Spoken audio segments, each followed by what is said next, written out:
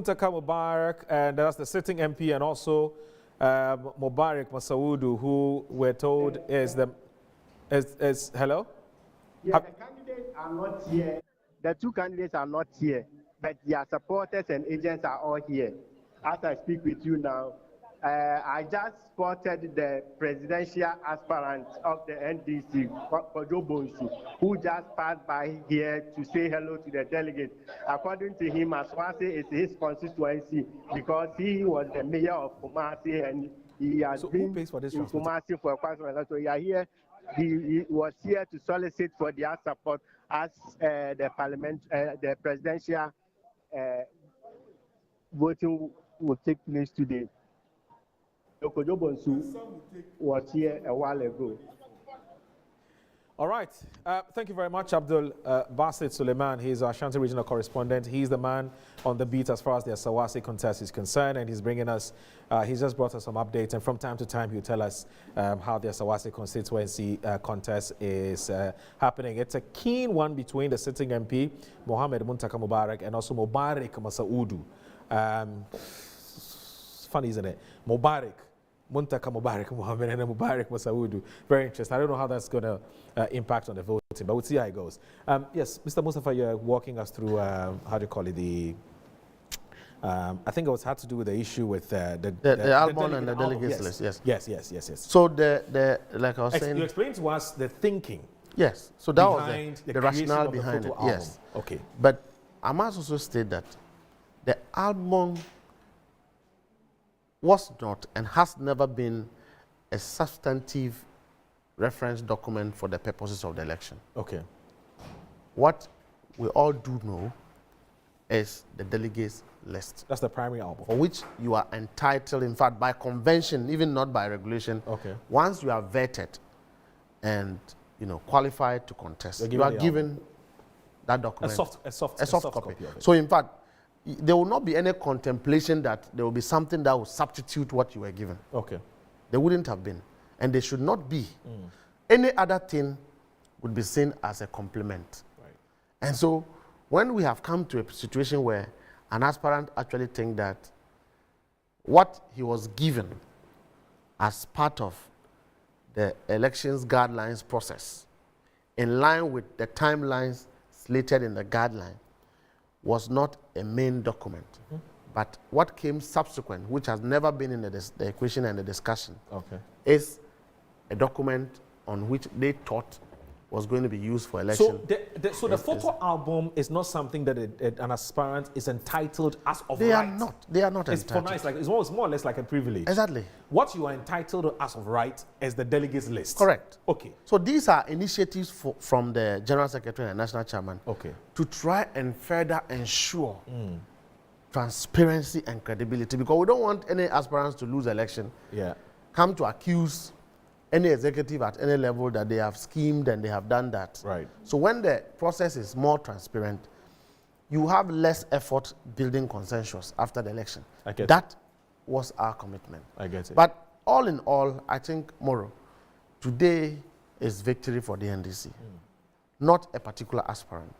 It's victory because we have succeeded in completing our reorganizational process. Right. The only thing that will be outstanding is the selection of a running mate, which is a ceremonial process based on the discretion of who will be elected as the flag bearer. Okay. And then we can organize. Right. And so it then gives the assurance that the NDC is committed to winning election 2024. Okay. 2, it then also gives the assurance that the caliber of executives we have and the vision that will be carried out by particularly the National Chairman and his General Secretary clearly falls in line with what the party wants at this particular moment. Okay.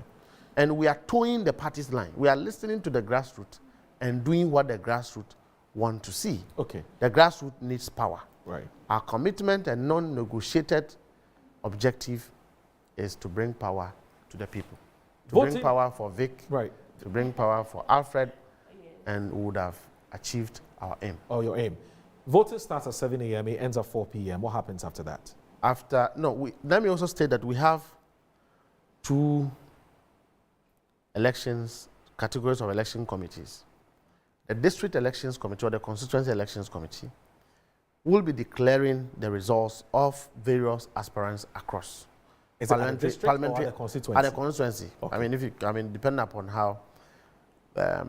So the elections officer will declare the results there, Okay. and that is final. Okay. When it comes to presidential, it will be done at the behest of the general secretary and the electoral commissioner, that is Jean Mensah. Where? At the national headquarters. So Okay. the national headquarters is the returning office for the purposes of this election. Right. Because And you're so- treating as one constituency. Exactly. So once we are done with voting successfully, and I'm confident that we will not record any challenge hiccup? in any. No, we will not. The security arrangements that we have put in place, Have been robust. we should be able to deal with all of these issues. It means that by 6 p.m., we should be getting a full list of who our parliamentary candidates are and who is going to be our presidential candidate. Okay. Officially, voting ends at 4 p.m. Yes. And you're saying that the results will be declared at the We constituency don't have, level. because Okay. normally, so for example, voting was supposed to start at 7. But it hasn't At started some in places, Asawase. It's almost 12. like the usual Yeah, delays that in happens, elections. yeah. So you would expect that depending upon even how The the turnout. system is moving and the turnout versus the could be number of delegates in a particular constituency, It could be extended. it could be extended. Okay. But don't forget that the electoral law is that once you are in a queue, You must vote. you must vote. Again, my penultimate question to you. How true, again, is it that I'm told, again, that's a new one. You have divided the voting centers based on the size of the delegates, which didn't used to be it didn't used to be the case in the past. How true is it? How So you again? look at the number of delegates in a particular constituency. So the higher or the bigger the number, the more voting centers you have created. Correct. How true This is is that? because if you Okay. look at how our national election was organized, Okay. we started the election somewhere in the night, around 5, 6. Yes. By 10, 11, we had finished, and by 12 a.m., 1 a.m., results were Declared. counted, and then, if you Declared. recall, Honorable Fifi Scote's results were the first to have come out, Yeah. and then followed by the national chairman and all of that. So the period, the turnaround time was so short. So the more the voting centers, the faster the collation. I see. That's We don't want to have to be at an election center for a very long time. So we actually made these provisions to ensure that, as soon as election is complete, counting at the various polling stations starts. Once they finish, they collate. Declaration is so within 1 hour, maximum 1 hour, you should be able to finish. So that's a first. And finally, before you take leave, because you have to leave and we have to also take a break. Now, Dufour has said he's withdrawn from the race. Yes. But it's not just the withdrawal, but you listen to the reasons he gives. He says the playing field is not leveled. Yes. It's like his decisions in contest would almost be like you're drinking poison from a calabash. Correct. What do you make of those reasons? And finally, how do you intend to resolve this? Because as we speak, he's on his way to the Ashanti region, from Afram Plain specifically, because his son is contesting in that particular constituency, who is also coming up against his uncle, who is a sitting member of parliament Yeah. there. You can tell that right now his focus is on His his son. son Correct. and helping his son win. He's not thrown his weight behind any candidate. He's only said he's not interested anymore. Yeah. What is the thinking amongst, you've spoken to the chairman and a few other big wigs in the party. What's the thinking? Do you feel he's a bitter man, or from where you sit, you don't think there's any problem? There's no cause for alarm? What's the talk? What's the Elections thinking? itself have never been a fair deal. Okay. So if you crave for fairness in election, there's nothing like fairness in election. There's everything like chances. If you were talking about fairness, maybe Vic should have been an MP. Alfred should have been an MP as well. And so elections are determined by faith. So let him have a reason to say that he has withdrawn. We will take the challenge and would admit as a body to contain whatever blame he gives us. But it is important to note that Dr. Kwabena Dufour is one of the biggest beneficiaries of what this party is today. You have his brother, a member of parliament, being contested by his own son in the same constituency, he himself running for presidential within the same period of time. Former president, our founder, Jerry John Rawlings, didn't get this opportunity. His Excellency John Dramani Mahama didn't get this opportunity. Our national chairman, General Mosquito, who is the longest serving general secretary of our party, the most experienced party officer, didn't have his son contest for parliamentary election. And so I believe that it is in the interest of Dr. Kwabena Dufour in the first place not to do any move that will affect the party. If that is the case, the National Executive Committee will not sit and allow anybody to hold the party to ransom. That I can assure you. That going into 2024, we are capable and more than willing to confront anybody who will want to distract us from winning the election. Because mind you, one key strategy is to deal with traitors within, to be able to deal with the enemy outside. And we are willing and prepared to deal with traitors within. And Dr. Kwabena Dufour has invested so much into the NDC. And mind you, when NDC comes to power, he is going to be one of the beneficiaries of power again. Because this government have treated him unfairly, collapsed his businesses. Perhaps he will have the opportunity to revive those businesses when we come to power. And so he will not do anything. And I mean anything. If he does, we will not tolerate that in the party.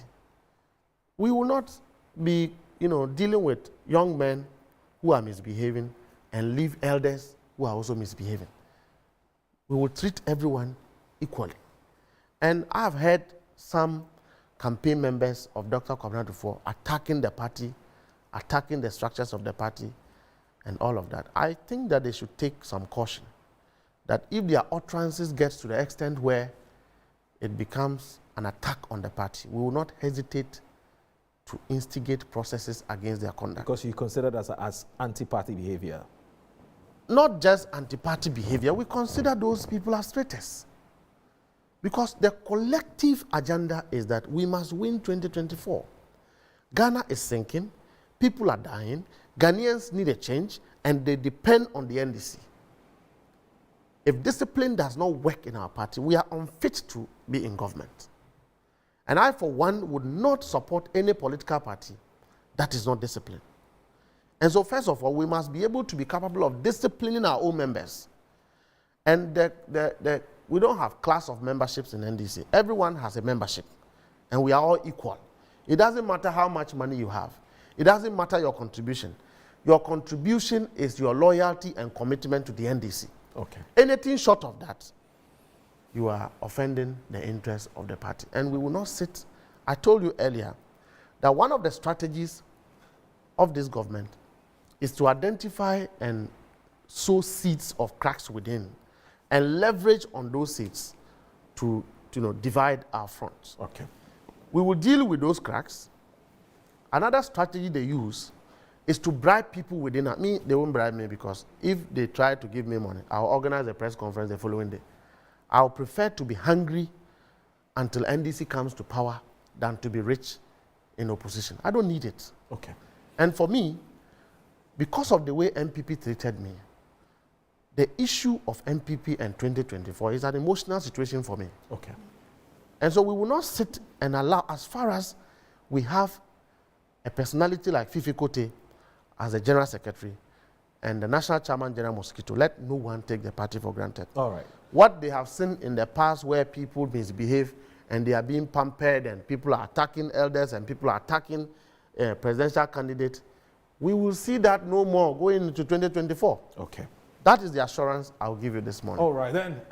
So That's the assurance coming from the Deputy General Secretary of the NDC, Mustafa Gbande, who says indiscipline is not going to be tolerated. Anybody who's going to come in the way of the NDC in winning 2024 elections will be met fiercely and squarely. So he's going to take leave of us. He has other things to attend to. Remember that by the mere fact that he's been the deputy, he is the Deputy General Secretary of the party. He's got a lot of monitoring and observing that he needs to do, and then bring the report back to party headquarters. Mustafa, I want to thank you so very, very much for joining us. Alfred has an opinion about this photo album thing, but you know, we're not going to dwell so much on that. We have to move on. Right. Yeah, no, he didn't. He didn't. He didn't. You know, I'll tell a story when I come back. Mustafa, thank you very much for your time. Have a good day. So, yeah, so this is Metro TV's special coverage of the NDC's primaries. When I come back, Mustafa has left us. I will be introducing somebody also very, very prominent, taking time off hand.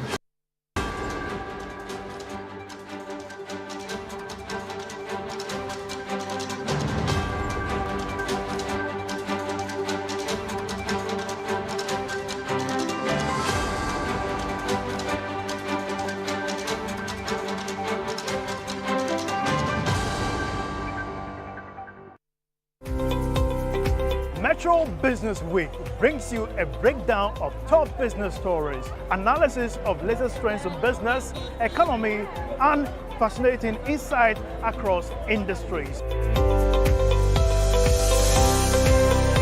Update from the Forex, stocks, and commodities markets. Our special guest includes economists, policymakers, entrepreneurs, and more. Get ready to learn the secret of business success for national economic development. Metro Business Week. Facts and figures made simple.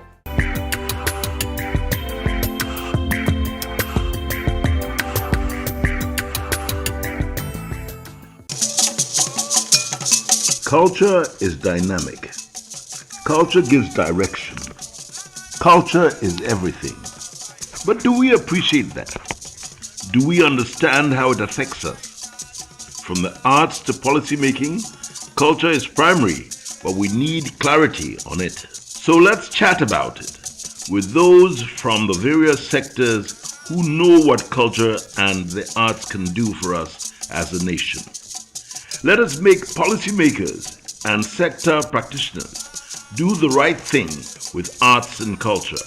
Join us on Culture Chat on Metro TV every Saturday at 5 p.m. with hosts Fritz Bafor and Nana Fredua Ofuriata as they delve into issues with experts to promote arts and culture.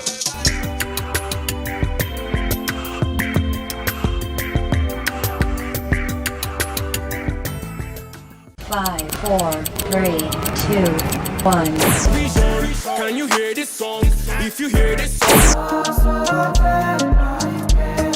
We're back again on the show. My name is Yodi. And I'm your favorite girl, Helen K. And you're welcome to NBC.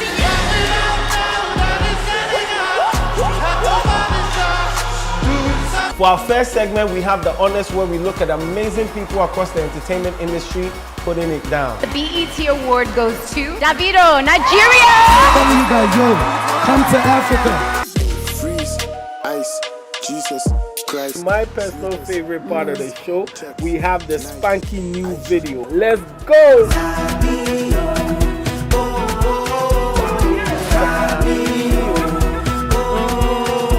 We have our top 5 music videos where we bring you the latest music videos across the globe. Kiss and tell, if you kiss and tell, don't kiss me. MVC, keep it logged.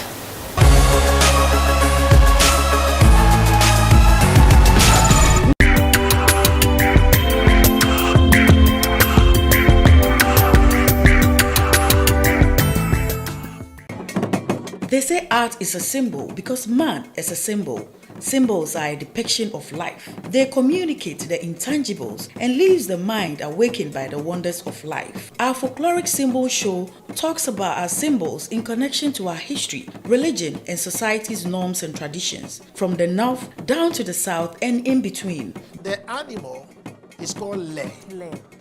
But because they are found on the hill out there, the name of the hill became Le Bon. which means when you go there, you get more of the leg to hunt or you take them as game. Join us on our folkloric symbol show every Saturday at 4 p.m. on Metro TV.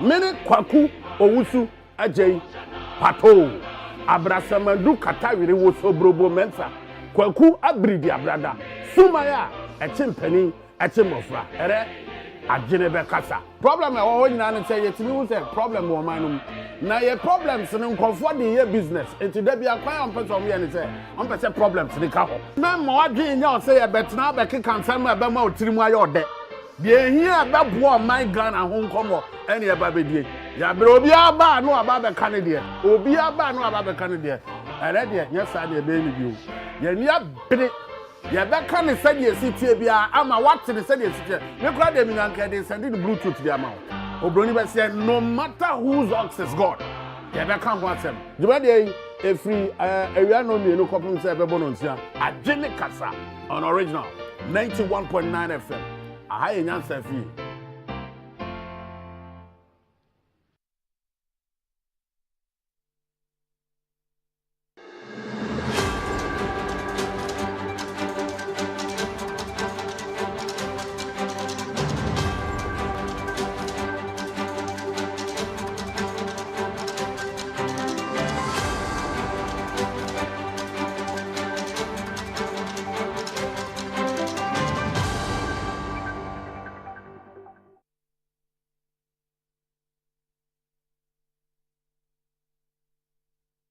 Please, first of all, your name in full. My name is Francis Kofi Amwa. Okay, so Francis, tell us.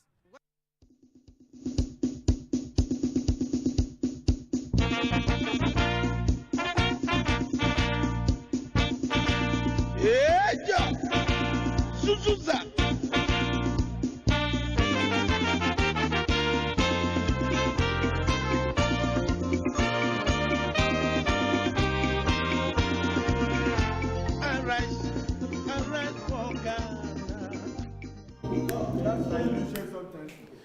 All right, welcome back. There's a lot of chit-chatting that happens off air in the background, but that's, you know, because it's not everything we can come on air and say, you see, so we have to say it off air. Yeah, so please bear with us. But anyway, so this is Metro TV's special coverage of the NDC's primaries, where we're bringing you all that you need to know about what's happening in every nook and cranny of this country. 275 constituencies are participating in this process. There are about 47 that's been 47 aspirants who are going unopposed. 16 constituencies have been put on hold for various reasons. We're talking over 350 something thousand delegates who are voting. So you can see, as we'll put out the data on your screens. So with the presidential primaries, 275 constituencies. Mainshire South is out. With the parliamentary primaries, 212 constituencies. We have 739 parliamentary aspirants contesting the primaries. 47 parliamentary aspirants are going unopposed. 420 voting centers across the country. And here, as I did indicate, the size of the delegates actually determines the number of voting centers that have been created. And then you also have photo album will not be used to verify delegates. The photo album was what became the bone of contention, for which reason Dr. Dufour decided not to contest again. Now, we also have over 356,000 delegates expected to participate in this election. Election directorates of the NDC will be in charge of the elections. If the EC fails to show up, well, fortunately, the EC says they are not ready to do it, so the EC is in charge, fully in charge. We have two presidential aspirants, John Mahama, the former president, and Kojo Bonsu, the former Kumasi mayor. Well, Dr. Dufour, as I did indicate, has withdrawn, so that reduces the number to 4. So who will win in what constituency to become the parliamentary candidate for that constituency, and who would win the NDC's presidential candidate? The former president is largely been touted as the man to beat. He had 93% in 2015, 2019, he ramped it up to 95%. How much is he going to get in 2023? 95, 96, 97, 98? We'll see how it goes.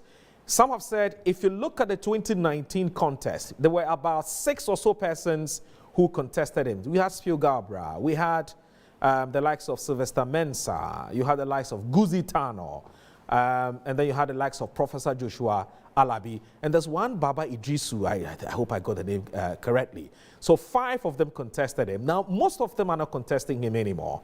So are their votes going to be available to the former president? Also looking at the fact that Professor Alabi and Sylvester Mensah are not contesting this time round. So are their votes, if you put all of that together, it's about close to 5,000 votes or so. Is that going to be made available to the former president? And if that's available to the former president, that's going to increase his percentage to close to about 96, 97%. But Dufour has come out. He's not contesting anymore. What will be the implication? We'll be talking to Mr. Amache of the Political Science Department, KNUST, to help us appreciate, because Dufour is massive. He's huge as far as NDC Ashanti elections are concerned. Now that he said he's not going to go, how is that going to impact on the elections? Remember that close to 96,000 delegates of the NDC are voting in the Ashanti region. If Dufour is even going to get about 60 or 70%, and now that he's not contesting, will they say, well, because Dufour is not contesting, we're going to throw our weight behind the former president? And if they don't, how does that affect John Mahama in terms of his overall numbers that he is expected to garner? So there's all these analyses that are going into this internal contest. So it promises to be very exciting. But I've also mentioned that watch out for these constituencies. Adenta constituency, keen one between Mohammed Adamu Ramadan with Madam Joyce, did I say Joyce? Nana Oye Bampo, sorry about that. Nana Oye Bampo is the former Gender and Social Protection Minister. That's for Adenta. Watch out for that, because this is the second time she's coming. Now, watch out for the Kole Klote constituency, where the daughter of the founder of the NDC is being contested very keenly. But you see, she's coming up against Meredith Nakai Lamte Adi. She is the daughter of a businessman. Well, may he so rest in peace. He's a philanthropist. He's a prominent businessman who has touched so many lives in that particular constituency. But then she's also coming up against the daughter of the founder of the NDC. So watch out for that constituency too. And let's see how it goes. Because in 2019, Nakai was implored upon. She was advised to step down. But this time around, she said, no, I'm going. So she's coming. She's coming. So we'll see how that happens. Also watch out for the Abura Asebu Kwamankese, where the former deputy communications minister, Felix Ofosu-Kwakye, and also the spokesperson for the John Mahama campaign is coming up against a University of Ghana lecturer, Professor Kluche Ama Brown. This is the second time. The first time she went in 2019, Felix beat her with 20 votes. 20 votes. She's very confident she can overturn that and beat Felix. So we'll see how that pans out in AAK, as we affectionately call it. Also watch out for what's happening in Asawase constituency. Muntaka Mubarak is seeking his 5th term. Yeah, 5th. Now, there's a chap called Mubarak. What's his full name again? He's called Mubarak something, it's escaped me. Masaudu. Great. So Mubarak Masaudu is coming up against Muntaka Mubarak. Now, Mubarak, his father is very popular. The name I said, and the name I said, very popular in that constituency. The guy's uncle is the former, in fact, he's now the regional chairman for the Northeast region for the NDC. And I'm talking about Alhaji Tanko, who used to be the Hajj board chairman. Very familiar guy. That's his nephew. And Mubarak Masaudu is also a prominent businessman. He's doing very well. So in terms of resources, he's matching Muntaka Mubarak boot for boot. In fact, in 2019, he was disqualified. In 2019, he was disqualified, but this time around, he appears to have passed up with the party and he's now been cleared, and he's coming up against Muntaka Mubarak. So watch out for that constituency as well. Also watch out for Setre Afram Plains. Now, the Dr. Kwabena Dufour's son, Kwabena Dufour Jr., is contesting in that constituency. It's a constituency which his father has nursed for many years. In fact, like I said, Kwabena Dufour's impact in Ashanti is huge. And he comes from the Setre Afram Plains area. He's touched many lives, he's given a lot of jobs and so on and so forth. But his uncle is the sitting member of parliament. And I'm talking about Dufour's brother is the sitting member of parliament. But now his son says, Uncle, why kakre? Let me also come and take over. So if you look at the fact that his father has withdrawn with all the issues that he has said, are the reasons why he is not contesting anymore. We don't know how that's going to impact on Kwabena Dufour Jr. Is it going to get sympathy votes? Or he just can't beat the sitting member of parliament. So watch out for that constituency as well. And then watch out for Ningo Pram, Sam George. In the last elections, Sam George beat Michael Teta, who's the former chairman of the party in that constituency, by 7 votes. He's very confident. He's also very resourceful. He's confident he can beat Sam George and take him out and become the member of parliament, and become the candidate for the NDC in the Ningo Pram constituency. So watch out. There's already talk about, but I don't want to say it, but that's just a theory. I don't want to mention names, but certain big, some persons behind Michael Tete. We don't want to mention names, but watch out for how Ningo Pram is also going to pan out. And then also, watch out how this other constituency is also going to shape out. There's one more constituency which is skipped. When I remember, I'll tell you. Let me come back to my resource persons who are already seated here. Vicky is been with us. Vicky Ama is been with us, former Deputy Minister, Communications Minister. She's also contested Ablekuma West constituency. She's contested Kintampo North as an aspirant. She didn't get it, which says she's fine. She's okay. She's garnered experience, which is more than okay for her. I'm okay. And she had some concerns, and that's going to feed into her submission going forward. And I'm going to come to Mr. Alfred Ogbami as well. Mr. Alfred Ogbami has concerns about the album. In this case, he doesn't think it was necessary in the first place. So he'll come and tell us more about that. Let me now introduce somebody who's also joined us. She's a former information minister, and she was good to the media. I mean, I was there at the time. I was with a different radio station. I was then at City FM. I remember she did a fantastic job myself as an information minister. She's also contested the Domi Kwabena constituency before. And so she knows what she's talking about. Easy. So she's called Mrs. Zeta Benson. Refreshing to see her back, isn't it? Good morning, madam. Good morning. It's good to see you. Yes, good to be back. You were a wonderful, I think you were a fantastic information minister at the time. Thank you. And I recall that she was very proactive. She would always invite the media and say, look, this is what is happening, and I just needed you guys to know. So I think that congratulations are in place. So I'm going to come to you shortly. But Vicky, let me come back to you. And when you were submitting on this issue about your experience, both in Ablekuma and Kintampo North, you talked about the disadvantages that especially women go through, where you get a lot of women trying to contest, or they contest, but very few are able to come through. Yeah. From where you sit, based on both experience and your reading of the literature, also as the executive director of POA, walk us through where you think the challenge is. Okay, so that is a very broad question. But you forgot to add that she's also an ambassador. Oh, yes. She presented that's a current. In fact, she called her ambassador Zita. Yes. She's ambassador extraordinaire. Yes. She never invited me to plenipotentiary. Anyway, so what have you gleaned? What's your understanding of what goes on? Okay, so thank you. Globally, I mean, when we talk about women empowerment, we never hear of men empowerment. True. So this is because historically we know that the balance of power between men and women is asymmetrical, it's uneven. Sure. And it's in every aspect of our social environment, but particularly in the space of politics, where decisions are made, public policy, where decisions that affect how resources are allocated and distributed in society is considered. And the point is, to what extent do women have the opportunity to make input and to also shape policy to address women issues. So it's asymmetrical. Right.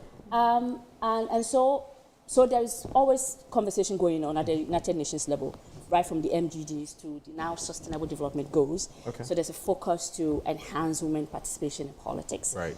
Not just in terms of description, you know, in terms of having female or women in politics, and that meaning the output of policy will impact on women's life, but also about substantive contributions. Okay.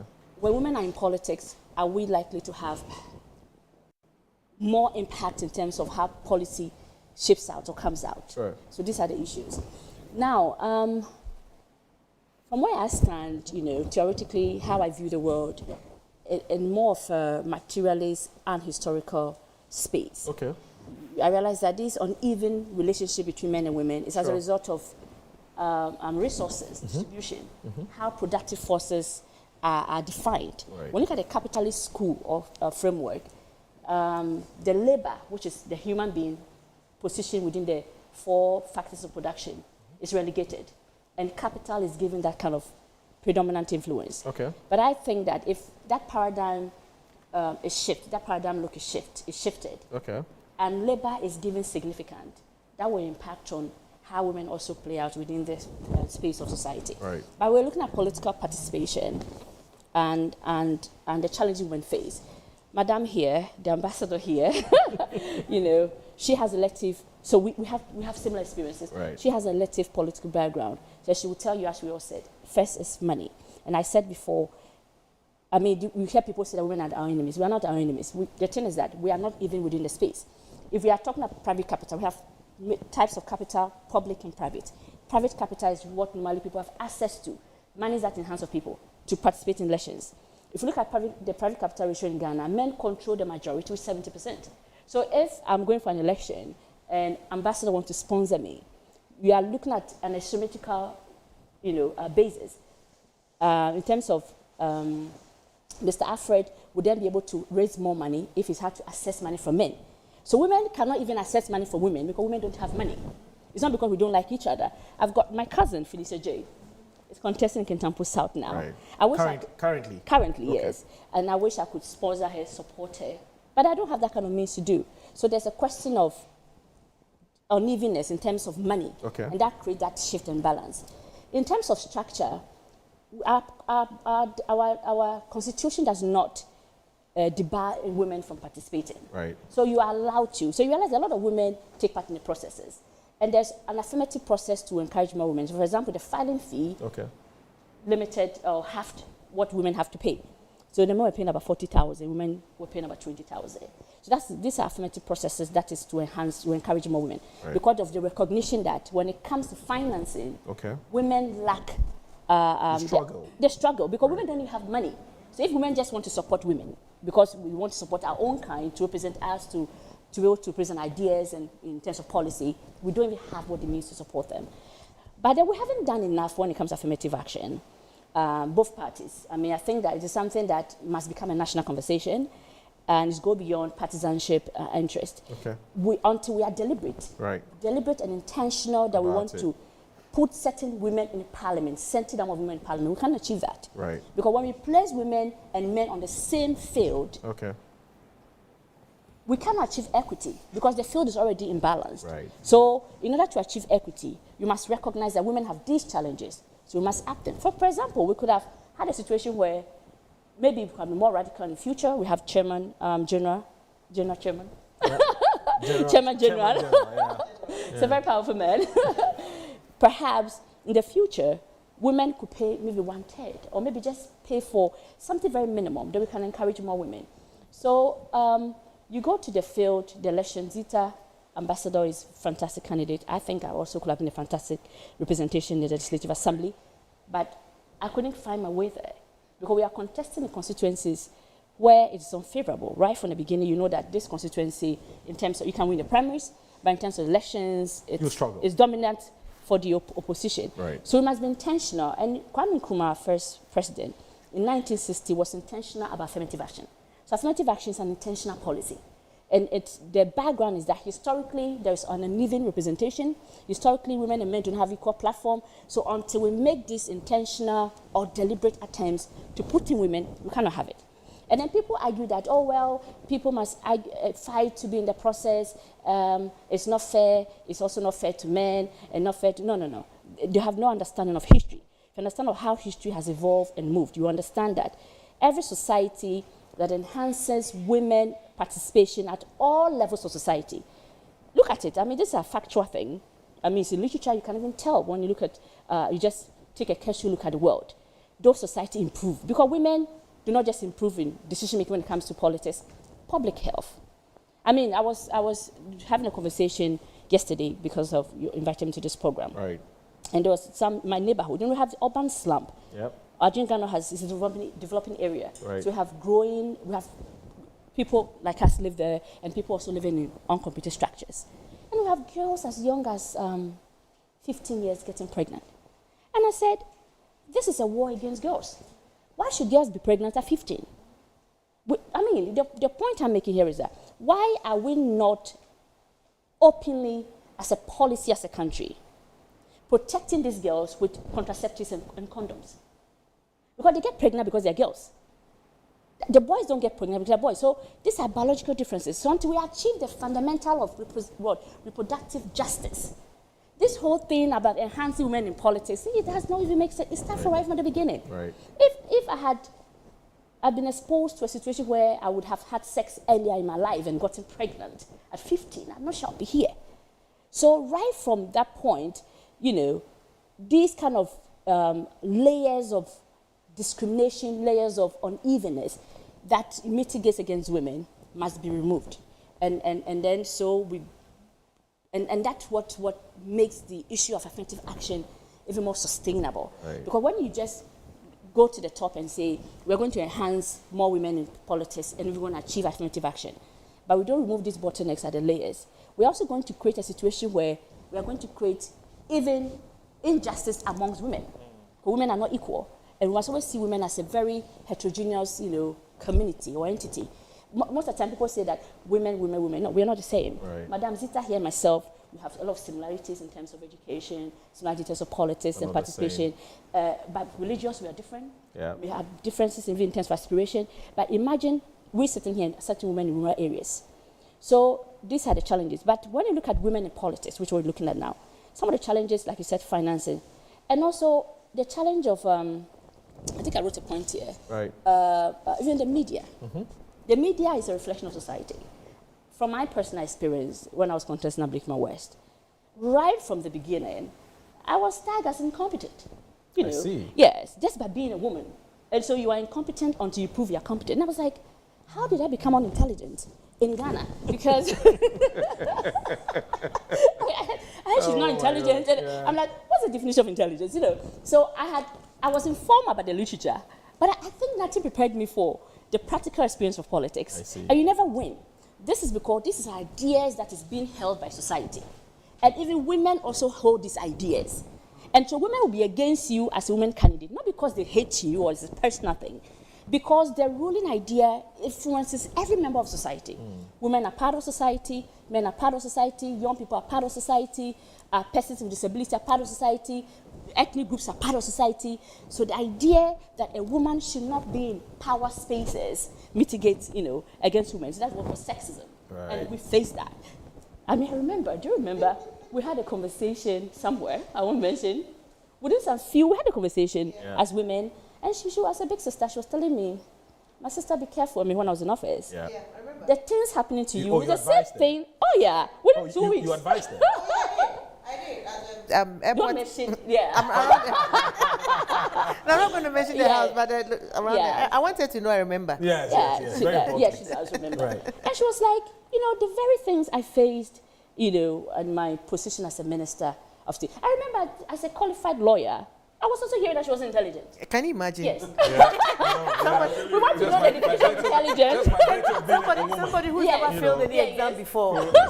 people that came to meet me in law school that I passed and left them there. They were telling me that I'm not intelligent. Can you imagine? They failed though. They failed. After now they haven't passed. Can you imagine? All right. Please go ahead. Yeah.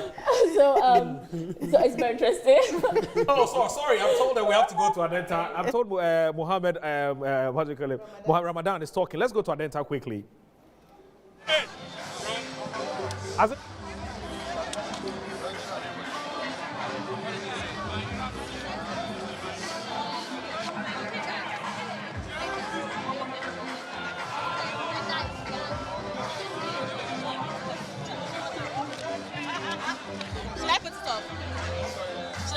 Oh, yeah, Nina Casanada.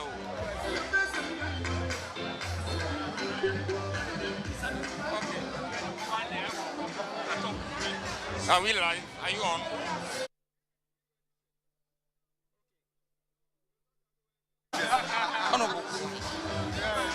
So yes, so as you have in your shot, you can see the incumbent, Abu Ramadan.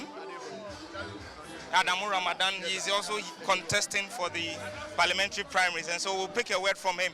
Sir, how is it going so far for you? Well, so far so good. I'm sure you've seen the atmosphere. Maybe when I say it, people would say that because I'm contesting, but tell them, how do you see it? It's gone so smoothly so far, but are you confident of winning? I'm very confident. I'm very confident. To retain the seat? Yeah. I'm very confident. What do you make of your competitors, the likes of Linda and then Oye Bampo Ado? It's a contest. So, of course, I mean, they'll put in their best. But I'm sure that we've gone around, we've spoken to the delegates, and they've been emphatic. They have said that, Ramadan, we need to stop this one-term thing. And with you, we're breaking that cycle.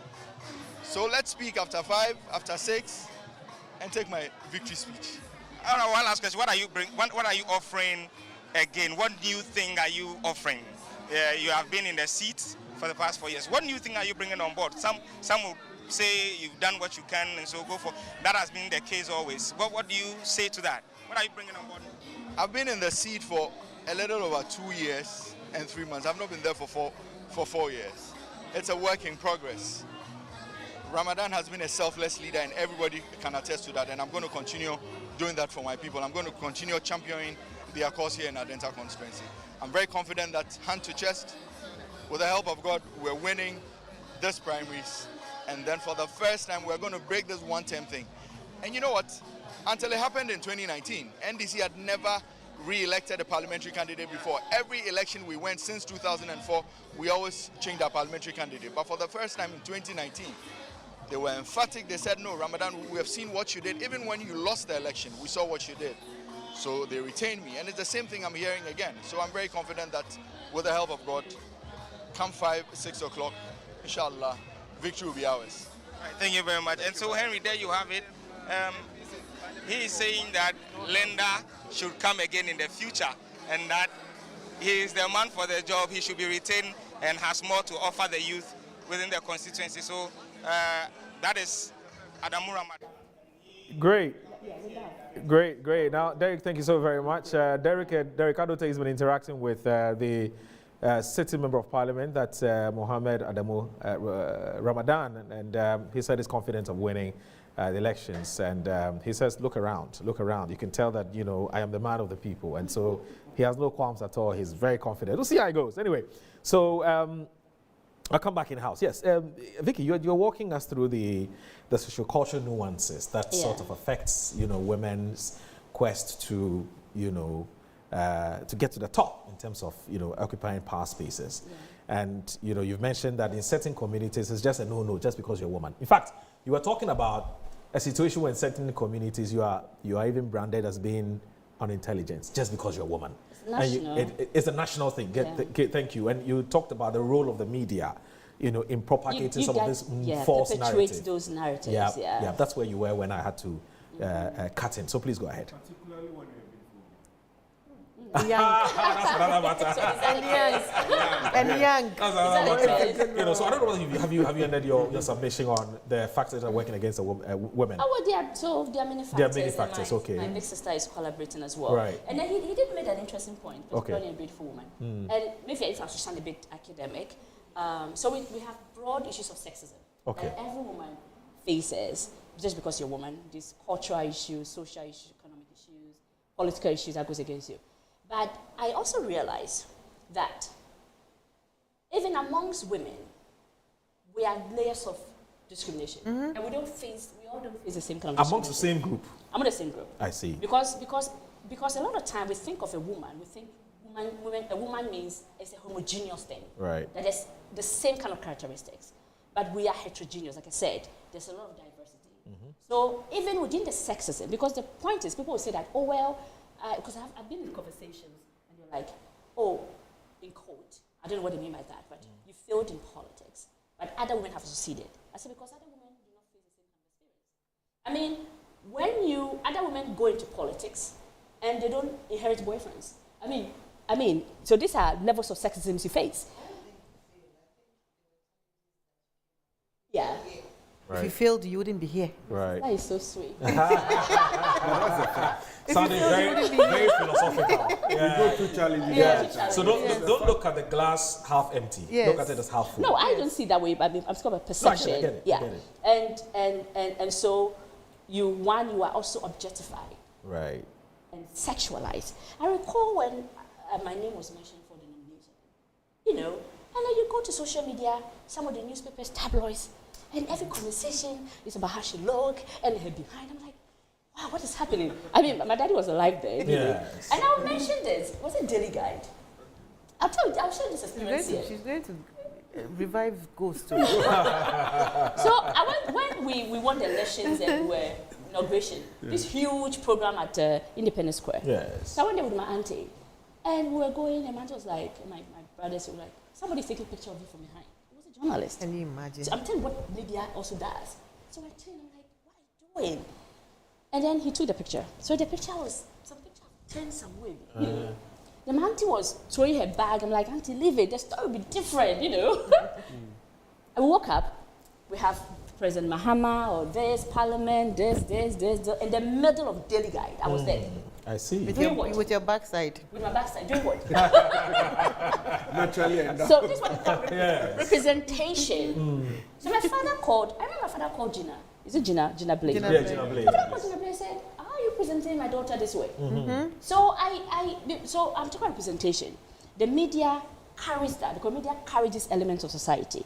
The element that, one, maybe if you are too attractive, if you are young, ageism, if you are a woman in the first place, you shouldn't be in power spaces. You should belong to the domestic space and all that.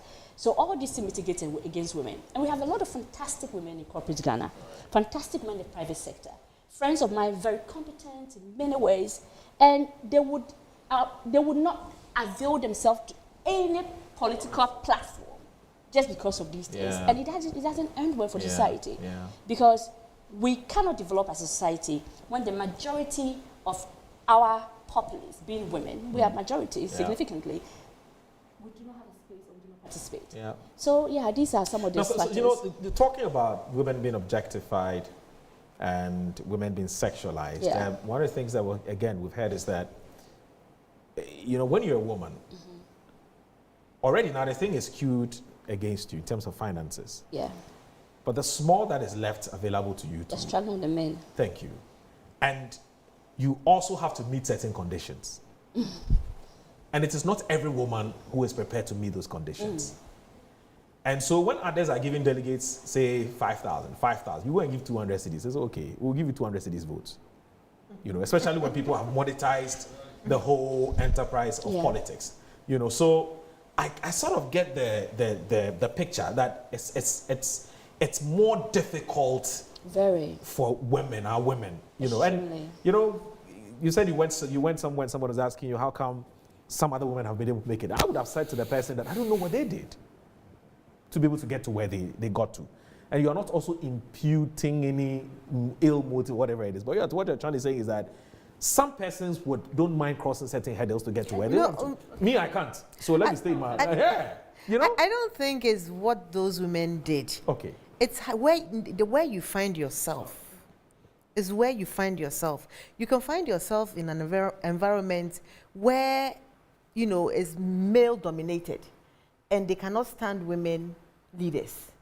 So the first thing they will say is, oh, she doesn't respect. She doesn't respect. When we talk to her, she raises her voice, or she doesn't greet. You know, petty things that men would do and get away with, you would not get away with. Okay. So maybe if one particular woman is in the space or environment where men are tolerant, I don't want to say civilized, men are tolerant of women, then that woman may have it easy. But if you find yourself in a space where the men are raised to, you know, see women as chattels, where they belong in the kitchen, and they are not to be respected, then when you come as a leader, it's very, very difficult for you. They will drag you down. Right. They would respect plays a very high role in our society. Absolutely. And once you're a woman, the first thing they say is, oh, they see you without knowing you, and they think you don't respect. It's unfortunate. The other thing is marriage. Okay, we'll come back to the marriage factor. Let's quickly go back to Ningo Pram Pram. Until Michael Tete is addressing the media. Let's watch him.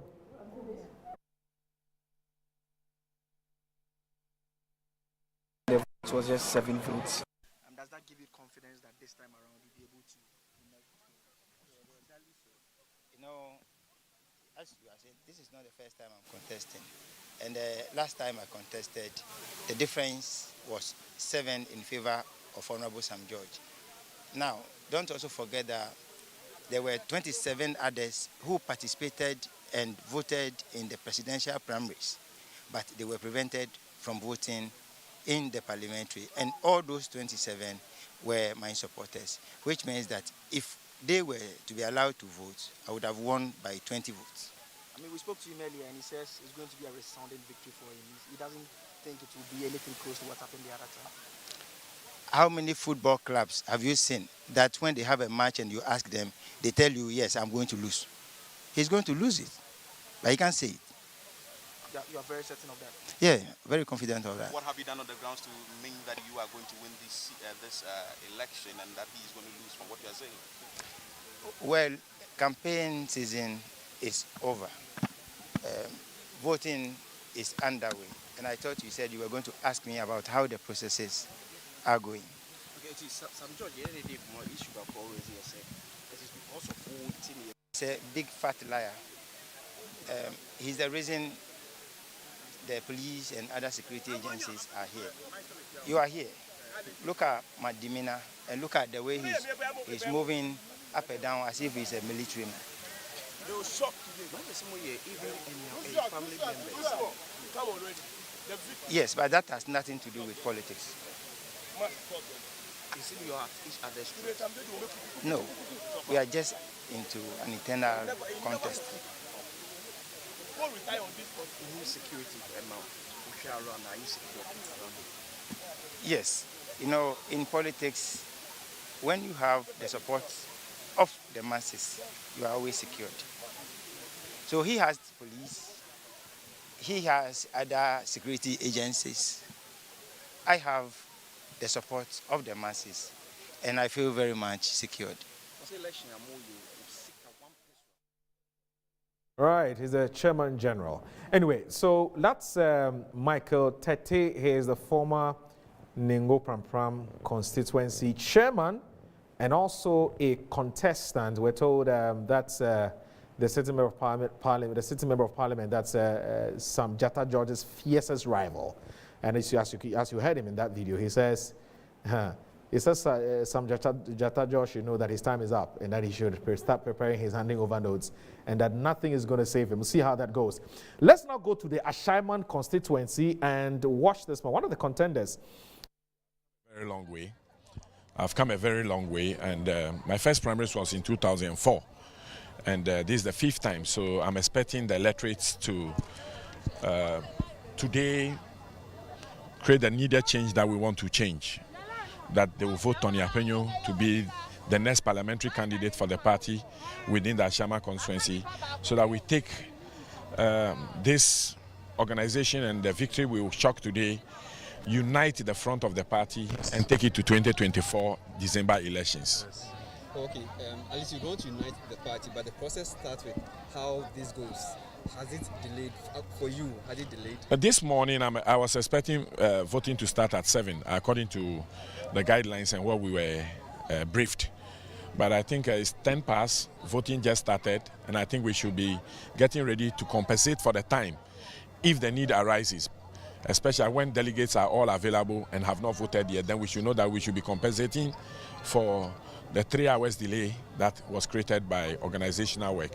So this could go into the night, probably. Yeah, if there are more voters out there and they are in the premises, then they have to vote. And we should not forget that the need will arise for proper compensation of time, because 7 was the agreed time, and then voting starts past 10.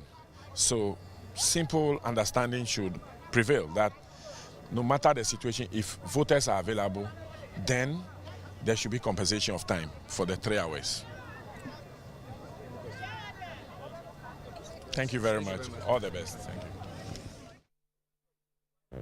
All right, that's Tony Afenyo. I'm told it's about the 5th time or so he's contesting in that constituency. Well, I don't know about his chances, but he's coming up against Enos Nogbe. Enos Nogbe is the member of parliament for that particular constituency. So we'll see how it all pans out. Well, he may be 6th time lucky. You never know. Anyway, so I'll come back in house. So yes, you were talking about marriage as being a factor. Yes, I was talking about marriage for women. When you are married is different. Okay. You need your husband's permission. Right, in the first place. You need your husband. You need your husband's permission to enter politics. So if your husband is not supportive or doesn't approve or doesn't want his wife in the public space, then you as a woman you can't go out there and do politics. So women have a lot of limitations when it comes to our own lives and our own future. Right. That's what my sister spoke about. As young girls, they are being impregnated all over the place, and our society encourages women to get married very early. By 22, 23, they are asking you, oh, aren't you getting married? Aren't you getting married? That's it right there. Biological clock. That's it right there. You get married. If you are not lucky and you marry a man who is not supportive, you are done. You are done. You are finished. You are finished. But if you are lucky and the man is good, he would push you, he would nurture you, he would help you, support you from behind. If you are not also lucky and you find a man who sort of now becomes envious of your success, that is also going to be your undoing. Yeah. Because then there's competition, there's insecurity on his side and all that. Right. So women go through a lot. So the few of us who have managed to come into the public space, I would encourage young women to also join politics, because the more we have the numbers, if we have the numbers, I mean, we can bring about change. But without the numbers, we can't bring about change. I remember that during Atamil's time, we were working on affirmative action for women. Yeah. So Atamils and His Excellency John Mahama, they made it a point to appoint more women, number of women, a certain percentage of qualified women into positions. Right. Which is very, very good. I don't know whether this current government is doing the same. But the NPP attempted. I think must have been in 20. I think when they came to power. You remember the Eslausu? I've forgotten exactly which year was that, but I think they attempted a called affirmative action where they say if there's a female sitting member of parliament, let her go unopposed. Hey! Chaos! Yeah. But you have been nesting these things since I was born, which can, and some of them were actually even threatening that, look, if that happens, they will lose a seat. Yeah. And so then you have to backtrack. Yeah, the other thing is insults. Like she said, most people in the corporate world who are qualified and are willing to come and help don't want to do it because they don't want to be reduced to nothing. Because if you don't have if you don't have what it takes, just insults alone will make you run away from politics. They would make you run. They would insult you. In fact, that's when they do go and dig into who you've dated in the past. Yes. Most of the time, it's not even true. What do you mean? Yes. Well, I mean, I'm saying they dig and concoct all kinds of things. So Well, that's true. Yes. They create stories. They create all kinds of things. That's true. So as women, we go through a lot. We go through a lot.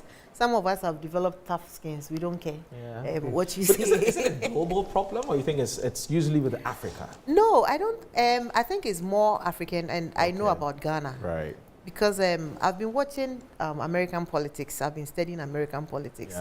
Yeah. But remember what happened to Hillary Clinton? Actually, it's a general I think it's a general problem. Except just that because she was a woman. Because it's they Yes, it's crude here. Yeah. Look at Donald Trump's Yes. attitude towards Nancy Pelosi. Yes. Every time he mentions her, he uses some words. You remember when he spoke to that journalist, he said, I see blood all over your face, referring to her menstrual cycle. I see blood all over your face. You know, yes, we have blood on us every month. And so what? It doesn't affect our brains. You know. That's gender bigotry. You know. It's terrible. But that's typical Donald Trump. I mean, the world is a male-dominated. It's a male-dominated world. I always tell the girls other that countries have advanced. I mean, if you look at the Nordic countries, they're far ahead, but they've gone through the same phases. And I think eventually it would go there, but it has to do with policy and policy commitment. I agree with you. You know, and then the to stop tame it. Exactly, and to tame it, and then to educate people to appreciate some of these things. If you look at our part of the world, the fact is there's still a lot of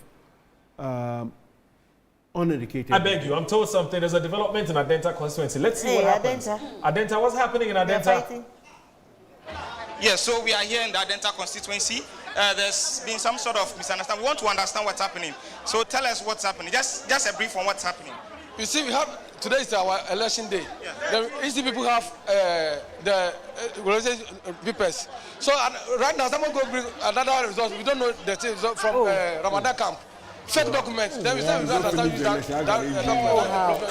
We don't have any document. It's not fake. It's not fake. They brought the document around 8 o'clock. Each people start the value vote around 7 o'clock. See, now it's 11, 9 o'clock. You are not doing that document from why? So you are breaking 11 o'clock. Why you carry that document from? I will leave at 12. You know about the document and you insist that yes, we don't know anything about it. It's not going to be used. We're not going to be used at all. So the police I saw took him out. Yes. Is that the case? Is that the case? I remember when I got admission. Yes, so we have the police trying to my ex-husband called one restore peace and then try to restore some. Used to be in my areas. The police people are doing is okay for us. Okay. Yeah, they have solved the issue for us, so we don't have problem again. No problem. They didn't allow it to be used. Yes, we didn't allow it to use it. That's all. So now I'm okay. You're okay now. Okay. So that's all. That's all. We will use that. And the man, do you know who he is? I know him. He's current organizer for Adenta Constituency.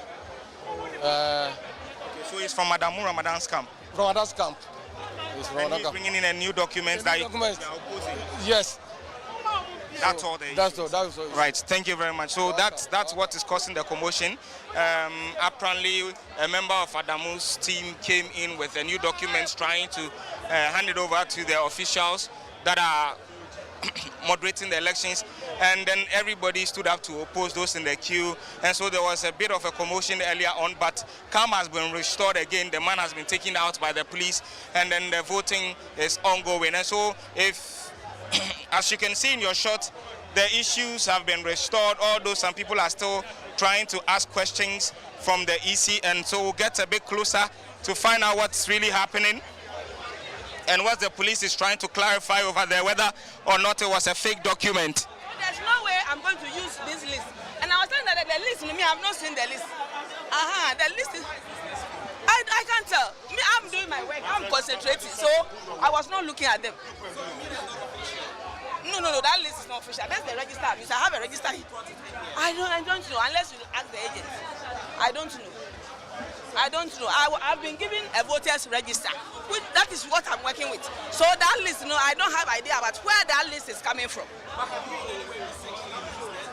Come again? No. The man tried giving it to you. No. So that is what the EC officials here, the monitors here, are saying, that they are not going to be using that list and that they are not aware of it. And so it's new to them. They have a list that they are using for the elections and they are going to continue using that list. So according to her, she never took that list. And so the police have done the right thing in trying to take him out. And so you saw earlier on that the police was trying to address her as to where that list is coming from and whether or not they are using it. But she also allayed the fears of the people that the EC officials here are not going to be using that new documents that they are seeing, that they have their own list they are using. They have never taken anything. So that is what is happening here at Adenta constituency. So calm has been restored anyways. The election is ongoing. As you can see in your shot, people are coming in to vote, and then elections is ongoing. Thanks for that update. Thank you so very much. Derek Adote reporting from the Adentan constituency. There were some issues about some list that just popped up from nowhere. And one of the camps, I think it's the Adamu camp, were raising concerns about it. The Electoral Commission officer was just saying that she only had one list. That's the list she's going to be working with. So it nearly degenerated, but I think it's been resolved. Let me just do this. Now, a lot of you are sending me personal messages asking about the WhatsApp line for those of you who would want to send us your opinions or your views. Now, let me do this. I'll give you a number, but whilst at it, let me read this one from Simon. He's the Dean of the Parliamentary Press Corps, and he's been watching us. He says, good morning, bro. My sister, Honorable Vic, was wrongly targeted by both the media and internal Yanums, but I'm highly happy that she's not been dragged down with a negative reportage on her. Say hi to her and Honorable Zita, who has also dogged me small, as well as my senior, Mr. Ogbami. And that's from Simon, editor, Accra Times, and also the Dean of the Parliamentary Press Corps. It's also today too is the birthday of my sweet wife, Sergeant Gladys Abam of La Police. You small primary school are doing, you want to now use this, hey, but it's okay, I understand. I understand. Yeah, Simon, so thanks very much for that message. Let me just share this number with you for those of you who would want to send us a message. So the number is 0244 437 432 498. I repeat the number again. 0244 432 498. You can see it beautifully displayed on the screens. And so that's the WhatsApp number for the show today. All right, so I'll come back in-house. We're having a conversation about the challenges that women face in politics, and we've had a very erudite presentation from both the two, resource persons who are here, Vicky Hammer and also Zita Benson. Sorry, it's going to take a bit of time, but Zita Benson, Mrs. Zita Benson. Yes, there was something you were saying when I had to cut in. Sorry, I've forgotten what it was, but I think you were the one on the floor. Sorry. I was on the fact that it takes a lot for a man sometimes to appreciate the fact that a woman is higher than him, right, in terms of maybe earnings or something. Okay. And in our world, it is not that common. Unlike the Western world, if you look at Nordic countries, they go far ahead. Okay. So that thing is very common. Right. We have still a very traditional society. Right. So if you're dealing with men who are not used to women leading, you're going to have a problem. And sometimes also it calls for you as a woman to recognize that challenge and have a way of rising above it. Because you must have that at the back of your mind, that I'm dealing with people who naturally, I mean, they'll tell you men want respect and peace. Women want love. And attention. Yeah. So it takes, that is natural belief. So when you have women leading... when you talked about women want love and attention, Vicky asked me a question, but that's off record. Off record. And so when you're dealing with men who are not used to women leading, right, for them sometimes to give the woman the respect is a huge challenge. And I agree. It will take a lot as a society. It will take deliberate education, policy decisions, and implementation. It's not just about the policies, because sometimes we pass so many policies, but implementation is a challenge. It will take that kind of curve, to ensure that and a consistent application of those things. Right.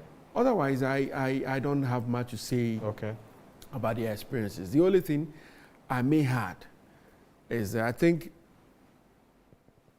Vicky used to really go back. Okay. You vibe a lot. I think when she faced the challenge, the probably best decision would have been to resign, not because it was wrong, but to have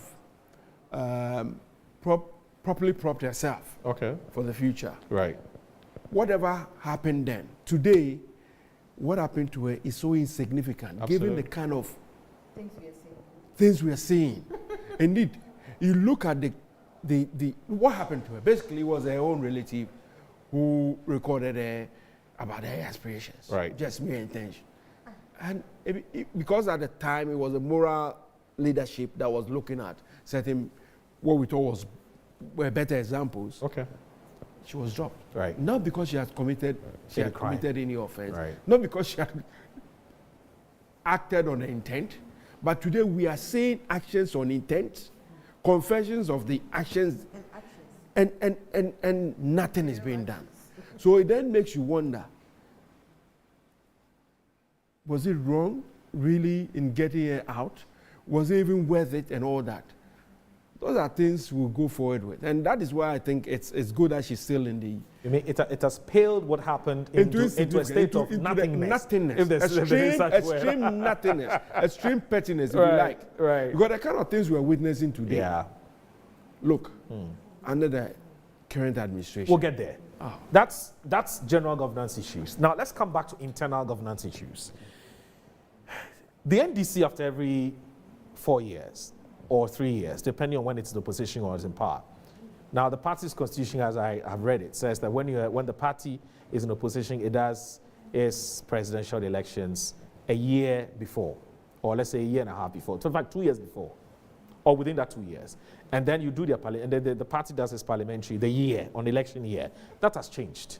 And so you can see today it's been done a year and a half before the next elections. And then, just like with the parliamentary, the presidential, some persons came out to say they were interested.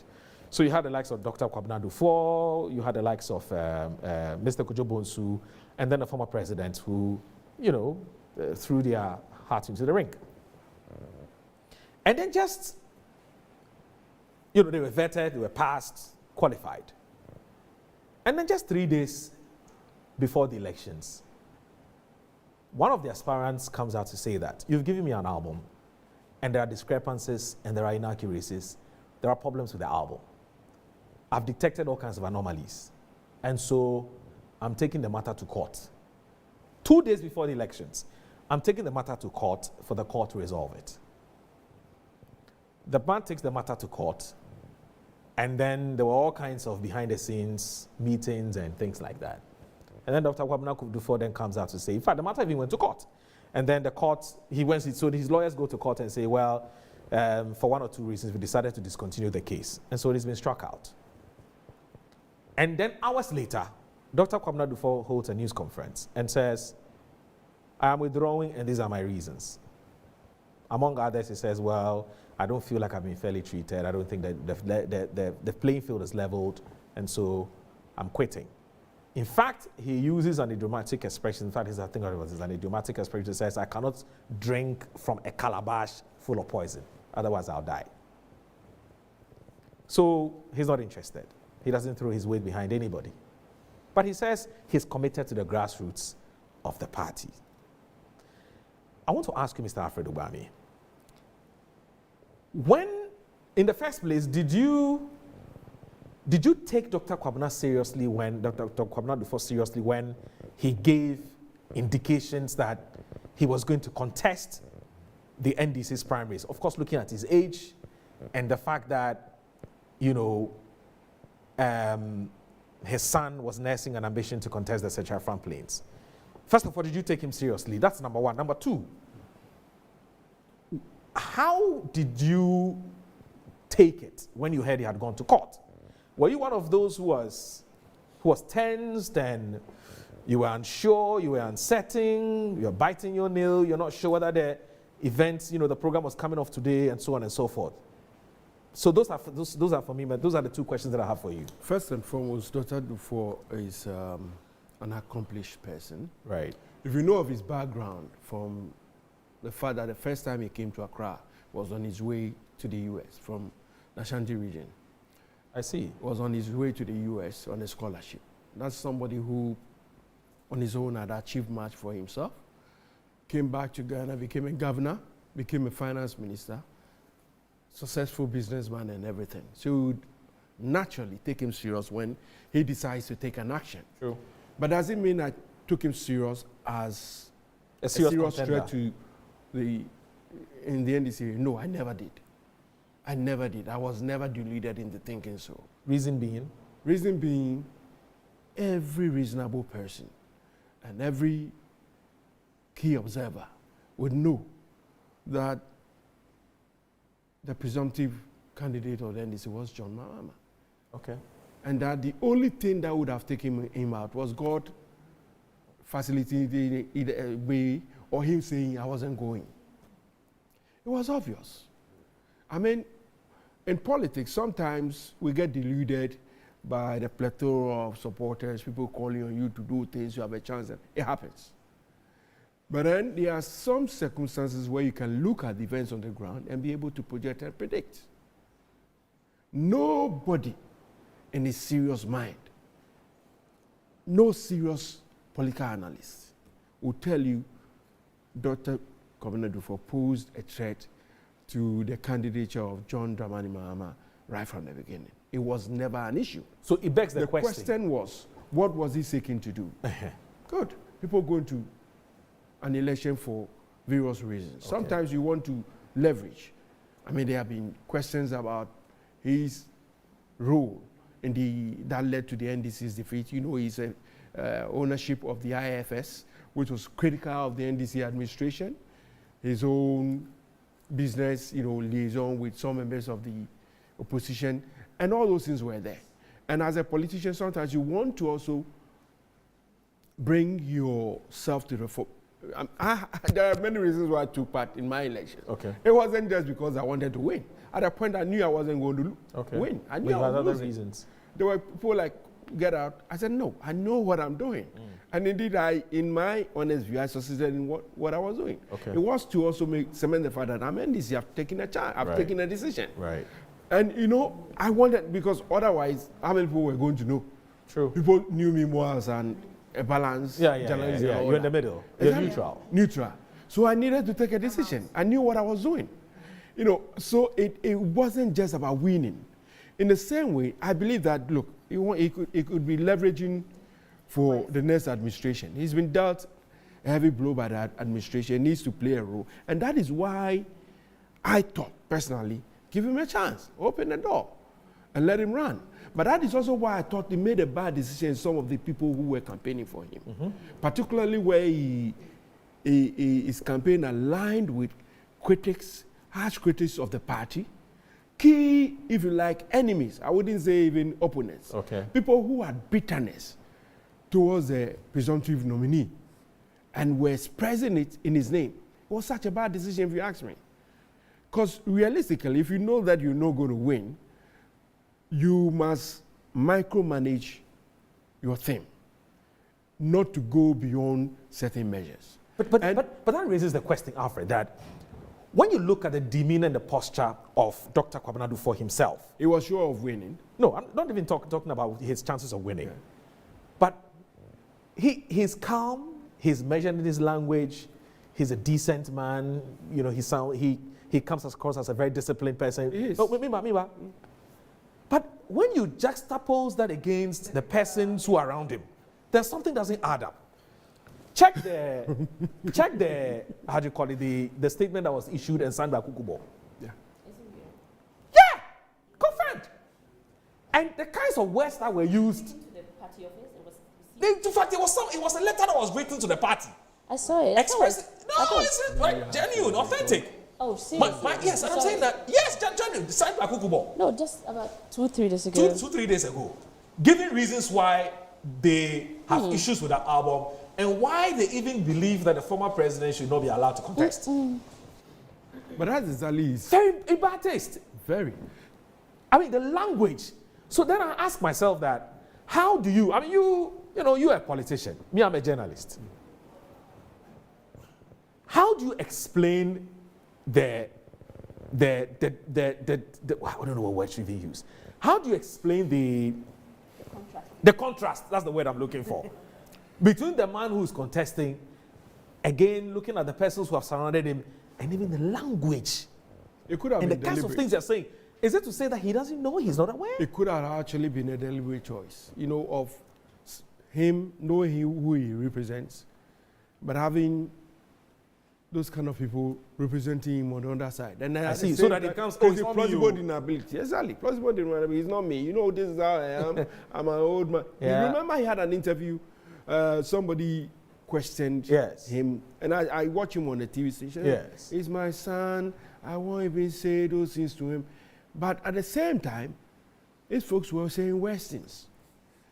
It could have been a strategy that he felt would work because it would get the former president's team to also come out in the same way and then maybe may tilt opinion. Right. Unfortunately, it backfired. It backfired. And that is why I wasn't surprised that it went to court. But I'll also come back to the party.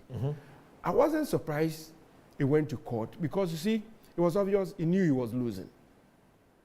He knew. Look, these reasons they've given... excuse our language, he's not stupid. It's realistic. Yes. He knew. Yes. He knew he was going to lose. And if you look at the suit they filed, the writ they filed, you ask yourself who, hopeful of winning and very sure of the allegations being made, would file an application for an injunction, but would ask for a hearing after the election. The election he knew was Saturday. You would normally ask for a date prior to the hearing in order to enjoin the process at best. But you file it to be heard on a Monday when you know the event is on a Saturday. It betrays a certain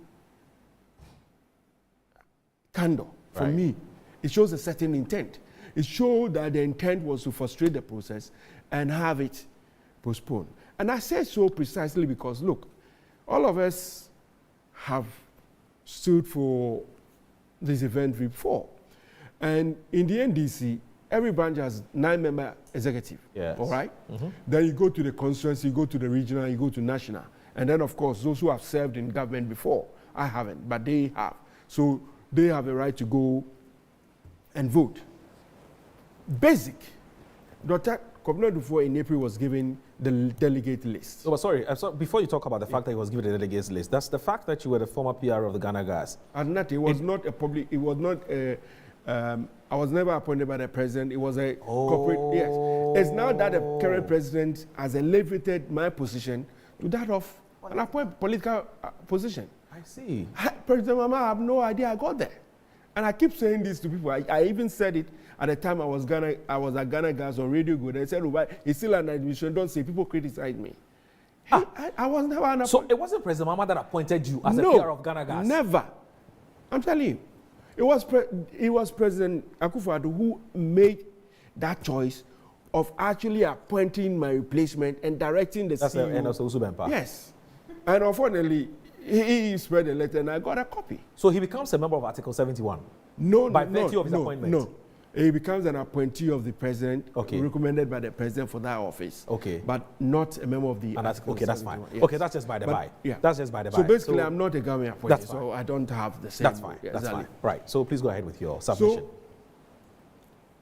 where was I even? No, you were talking about Dufour's. You said you were not surprised. Yes. He went to court. Yes, he went to court. And basically, I'm saying that you could see that he knew they were going to lose. So basically, they wanted an excuse to reschedule if you like, or postpone the event. Okay. Otherwise, they would have taken an earlier date. Again, I'm saying so because, you see, if you look at the fact that the delegate list is known to him, was given to him in April, and it is known. I mean, he's been campaigning all this while. Who are those he's been dealing with? It's delegates. Because once you go to the branch, if you go to the constituency is going to bring 9 members of every branch, plus the constituency, they constitute the delegates. So at every point in time, you knew, even before the process begins, that you're going to deal with delegates. You would have the names, and indeed, even before you went in, there's the same list that was used in electing the constituency, the parliamentarians, yes, MPs, regional, even national, the national. Yeah. So you can even pick from that list. If there are changes, maybe it may be added on. So you have a fair idea of the people you're dealing with. Okay, so he knew. So the attempt to make the photo album an issue was just a fine opportunity. A red herring. A red herring, but provided by the party. And I'll come there. And I'll come there. Provided by Will the the party party shot executives. itself in the foot? Yes. You see, look, in politics, let's also Self-inflicted. Yes. Let's be realistic. In politics, it's not an angelic way. It's not a church. You are in business of conflict, and you are in business of seeking weaknesses of others to take advantage of it. It's not a church business. And so the moment the party took it upon itself to commit an error of adding onto a photo album, you better do it well.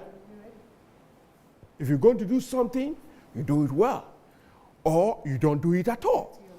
Stick to your delegates list. But the moment you decided that we were going to provide a photo album, and you provide that photo album, and there are lapses, and the man knows he's going to lose, don't expect him not to take advantage of it. And that is what he sought to do. Real politics. I probably might if I were in his shoes. Do you understand what I'm saying? I get it. In as much as I know what he's doing, and I think it was wrong in doing it, particularly when you sought to put the party in the negative light eventually. Look, you could have withdrawn without all the kind of things being alluded to, because those ones are just mere excuses. But the party, we must also speak to our party executives. And I'll let you speak to our party executive. I'll bring you in. But look, when Dr. Kwabena Dufour announced his intentions to contest on the party's ticket, the media asked him several times, is this going to be one of those things where you start and then at some point, he said, no, I'm going. Nothing is going to stop me. I'm not joking, you know. So the media, the media, were absolutely sure, were absolutely certain that nothing was going to stop him from contesting the flag bearership. Do you get it? Now, if you were in the shoes of Dr. Kwabena Dufour, won't you look for some excuse that appears tangible to withdraw, even when you feel that, look, the thing doesn't look good for me? He has to look for something. Precisely why I also fought the party for creating that excuse for him. Okay. Precisely why. Okay. Because I'm saying that in the beginning, he may have thought, okay, let me use it. Could make some impact. They may punch JM, and then I may be able to do very well. Even if I'm going to lose, I may be able to do very well. Yes. And therefore make the kind of impact I want to make. At a point in time, he realized that no, this thing ain't working. Yeah. I mean, it's obvious I'm going to lose. He would have a clear idea because it's obvious. I mean, anybody with his ears on the ground knows what's going to happen. But perhaps lose miserably. Exactly. Lose, like you said, he always miserably. He was Look, I didn't expect him to get 1%. I expected him to get maybe more than 1%, but I'm expecting 3-4%. Okay. That's the best I would offer for him. At the very best. If he is able to do 5, then I'll say he's even done well. Right. But I didn't expect him to. But maybe in the beginning you were hopeful. And then you realize the reality that, Charlie, it ain't going to work. I'm saying that the party's decision to provide that photo album, which wasn't the condition for the election, but the party's decision provided him a room, baseless as it is, or as it was, to then say, let me go to court. So Dufour was a man who was drowning, and then NDC gave him a straw to the clutch executives gave him a straw to catch, except that it wasn't a solid straw. Yes. It was a baseless straw. Right. But all the same, in politics, you use upon opportunities. Okay. And that is what he sought to do. Otherwise, ask yourself, he says he's not going to this race because of these principles of unfairness and whatnot. Where did you say he's going to? He's going to support his son after sexual Is his son not running on with those same things he's running away from? That's a very valid question. His own son, who he says he's going to now. No, but that's for parliamentary. He thinks the parliamentary. But it's the same register in the same constituency that will be used. Well, that's true. So what then is the basis? Yeah. He had none. It was just a sheer excuse that was provided for him. And I can understand him. And I don't even have a problem if he says he's drawing. But, I don't buy the excuses. And I'm saying those excuses have no basis. Should he have thrown his weight behind John Mahama? I would have. I personally, I think that would have been been smart better for him to have done that. He could have easily have done that, and he would have been more positive. you know, it would have been more positive than saying I'm not going to run because of these reasons. Because we all know the reasons are not solid, they are not grounded. Right. Particularly when you're going to support your son who is running with the same issues that you say are a problem. Zita, I've heard some people say, don't visit the sins of the father on the son. Not many people were happy. I don't know that minds have changed, but in the last couple of days, a lot of NDC people I have spoken to and interacted with have not been happy with Dr. Kwabena Dufour, because I don't know whether you're one of those who are sitting on pins and wondering whether today's elections was coming off or not because of all that was happening. And so you have a son who is contesting Sechura Farm Plains. He's coming up against Alexa Domako Mensah, who is the sitting member of parliament, who is also his uncle, and that's Dufour's direct cousin, Actually, how is all of that going to play out? I mean, should we leave Junior alone? In any case, Junior has had John Mahama's picture attached to his. I mean, He had both. Yeah. Oh, yes. He had that with his father? He had the father and he had that of the son. The former president, John Mahama. Well, except that what they did was that to create an impression that John Mahama's own was fake. They created that impression, because he didn't want to. But I don't know, but that's all. Does that help him? So, in this constituency, he knows what to say. Outside, he will say something else. This is politics. Let's be real. Well, you see, Moro, this whole thing, it's like an anticlimax. Right. You come in. I must say, Dr. Dufour is a very fine man. Unfortunately, the people that he surrounded himself with were the problem. Okay. Because these people would go out and attack the former president. And Ghanaians are suffering. NDC folks are suffering. And they see the former president as the only one who can come back and make sure that this government doesn't break the 8. So the people are not willing to tolerate anyone coming to play with their future. So there you guys were, his people were throwing stones here and there at the former president internally, which was not good. It made people angry. Okay, that's one. Now, in our party, I know that once people start with friends of, then they're about to cause mischief. History has it. Funka games. Funka games. They started with friends of, and then they decided that they were going to disrespect His Excellency Atamils and, go against him and embarrass him and all that. And funny enough, the people that have surrounded Dr. Dufour are all Atamils people, which is very sad. Very, very sad, because the good prof was a good man. If prof were alive right now, he would not be happy seeing his old people, the people that he worked with. You mean he would have proverbially lashed all of them? Yes. He wouldn't. Prof wouldn't endorse such behavior, because Prof was a good man. So Prof wouldn't endorse such behavior from anyone. I worked under him. And, even when it comes to time, that you have to be on time. Prof was the one who taught me to be on time. Yeah. Very strict and disciplined. Yes. So Prof wouldn't endorse all these people that they were his children, I would say, showing this kind of behavior. So this came out, friends of Dufour. The first letter I saw was on it was dated December 23rd, signed by Rojo after the Congress. Yes. And they made certain allegations. That's when I knew that this whole thing was going to escalate and get to that level.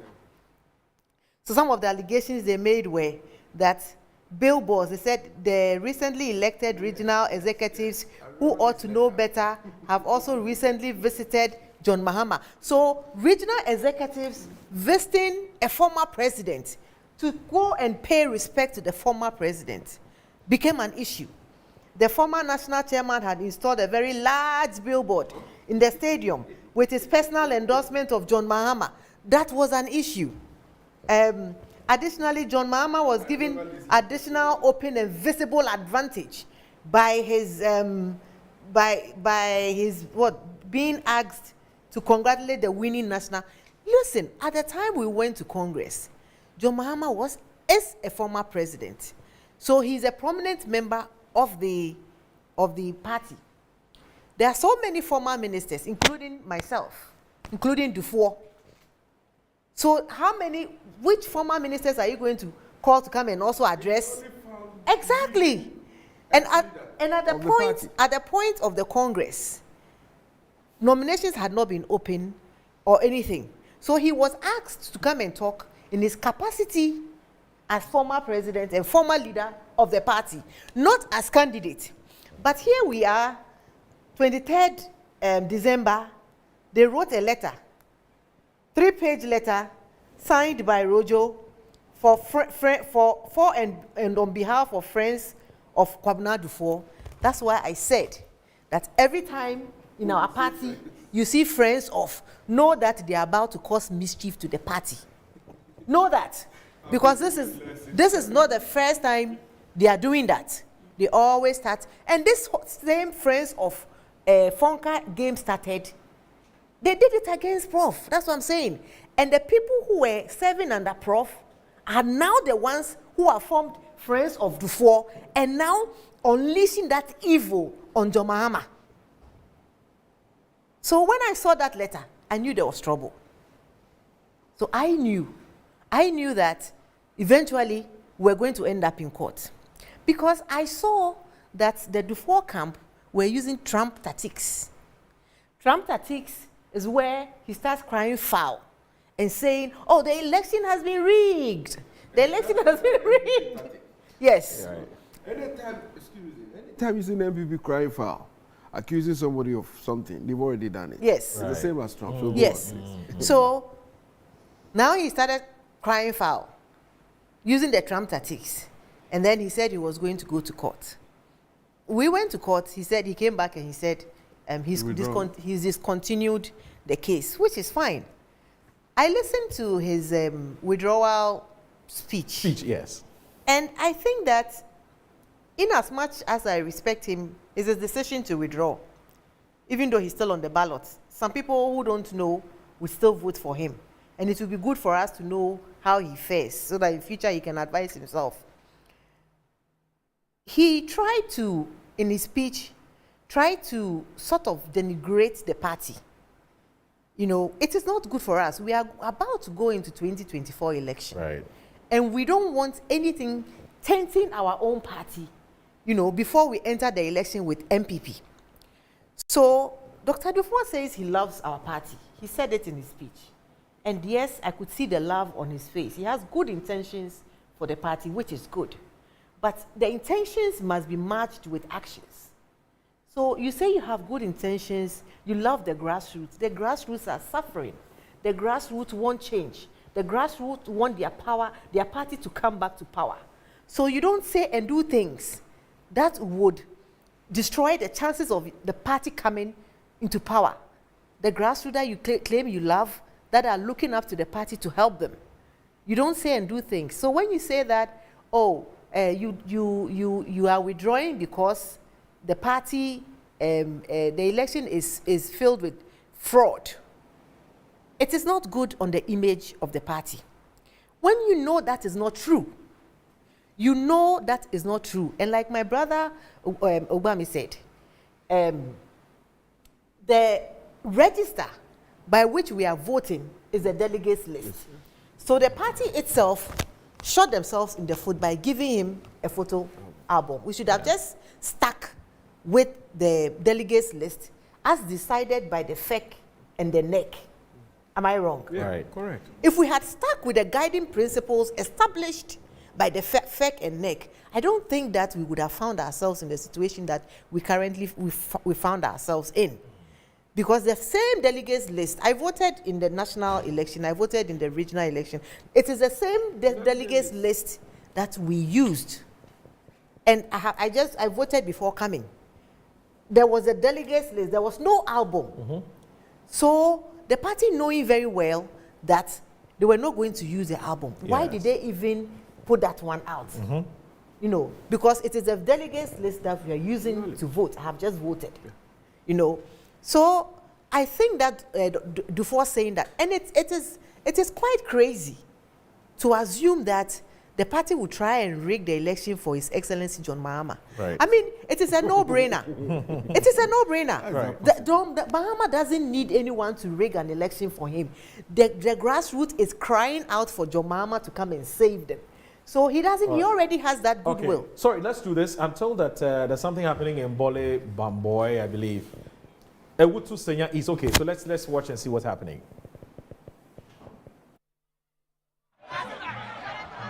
So I'm coming to you live from the Ewutu Senya East constituency. Oh, I'm being there after polls you. have started, albeit some delays. Initially, the polls were supposed to start around 7 o'clock, we were told, at the Odupong Kwehe Park. But that was not to be, as the executives decided to move the polls to the Ofanko MA Basic School right here in the constituency. 4 aspirants, 2 females and 2 males are slugging it out. And as you can see on my left, there are queues, long winding queues of over 2,000 delegates who are vying or anxious to vote for their preferred candidate.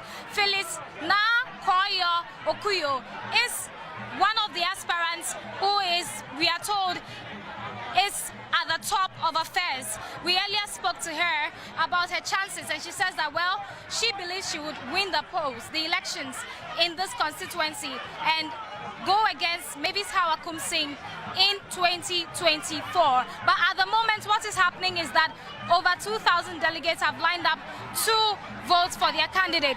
But to my left, something interesting is happening. There is no election happening on my right, but the elections are angry. The delegates are angry about the process. This is because, if you will recall, former President John Dramani Mahama, who is a presidential aspirant, has offered the delegates, each delegate, 40 Ghana cedis as transportation fee.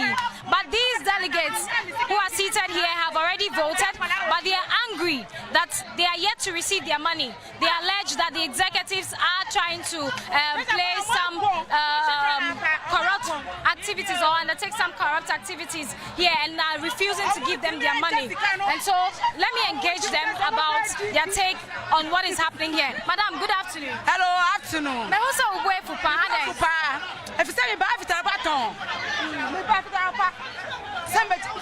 Okay, Adia.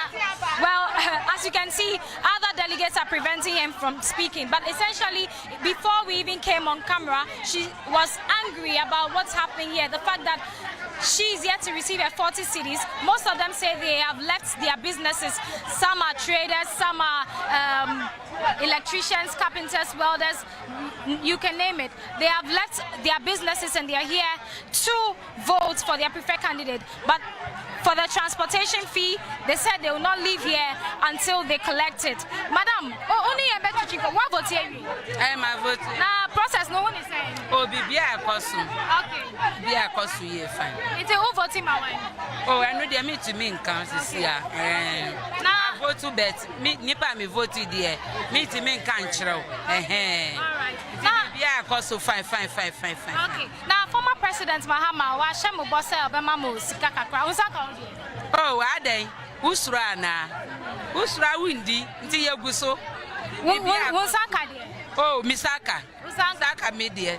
Okay, well, this woman is saying that she has received her money. Actually, most of the people were angry prior to this interview, but it looks as if they are refusing to speak.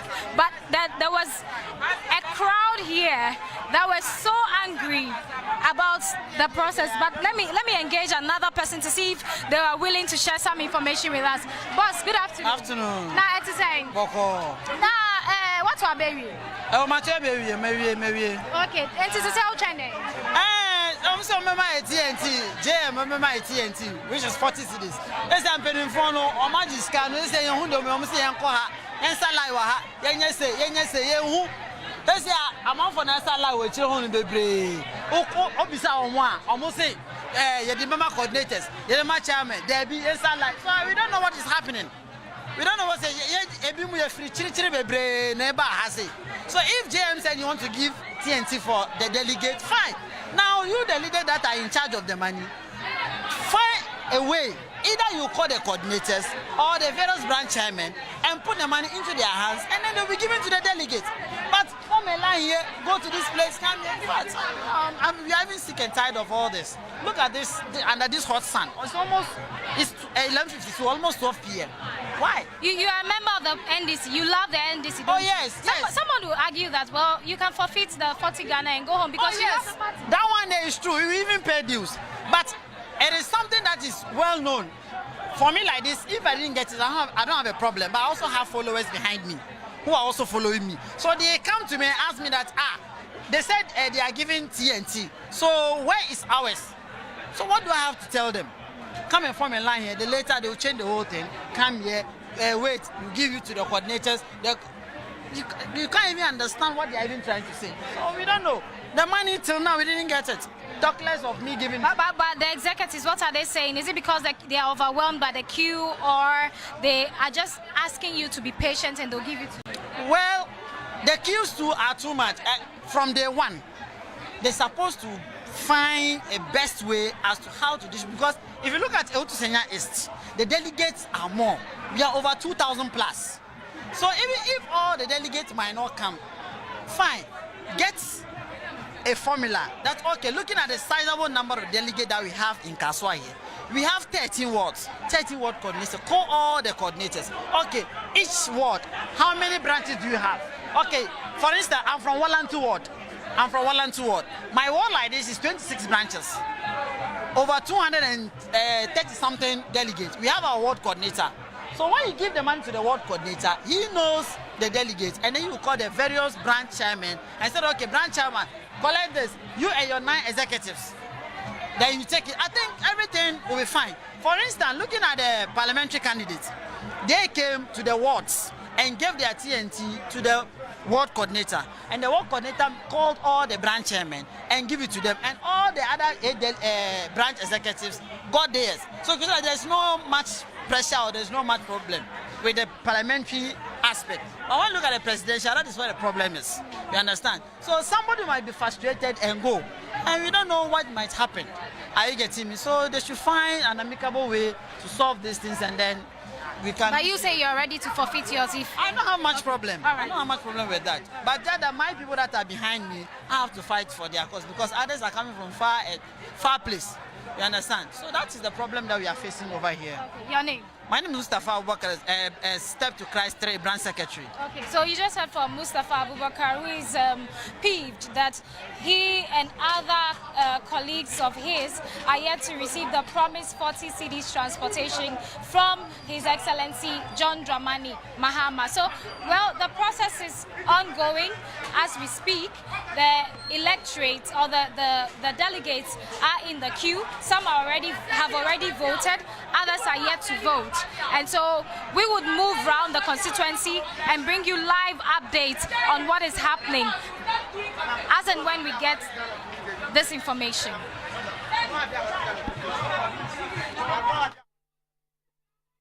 We'll come together 2024, it's our goal. If His Excellency John Dramani Mahama wins, we are together as Big Man family. We would support him and win the election. And how do you see your chances? Very positive. This is my own territory, and they are all my brothers and sisters. And I'm happy that there's peace. I'm happy that everybody is doing everything in their calm way. We're one big family, so that is the most important thing. So that the big fight that we have is the 2024 election. Good. I mean, I have paid the filing fee. I've done everything. So why would I pull out? This is democracy. Kabila Min Kabi. If Kabila Min Kabi is not good for you, I mean, I don't understand. The most important thing that I want is unity in the party. And this is Asawase, okay? It's so lovely. The people here are all calm. We are one people. It doesn't matter where you vote or who you vote for. But the love and unity is very important. And that is what I'm praying. Well, that's one of the presidential aspirants. That's Mr. Kojo Bonsu, the former Kumasi mayor.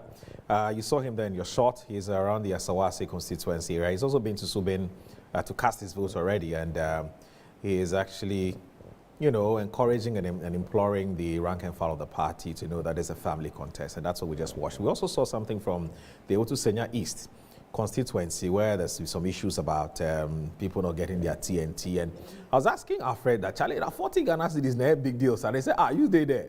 40 Ghana cedis, people will buy cassava, and buy in toast. That's what he says, in toast. That's tomatoes, you know, around the Kaswa area. So 40 Ghana is no joke. I mean, the people, they are serious. They say, I'm waiting for my 40 Ghana. You know, so, but that's just, apparently the former president was also one of the aspirants, presidential aspirants, actually gave us some monies to be given out to these delegates as transportation, to transport them from one place to the other. Another issue that came up has to do with the voting centers and the fact that it was woefully inadequate. Some of them are saying that, look, the queues are too long and they have to walk several miles to other places to go and vote and so on and so forth. So those are some of the challenges that have come up in the Tema East constituency. We have other constituencies we're going to be looking at, because I told you that there are constituencies that you call them hotbeds. They're serious battlegrounds. We're talking about the Korle Klote constituency, Asawase constituency, Adenta constituency, the Secha-Afam Plains. The Secha-Afam Plains ordinarily wouldn't have been, but remember that the former governor, that's Dr. Kobna, Dufour's son, is contesting in that particular constituency. And I've heard a lot of people say, do not forget about what's happening. His dad had issues because of that. He said he's not contesting, but that don't look at him as a person, what he can do for the constituency. I've heard so many people say that. So we'll see how that pans out. He's coming against Alex Adumaku-Mensah, who is the current member of parliament. That's his uncle. So that's in that. Then you also look at what's happening in the Abura Asebu Kwamankesi, where Felix Ofosu-Kwakye, Deputy Communications Minister, former Deputy Communications Minister, also spokesperson for the John Mahama campaign, is coming up against Professor Amakluche Brown, and that promises to be another blockbuster, political blockbuster. You don't want to miss out on that as well. Remember I said to you that in the last elections, 2019, she beat him by 20 votes, and so he's very confident. Also watch out for Ningo Prampram. Ningo Prampram, for two reasons. Now you have a former chairman of that constituency, Michael Tete, who is coming up again for the second time. Then the first time, Sam George beat him by 7 votes. He's confident he can overturn that. He's coming back, and he's confident he'll win the Ningo Prampram constituency. So we'll see how that also pans out. And then Okaikwe Central, you know, I didn't mention it earlier. It was actually one of the seats I wanted to remember. It's because of Abu Sadiq. Baba Sadiq is all of us a friend. He's an entertainment guy. He's done so well for himself, young guy, very affable gentleman, and who's decided to leave the world of entertainment into the world of politics. He's standing for the Okaikwe Central constituency, and a lot of people want to see how he will be able to navigate his way around to be able to emerge as the candidate for the NDC in that particular. He's coming up against 2 persons. One of them has been there before. He's come back. And so, especially those from the entertainment space, really want to see how Baba Sadiq pulls that off. But when he's done, we can do the analysis in terms of whether he can defeat the incumbent NPP NP, Patrick Yabuama. That's another conversation for another day. So here we are. And also the Adenta constituency, because of the dynamics in Adenta is quite an interesting one. From 1996 or so, no NDC sitting MP has been able to succeed in being re-elected to contest on the party's ticket. It has never happened. Everybody just one term. You remember Nia Shimor. You remember Kojo Iduasari. Okay? And now you have Mohammed Ramadan. He says he wants to break that jinx. I don't know how he's going to do that, but he's very confident that he will break that jinx. So we'll see how that also pans out. So I'll come back to the issue about the Dr. Kwabena Dufour issue. And you raised issues about the fact that he knew he was going to lose, and so he just had to come up with some excuse as to why he doesn't want to contest again. So sorry, I had to. Yes. So like I was saying in his withdrawal speech, he did say that he was withdrawing because the register wasn't credible. Yeah. But you see, Dr. Dufour had the opportunity to correct this when he went to court. Right. That is the reason why he went to place an injunction on the election. So you raised the concerns, you went to court to have the court order the party do this. Yeah, but Zita. And then you turn around and say, I've discontinued. Yeah, Zita. I've discontinued. See, to be fair to him. Okay. If he had gone ahead to in fact, has given his lawyers to defend the case. No, but let me land. If you let me land, you understand. He had a chance to remedy the situation when he went to court. Right. So he was looking for remedy from the court. We are ready to defend whatever it is before the court. Let the court be the neutral arbiter. Okay. And then you come and you say you've discontinued it. So once you've discontinued it, drop any allegations of fraud on the register. Okay, I understand. Because you had the chance to prove your case and let the court give orders. And then you remain in the race. Yeah. But you don't say that, okay, I'm not going ahead with the case anymore. And then you turn around and say, I've withdrawn. The same man. When you had a chance, he had a chance to clear all that. Okay. And that's why I'm saying that this party is ready for power. We don't need people crossing our legs like that. You know, people are suffering. We don't look at the price of gas. How much is petrol right now? So are you suggesting somebody has concern they shouldn't get it addressed? Oh no, that is why he went to court. That is why we have the court system. That is why we have the judicial system. So that if you are aggrieved about a situation, you can go and get that neutral body to help you solve the problem. He had that opportunity. He had it. And we were ready to also go and face him. He came back and he said, I'm not interested in the case anymore. So once you're not interested in the case, in your withdrawal speech, drop the allegation. I didn't see why he had to bring that in. That is only playing victim. So he goes, he knows he's about to lose. He puts in the case. Now he wants to be a hero. He withdraws the case and says that, oh, he's a peaceful man. He's withdrawn it. And then comes back, gives a speech and says that, oh, they were about to cheat. What was that proverb he gave? He says he's not ready. He's not going to drink from a muddy waters. It's poisoned waters. Poison, yes. So you come back. So first he goes. He makes the allegations, goes to court, withdraws, and then people say that, oh, he's done well. We all said he's done well. I was one of the people who said, oh, he's done well, and then comes back and then makes an allegation, plays victim, that, oh, they were about to cheat, so I'm gone. I don't want to be part of it because I don't want to be cheated. So now he's playing victim. Right. You understand? Right. But that shouldn't be the case. I get it. At this point, we need all our elder statesmen, everybody, including children, to come on board. We need unity because these people are bent on breaking the eight. And if my NDC folks, including friends of Dufour, are listening to me, this is not a time to fight each other. Today is the day we are electing our leader. Let us all show respect to that leader that we elect, whether right now it's going to be Kojo Bonsu or His Excellency John Mahama, whatever it is, let us all rally behind the person. You know, for us to break, unless of course there is something they are benefiting from, the NPP that they don't want to join us to throw them out of power. But I would say that we should all come together as a family, because the NDC is a family. Let's come together, let's fight together.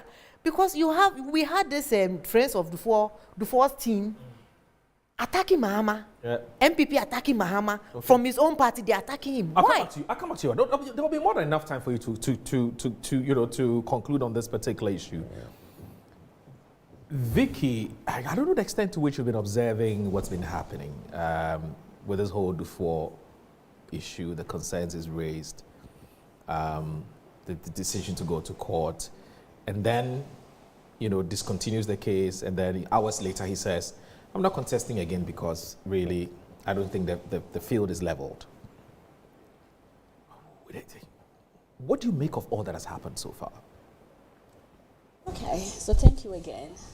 Rightly so, my brother Alfred and my big sister here, I think they've dealt with it. They've dealt with it to a large extent. But then, I would say that election is a scientific process. And I think it's about time that we apply empirical, position to elections. And I'll be surprised if President Dufour and his team, and even with President Mahama, do not have any empirical understanding of how the election would appear to go. So for me, right from the beginning, I think that it would have been clear to any of them, and in this case, we discussed President Dufour. That's President Dufour, Dr. Dufour, right, that he would have known that he wouldn't be able to win the NDC primaries.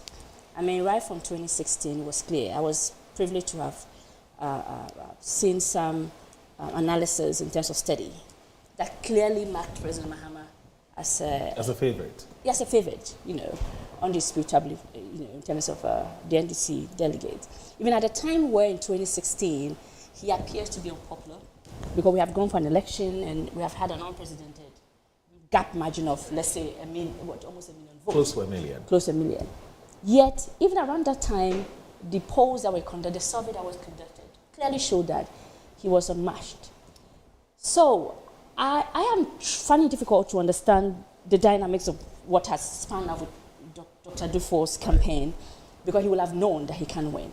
So I do not think that the last-minute withdrawal was as a result of, I thought I can win, but now I feel I cannot win, so I am trying to back off. Also, I think that we must understand that politics is a game of conflict. It's a science of conflict. Because it's about decisions, and there's always never consensus on decision. There's always diverse opinions and all that, and everybody's trying to push in their decisions and all that. And we are practicing a system of very competitive democratic process, democracy, and it's really based on majority. Majority is not, majority rights. You understand what I'm saying? So, so my point is, for me, there was nothing wrong in allowing people to contest, to allow even for the presidential elections, to allowing that people who think that they can win should contest, or they want to represent the party to contest. But also, even in the principle let me rudely interrupt you again, because my understanding is that the former president is voting. We don't have the visuals, do we? We don't have the visuals. Okay, so we don't have the visuals here. Okay, so when we're ready, we'll go to Bole. I'm told the former president is about to cast his vote. So when that happens, we'll go to Bole and sort that out. So please, Vicky, please go ahead. So even in a democracy, consensus is also important. And so as a party, with the economic conditions going on, with the fact that there is a general push for change in government, I think that we have also had a consensus and said, listen, we have a candidate that clearly would go beyond 90%. That can even make beyond 95%. Progressively has moved from 93 to 95, and we are looking at, so we didn't need to have all these contests where we can mobilize in terms of resources, mobilize, at all levels, so that we can go with the heads on. But then, despite this advantage of consensus within the democratic principle, we also have people who have the right to contest to advert themselves to elections. As to what I make of the trajectory that Dr. Dufour's campaign has gone, I think that it is all politics. But when I where I stand and with the experience that he has, I think that his campaign has not been managed in a more matured way. Right. The court process is okay. It's like you said, it's a neutral arbiter, but we could have addressed these issues internally. And the issue about the provision of the album is really administrative. It doesn't in any way alter the structure of the elections. Right. So it really has no basis in court, and I wouldn't know why Dr. Dufour would do that. And also, these issues about Dr. Dufour and the court issue, if you go to the grassroots, nobody cares about that, really. It's at the level of Dr. Dufour and our general chairman. Yeah, chairman general. So, and really, I would say that it had no impact. It couldn't have had any impact. Because the elections is on the ground. People are making decisions on the ground, on the grassroots. Some of them don't even know what's going on. I mean, I spoke to some of even in Accra here, some of these people going to vote. They don't know what is going on. I see. So it's really immaterial. It's only an administrative issue. Yeah. There's nothing to change with the whole structure of the party. Right. And that's JM. Okay, now we can. Right. So that's the former president in your shot. He's addressing the media. Injunction and then withdrew from the contest. It made it very difficult to deal with some of the issues they were raising at that time. And so I think that that's where the problem is. But I mean, these things happen, and we just look forward. Thank you very much, Mr. President. Thank you. Thank you.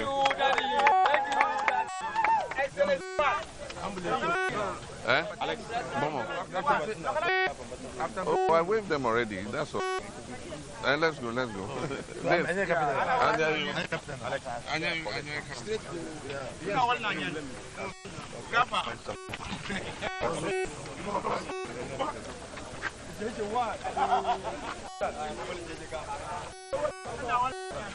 So, are you as confident as your boss to this vote to overcome? Absolutely. Inshallah. I have no doubt in my mind that we've done a fantastic job. We've traveled the length and breadth of this country. And just as the boss said, I'm expecting an overwhelming endorsement of this candidature going forward.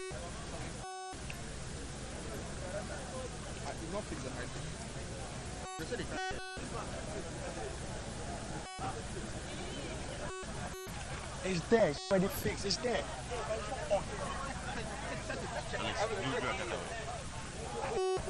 It's on.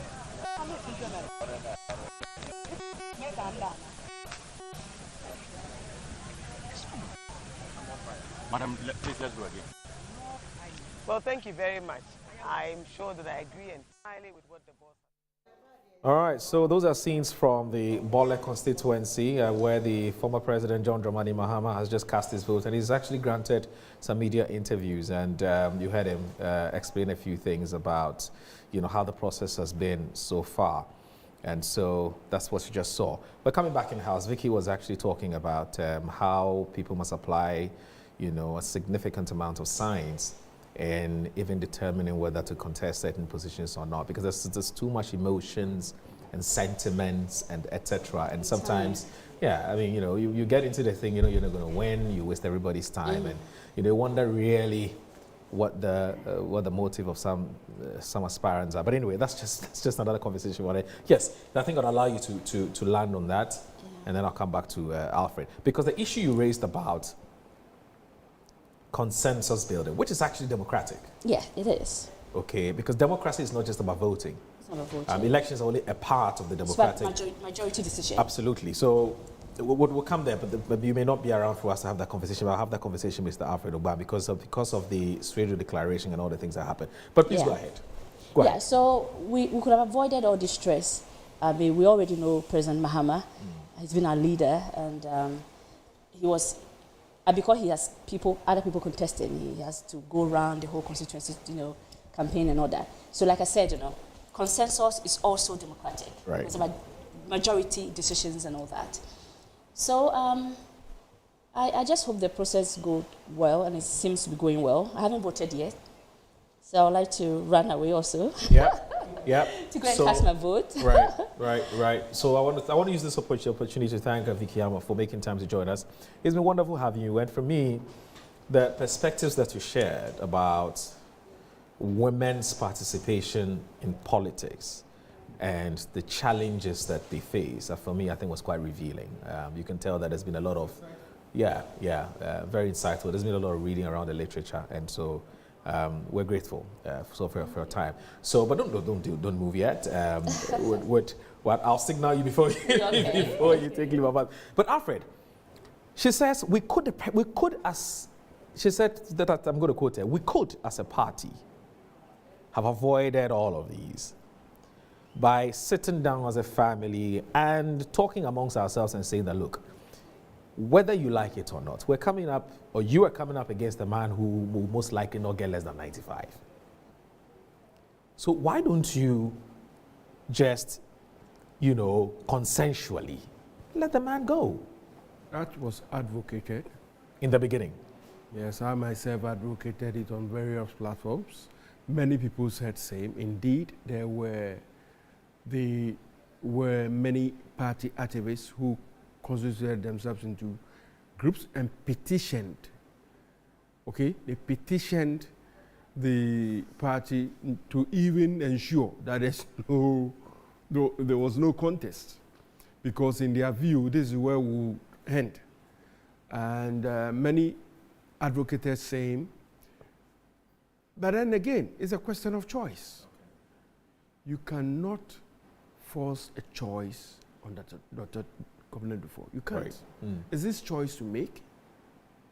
And they made a choice of going to this race. And as I said, many were sure that, where's this man coming from? Where's the science behind it? It's quite obvious that the presumptive flag bearer of the NDC would be John Dramani Mahama. Because he would win. But then you see, even at a point in time when he hadn't formally declared, these things were there.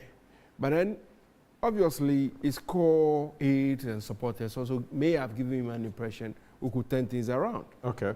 And I'm sure they thought that was a possibility till they realized too late that no, it ain't gonna work. So let me then find an excuse to bail out. And I think in doing all that, like Rita Riley said, it's fantastic. The point is about once you walked out, you do not use the baseless allegations you could not prove as reasons for your refusal to engage, particularly when you're going to support a son who is engaging and drinking the same poisoned waters. Who would allow his son to drink waters that he deemed poison? That must have been that must be a bad father. And I don't think Dr. Dufour is. That is why I'm saying that those excuses are just meant to rationalize him walking out of the race. It would have been a better choice if he says, look, in the light of all this, and the light of the wish of I see the wish of the delegates, I think I'm going to support the presumptive nominee and rally support behind him. Okay. Well, he handled it otherwise. But I believe that Dr. Dufour is going to rally behind the party. I think that he would lend his support to the party. And this is just a passing phase of a process. Okay. I think he will rally around. He will come around. What is important is him doing so that legitimately he can also, if you like, call for a slice of bread. Right. It matters most. That's interesting. He's a formidable member of the party. He's a former finance minister of the party. He's a former governor of the Bank of Ghana. He's an employer of many, particularly from the Ashanti region where he hails from, without looking at parties. And that is how come when NPP thought they were destroying him, what they didn't factor in was that most of his employees were from their base and may not necessarily be supporters of the party he represents. So, all things being equal, it will be a good day. For me, I think the key things, I'm looking at some places, particularly 7 constituencies that are represented by the anti-LGBTQ MPs. That is why I'm particularly interested in Sam Dawes' place. It is not because Mike is a formidable candidate and he even ran for the regional elections and lost, but it's because, look, on the quiet, the pro-LGBTQ groups are pushing a lot of campaign to unseat some of these MPs. There were 8, if you remember. Pram Ningo, Tamale North Alas and Sweeney, Emmanuel Bedraho West. Then you have Ritodole Soa, La Dade Kotopon, Cratchy West, that is Ellen Ntoso, Roxin Nelson Dafamepo, that's Sadai. So, and then there's one MPP member, but this is not an MPP election. So the 7 out of the 8, you have the pro-LGBT groups quietly seeking to undermine them by supporting other candidates. And in the light of Mike's own competitiveness and resource availability that may come with or without his knowledge from these groups, the Rainbow Coalition, if you call them, and all over the world they do these things. Right. It's a very powerful group. It's a very powerful group. I'll come back to you on this because it's a very important thing you're raising. Because in fact, it's even come up in the internal elections where some allegations are being thrown that certain persons are supporting certain persons because of these reasons. And, you know, we don't know the extent to which that would play out in the internal elections. But let's do this. Again, let's go back to Tema East. Let's go to Central Tongue, rather, and listen to one of the aspirants in that particular constituency. And then when I come back, we'll continue with our conversation. I will be expecting not less than 79% of the vote. 80% of the vote. Yes, it's not a matter of paying hugely, giving out this and that. My God will speak. What mechanism did you put in My place? God will speak. This is going to be the third time I will win. And I have been managing my other contenders all the time. So I have that experience. You know, Mahama says experience, and it's experience. So having had that experience, I will still display that experience. Yes. If you are elected for the third time, what will be the next and first agenda for your project to kick in the constituency? There are some uncompleted projects in the area of health and education. I will make sure that they are executed so that government money doesn't go into the drain. I'll make sure that I work on all of them before I start new ones. I have a lot of projects. You know, being in opposition, we couldn't do much in the area of agric. So it is my intention to lift up agric as soon as we come to power. I will make sure that I leverage on our party's manifesto in the area of agric and lobby seriously for our people to benefit, because I live in agrarian constituency.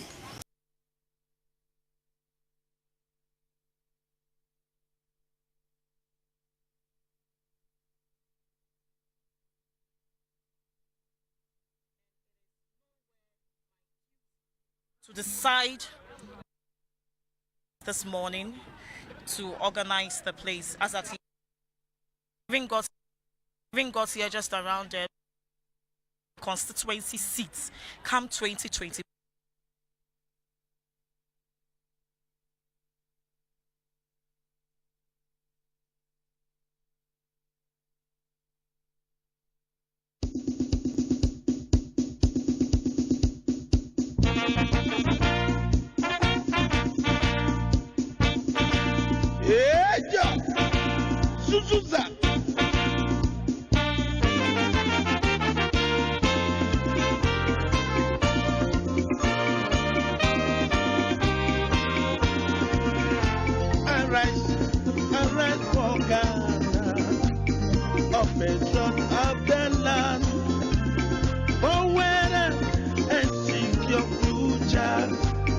Development our God, from vision to victory, the NDC shall lead. Able Democrat, Ghana, our strength in unity, from vision to victory, the NDC shall lead. Able Democrat, Ghana, our strength in unity.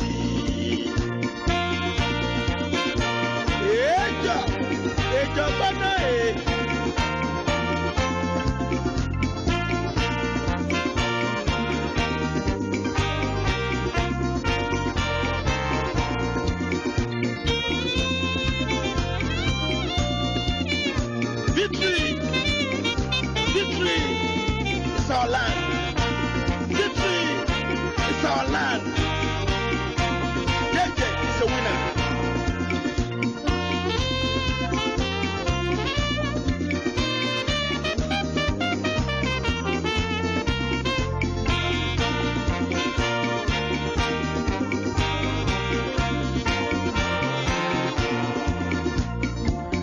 Arise for Ghana, of the drug of the land. Power and secure future, development, our goal.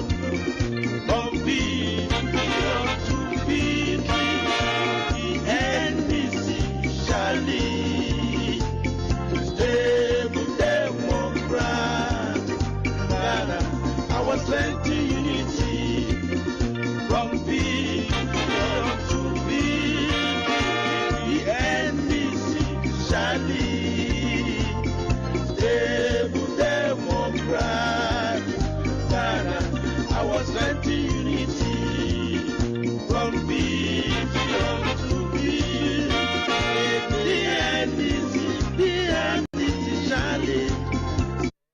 that this morning, and people who could attest. I even got here just around 10 o'clock thereabouts. So it is not like I am aware of the venue beforehand. No, I'm not in conniving anything with any of the constituency executives. They remain neutral in this game, and I am also working hard to secure the vote. It is about 2024. We don't want to miss it. It is about getting the right candidates come 2024. It is about winning the Tema East constituency seats come 2024. We don't want to make mistakes at all. We don't want a situation where we would say, had I known.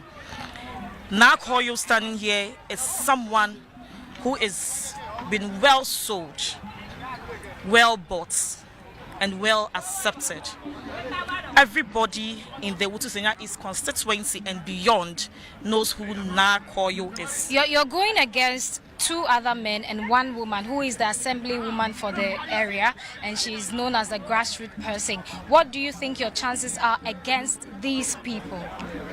Well, it is rep ipsa. It speaks for itself. My chances are so good. In fact, I know I am winning by a larger margin. More than 60% of the vote is going for Nakoyo.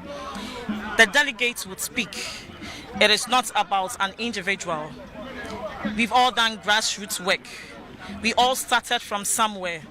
Nobody started politics in the bedroom and decided to come out.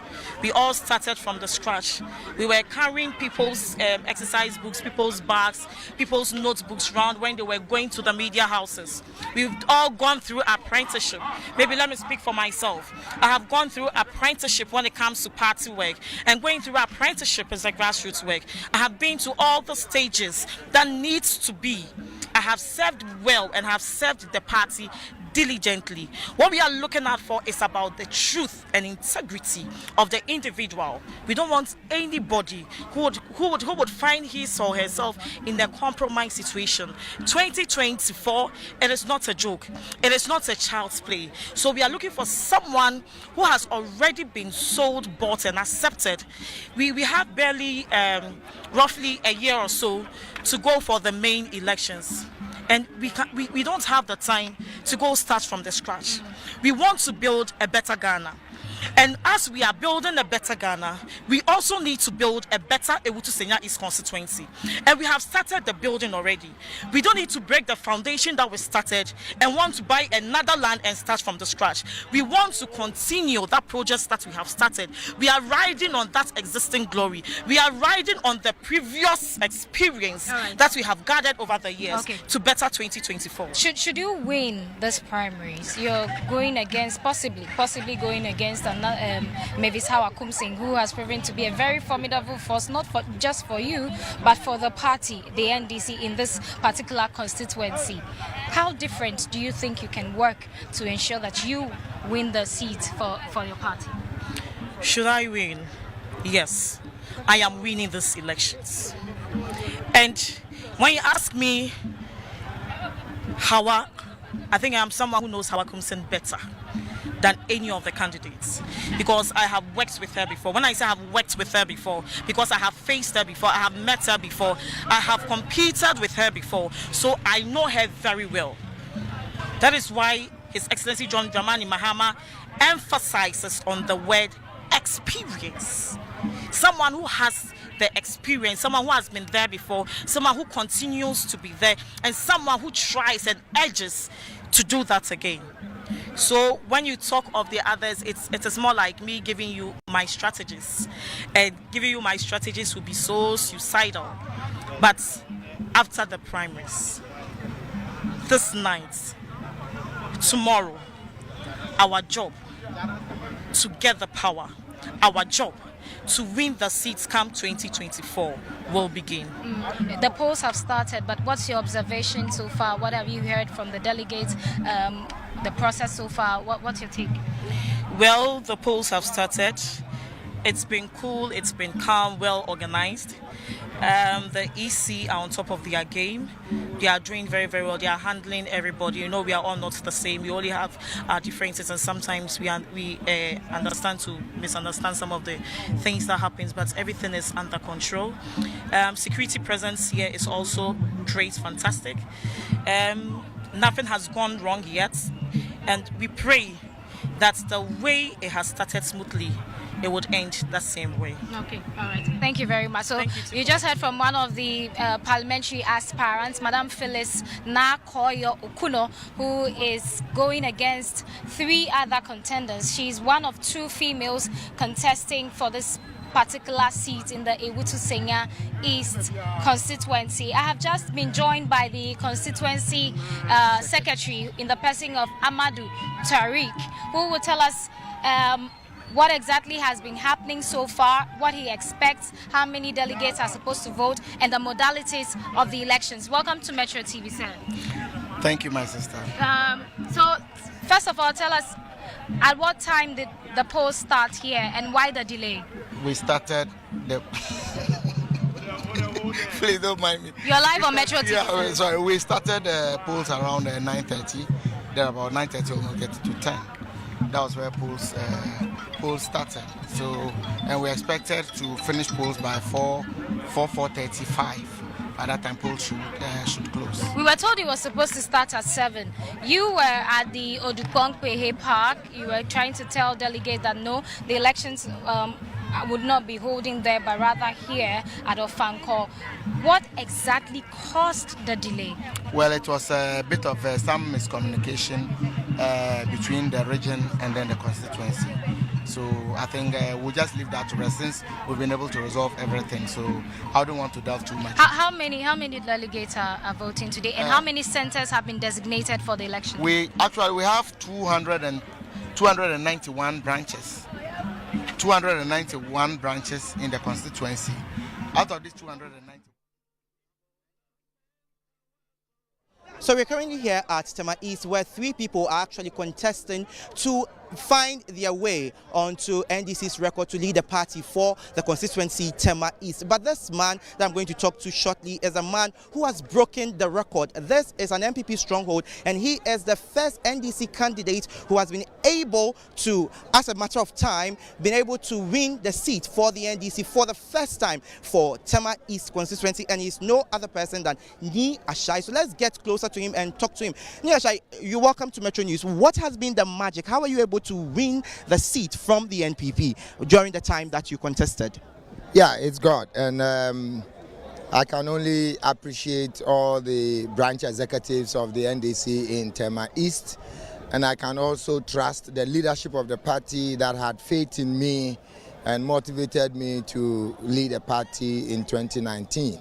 In 2020, our efforts at galvanizing support and bringing on board people who otherwise would have sat on the fence, disgruntled ones, people who had been offended, were able to move on a peace mission, and we got very, very solid people who came on board and supported the campaign. The then executives, the current executives, did a good job, and so we were able for the first time since 1996 to annex the seat from the NPP with the biggest margin ever. From 92 to 2000, no single MP has won the seat with the number of votes that we got in 2020. And I can only thank the good people of Tema East and thank my delegates who reposed that confidence in me. And we are here to affirm that confidence because we've just started, and we believe that Tema East will get better and better, and it will be more attractive for the many youth within the constituency, the professionals within the constituency, and other key state actors and stakeholders to join the NDC. So this seat that we have won, we will continue to maintain it. There's a saying that during election times, fear delegates. How sure are you of a win this time for a second time to lead the party again? When you have experienced something, then you don't guess. It is those who are now experiencing. I have enjoyed the working relationship with the branch executives over the years. And so my delegates can be trusted. In the last primaries, they gave me 77.3% of the vote, and it was based on the track record. And that is why today we say that experience matter, not experiment. So in other words, you are in line with what Nogbe of Ashaiman is saying, that they want someone who can give and their expertise on the job, somebody who has tasted power before in order to lead the party to victory. My question to you again is that this is Tema East. Are you not afraid that obviously you are likely to lose your position and then it will go to another person, that is your competitors? When your foundation is God, why should you be afraid? When it is God who has brought you, I've just told you that when they did not even know whether I could win the seat, they gave me 77%. Now that they know for sure that over 24 years, this is the man who has won, I still have faith in them that they would endorse. They would endorse. Ashai will be endorsed again to continue the many projects he has initiated. Look, the benefit of what we have done is for the people, is for the delegates, and we shall prove to you that the God who started with us is still in the business, and we shall surmount every challenge. Listen to me carefully. I know those who are contesting today, they are looking for popularity. They want to also stay relevant. They want to, some of them want to experiment. They want to try because what they think is that if you don't contest, then you are lost. No. People who even would have contested today have decided to support the party in diverse ways. Contest is good, and I'm enjoying it. And we shall surely prove to the many delegates in Tema East and across the country that Ashai has come to stay. Now your final words to the millions of NDC sympathizers and supporters watching us. What will you say to them? President John Dramani Mahama is our next president in waiting. He is our presumptive presidential candidate. He is #1 on the ballot. He is not just #1. Today in the history of this country, nobody has a rich profile like John Dramani Mahama. He has experienced everything that one who is called a politician must experience in this country. John Dramani Mahama towers above all his competitors. Not now, not even yesterday, but even all those who have attempted to contest him in the past. Today, I know by the close of polls today, John Dramani Mahama will be confirmed as our presidential candidate, and he's only our next president in waiting. Again, for the people of Tema East, I can only thank all of you for the confidence you have reposed in me. You can see that we've started many projects, but as MP, I represent you in Parliament, and I do that fervently on the committees I serve, and I'm ready to join His Excellency John Dramani Mahama for the big push in Tema, the big transformation in Tema, and for the people's agenda in Tema. It is all about building the Tema we all want. Okay. Before I make you leave, my final question to you, it has to do with the fact that some of your contenders say they don't have vote, but you have a vote. What makes you so special to have a vote and they don't have? If they don't have, they don't have. I have and I have. Thank you. So yes, if they don't have, they don't have. He is having, and he has the opportunity to vote for himself. Now that is from the man in standing, the man who has actually won the seat for the NDC for the first time in Tema East, and he is Ni Ashai Odamte. Now reporting from Tema East, Elvis Andor, Metro TV. We will keep you updated on the latest as and when.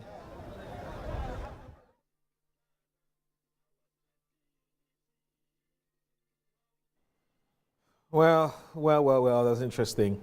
My colleague Elvis Andor talking to Isaac Niashai Odamte, who's a member of parliament for the Tema East constituency. Now, this is a seat, as you rightly said, which is won by the NDC for the first time. And the man is poised to win his internal primaries and to secure a second victory for the NDC. Well, we've heard him. He's told us all that we need to hear about why he believes he's the man to beat as far as that particular seat is concerned. He's coming up against some very interesting names, some of whom I personally know, but I wish all of the candidates well in this internal contest. So there's tons of messages that you have sent to my phone, and I'm going to read some of them, but just in case you just joined us, this is Metro TV's special coverage of the NDC's primaries. 275 constituencies are voting. In fact, 275 constituencies are participating in voting for presidential. In some cases, there won't be parliamentary, but 275. And there've been about 300 and something, about 365,000 delegates are participating in today's exercise. Let me read this message from our viewers. Now, this one here says that, is that Alfred Ogbami, the Jinyame Concord newspaper man? This is Christian Ashley from Butche. Yes, it's him. It's him. He's very much alive. You know. Anyway, this one, dear, good morning, panelists. This thread of, okay, so I think we'll say trend, yeah? So this trend of sharing money before people vote for candidates is not normal. Now, hardly you can tell who's the right candidate to uphold justice and rule the people with the fear of God. Africa will ever remain poor. That's from Pastor Titus in Kasua. Good morning, Metro TV. My prayer is that NDC after the primaries would come out more united and stronger going into the 2024 general elections with the best candidate win. That's coming from Thomas Atarege from Takoradi. This one, the NDCs must watch Stadium Ketia closely. He makes utterances and also takes actions just to draw attention to himself. He's not a master strategist like Owusu Ampofo. He blamed Owusu Ampofo when he was General Secretary. Who is he now blaming as chairman, having in mind how change in leadership in Parliament and the current elections are shrouded in inefficiencies? And this will be doomed if they rely on Stadium Ketia. He will blame you even when you fail or he's at fault. Good morning. Watching you live from Nsawam. Please, how about my constituency, K2 North? Okay, would bring you K2 North, update on K2 North. And this was listening to Vicky Gladys Mahar. She's come out poised for action. That's major in Ashaiman, Lebanon. And this one here says, Moro, I think that you and your team have given us the best coverage as far as these elections are concerned. Keep up the good job. That's coming from Nanaya in Achimota. And let me see. So Tafa in Amra here says, Audu, good morning to you and your guest. I'd like to use this opportunity to wish Honorable Ramadan a successful primaries. He has really invested in Adentan constituency. Remember, this is an MP who denied himself V8 by using the money to buy grader for the constituency, not to talk about those who helped with the education, healthcare, and other things. I can't mention all of that here. Okay, so here we go. Okay, I want to say a very good morning to you, Laura Isaka. She's a member of the NPP's communications team. You're watching us. Thank you very much, Laura, for tuning in. So I'll come back to my resource persons for here. Remember that we'll be leaving here at, well, my segment will end at 1. I'll be back at 6 p.m. when the voting is ongoing, or the counting is ongoing. But for now, I'm going to end at 1 p.m. with my resource persons, and then another squad would take over. Essentially, that's what will happen. So, Alfred, I think you were the one on the floor before I had to cut you and then go to that constituency. So, if you can continue from where you left off. Basically, I was saying that for me, I would also be watching the 7 other constituencies. Yes. No, in fact, the issue was about the role of, or the unseen hands. Yes. The reported unseen hands of LGBT advocates. And I'm saying that. 8 MPs supported the bill, and 7 are from the NDC, including Sam George. Right. And we know from intel that the pro-LGBT community have targeted some of these MPs. I see. So the question, yes, and they have their own way of supporting and rolling out campaign resources. The question is, what impact will they make in influencing the delegates? I think that for me, if you look at the advocates or the promoters of the anti-LGBT law, the foremost and prominent is Sam George, and he happens to have the most serious contestant among the MPs who supported or promoted the bill, because Mike is a formidable candidate. He actually ran in the regional elections chairmanship and lost again. I would have thought he would have ended, but he's gone back and he's contesting against Sam George. Sam is a very good MP. He's made a name for himself, and if you ask me, I hope the delegates he's worthy of retention. And I endorse him, and I hope that the delegates retain him. Yes, we need his quality in Parliament. We need it's beyond doubt. I mean, if you listen to his advocacy on this bill, whether you disagree with him or not is not the issue. But if you look at quality of his advocacy, his interviews on BBC and others, you realize that that's a quality MP. And I think that he's done quite well in Parliament. He's also a forceful character. And I think the NDC needs folks like him. I would hope that Mike would concentrate on maybe the chairmanship the next time or any other thing. Or at a point in time where Sam is losing steam. Again. Is losing steam. He may not decide. He may decide not to. He may decide to go again. But there may come a point in time where sometimes the clarion call would be that he should go. Right. Then you should. So we've had enough. I mean, we had enough of Itibisa. Okay. Yeah. He wasn't listening. Sam went and he defeated him. And the same thing will happen to Sam at some point in time if he chose not to be wise and listen to good counsel at the right time and exit at the right time. But I don't think the time for him to exit is now.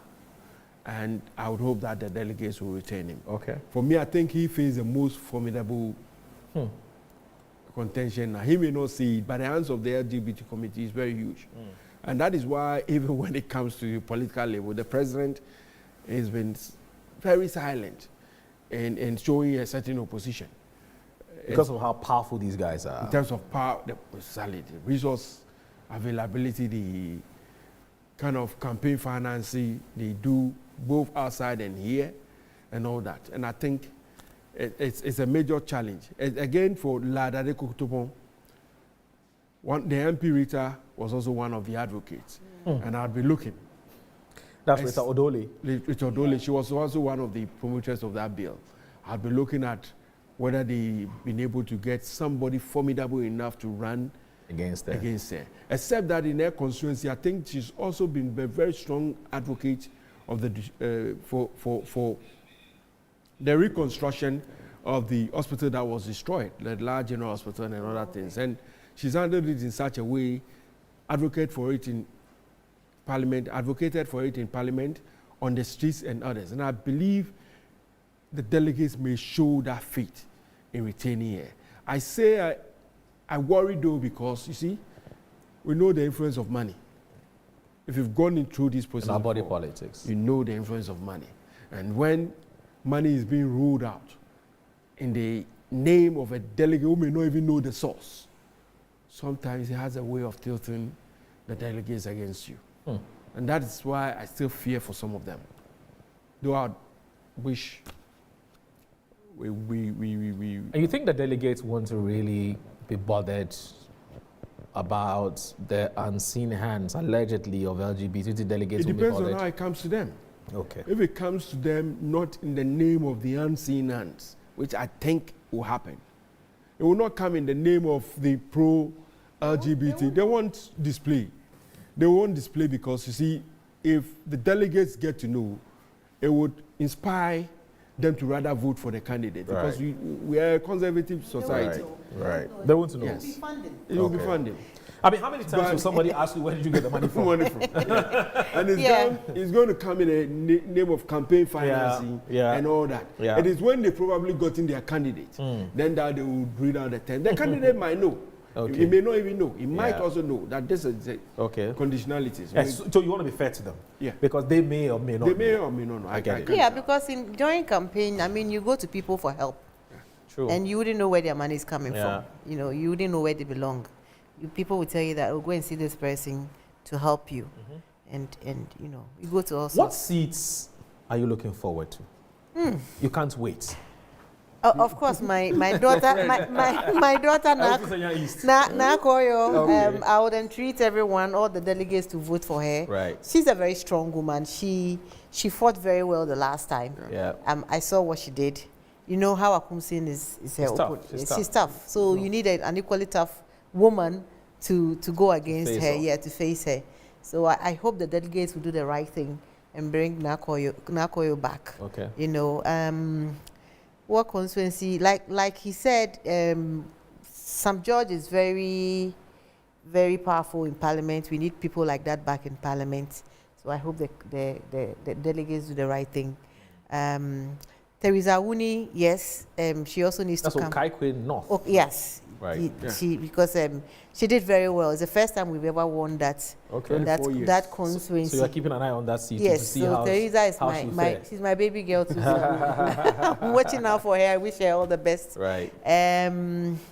Who else? You don't seem to be so. How about Denta, Asawase, etc. From Place, Clotte, those ones really you can't care less what happens there.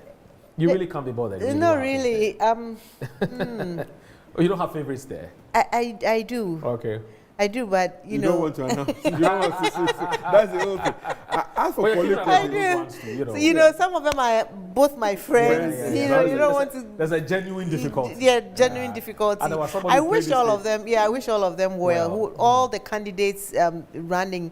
Oh, my friend in Kumasi, Shiaeso evangelist Richard Price. He's a great guy. Okay. Oh, he's contesting. Yes, he contested last time. He's contesting again. I hope he gets it again this time. He's a great guy. Who else? I can't. Denta is a worry. Okay, so because you see, I know Ramadan personally, very, very personal. In fact, he offered at the last hour to try and ship resources to me during my attempt. Yeah. Except it was too late. Okay. I know you too at a personal level. I can't make a choice when it comes to the two of them. But you see, both of them are very equally qualified. Nano Ye, with her background as advocate, all the advocacy she did as a gender, human rights, abuse and all that. She's very, very well qualified. Ramadan has also given his due to the constituency. So let the best person win. That's it. That's Osu. Clotte. David Lamte against Rollins. Yes, but you see, Nakai comes from. Nakai is a local. Yes. Nakai is a local. She's an Osu girl. I'm also from Osu. Okay. So. The Osu girls we are representing. Nakai, I wish you all the best. Go make Osu proud. Your sister is cheering you on. I advocated for Zenato, right? Long before she became MP. Okay. In fact, I advocated that I thought the father would have done a smart thing of putting one in the water, one of the children in the water, and one in the Greater Accra region. That was long before Zaneto showed her face, so I endorsed her. Okay. I publicly on my Facebook wall and all that. I see. I think she's done quite well as an MP. Then again, I look at David Lamte's contribution, and I'm like, this is going to be a tough one. Yeah. If you ask me in terms of what I know the daughter, but I don't know her personally. Right. Zaneto, I've seen her work and all that. I think she's deserving of another term. Okay. But whether the delegates will afford her that opportunity, it's left for them to say. This is Zanato's second term. She wants a third term. Yes. Okay. Now, before the two of you go, and there's a question that's been agitating my mind. Where does all of the things that Dr. Kwabena Dufour has done, where does that leave him as far as his stature and status within the NDC is concerned? Honestly, would you say he's lost relevance, political relevance? No, I don't. I wouldn't say that nothing has changed. I wouldn't delude myself into saying it's lost relevance. It's as relevant as yesterday. Okay. The question of his relevance going forward. I'm asking because of what you would see people say he's taking us through an emotional and psychological roller coaster. And I'll come to that. Okay. I'm saying that the question of his relevance going forward is another thing. Okay. That would depend on himself, his conduct, those around him after today. I see. Because it's a contest. And in the contest, you must also be rational and realistic to realize that, look, people will punch. People will say things about you, and sometimes they're hurtful. But you must, after the contest, sometimes rally around and move on. After today, If he plays the key role expected of him, congratulates the winner, and gets close, he will be as relevant as yesterday. I see. Yes, But I agree. If he stays outside and allows his friends of, as she says, to continue to throw, to piss in, Yeah.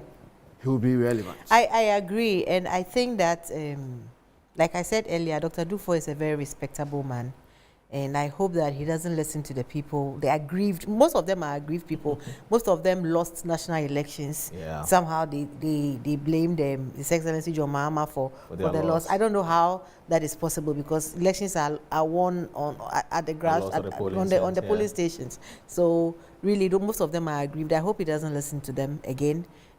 We love him. I mean, personally, I respect him a lot. So he should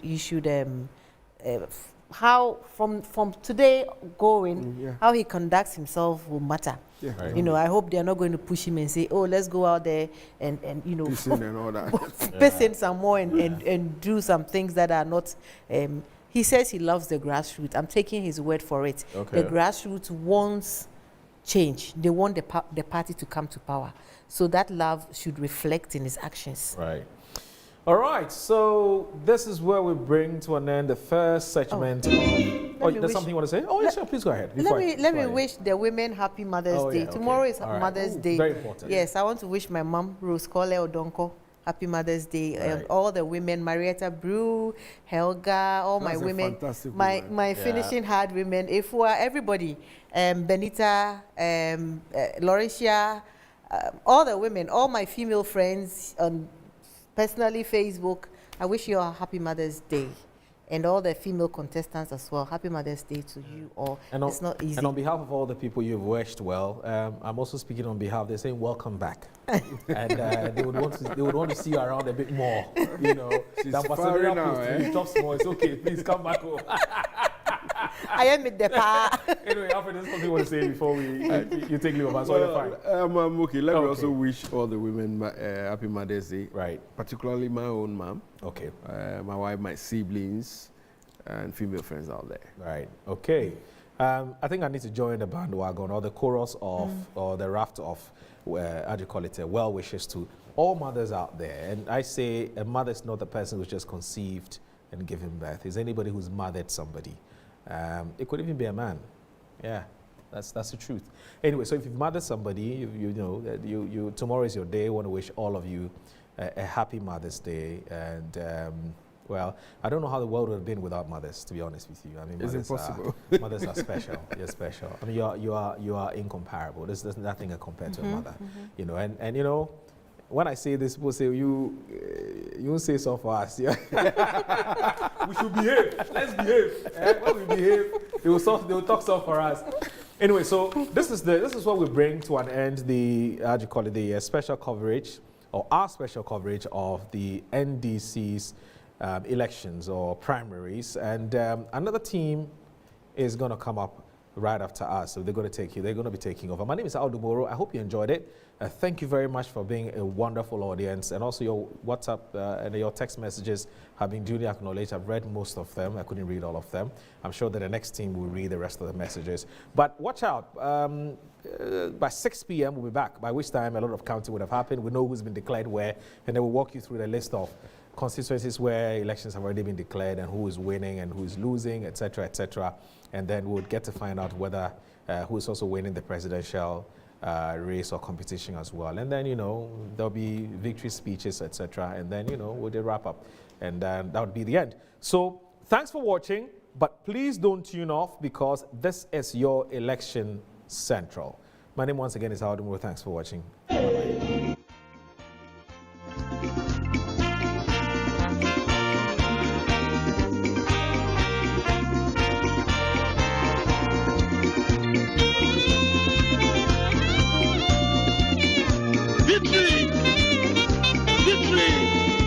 Our land. Victory is our land. JJ is a winner.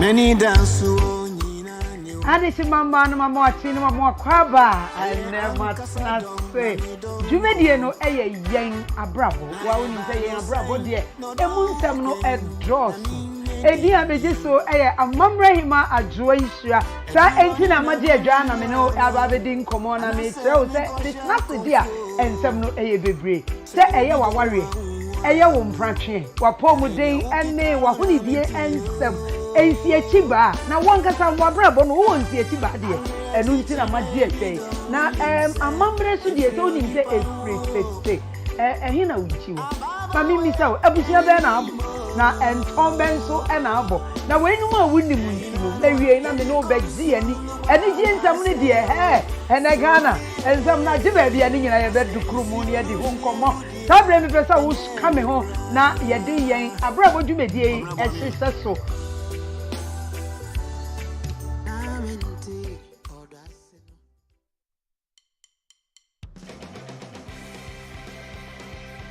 This week on Exclusive is Mother's Day Special.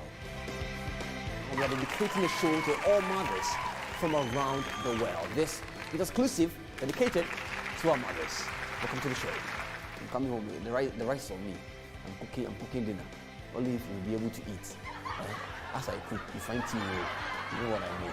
And guest on the show tonight here is Nelly Della Aula Mesa. How long have you been? This is great. Oh my God. Look at me. Let me help you. Look at me. I'm here. I'm looking at you. I'm looking at you. Yeah, I'm speaking to you. Talk to me.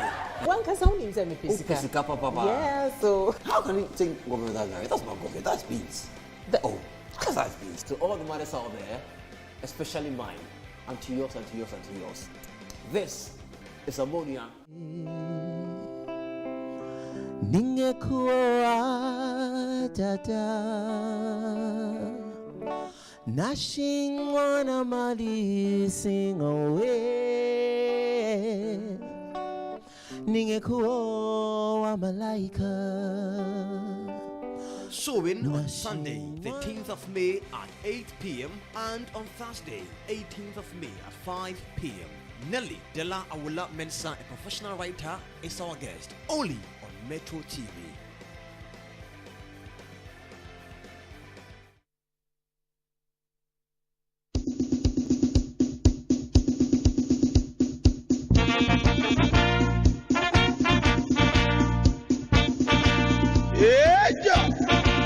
Suzuza.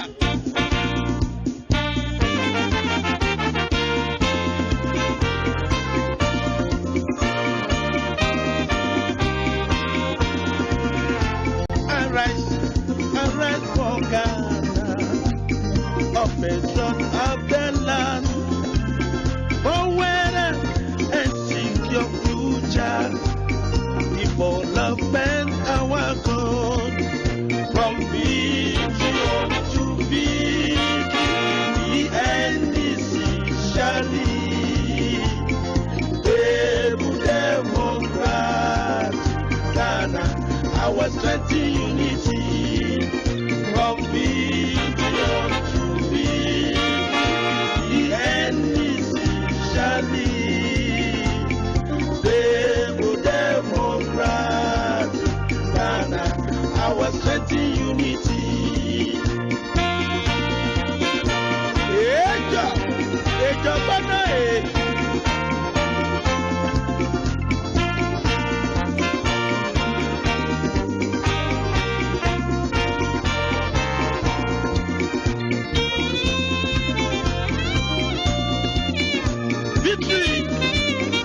Victory is our land. Victory is our land. JJ is a winner.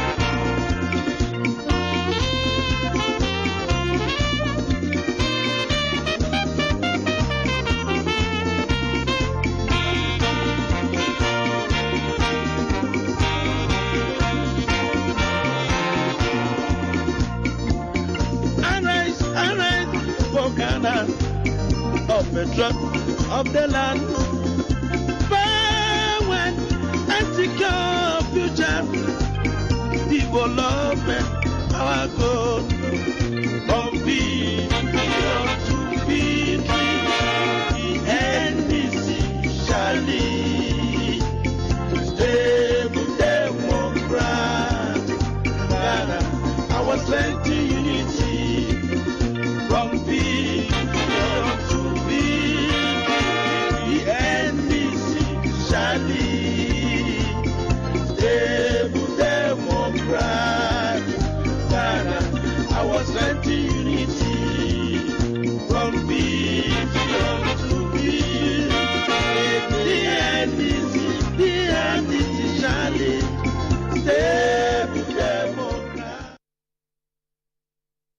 5 o'clock when we are started.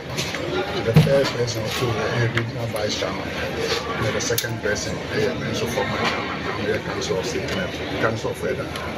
The mechanism is the other. Sending an electoral commission for us by a patrol where court issue any money delay and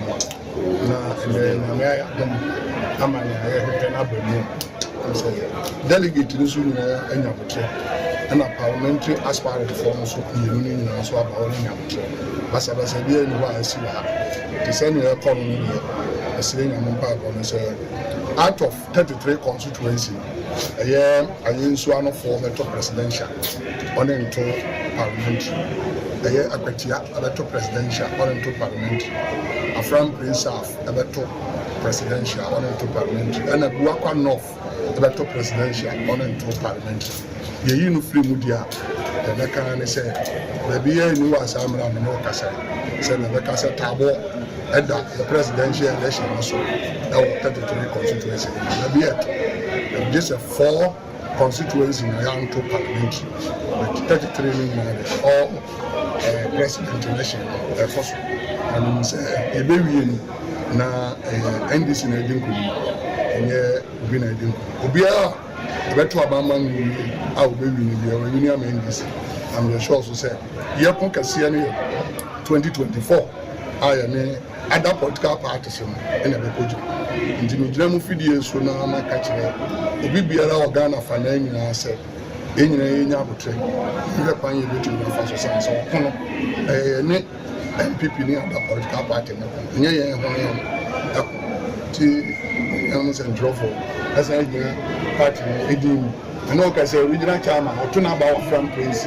South into also acquire him management the answer original and if you are no order and original vice chairman so a proper ya chiche you ama maybe will be out about turn about no problem me sure say we do you 4 o'clock no be any happen doesn't mean where darkness is prevailed over light. You don't. Are you happy with the process? Yes, so far so good. Now when I woke up in the morning, I was able to call almost all the constituencies, and I said the phone button.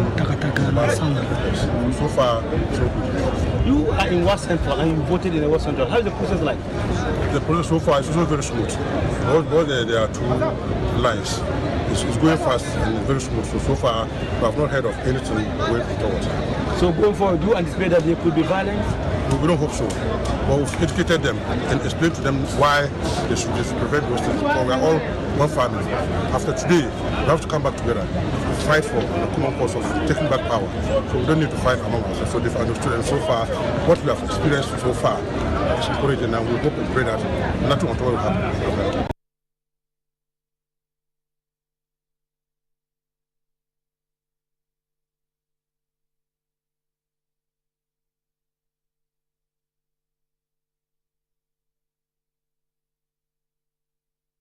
I will be expecting not less than 79% of the vote. 80% of the vote. Yes, it's not a matter of paying hugely, giving out this and that.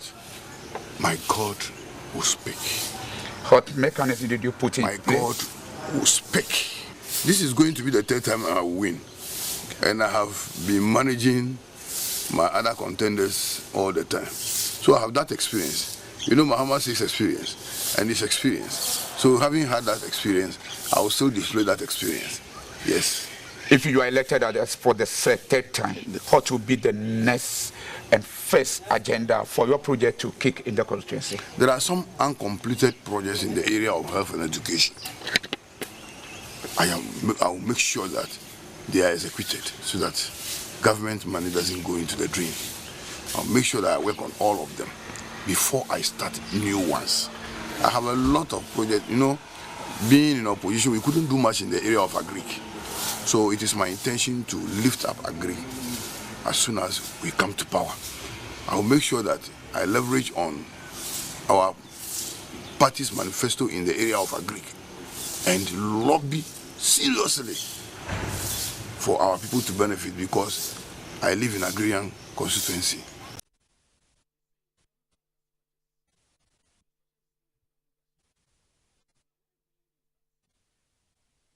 on Thursday, which was yesterday, May 12, 2023, the chairman of the National Democratic Congress, Mr. Siedu Ketia Johnson, in the company of Honorable Madam Betty Mould, met with me and my team to discuss the challenges relating to the voters' register. My friends, it was decided at the meeting that there should be a follow-up meeting with the leadership of the party and the Council of Elders. Today, at 1 p.m., members of my campaign team and I concluded a follow-up meeting with the party leadership and Council of Elders of the National Democratic Congress, NDC, as agreed after instructing my lawyers to discontinue the legal action whilst we work on resolving matters with regard to the voters' register through the party's internal processes. My friends from the media fraternity, at the meeting chaired by the former Speaker of Parliament, the Right Honorable Edward Do Ajaho, all stakeholders at the meeting agreed that the party chairman, Johnson Asedun Ketia Honorable, would immediately set up a technical team comprising the technical representatives from the 3 presidential aspirants and the party's election committee to determine how soon the irregularities with the voters' register could be resolved in readiness for the presidential primaries. The technical committee was to subsequently submit a report to parties after this had been determined. Honorable members of the media, as I speak with you now, our technical team is currently at the party headquarters to undertake this activity. However, despite the assurances given to myself and my team by the chairman of the party, the executives of the party, in an act of complete and unacceptable breach of faith, went ahead to convene a press conference announcing that the elections will go ahead tomorrow without having resolved the concerns surrounding the voters' register as decided at the meeting of the Council of Elders. As at this time, the party has begun distributing the ballot papers to the various regions and constituencies without our involvement. My friends from the media fraternity, I wish to iterate my commitment to the party and the grassroots. However, my concerns that the party is not ready to conduct free and fair election is evident for all of us to see. Taking part in such event will be akin to knowingly drinking from a poisoned calabash.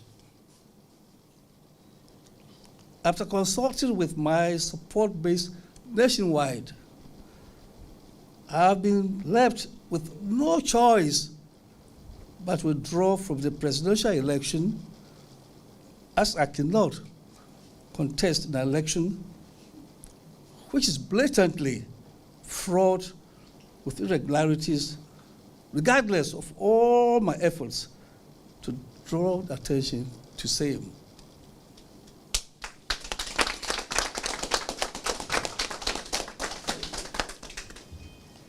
I would like to sincerely thank my supporters nationwide for my unwavering faith in Team DKD, who have done a marvelous job over the past 2 years trying to build a party that, when given power, be able to govern, to rescue this nation from where we are now.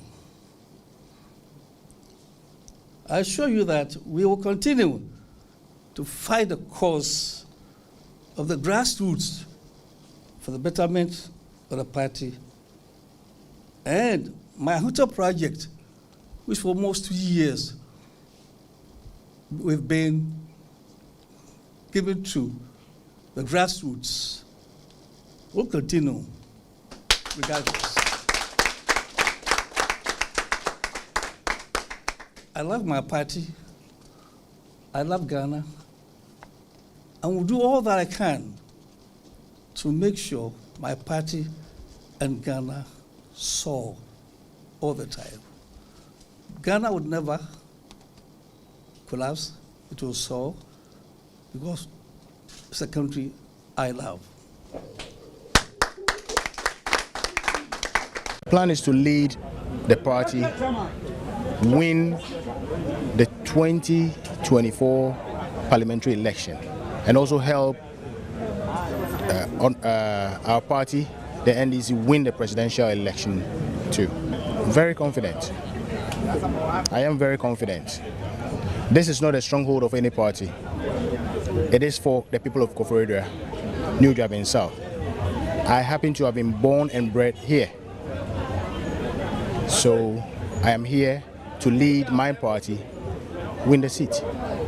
I like it. You said since 1992, there is a time for everything. Okay, we won in 1992. We lost subsequent elections, but this time around, it is the time for the NDC to regain the seat in New Jabin South. And I'm also a youth, if you can tell. So I'll rally the youth behind me. Whatever policies that are set up for the youth, I'll make sure leading them, they will enjoy it.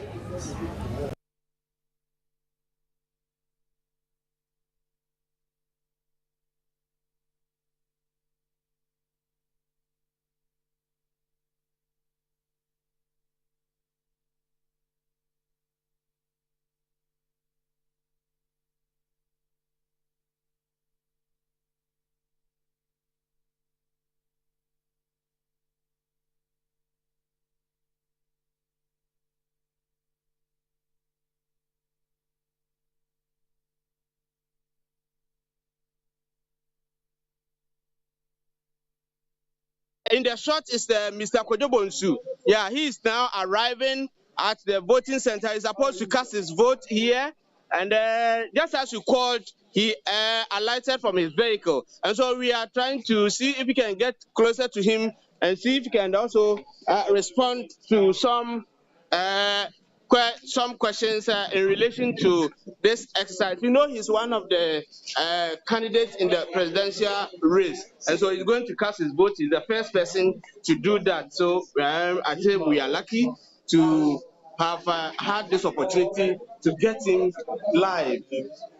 So if you permit me, as we wait for him to go through the process, yes.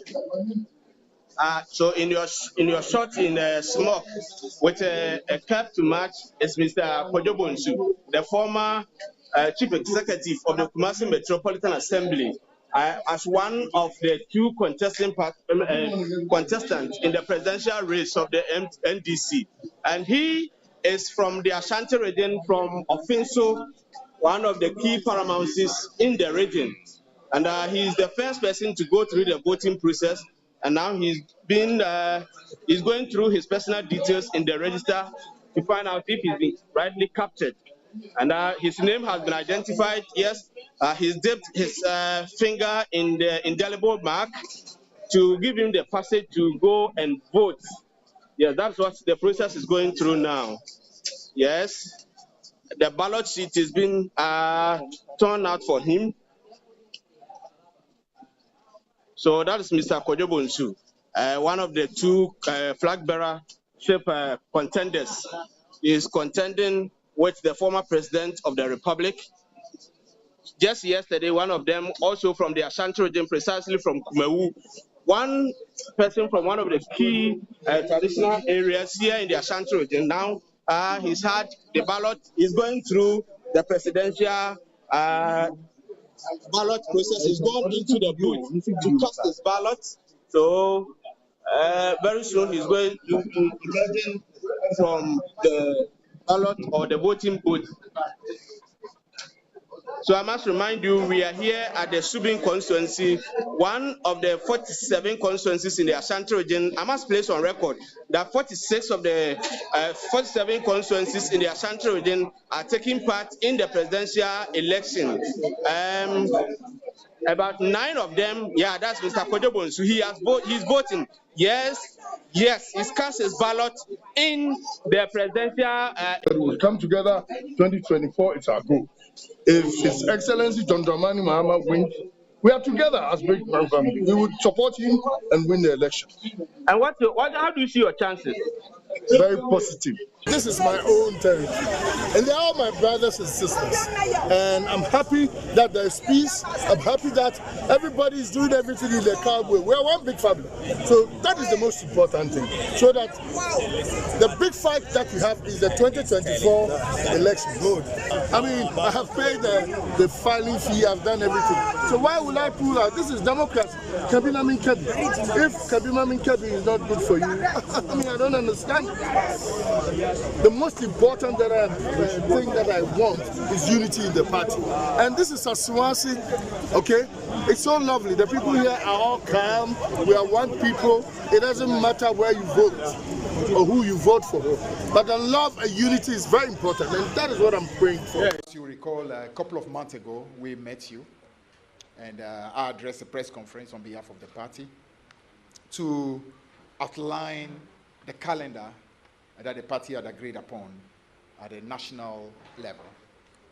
That was supposed to be the framework to guide our presidential and parliamentary primaries. So we gave you dates regarding picking of nomination forms, vetting, appeal processes, all the way to the very day of the primaries. Glad to inform you that all those processes have happened. We went through the procedure where presidential and parliamentary candidates were able to pick their forms, went through the process of filling their forms, came through the process of vetting, after vetting, appeal, and then an appeal process finally opened the door for campaigning, and then we are happy to announce that tomorrow, May 13th, as we announced then in that press conference, tomorrow actually is going to be the day for the presidential and parliamentary primaries of the NDC.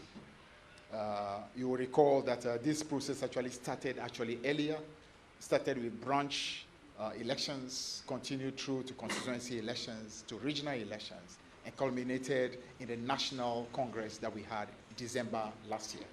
Now, so this final part completes the process of election as far as the NDC is concerned, in order to put us in a place to be ready for the battle ahead of us, not just as a party, but as a nation, come December 7, 2024. Now, so let me give you just a few of details regarding what is going to be happening tomorrow in 275 voting centers, 275 constituencies. So we are going to have the presidential and parliamentary primaries tomorrow. The presidential primaries are going to take place in 275 constituencies. There's only one constituency where there will be no presidential primaries. That's the Menchia South constituency. The fight there is a hypocritical one. Honorable Sam George is one of the biggest hypocrites I've ever seen on earth. He goes to parliament to go and make some noise. He goes to the darkness to go look for money from the same people.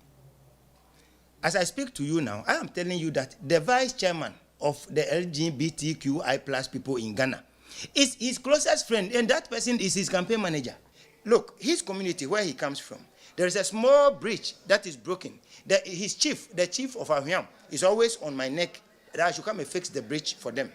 Are you getting it? He can't fix that bridge. Meanwhile, he has received a common fund between 2017 and 2022, well over 2.2 million. That is 22 billion O currency. He has received that much. He can't fix his own bridge. His community, there is no public toilet. All the coastal belt of Nigo Pampram, if you go to Mango Chonya, when you Aitepa, Punguno, all the communities need public toilets. None of them is having. Are you getting? So we should be talking about development. He should be ashamed of himself coming to tell delegates that, look, I'm sponsoring a bill that 95% of Ghanaians detest, that we don't want that thing in Ghana, and that our culture does not permit us to follow such a thing. I'm a father of 6. I wouldn't want any of my children to go into that thing. So it is something that we detest. If it is something that we hate, we don't like it, it is not a project for Honorable Sam George. He should be telling the people what he has spent the 2.2 million, 22 billion old currency that he had from the district assembly. He should be telling the people what he has spent it for. So you as a member of the constituency in this case can't really point out to A, B, C, or D as development from monies that came to him? Not at all. Not even single one. Not even one. I have access to the documents from the district assembly in terms of the disbursement of his funds. All the letters I saw from him, some read, I write to seek approval for 50,000 Ghana cedi to enable me to Ningo and Pampram traditional councils. So he will go and chop the money. Then I write to seek approval for the supply of 600 bags of cement. They will approve for him. He will go and chop the money. I cannot pinpoint one single project that he has said that this is what I have done in Ningo Pampram. I can be trusted. The delegates know that in Ningo Pampram here, when it comes to development, I am their agent. When I went to them, I told them that in time past, Afienya police station, their DEFSU unit was under a neem tree. Today, if you go there, I have provided them with a beautiful office with all the furnishing and all the air conditioners around it. I single-handedly procured and donated to the police administration. I also mentioned that if you go to Pampram Polyclinic today, every single chair you see inside there, the blue chairs you see in Pampram Polyclinic, I single-handedly procured and donated to them. The same polyclinic, when you go, you see on their wardrobes, donated by MTK, donated by MTK, donated by MTK. MTK is not a white man, I am MTK, Michael Tete Kwete. I donated all those things to Pampram Polyclinic. When you go to Mango Chonya, a suburb of Old Ningo, I have put up a huge story, 95% complete, that I'm donating to the Ghana Police Service.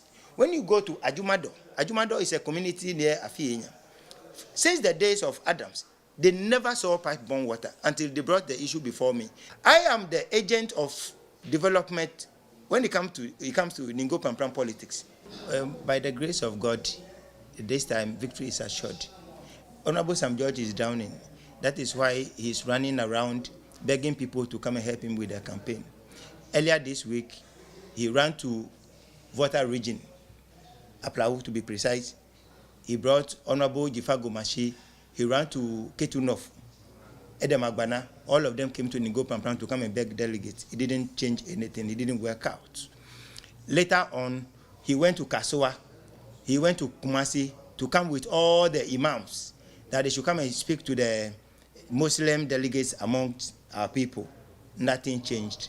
It didn't work. Just yesterday, he went to the Greater Accra Regional Office to beg the regional youth organizer, who is supposed to be a neutral person, the referee in this particular election, to come and campaign for him. The regional youth organizer came with his people. They came to campaign for him. Nothing has changed, and nothing is going to hold water for Honorable Sam George in this particular election. Tomorrow, minimum of 1,000 votes we are getting. We are bagging minimum of 1,000. I'm telling you. And you feel that the delegates are... But if you see a sitting member of parliament running to as far as Aplau, Ketunov, Aplau, to go and beg people, to come and campaign for him, you think it's a small thing? The lion is sweating.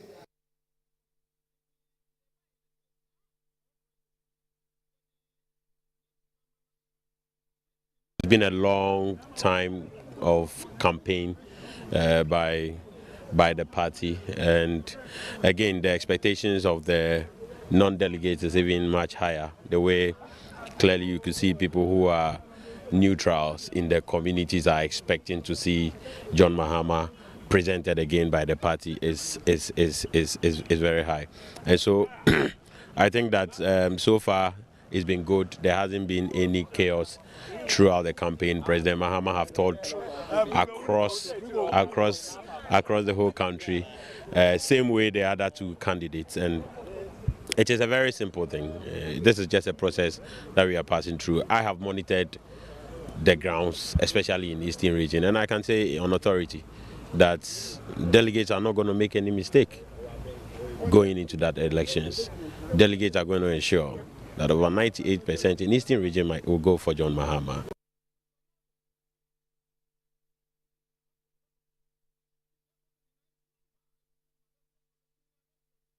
Far so good. I've seen great improvement so far. Moving around with the response from the delegate, although Sir John starts to fear delegate, all right, but from what I've seen so far, there's great hope. New Judgment, with my campaign strategy, all that I've been telling them are things that I've been doing for them, and what I'm doing for them today, and what they should be expecting from me.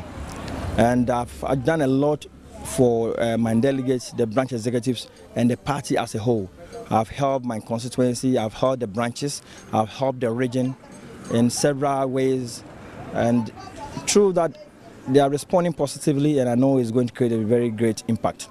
Then the new thing that I'm bringing in now is the creation of ward offices, which I've already started. I started last year, establishing ward offices to help us coordinate and manage all the branches, to make them very effective and for them to work very efficiently too.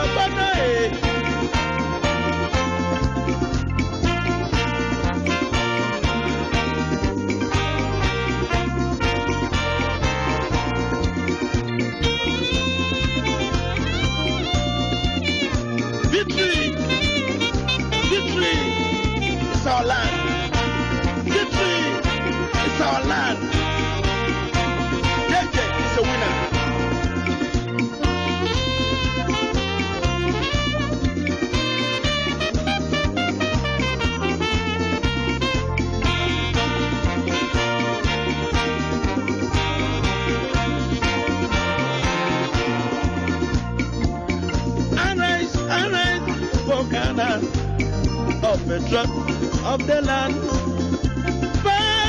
When secure future, development, our goal, from being to be the NDC shall lead, stable democrat, Ghana, our strength to unity, from being to be the NDC shall lead, stable democrat, Ghana, our strength to unity, from being to be the NDC shall lead, stable democrat.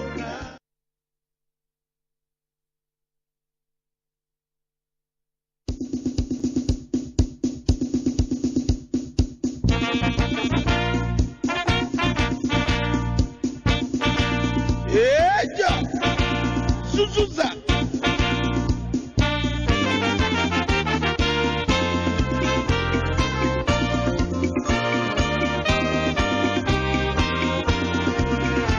Arise for Ghana, of patron of the land, for weather and secure future, development our goal, from vision to be the NDC shall lead, stable democrat, Ghana, our strength to unity, from vision to be the NDC shall lead, stable democrat, Ghana, our strength to unity.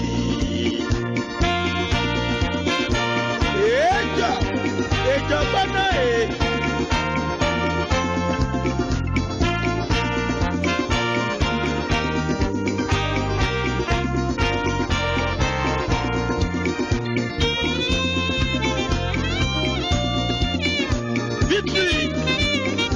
Victory! It's our land. Victory! It's our land. JJ is a winner.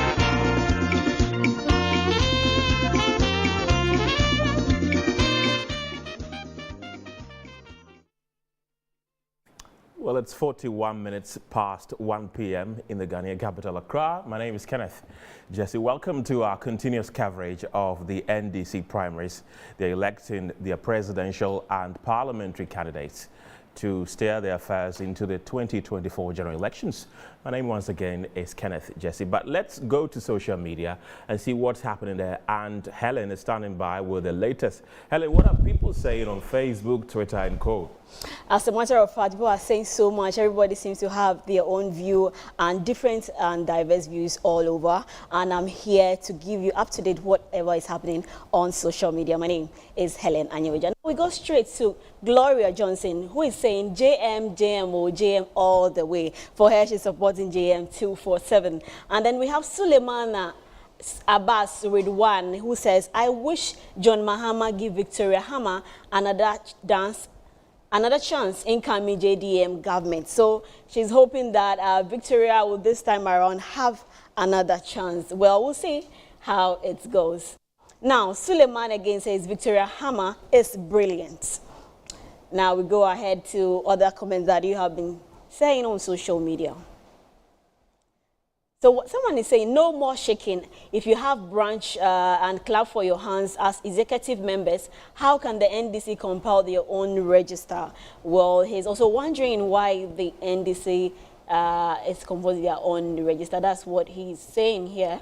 And Prince Mumin, Michael, I like you, but I think Sam George will win. That's what he's also saying.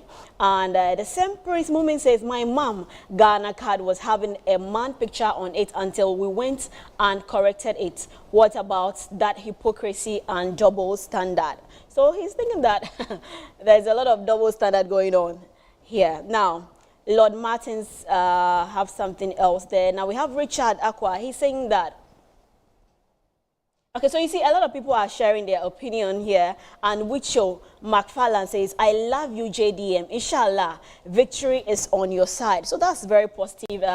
He believes JDM is going to win this particular one. Now, Nanaya Bwachi Adomopoko Ajiman, he says, good you are the best. He's talking about Brazil and other affairs, saying that, okay, Brazil, China, Malaysia, and Thailand are recent examples of agricultural success stories. Ghana is going to be the next with Dr. Owusu Efiri-Akoto as president, the future of the economy of Ghana. So he has a different thoughts right here. Now, Jonathan Ofer says, okay, he's talking about something else that is not so relatable. Now, Hafat Daru Kasim says, Inshallah, we will get there. So a lot of opinions going on here on social media, and we'll be bringing you up to date whatever you're saying. If you are not sharing your thoughts yet, we'll be glad that you go on social media, on our Facebook page, Metro TV Ghana, and also on Twitter to share your thoughts with us, what you think about the NDC ongoing primaries, and I'll gladly be here to share your thoughts to everybody around the world. Kenneth, there's a lot going here, right? So I'll be back with more. Thank you very much, Helen. I'm waiting to see the comments that will be coming in on Twitter when you come later on. But thank you very much for bringing us what's happening on Facebook. This is our continuous coverage of the NDC primaries, where they're electing their presidential and parliamentary aspirants to steer the affairs of the party going into the 2024 general elections. It's been a very interesting 48 hours. We've seen suits, counter-suits, withdrawal of suits, withdrawal of candidates and all that. Really, how is it going to impact the elections that they are having today? We understand the polls are closing at 3 p.m., but there have been some delays in some constituencies as well. But let's bring you a breakdown of really what to expect today, if they can project it on the screen for us. So there you have it. The presidential primaries is happening in 275 constituencies, minus Menchia South. The parliamentary primaries is happening in 212 constituencies. 739 parliamentary aspirants are contesting the primaries. 47 parliamentary aspirants are going unopposed. 420 voting centers across the country. Photo album will not be used to verify delegates.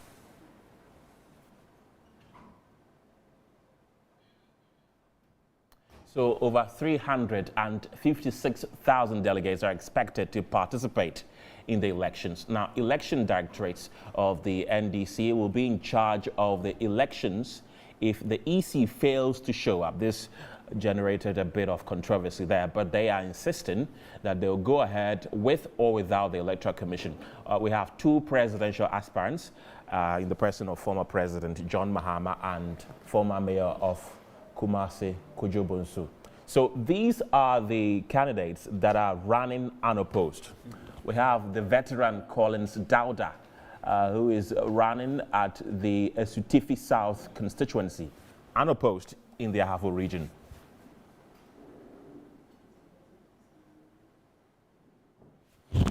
We also have Hamza Swala, who is running at the Menchia North constituency. We have Samuddin Kamel, who is running at Old Tafo constituency. That's the constituency I come from.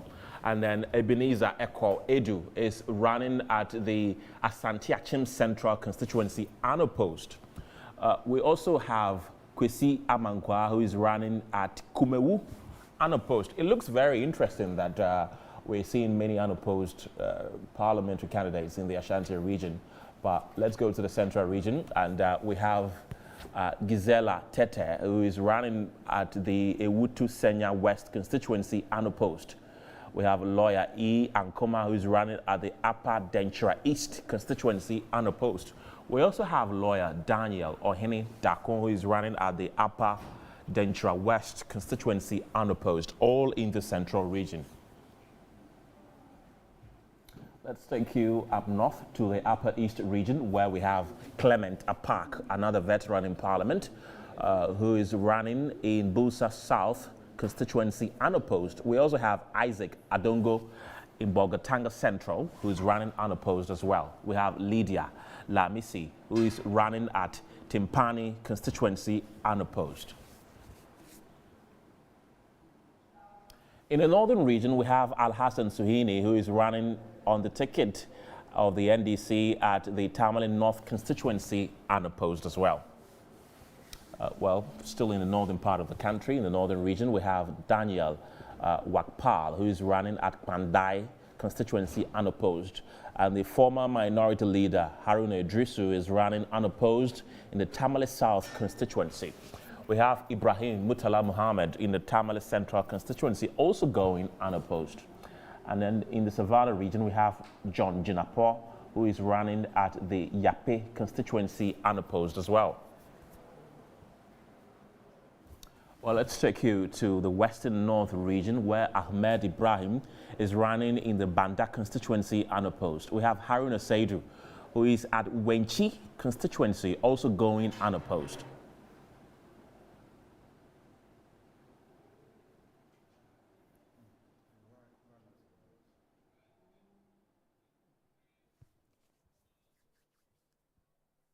Right, so in all we have about 47 constituencies where the MPs will be running unopposed. I have in the studio with me Jonathan Asantiotre, who is a political analyst and a lecturer at the University of Cape Coast, and also Dr. Bernard Tutu Bwai, who is also a political analyst and a lecturer at the University of Education. Winnipeg. Gentlemen, welcome to the show. Let's start where we left off. Unopposed, about 47 constituencies, we have people going unopposed. Is that really a good thing? Let me start with you, Jonathan. Well, let me say good afternoon to our viewers. It's a bit dicey, you know. Sometimes complacency could set in when you are given the opportunity to go unopposed. But I think that once you are in opposition, then you cannot take certain things for granted. Sometimes the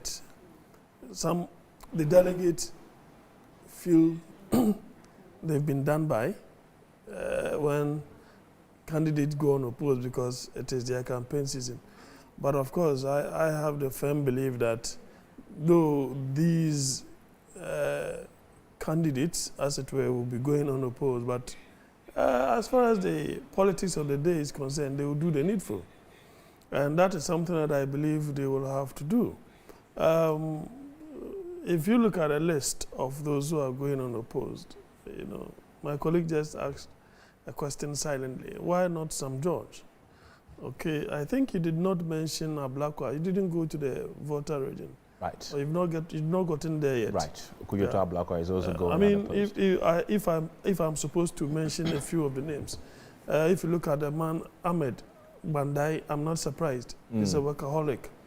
I think that he was one of those who spearheaded the campaign of Mr. Sedin Katia, and he came out openly and showed the reason why he was going to campaign for General Chairman Sedin Katia.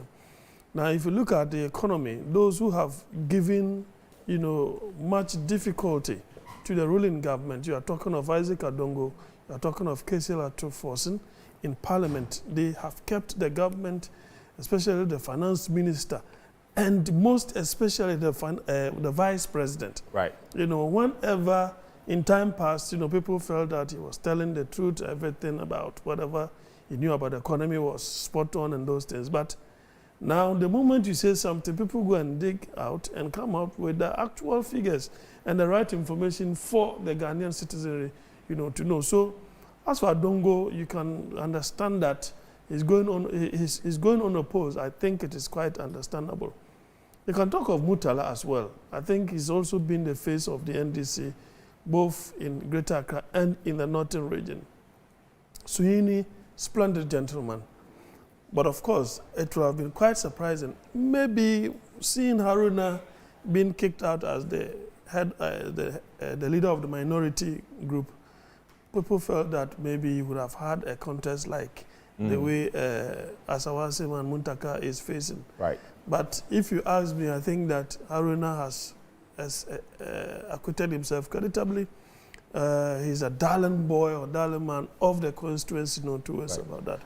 Muntaka, unfortunately, is going opposed, not unopposed, yes. And it's a heated, you know, kind of constituency. And if he's not lucky, he will lose that particular constituency because he's created that kind of division. And, you know, his antagonism with branch level executives, those who are just light paper in the constituency, you are grappling with your chairman as well. If I were him, I would have sat everybody down, call everybody and said, look, let's smoke the peace pipe. Let all bygones be bygones. Let's forge ahead. Probably that would have been the best way to go. And then talk to the Mubarak and tell him that, look, this is my last.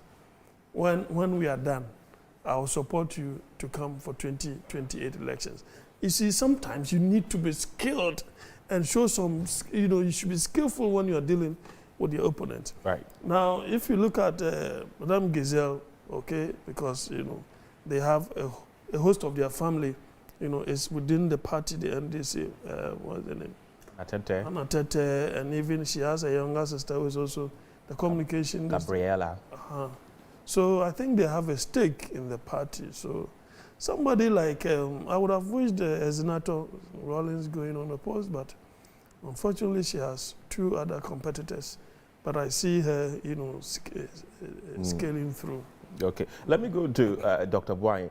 The issue of going unopposed, is it like the party decides that, okay, this is a very good person in Parliament, we do not want to lose him anytime soon, so we will not allow anybody to contest him, or how is it like? Right, so greetings to our viewers. I think that the essence of declaring people or candidates unopposed has to do with the fact that their value to the party, their value to parliamentary proceedings, their value to the nation, is something that is cherished.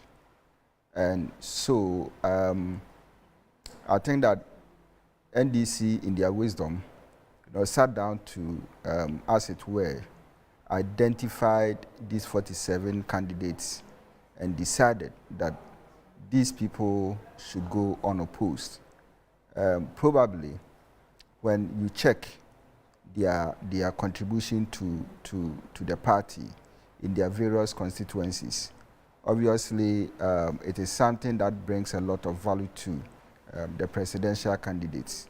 When you look at Asutifi South, for instance, Honorable Collins Dauda, over the time, the number of votes that he has contributed to the party in there is quite appreciable.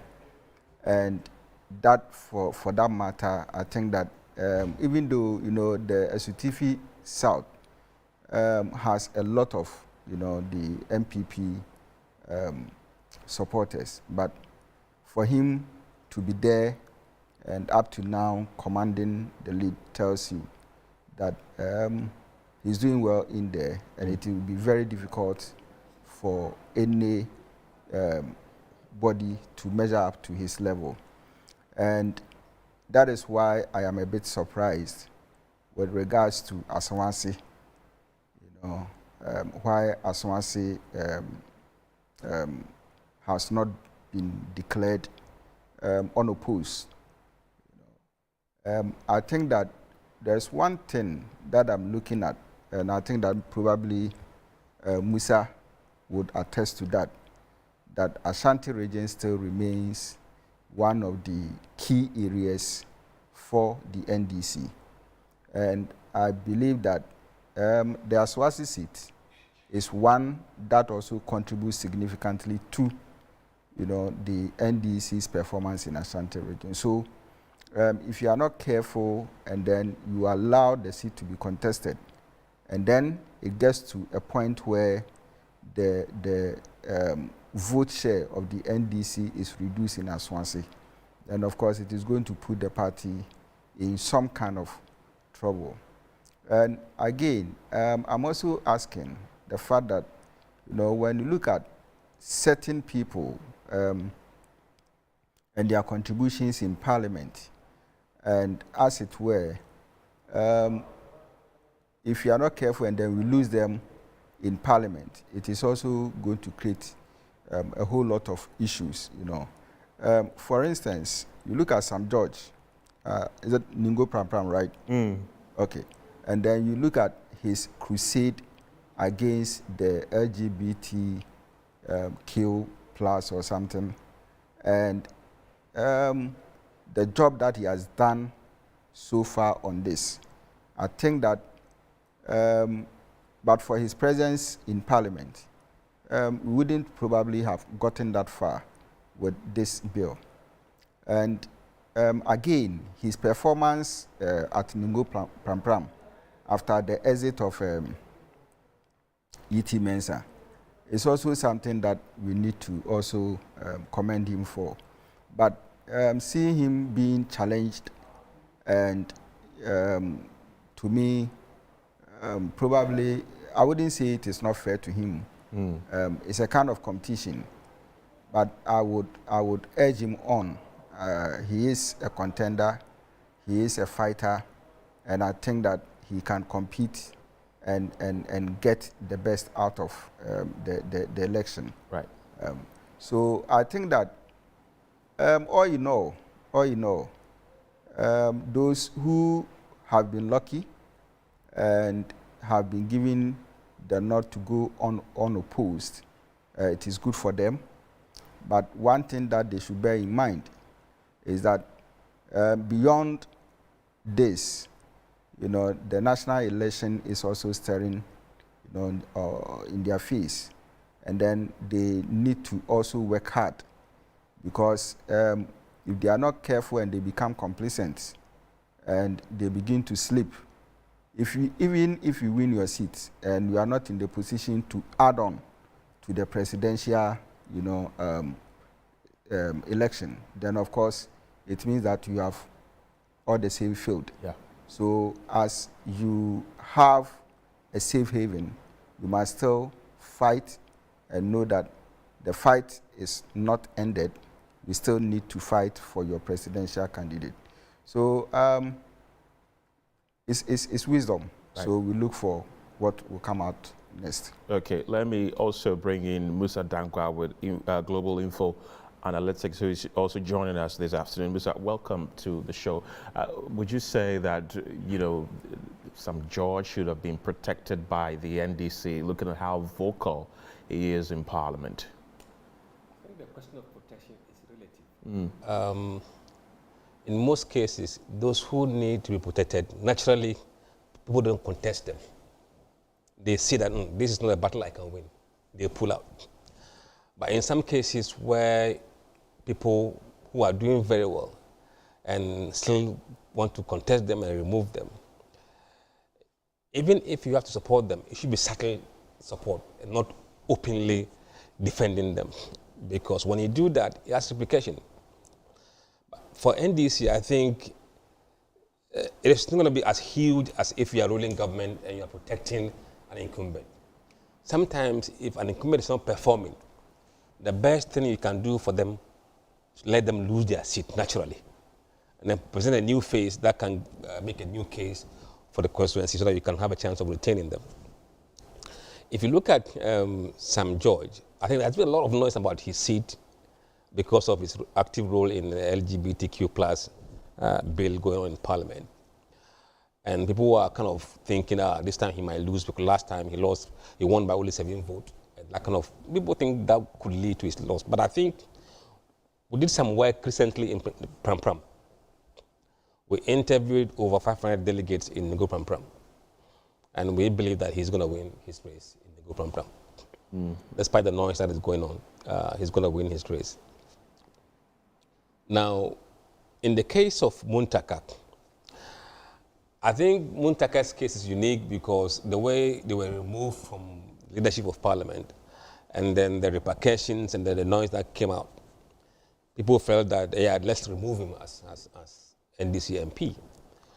But the thing is, from what we have seen in the data, look, I think he is the strongest person to defend the seat for the NDC than any fresh face. Because he's proving time and again. Absolutely. If you remove him, I believe the seat will be lost. Now, if you look at the data, you see, the people who may be voting for Masaudu Mubarak,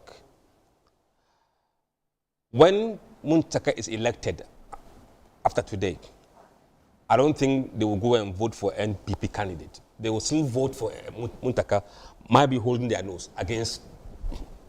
But they will know that if they don't vote for Muntaka, it could be probably a seat that could be lost to an MPP. It is easier to get those guys to vote for Muntaka than getting Muntaka's guy to switch in the general election to vote for this guy. So I think what would pan out in Asawase is that Muntaka is going to win, but he may have to have a lot of convincing to do after he's won to bring people together. They should put things behind them and move forward. But if he loses the seat, we can see MPP really eyeing that seat in 2024. That's quite interesting. So we understand that there's some constituencies that we have to watch out. There are some hotbed constituencies, including the Asawase constituency, Ningo Pram and others. If we can have it right now on our screens to show you which constituencies to watch. Good. So in the Greater Accra region, we have the Clote constituency. We have Zaneto Ajiman Rawlins. We have Meredith Na Lamte Adi. We have Ni John Alfonso Coleman. I will seek your opinion one by one on it. Do you think the incumbent will pull through? I think she will. Do you share in the same sentiment, Jonathan? Yeah. Okay, let's go to the next one. You know, I don't know, but a little comment. You know, the Meredith, you know, the late father also was one time an MP over there. Right. Same constituency. And he was a financier of the NDC. And we are talking about the founder of the party's daughter. So, I mean, these are two top-notch who are late, you know. So it's about, apart from your personality and your competence, you need that influence as well. So I don't know if I should okay. add. Okay. So that was why I was a bit reserved on that issue. All right. Now, you see that the indigenous people and in Osu-Klote obviously will favor Meredith as a result of the fact that the father herself was one of theirs. All right. And these are issues that when it comes to politics, you know, we talk about ethnicity and things like that that can influence people's decision. Now, when you look at Zaneto, all right, it was basically for the effect of Jerry John Rawlins and his influence on Osu-Klote. Now that he's not there, probably his name or himself doing the canvassing for the daughter, I think that it could be a very tough race for her. But she has argued that in all of this, her father was no way. Her father did not descend into the so that's why I was talking about. Say that, but we all know that. I mean, her father's influence played a big part. Of course, it is an influence. It's an invisible psychological influence. You see, it's like we cannot reject the founder of the party's daughter, and I mean, it's a way of still saying thank you to the founder. I remember the controversies that surrounded, you know, her win. People said that she didn't even have an ID card as a card-bearing member of the NDC. That was the beginning. And so on and so forth, but she still pulled through. At that time, the father was alive. So you see that we are sharing the same opinion here, right? I think there's one thing that we shouldn't forget. I don't expect a lot of incumbents lose their seat in these primaries. One, because they're not the ruling government MPs. And they always find an excuse that right. And people buy into that. Now, for MP from the position incumbent to lose his seat, you must look at their performance rating in the constituency, how they are perceived to have performed on their personal level. Those that would be at risk. And in fact, I was surprised that Apak wasn't contested, because the numbers we've seen shows that he's in trouble. Clement Apak. Clement Apak, yes, in Busa South, within his constituency. So he was the one that we were worried for. And I realized he's not being contested. So for him, it is good for now. But what does that mean for the general election? He has to do a lot of work. Now, for some of them that are going to fall, there will be those backbenchers, those that are not known, that haven't really made impact in their constituency. Right. And this impact means engagement. See, when you are in a position MP, your advantage is to be able to engage the people and be able to show them that you are trying, you are engaging them, you are trying to seek help from the help that those that have the power and the means to do so, but they haven't listened to you.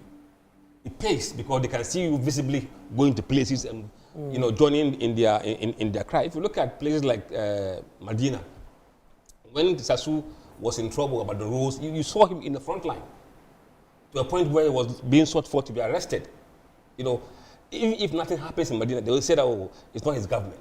Right. And that's the excuse that is helping most of the NDC MPs. And that will kind of save a lot of them because of that perception. But those that will fall is because probably they are probably bad in dealing with their people at the local level. Speaking of not a lot of incumbent MPs losing their seats, during your research, did you find a very big name that could likely lose their seat if care is not taken? We didn't see anyone. We didn't see. But those that were thinking were going to fall, in fact, we said that they will survive. And one of them was Muntaka. People had a strong belief that he was going to lose his seat. Initially, we had that feeling as well until we spoke to delegates. Then we realized that feeling was not founded. Well, yeah, but I think that when you mention Muntaka, for example, for somebody to stay on for 20 years, he will have huge stake in the constituency, no two ways about that. He's done some investment over the period, so that will also pay as a kind of leverage that he will use to win the seat again. But I feel that his antagonistic posturing is not helping him. And that is something he must work on if he still wants to win and continue. Because if you win, you need the members of the other side. If the members of the other side also win, they will equally need your support base. You understand? So there is nothing that you can... Then let me just add a little to why you asked a certain question to the effect that the incumbent, any big name falling. One other thing is probably if you have stayed too long. You see, if you have stayed too long, that in itself, that in itself, even when you've done so many things, people can just say, they get tired of you. Yes. And I know that when you go to a central region, for example, there are people that they groom along the line. It gets to a point where they say, okay, let me go for the last one.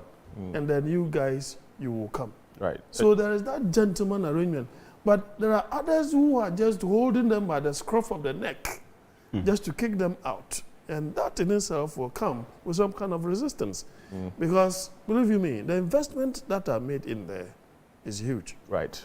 So let's take you to Ningo Pram because we understand delegates are fuming over officials allowing non-registered delegates to vote, accusing the incumbent MP, Sam George, of being behind it.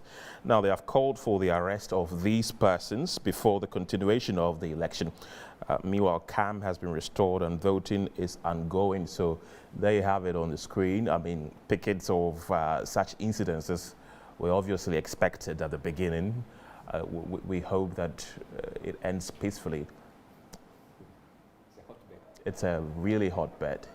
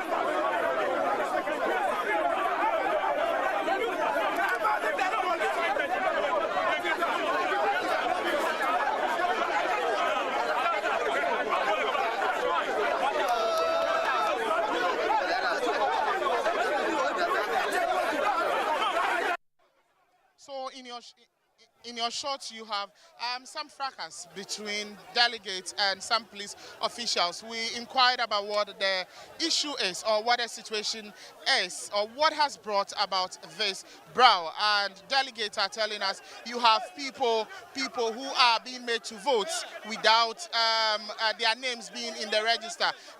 What really happened? You don't want to talk, but that is the information we gathered on the ground, that they have allowed people without their names in the voter register they are using here to vote. And some are even accusing the police personnel of helping people to pull through voting without having their names, or even having identification cards to prove they are members of this constituency, talk less of even having their names to allow them go through any voting process.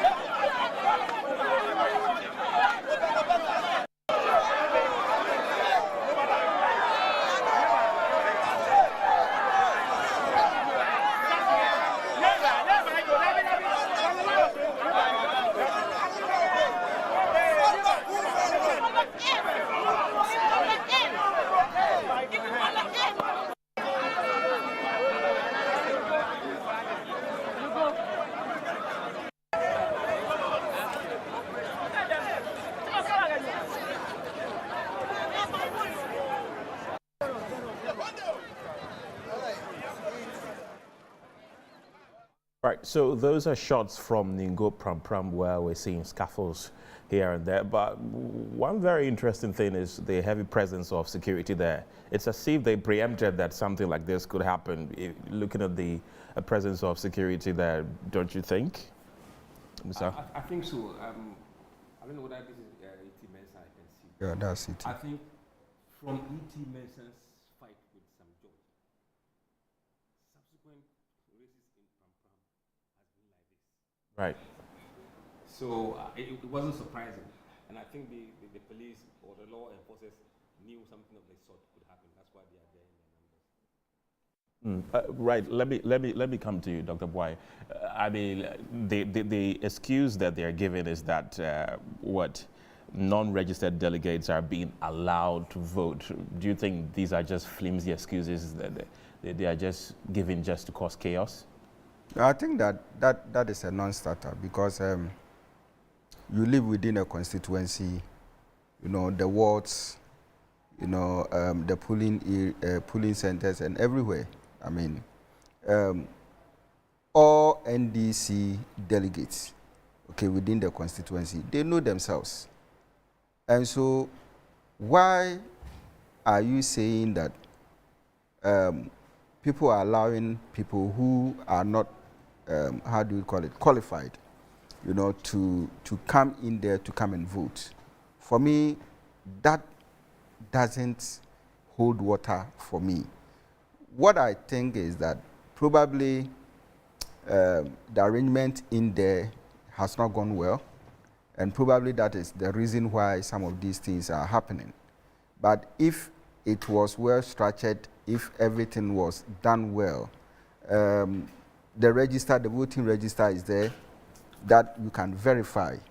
Beyond that, I think that each of the candidates have their guys in there who could point and say that this person is here, that person is there. All right.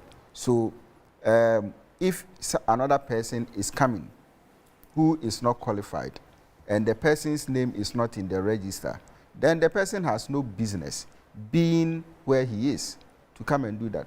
And if the police would also act the way or be allowed to perform their duty, such people should be called to order. Right.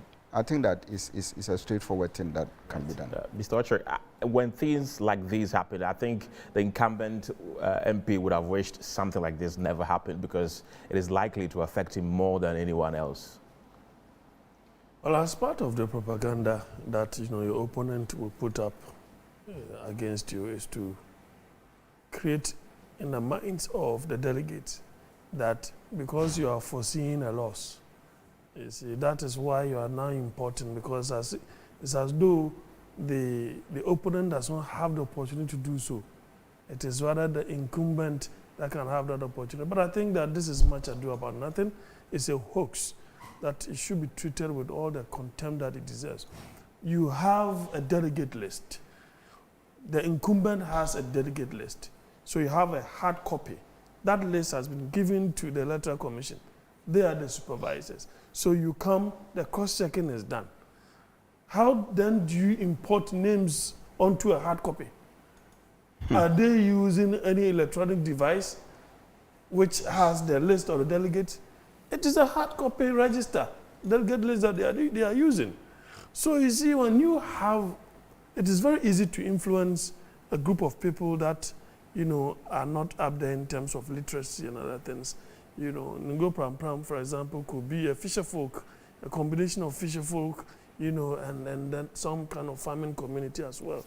Then, of course, those who I'm not too sure, I mean, the middle class and the upper class, they will not be part of this delegate, system. So it is very easy to throw some kind of propaganda piece in the air and see how people react to that. And that in itself is part of the politicking that goes on. But I think that the security must equally be up and doing. Those who don't belong to the inner perimeter, they should not let them be there. If you have to be outside the perimeter, so be it. If you're an observer, do not get yourself engaged in all of these processes. I mean, if somebody is arrested and then, sent to the police station, detained, people will begin to, have a rethink of the kinds of things that they do when it comes to election. When the stakes are high, Ngo Pram Pram is part of the flashpoints. The hotbed is part. Asawase has been, that Menchia place, and then a few of these places that have been mentioned, these are flashpoints. So the security is aware, the intelligence is on the ground. When the stakes are that high, you need to up your game and ensure that things are done rightly. And that is all that we need to see. They shouldn't just be observers If they have to kick people out, they should kick them out. If you have no business there, but I mean, this is such a ridiculous, ridiculous claim that somebody is important, some non-registered delegate. Who is a non-registered delegate? Is it by the, what's it called, the tag that, which they say is a delegate or a clearance of a sort? Or the person's name is not on the register and somebody is important using a hand to write that. I think that if that is the political strategy of the opponent, you should have a rethink and come up with something new. Right. Okay. I understand you want to take leave of us, but let me continue with you two, gentlemen. Musa, prior to this election, we've seen a lot of drama unfold. I mean, the last 42 hours, we've seen 2 people sue the party, 2 people withdraw their suit. We've seen 1 person withdraw from the contest. That is Dr. Dufour. A lot of people are saying that he really wasted everybody's time. If you knew that things were not going to go the way you wanted it, why did he waste everybody's time? Do you think it was a tactic to waste people's time and it didn't work? Oh, it's difficult to say that was his intention. But for someone who has invested a lot of money in his campaign, a lot of time going and touring the country and selling his message, for him to pull out because of the infractions in the register, the album, in fact, the album, on the register, that would affect everybody probably equally, because you can't prove that those anomalies will favor one candidate or another candidate. And also, knowing how the register was compiled, it wasn't compiled just for the presidential election. It was compiled from the grassroots to aid in the local election at that very local level. Right. And then that was used to do the constituency elections. That was used to do the regional elections. So if there had been problem, that problem had existed long before the presidential election was kicked in. So it wouldn't have been orchestrated by one particular candidate, either Mahama or Kojobonso or anybody. But I think it's an inherent problem that is in the register that I think could have been resolved quite easily. And I think in my case, in the worst case scenario, you could argue that any person whose issue or whose name has an issue will be expunged from the register and have the clean ones to vote, in which case everybody is equally affected. You can't tell by his name or name that, or this might be Mahama delegate or this might be Dufour's candidate. So for me, I think it was a bit too much to do at that point. I thought he should have stayed in the race. But he realized probably that by taking the legal action, that was probably the last straw NDC want to see. And he felt that probably the poll numbers will probably get worse for him. And it's for him to withdraw, to minimize his fallout. But I think his name is still going to be on the ballot. People will still vote. Those who want to vote for him will still vote for him. Yes. And we'll know the results of after declaration. And it will be difficult to argue that if he had stayed in the race, he would have gotten more than that, because I don't think he was going to get anything. If anything, we expected that his numbers would get worse. And the fallout will benefit John Mahama and Kojobonso in the end. Dr. Boahe, a lot of people also argue that why did he wait so long? Because he had such a long period to whether sue the party or settle any issues he had with the party. He waited until the 11th hour, sued the party, withdrew the suit, and then a day before the election decided to pull out. Yeah, so I don't really know what went into his decision to resign, what went into his decision to go to court. But I know that on Monday, that is last Monday, we woke up to see in the media headlines that he has petitioned, the executives, concerning the fact that the register, had some issues, and the picture album too, which the media also highlighted. But I was surprised to hear he's gone to court. All right. Probably he felt that the internal, structure that is supposed to address his concern is either delaying or probably not paying attention to his request. So he needed to go to court and to probably bring finality to the issue. And I thought that yesterday I granted some interview and I commended him and the NDC for understanding one another and coming together to smoke the peace pipe, settle this issue out of court, and to get his interest and other interests, settled.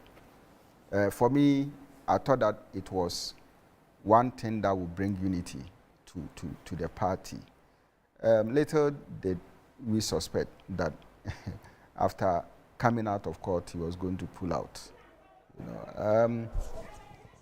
And I was not expecting either that he would do that. I think that Musa was indicating about probably his fear that he was going to lose popularity and that he was going to lose certain votes. For me, I don't see it like that. I thought that it would probably might have increased his chances, probably shooting his numbers. For me, it was that kind of confidence, that he demonstrated, the kind of boldness he demonstrated, even deciding, to go into this election and even pointing out one or two things which he was not satisfied with. And I think that if he had stayed, it would have been good for him and his brand.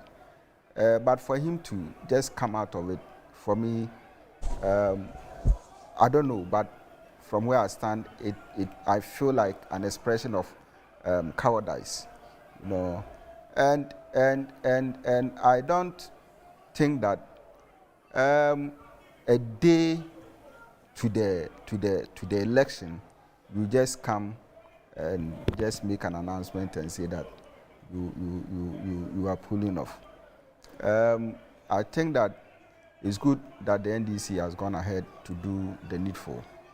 But it is also something that a man of his caliber, shouldn't, do.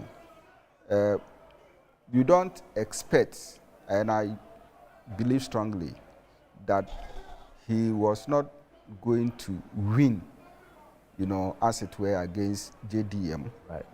For the first time in this contest, it was not going to happen.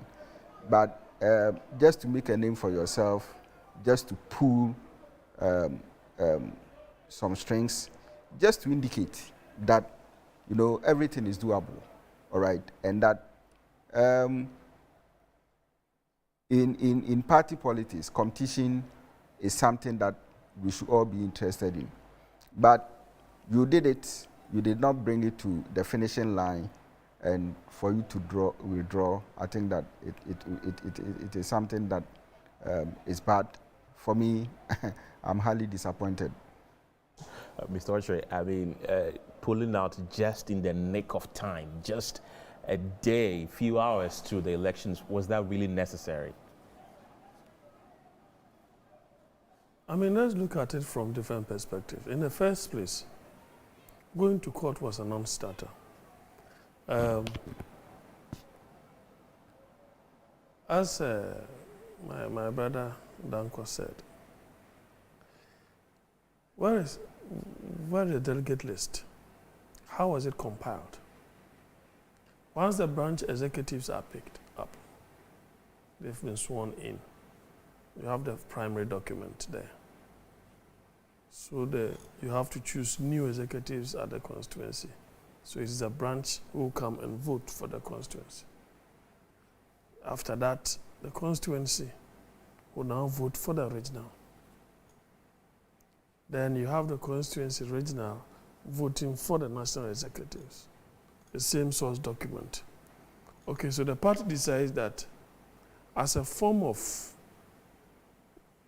improving authentication and verification, let us include a photo album. Besides, if you are to vote, you just don't use your party card. You use your party card plus another national ID, preferably the voter's ID, as a form of what? Authenticating and verification. So the information that you have on the card, you have the person's name, you have the sex, you have the person's number, as where the party number is on it, the person's phone number. So which people have they been calling? Which people have they been reaching out to as delegates? Where is that data coming from? The data has been given you. Right. These are delegates. Unless when you call, then the phone said, oh, the person you are calling is dead. You have the data there. So as a form of improving the process, they are including. So if that process has not, gotten to where everybody intends to get to, right, then you go to court, I think that you are crying wolf. Then the second point is that the 220 that you were given, was it the case that 275 or 76 was given to the other, your compeers or your competitors? That was not the case. So you are equally crying wolf, knowing very well that the signs are written on the wall. Thirdly, I've said that find out throughout the whole country which of the parliamentary aspirants or a parliamentarian had his or her poster on the board, wall, wooden, whatever, that had Dr. Dufour's picture attached to it. It's all Mr. Mahama. So that is an empirical evidence of what is likely to happen. I have not seen, I have not even heard that his son, Dr. Dufour Jr., has even attached the father's picture, to his. I found out that it is only his picture. If his father is contesting, at least you should feel proud that your father is contesting. Why didn't you do that? Because you know that on the ground, you wouldn't want to incur the displeasure of the electorate who know whom they want to vote for. So it is politically suicidal if you go the other way around. You see, yeah, we are practicing democracy, but politics is about timing. You need to learn your timing. If you don't get your timing right, you go and say certain things that are wrong at the wrong time, but they could be right at some time. If Mr. Mahama contests 2024 and he loses, nobody will tell him not to come again. Because all those who love him today will turn against him. It is natural, because you are making them stay in opposition for too long. Our love for you is making them stay in opposition for too long. You are going on a rescue mission. Look, this is a do or die. That's what he said. It is either a make or break affair. If he doesn't win, he's retired. He will retire naturally. You understand? But you see, he is the best bet for the NDC for now. Because if you want to navigate the country out of the crisis, there is no need for experimentation again. There is the need for an experienced hand. We have had crisis in its time before. The energy crisis, you understand? And was he able to navigate us through it? Yes, he did. Yeah. Maybe at a late hour, people got angry, but of course, the propaganda of the opposition then was so strong that people bought into the views and the suggestions and ideas of Dr. Bawumia in particular. And that is why he himself is going to hang himself. You see, he will be hung by all the things that he said, should he also emerge. So, Dr. Dufour, you should see the signs on the wall. These are empirical evidence, pieces of evidence on the ground. So, yes, you need to contest. You are 81 years.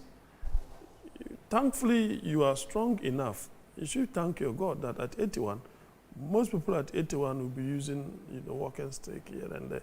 Even my mom, who is 77, is struggling. It's not been easy for her. So you are really blessed.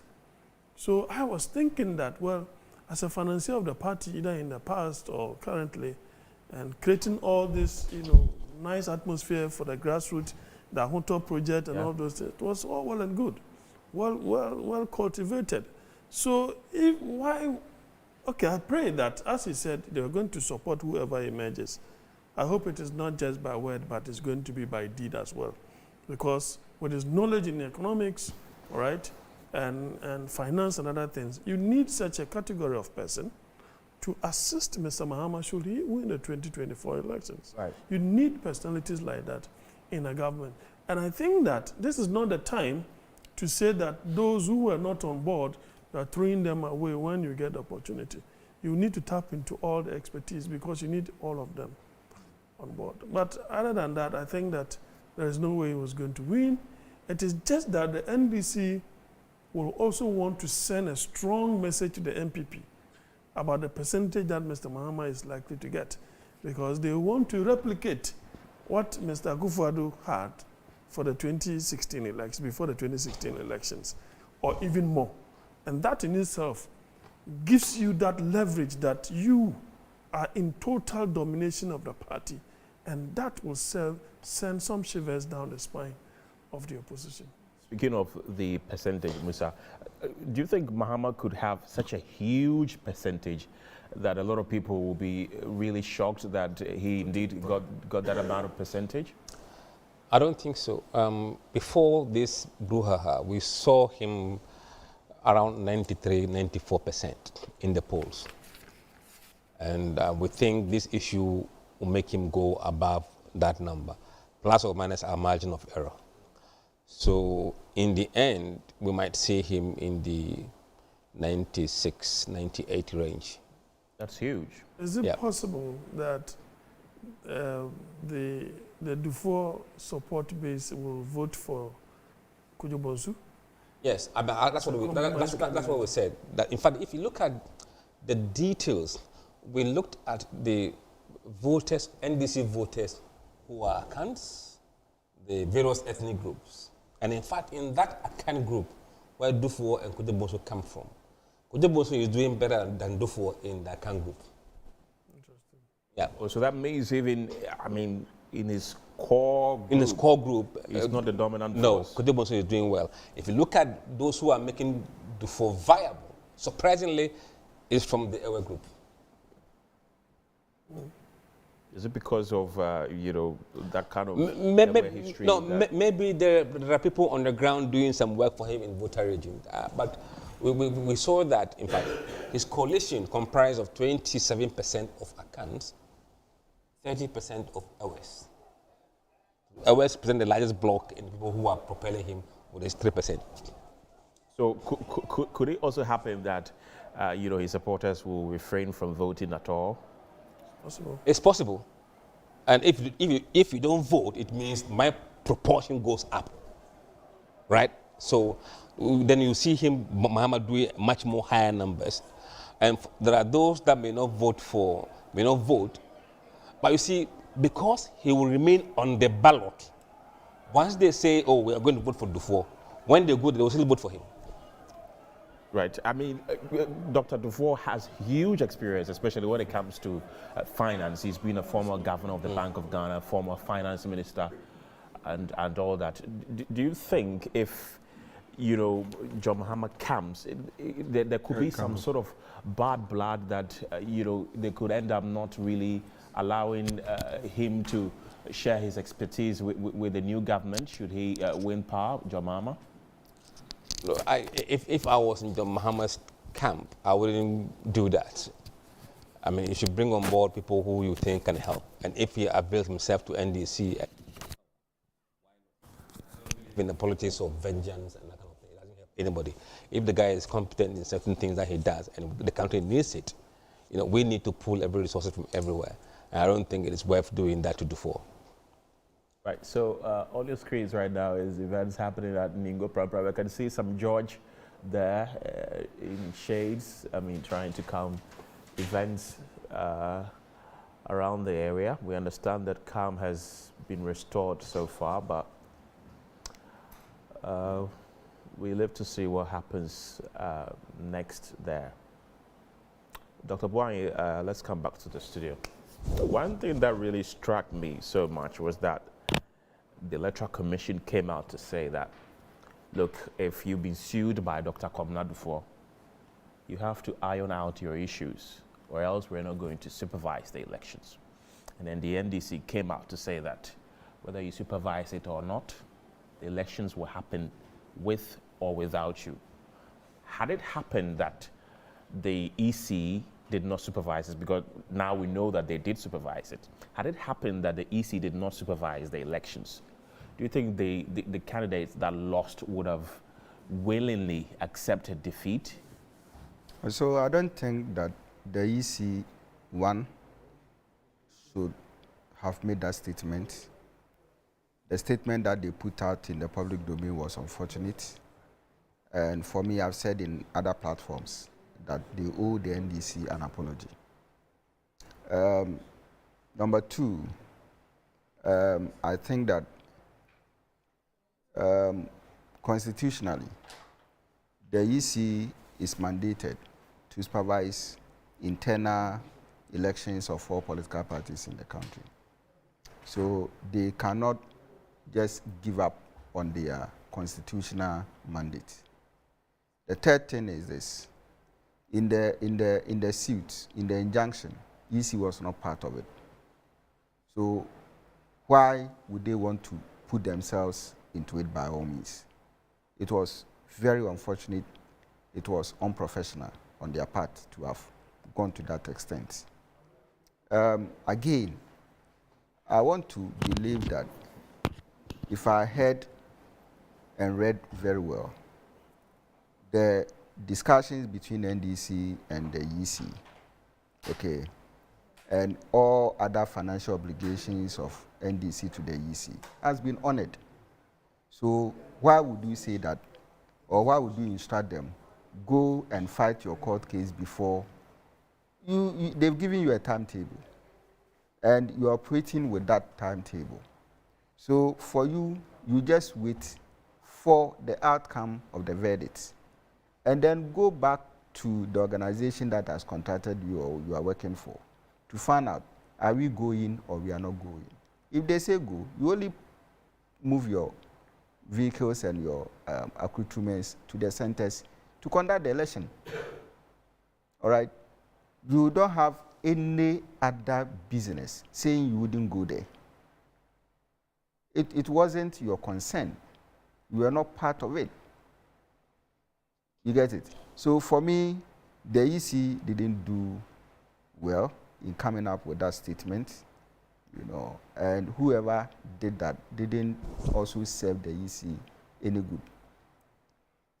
And I think that in future or going forward, the EC must probably put certain things in place if they want to address some of these things, all right, so that issues of this nature doesn't, you know, affect, you know, elections in Ghana and whatever. But for me, the EC should learn that they are not a political entity. They are not, even though they oversee political activities. Okay, they are supposed to be neutral in all their activities and all their performances. So any time that there's a tussle between, you know, political parties and maybe their internal structures, you know, the EC shouldn't be in a hurry to be putting some of these unfortunate statements in the public domain. Right. Busa, do you share the same sentiment? I mean, you could understand where EC was coming from, in the sense that if they serve an injunction, I think EC was in the suit. They were part of the party that were sued by Dufour's team, and they delivered the suit or the writ to them. So they saw the writ, and I don't think they would have been able to go ahead with the election if the suit had stood. But I think what they shouldn't have done was to organize a media foray for that issue. Sorry, I have to cut you in and speak to our correspondent Shadrach Odamejare, who is standing by at Ningo Pram to bring us the latest. Shadrach, welcome to the show. What's happening there? What can you tell us? We're not part. We're not sued. We're not part. Delegates were having issues with the voting process. This is yet another one that has started, and all this is about some delegates who feel they are being disenfranchised. They are not being allowed to vote. Other people on the ground are also saying from the onset, some branches were injuncted, they were given injunctions, and they were not allowed to vote. Subsequently, the court lifted the injunction and then gave some, about 2 or 3 persons, the opportunity to come vote here at the constituency main constituency polling station. But they came in and they were not allowed to vote. Meanwhile, other people's interpretation is most of the people who are coming in, or those who had issues with the voter register and are being allowed to come in later to vote, are all supporters of Michael Tete Quitty, and it is the supporters of some judge who are stopping them from voting. Others also feel that the courts did not allow them to come to vote today. It was supposed to be in other elections, not today. Auntie, please, what's happening? I don't hear English, but I'll speak my language. Yeah, 7 branches. And I don't post home. In Takabani say, I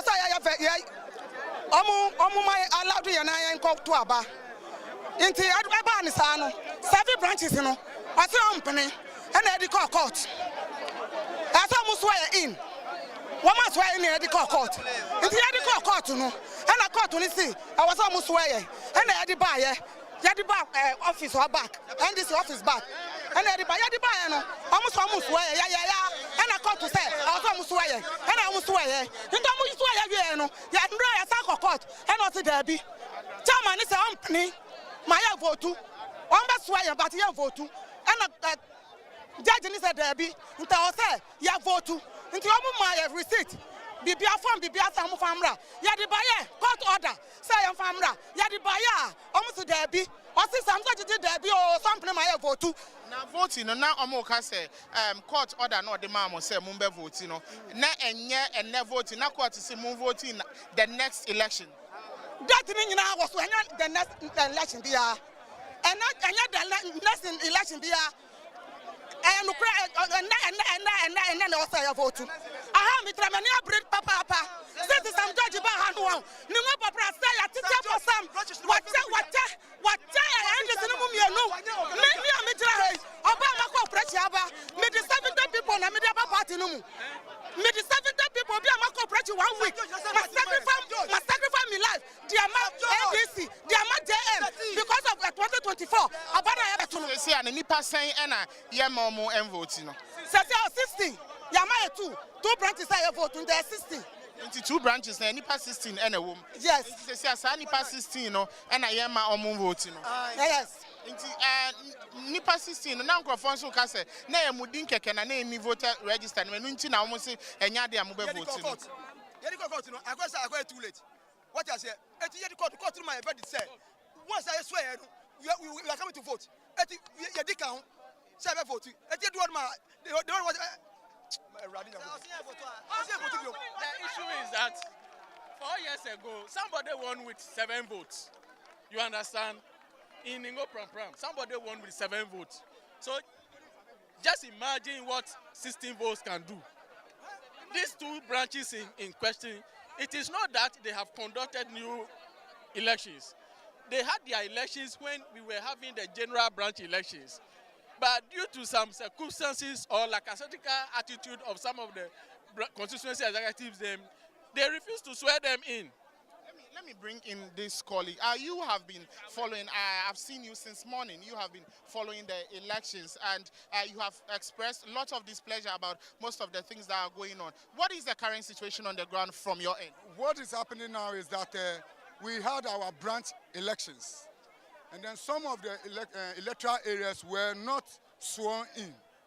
So it comes to the point that during the time for the election, they went to court on some of the issues, which were 2 branches were guaranteed.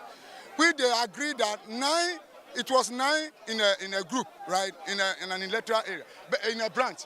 But they made it that 8 people were the qualified people that can vote, which for the 2 branches. So each branch. So we agreed that those 8 persons can making 16 can vote, and that's what we agreed. They went to court. The court guaranteed. When they were here today, they said no, they will not agree for them. Did the court say they are supposed to vote today or in the next election? Today. The letter is there. Everything, evidence is there that they have to vote today. So all we are saying is that our 16 delegates has to vote. That is all. So what is their conclusion and what has what consensus have they reached? We were telling the reinforcement, which is the police, that they have to enforce law. So if the court have agreed that there's a letter which is from the court that they have to vote, then they have to guarantee them to vote. They've given them the letter. So we are waiting for them to give us the response. Otherwise, the election will not continue. But I saw most of you there clapping and cheering on. They told us they will agree for them to vote. That is why we were cheering. So if they change their mind, then it means that what we are doing, we'll continue doing it. That's it. So you are cheering because at least you are trusting the police to keep to their promise. That is it. Okay, thank you very much. So he has given us a fair understanding, plus other delegates, a fair understanding of the situation on the ground, or what really the details are. What they are saying is 2 branches were injuncted. They were not sworn in, hence not allowed to vote. Subsequently, they took the matter to court, where later court's verdict was to allow just 8 from each of the branches to vote. So 8 on both sides will be 16. So these 16 persons come in and they are later told they still cannot vote. So that is what they are pushing for, to at least allow the 16 people they claim court has given the order to vote, for them to be able to vote. And they are also saying, the police they spoke to, the police have also agreed that they would allow for due diligence to be done. So they are only being hopeful that the 16 persons will be allowed to vote. If not, then they would also make sure the elections do not go on. But this is the current situation here in Ningo Pram Pram. It's been back and forth about the elections. It's actually 2 polling stations. The very first polling station is done voting, and most of the issues are around the second polling station. This is where most of them are voting. And we are still being hopeful that this might change. But so what? And this time around, if they don't allow Mobole to vote today, then they are not counting any ballot paper here. How many people are supposed to vote now? Oh, for now, I know about 9. That's Mobole. But they are supposed to, 18. 9, 2 branches. But your other colleague said it was 8, making 16. Okay, then maybe I made a mistake. Okay. Why are they not being allowed to vote? When you came in, what did they tell you? Oh, okay. Actually, I know a lot about Mobole. Okay. That's they went there for election, and one member of them did not allow them, simply because they said he wrote a petition against the other candidate that he shouldn't contest. The petition too is like, we don't know the actual person that wrote that petition. You understand? So through that, they did not swear them in. So I think they went to court with that particular issue. And this very Thursday, they swear them in as executives. So if they swear them in, then I think they have to vote. But right now, the only thing we could hear is that they don't allow them to vote. But on what date did the court give us an order to allow these persons to vote? Was it this very election or the next election? It was this very election. They can vote for this election. This very election. And if you know for this election, what is the essence of refusing them to vote simply because Michael's stronghold is that place. So from where you are. What is your next step? Oh, the next step is that if they don't allow them to vote, it means we are not going to count anything here. And the election will not come on. That's it. But how do you ensure it's not counted? Because the policemen are here. So if you say they are not going to count, what do you? Oh, okay. Actually, I can see the voting is still going on before this thing started. So the rest that remain now, I don't think we will allow anybody to vote. Okay, sure. Thank you. I think we'll get closer to the canopy where you have the contender, that's Michael Kwete, with some other delegates, having some conversations on the people who are supposed to vote and those who are not supposed to vote.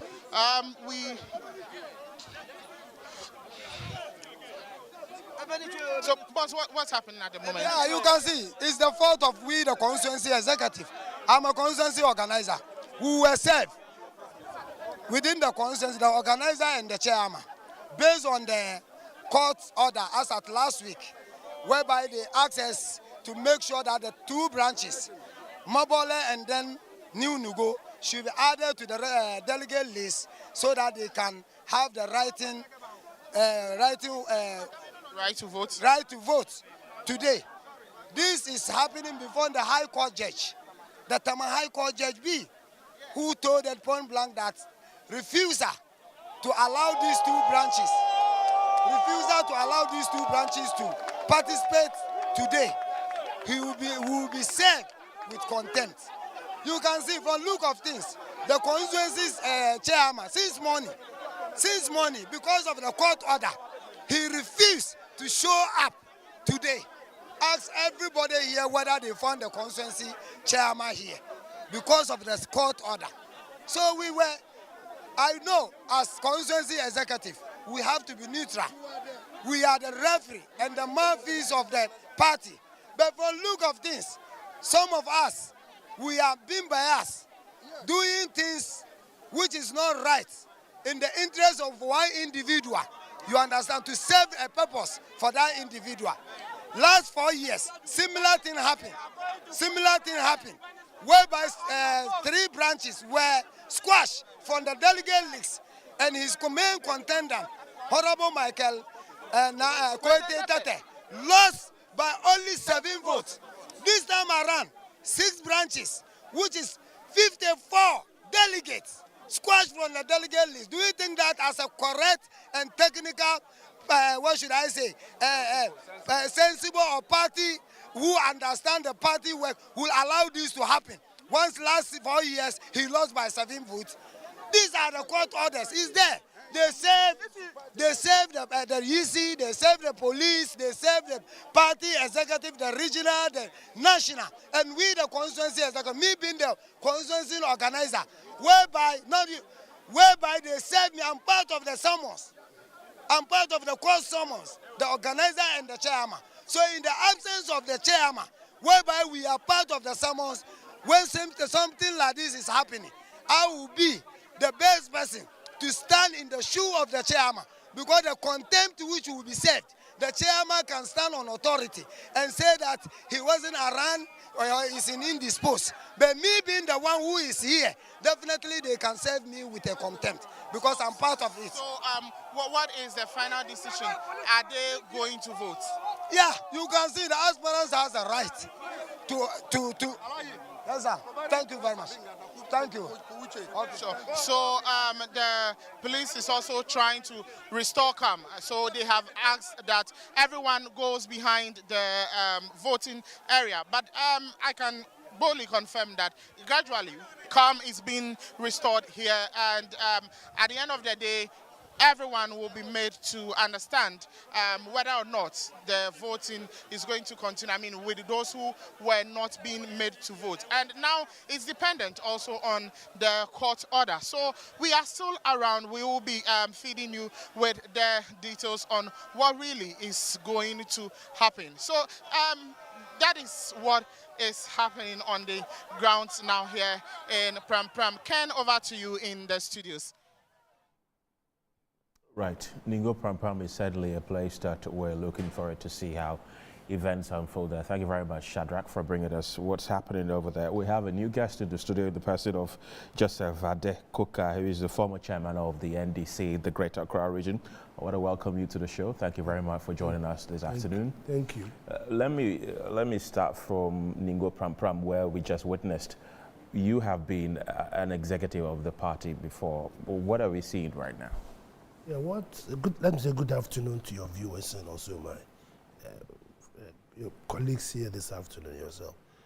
Yes, this Ningo problem has been there for a very long time. I think when I was the chairman of the party, we conducted the branch elections, and during the vetting process, we found that most of the people who claimed to be in that branch were not qualified to be in that branch. So about 3 or 4 branches were stepped down and for further investigations. They brought a lot of appeal, and all those appeals were dismissed. I remember it went as far as Segbefier's committee, and that also was dismissed. Since that time, I don't know what has gone on, but a few days ago, I read in the papers that a court has ordered the constituency executives to reinstate those people who were disqualified. But the question is whether, when the court order was given, whether their names have appeared on the voters' register. You see now, if even the court has given an order and your names are not on the voters' register, it's difficult for you to be accepted to vote. So that is what we must find out, whether if indeed their names are on the register, then they are qualified to vote. But if it is not, and a supplementary register was not brought to the constituency to be given to the EC, then they can't vote. See, but unfortunately, the people there are not ready to have any meaningful dialogue to establish these facts. So that's what we are seeing there. The facts must be established as to the court order. Has the court order been really implemented by the party? Are their names on the register at this moment of time when the voting is taking place? If these things are not done, you can, otherwise every Tom, Dick, and Harry can come in and say, I've got a court order, so I'm entitled to vote. I mean, you have chaos again, understand? So I think what they should do now is for the police to calm them down. Whatever register they've got in there, they must use that register. And I know that if after the election you feel aggrieved, there's a way of going back for, like going to the Supreme Court for redress, something like that. But at the moment, we must establish the facts of what is going on before we can actually ascertain whether what they are claiming is right or wrong.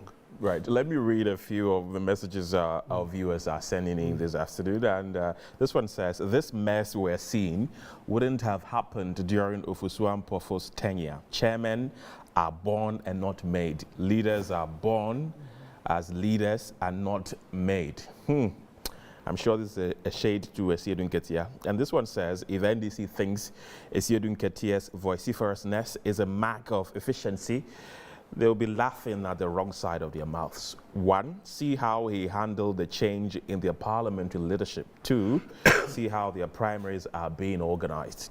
It says, Ofosu Ampofo is a born leader. Esiedun Ketia is a by-force leader. This is coming from some of our viewers. And this one says, most of the sitting MPs that went unopposed were not genuinely unopposed because some of their competitors accepted it painfully. Such MPs, parliamentary candidates, is Isaac Adongo of Bolgatanga Central Constituency of the Upper East region. Mr. Adekoka, you have been, an executive of the party before.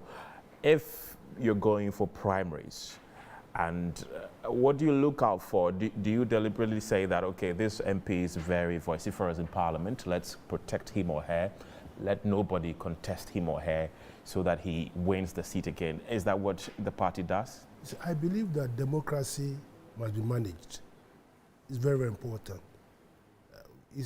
When we say democracy, like my brother, everybody has opportunity to go and contest for a position. But sometimes it's very important also to look at the dynamics of what is going to happen. Look at the stature of Adongo in Parliament, Adongo in NDC activities. If the person who comes to contest Adongo hasn't gotten those qualities as a party, you allow him to be sacrificed, then you are doing yourself harm. He must have so many challenges, so many problems, but it's good to manage it. Look at the problem and see how best you can, in consultation with his electorate or his members within his constituency. Otherwise you end up having somebody goes to Parliament for the whole 4 years, you haven't even heard his voice. Maybe that person coming to contest him because of popularity or because of having some local feel, you understand what I mean? Right? Will win the seat. And then he goes to Parliament and becomes what do you call it? Just somebody warming the benches. So it's very important. I agree that sometimes you must manage these things. And so I had a privilege of going to President Mahama's campaign tour. I virtually went to all the 16 regions with him, right?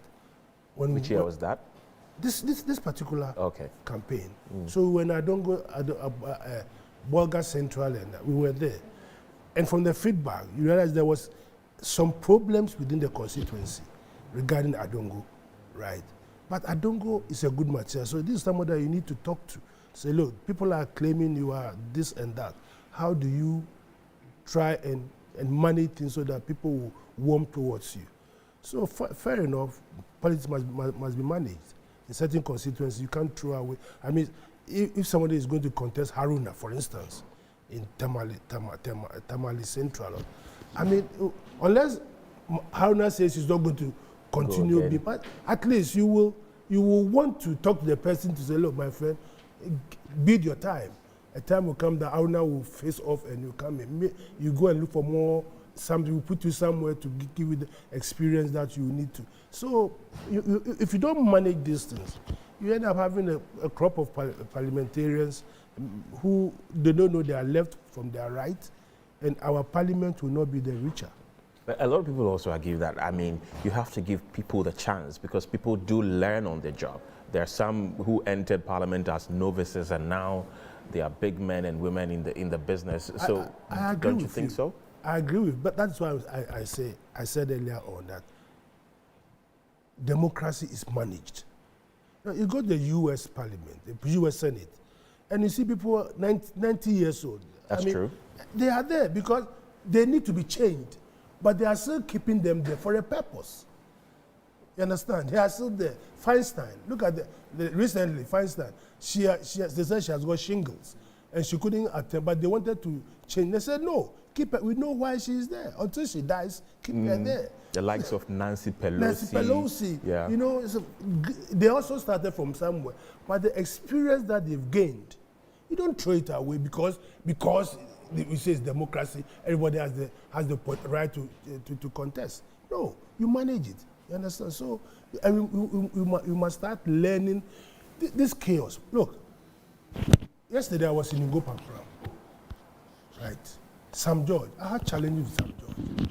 But Sam George has got certain qualities that the party needs. Regardless of what people have got different ideas about or different thoughts are thinking about Sam George.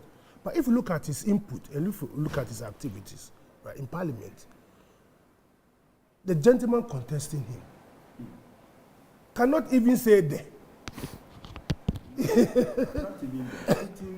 I mean, let's sentence together. You'll be watching in here. Putting a sentence together. I mean, let's be serious. This is somebody who was secretary, couldn't finish. He became chairman. He couldn't finish his term. He wanted to be MP. He resigned as chairman. Then wanted to be regional chairman. He came to contest me, right? And now he's gone back again to be MP. What does he want?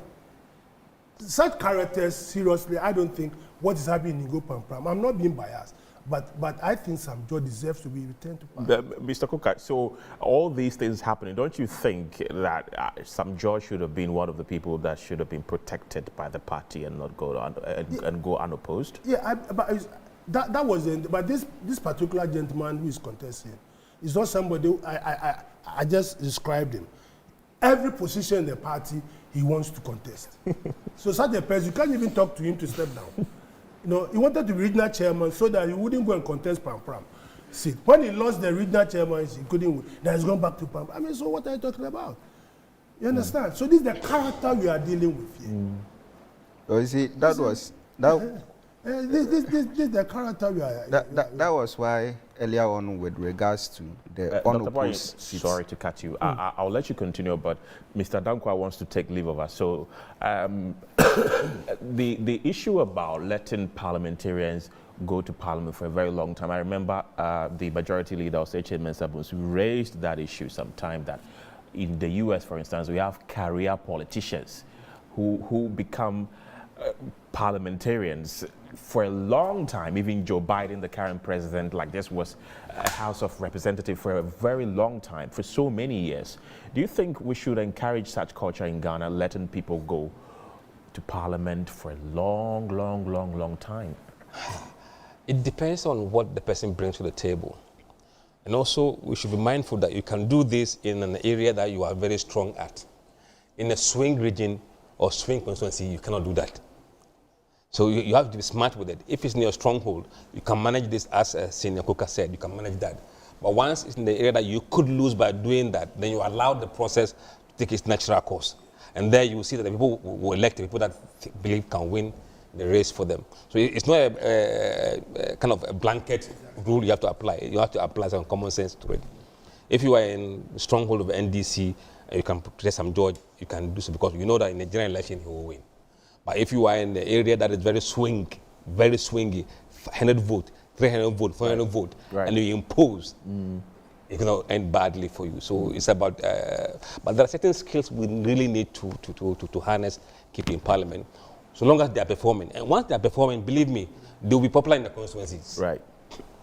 Those that are not performing, they wouldn't be good in parliament either. Right. Those who take a front stage in parliament, they talk, they engage, they are mostly popular in their constituencies. It's those that are quiet, don't talk, that really are vulnerable. And you don't see parties going heaven and hell to protect them. Yeah. Those ones, they can do without them. But those that are really vocal, and I think Sam George is a very unique case because of the history of Nego Pram from E.T. Mensah all the way to now. It's a very unique case. In other places, he wouldn't be in the same trouble as he is right now. But we think at the end of the day, he will come on top. Okay, so Mr. Dangwa is with Global Info Analytics. Thank you very much for joining us this afternoon. Let me continue with Mr. Adekoka. Let me continue with Mr. Adekoka and Dr. Abuahi. Mr. Koka, we've seen that Ningo Pram is trying to make an earlier hotspot. Okay, before I come to you, let me allow Dr. Abuahi make his submission. Yeah, so that was why earlier on, I'm just adding up to Mr. Adekoka's earlier point, with regards to some people who have net worth to Parliament and to the party. And I think that I kept talking about Sam George, Muntaka, Idrisu, These are stalwarts in the NDC and in the NDC parliamentary, caucus. And I think that these people are people, when they lose their seats, it is not just a loss to the NDC, it is a loss to the whole country, all right, and our parliamentary deliberations. So I am happy you mentioned this issue about career, politicians. And I think that it is an excellent concept that probably going forward, Ghana can pick pieces together and to probably develop some of these things in our own way to ensure that some of these minds, we don't just lose them, to mere politics, right? But we are able to maintain them, keep them, so that our democracy, can become that force that we want it to be, right? So I think that for me, I was a bit surprised that the 47 protected, MPs who are going on opposed, people like Sam George was not part, people like Muntaka was not part, people like Idrisu was not part. Aaron Idrisu was part. He was part, yes, okay. He was part. But for these two, all right, I think that, but I strongly believe they will, they will come out. Yeah. Mr. Koka, we've obviously seen that Ningo Pram is a hotbed. Which other constituencies should we look out for? In terms of hotbeds, yes. I think so far what I've heard, there seem to be some, apart from Amasaman, which has been resolved. In Greater Accra, so far, apart from Ningo Pram, I haven't heard any skirmishes going on in the country. You read this about Techiman, where we are having problems there, and then I think I would to say nearby it has been resolved because of venue. Right. So far I would say that if we get 90% of peaceful election, I would say that NDC we've done well, right? Because it's a human institution. Naturally, you have people not happy with certain things, but we must accept a 90% turnout, which is with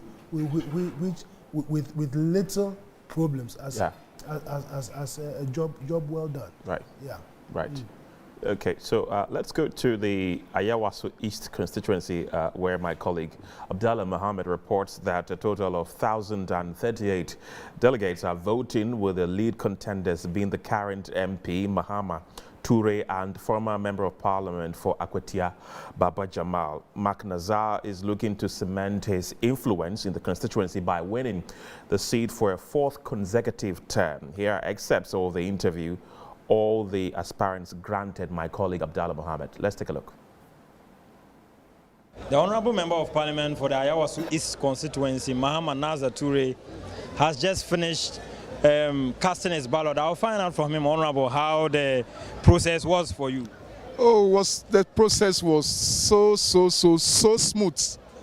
I'm happy about that. So it is moving all right the way we expected it. So looking at it, and I'm happy, it's peaceful, yes. So judging from what you are seeing here, the peaceful nature of the exercise, are you hopeful that at the end of the day, Mahama Nazar Toure would be retained as Member of Parliament for this constituency?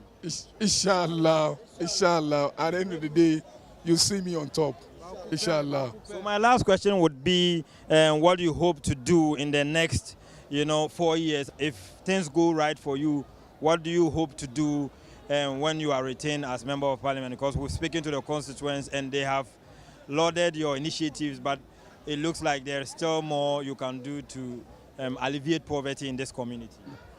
Yes, for the next 4 years, God willing, and if I got the mandate, I said it earlier on, is what we need is job. Job is number one, because without job, there's no life.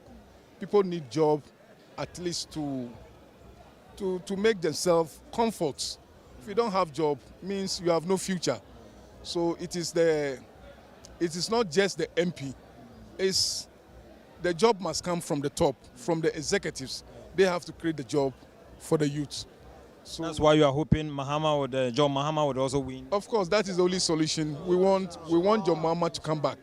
With the John Mahama, I believe, all these challenges that we are facing will be resolved. Let's now speak to the Honourable Baba Jamal, who has just finished casting his ballot, and I'm sure he voted for himself and His Excellency President John Dramani Mahama. Honourable, how was the process for you? Oh, so far so good. I think that it was very fast. The only thing is that because there are no photo albums, sorting of the names takes some time, and that's why there's a bit crowded. But so far I think it's fine, and I didn't take much time to go through. Otherwise, I also think that how they have arranged the process is very good, and it's assisting us very well. All right, so let's speak about your chances. This is a comeback. This is not the first time you are contesting the Honourable Mark Nazar. Are you hopeful of making a significant impact or, winning the seat this time around? Inshallah, I'm not going to make just an impact. I'm winning it. I know what I have done, the work I've done. I've spoken to the people. I've done what I could do. And inshallah, I believe that I will win these elections. And when I win in these elections, I will change the narration of Nima and the commentary of bad behavior and whatnot. We will change the commentary and bring some good name to the place. Let's now speak to one of the 3 aspirants contesting for the seat of the Asawase East constituency. He's in the person of Dr. Azindo Yakubu, and he joins us now on Metro TV. Doc, how hopeful are you of your chances as you walk to cast your ballot? I'm fairly optimistic, more than ever. I am optimistic that I'll win. What makes you very optimistic of your chances? Well, I came the last time and I saw the sort of mistakes that I made. That cost me the election. This time I have come around, I have corrected, I believe, almost all those mistakes. And I have been able to ensure that people understand my message clearly. The last time I wasn't able to do that. I believe this time they are looking for change because they have an MP who has served for 12 years and they are looking for somebody who is more energetic, vibrant, who can take the fight to Parliament and bring the sort of development that Asawase East needs. So what have the delegates been telling you? I'm sure you've been speaking to a lot of them. What have they been telling you? The delegates say I should be rest assured that they will vote for me, majority of them. I'm not sure we should all trust delegates, but I mean, when they are speaking from their gut, if you can feel it, I mean, this time around, I know it when I see it. I know victory when I see victory. I see victory coming my way. By 5 p.m., I'll be declared the winner. Now speak to some of the delegates who have showed up here to cast their ballots for their preferred candidates. I'll speak to this lady who will briefly introduce herself and tell me how the exercise has gone so far for you. Inshallah, exercise ne koye pa. Me did Rama to Adam Sampari. Me wa Yellow House branch. You're for Honorable McNaza because Obaya for the past 12 years no why pa even though the government in power by 3 years 8 months no why Nyoma Bebre Nima market Nima hospital what you am for fees why Nyoma Bebre ka adia betchie enti yesramo Ayawaso for Ayafu is for Musha na money mandate because John Dramani Mahama 2024 Inshallah, Oba, Oni Maknaza, no continue, no nye juma pa, emma nima fo, ni enko nim, na ye chidie, yen sabium, Inshallah, #1. Obia wofia bia mesramo, mumpie, na mbe vote man, nyenya massive 99% for Maknaza. For the past 12 years, doing his mandate, when NDC was in power for the past 3 years, there has been a lot of constructions that has been done under his term. Looking at, let's say, the Naza Bridge. First, people used to walk about 20 kilometers to cross the bridge, but he has done the bridge and now it's very, very short for people to cross the bridge. There have been so many projects done under his term within that 3 years when his government was in power. But right now that NPP is in power, he has continued doing some of the projects. So we are appealing to all the delegates to vote for him. All right. So that when we vote for what's the name, John Dramani Mahama, when he comes on power, then he can continue with his good works.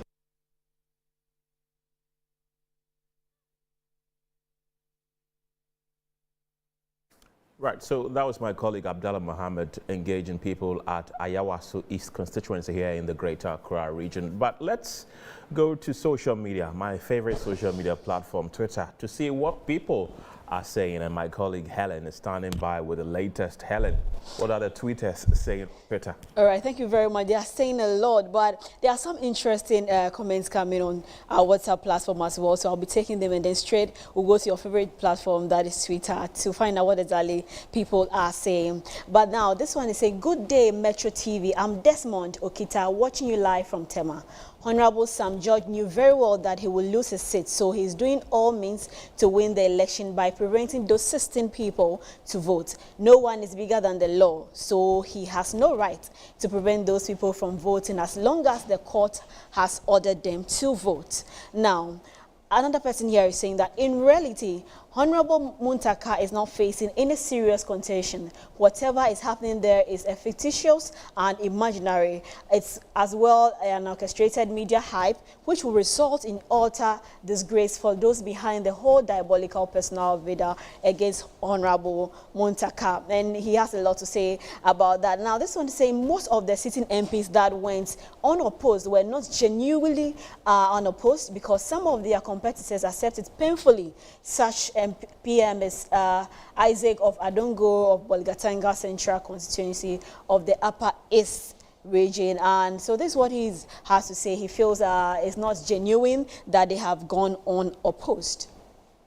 Now, Dr. Dufour's decision to enter the presidential race was a noble one as it added a much-needed democratic touch to the contest. However, despite his good intentions, his campaign was marred by controversy when his platform was used by some to insult and disrespect former President John Dramani Mahama and his NDC party. Unfortunately, Dr. Dufour failed to read the political environment in Ghana, which is largely in favor of John Dramani Mahama and his party.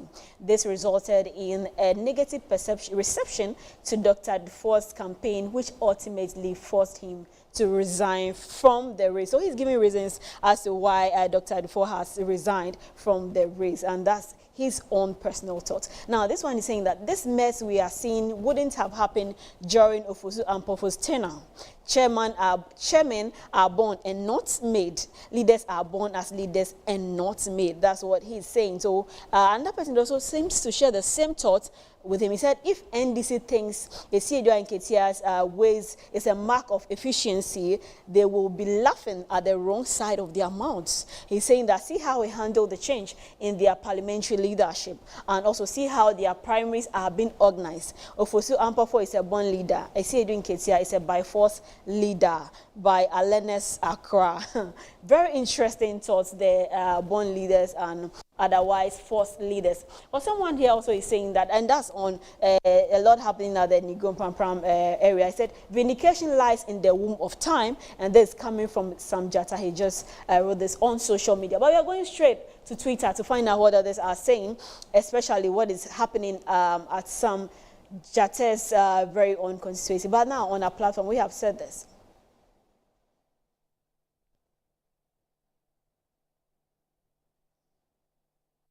Right, so a lot is ongoing here, and you see, in Ngom Pram, delegates fume over officials allowing non-registered delegates to vote, accusing Sam George as the brain behind it. Meanwhile, calm has been restored and voting is ongoing. But then Sam George also has his own thought, saying that he feels he already has an idea of what is happening. So he says he called for extra security because he picked up intelligence that the other side brought in migrants to misbehave. So according to Sam, he already had an idea what was going to happen, and he has already prepared for that. Now, Tate Abidali on Twitter is also saying that if Sam George do not do mistake, lose this thing, Bra in October Mensa go throw party, I swear. So for him, he's having another thought there, and so he's hoping that Sam Jatta wins this. But if there's any form of mistake, he will have himself to blame. Now, Saltpond Tiger Wood is also saying if Sam George no winner,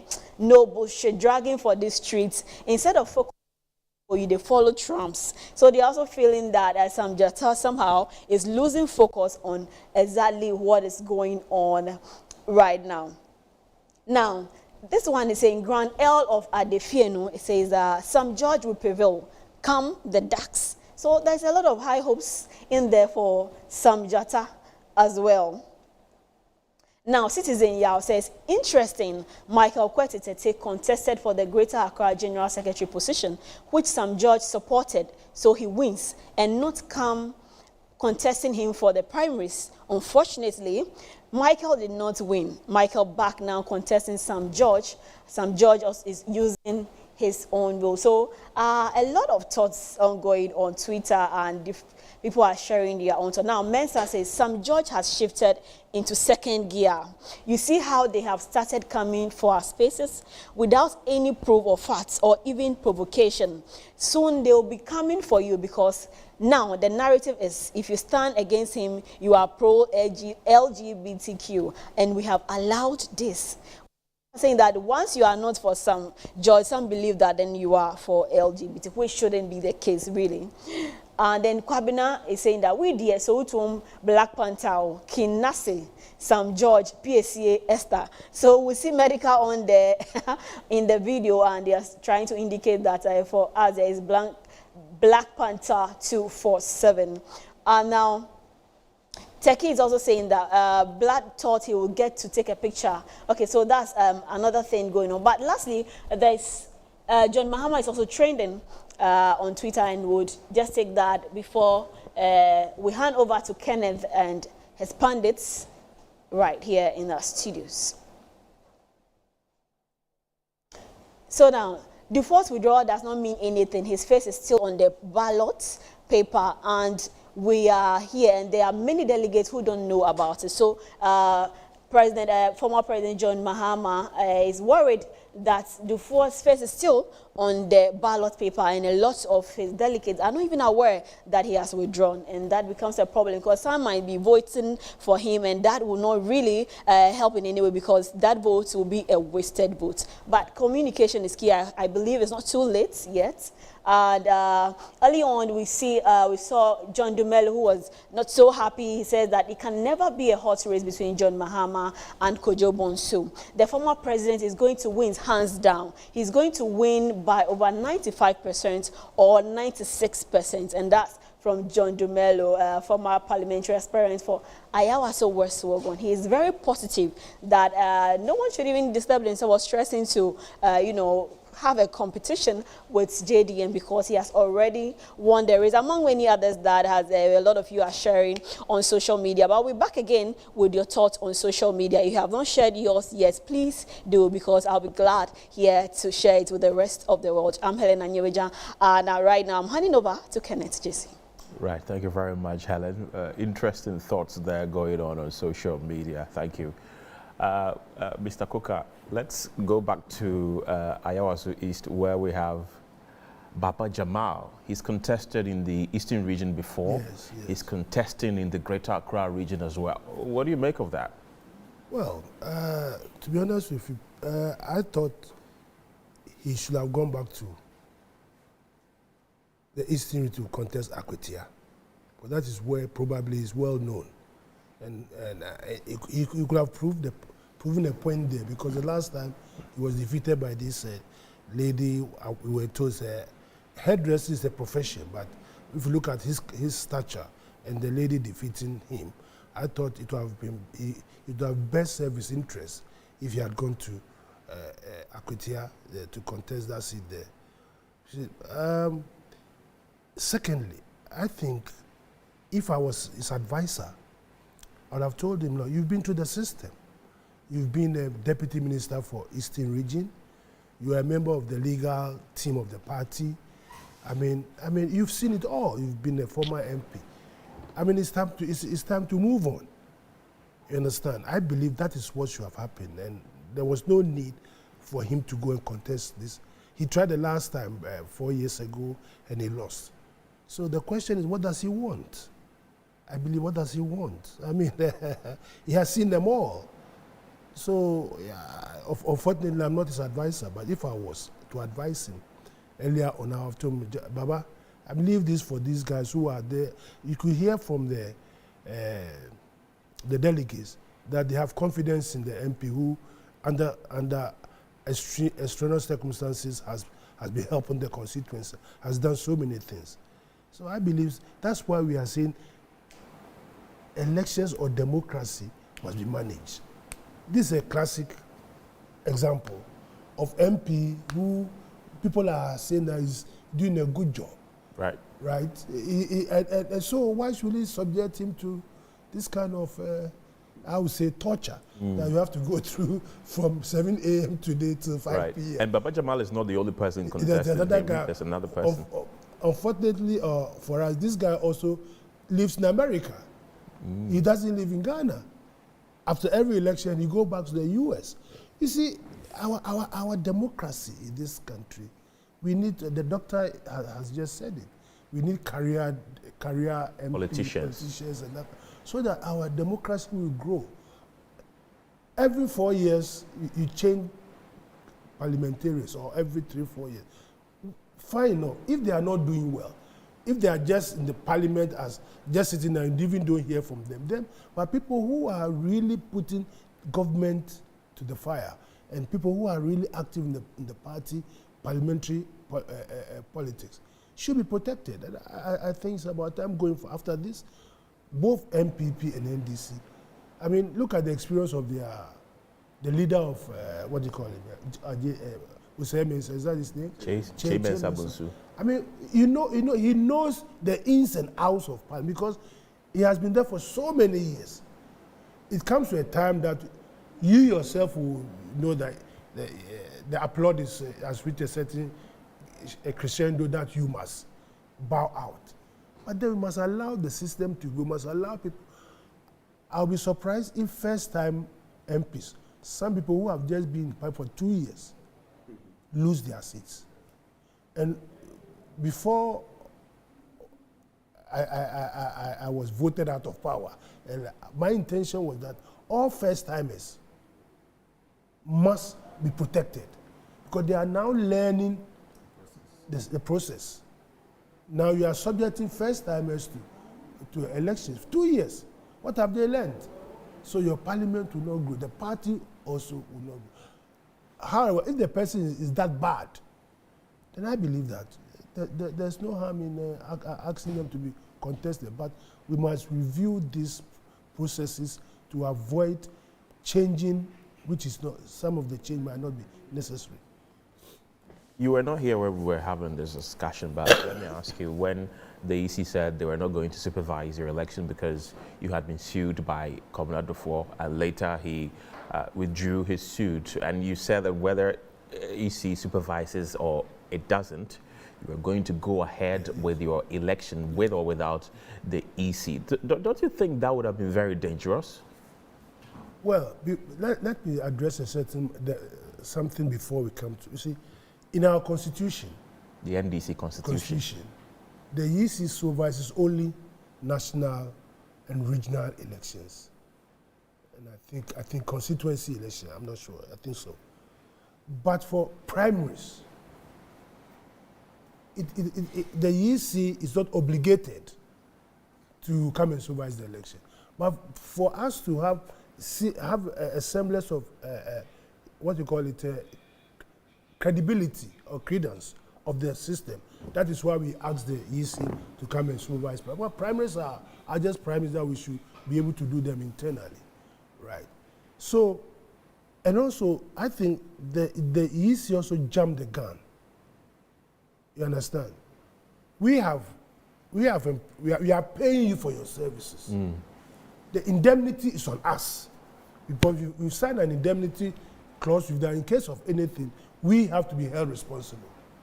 So if I have an employee to do something for me, somebody brings an injunction to you that don't go and do it. I've paid you, and you say, that might as well come and ask you to pay me double the money I've given to you. So they jumped the gun too quickly, that they should have waited to see the outcome of what was. Because we have asked for I've paid for your services. How can the indemnity is on mine? So if there's a contempt, it should apply to because I am the one who have paid you to do a job for me, and somebody is injuncting you. You can say, as for me, I'm just doing my work. So I think for the party itself to have also gone ahead to do the exercise, right, probably will lack some credibility because not all the electoral officers in the party will be neutral. Right. You understand? Some of them, have preferences. So there'll be a little bit of the bias towards the system. Well, right. At the end of the day, the coin has got two sides.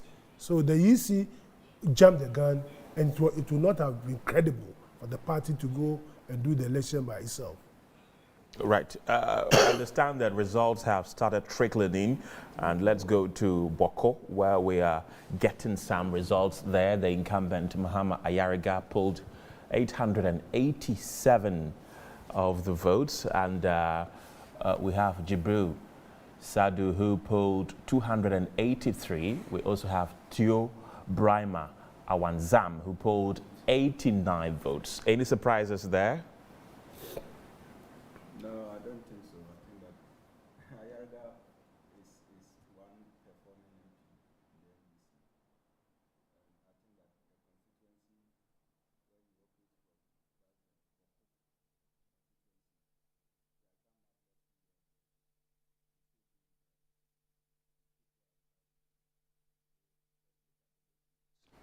from, you see how huge the percentages would be.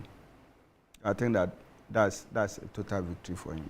Right. So these are provisional results we're getting from the Boko constituency, where the incumbent Mahama Ayariga has polled 887 of the votes. We have Jibril Sadu, who polled 283 of the votes, and then Tio Brima Awanzam polled 89 of the vote. Mr. Adekoka, any surprises there? I was in Boku, like I said earlier on, and the dynamics on the ground indicated that this is a competition that Ayaga was going to win. Because, like Doc said, I mean, this is somebody whose record in Parliament is...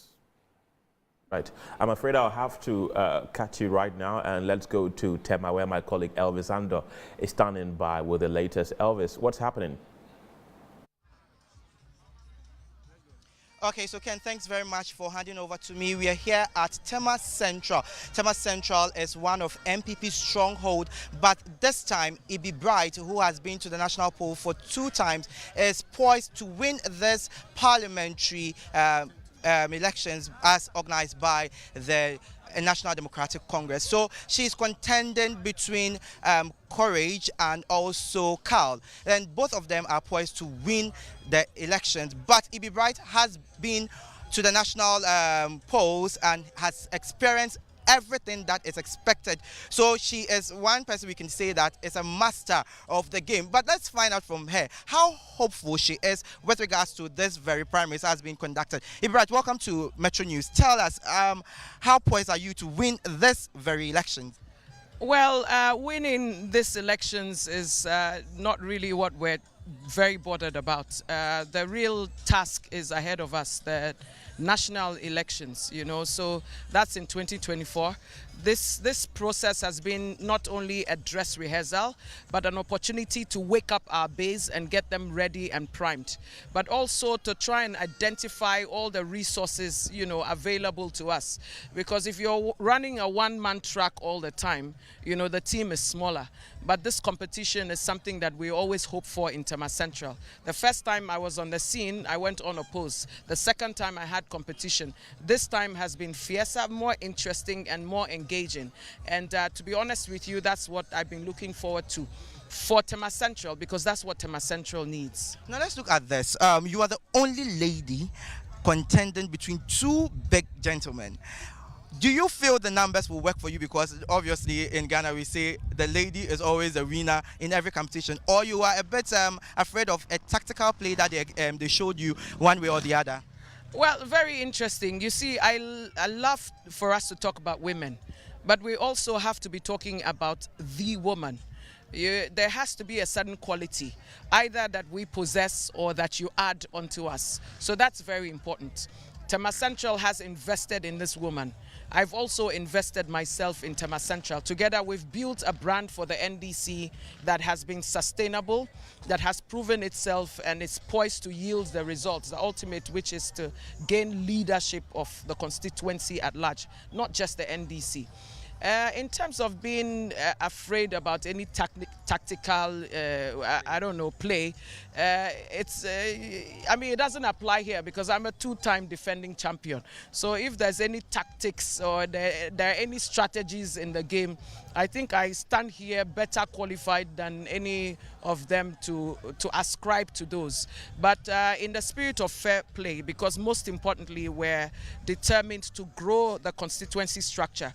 We are a new constituency, and it's not being a favorite for the NDC. And we've had to apply ourselves consistently and committedly to building the brand. So for me, paramount is making sure that the NDC is strong here because of how much I love the party, but also because of how much I love Tema Central. And I think that so far, as the party, we've been good ambassadors of the NDC brand, and we need to carry that along into the future. If today we have a comfortable presence in Tema Central, if we've gained acceptance, is because of the way we've conducted ourselves within the constituency.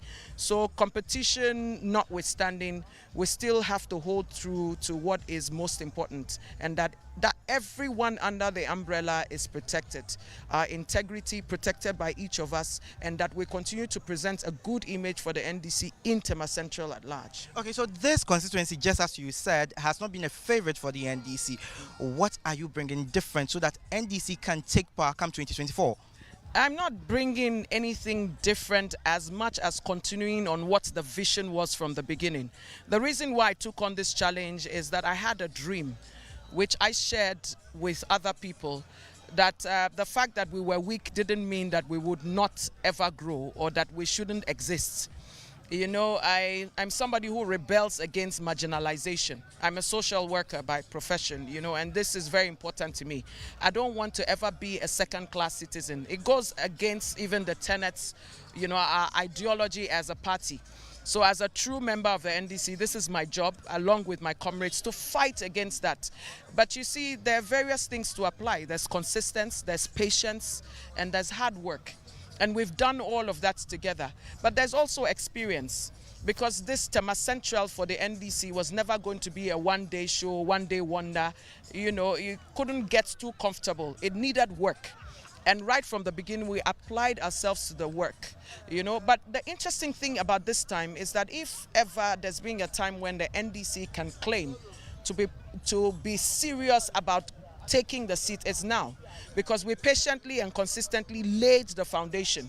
If you notice, our gains were incremental, as I like to describe them. They were quite significant, but they were still incremental in my opinion.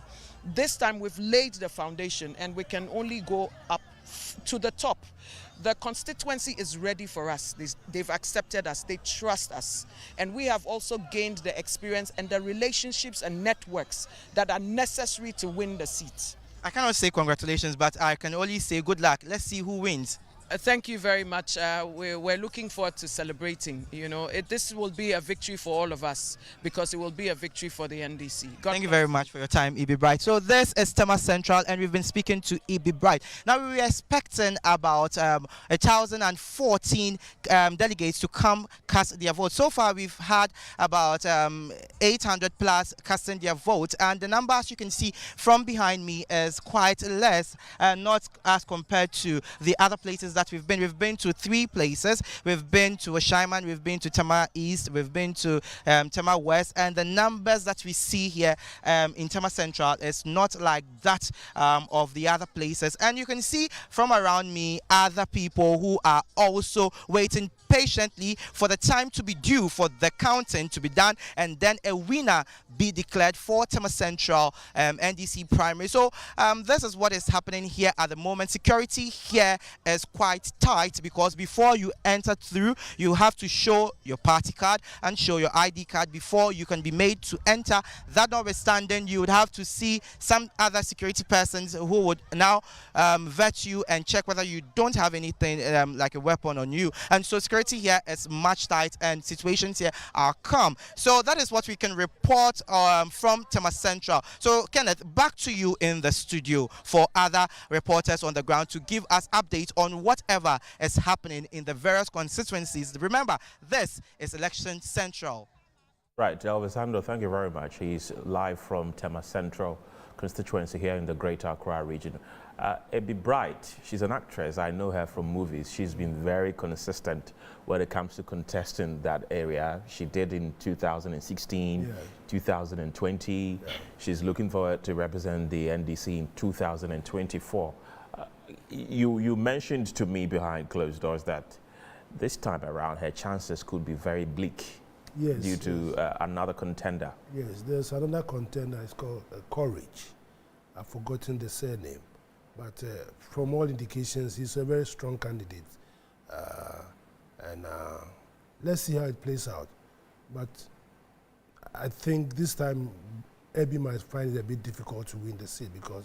And even if she does win, that is not one of the strongest holds of the NDC, if we are being honest. That's true, Tema Central. But you see, if you get a good candidate, and if you get a very strong candidate, the dynamics might change. I don't believe there's, apart from certain regions in the Ashanti and Eastern region where predominantly you can claim that, like Volta region. Right. If you pass through the primary stage in Adaku, you are through. Adaku, there's no way NPP that's right.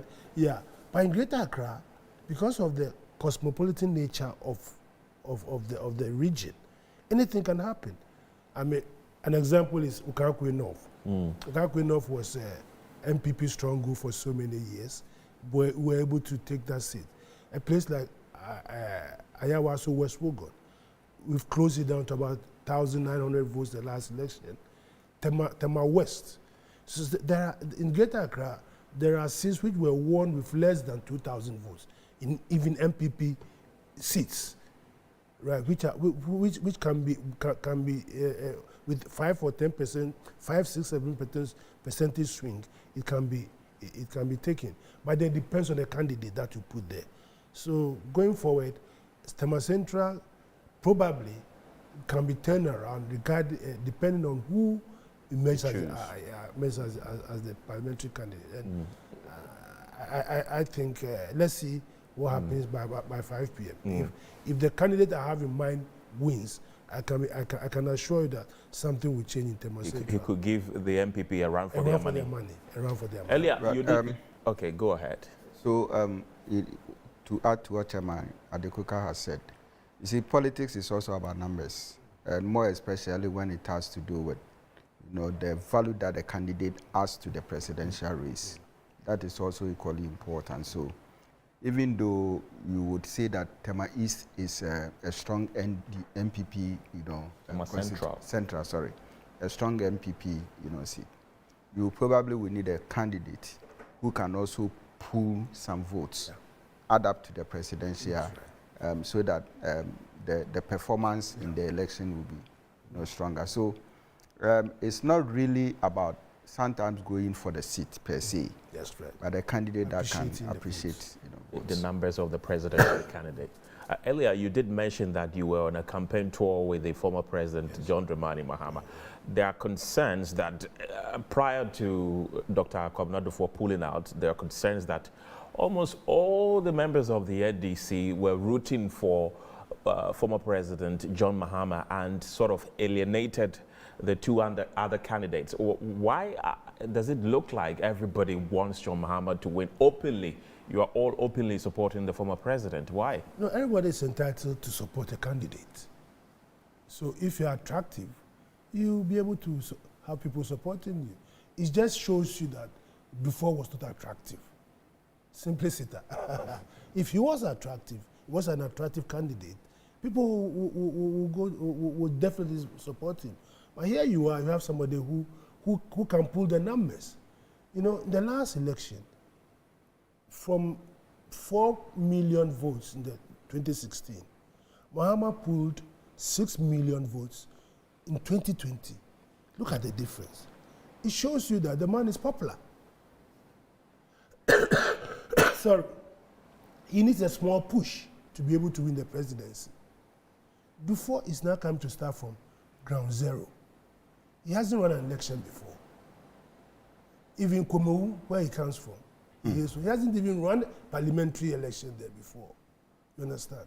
So naturally, some people are looking for somebody who has done it before, who is capable of taking them to where they want to go. Right. So and President Mahama has got a record. If Dufour comes, what record was he going to run on? The last time I heard him say that he brought inflation to a single digit, blah, blah, blah, blah. Right. But he was working under a presidency, and that presidency comprised of Professor Mills and John Mahama. So he individually couldn't have done that. So he has no record. But he was a finance minister. But the record is for the party, is for the presidency. And he was working under them. You understand? So he had no record. But Mahama has got a record to show around. And most of the developments that we have seen in the country in the past, say 10 years, part of it, some of it can be attributed to him. I can mention the various hospitals going around with him. I saw the E-blocks. I saw roads that contracts have been given. And this government came and they stopped the contracts. Because dotted around all those places where this signboard indicating that GOG, feeder roads, so this is somebody who has seen it before, and at this moment of time, you are looking for somebody who has got the experience, not somebody who is coming to now learn on the ropes what to do and what not to do. So if you see everybody following Mahama, and like what the results that we have seen now, you can see there's indication that I saw when Kodjoboso had what?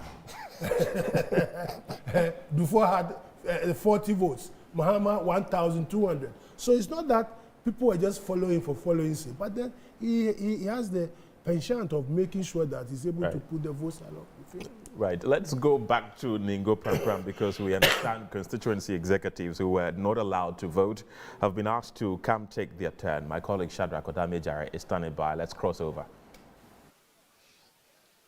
Well, so as earlier we saw, there was some kind of brawl here at Ningo Pram where the voting is ongoing to elect their parliamentary aspirant or candidate for the next elections. So now, after the brawl we saw on TV, there was a closed-door meeting or a dialogue between the two parties. So we saw the police hierarchy meeting with the Honorable Sam George and Michael Tete Kwete so that they would come to a consensus. So after that meeting, they decided to allow constituency executives who had not cast their vote continue with the voting process. So voting actually did not end. It was only put on a halt or a brief stop. It wasn't ended entirely. Here we have two polling stations. So the polling station A is done with the voting process long time ago, but the voting or polling station B is where the voting is still ongoing, and that is where the brawl started. But now calm has been restored, so we have constituency executives joining the queue, going to exercise their franchise or cast their vote to make their decisions. But aside that, there was also the issue about two branches that were injuncted or that were told not to vote, and subsequently, after a court order, they were asked to vote. But now the bone of contention was on whether they were supposed to vote this very day or in the next election. However, they have also refused to make available the court order, so we can also confirm what the date of their next exercising of franchise is, whether it's this particular election or the next election. But that aside, the two branches, which comprises some 16 members of the NDC, have not been made to vote. Their issue have not been concluded on yet, so they are not in this voting queue yet. These are constituency executives who were not able to cast their vote prior to the brawl that ensued here at Ningo Pram. So now we are only waiting to see or ensure that the people in the queue are done voting. Then we will see what follows next. Ken. All right, thank you very much, Shadrach. Ningo Pram is a place we are monitoring keenly with events happening there. I mean, a sigh of relief you did when you realized that the 16 people, you know, they've still been told to hold on for now. Because it will be breaching the electoral rules. That's why I asked whether national or the election register, whether their names are part of it. If their names are not in it, a court says they should be sworn in. The court didn't ask that they should be made to, I don't know, I'm yet to find out. The court didn't say they should go and vote. They said they should be sworn as officials. Right. Now, if you are sworn as an official, then the constituency must submit your name to the regional election directorate for your name to be added to the delegate list. So if your name is on the delegate list, on what strength are you voting? So that must be established, you know. So once that is not, when that has not been done, anybody can that particular constituency, whoever, some joy can take it to court that people came to vote illegally, you know. So they should be very careful as to how they handle this issue. The last time this happened, National had to approve the names of those who have to be, who have the right to vote. That was then sent to Electoral Commissioner for them to approve the list before the Electoral Commissioner sent it to Ningo Pram for them to be allowed to vote. So they must go through certain processes. Electoral Commissioner cannot just stand up and say that there's a court order and that. No, they cannot enforce it on the voting day. No, no. It must go through certain processes. The events could turn out very interesting, Dr. Bwani, in that particular constituency, because this is a place where, in the previous primaries, the incumbent beat his contender by 7 votes, and the contender is contending again. And this is whereby we're having 16 people being told to hold on. If the results come and they're very close, can the contender make a case that, had these people been allowed to vote, I could have won? I think that the explanation has been given by Chairman Adekoka. The crust of it is that as to whether your name is in the register, that qualifies you to vote in the first place. So if your name is not there, obviously you have no business to go to court whatsoever.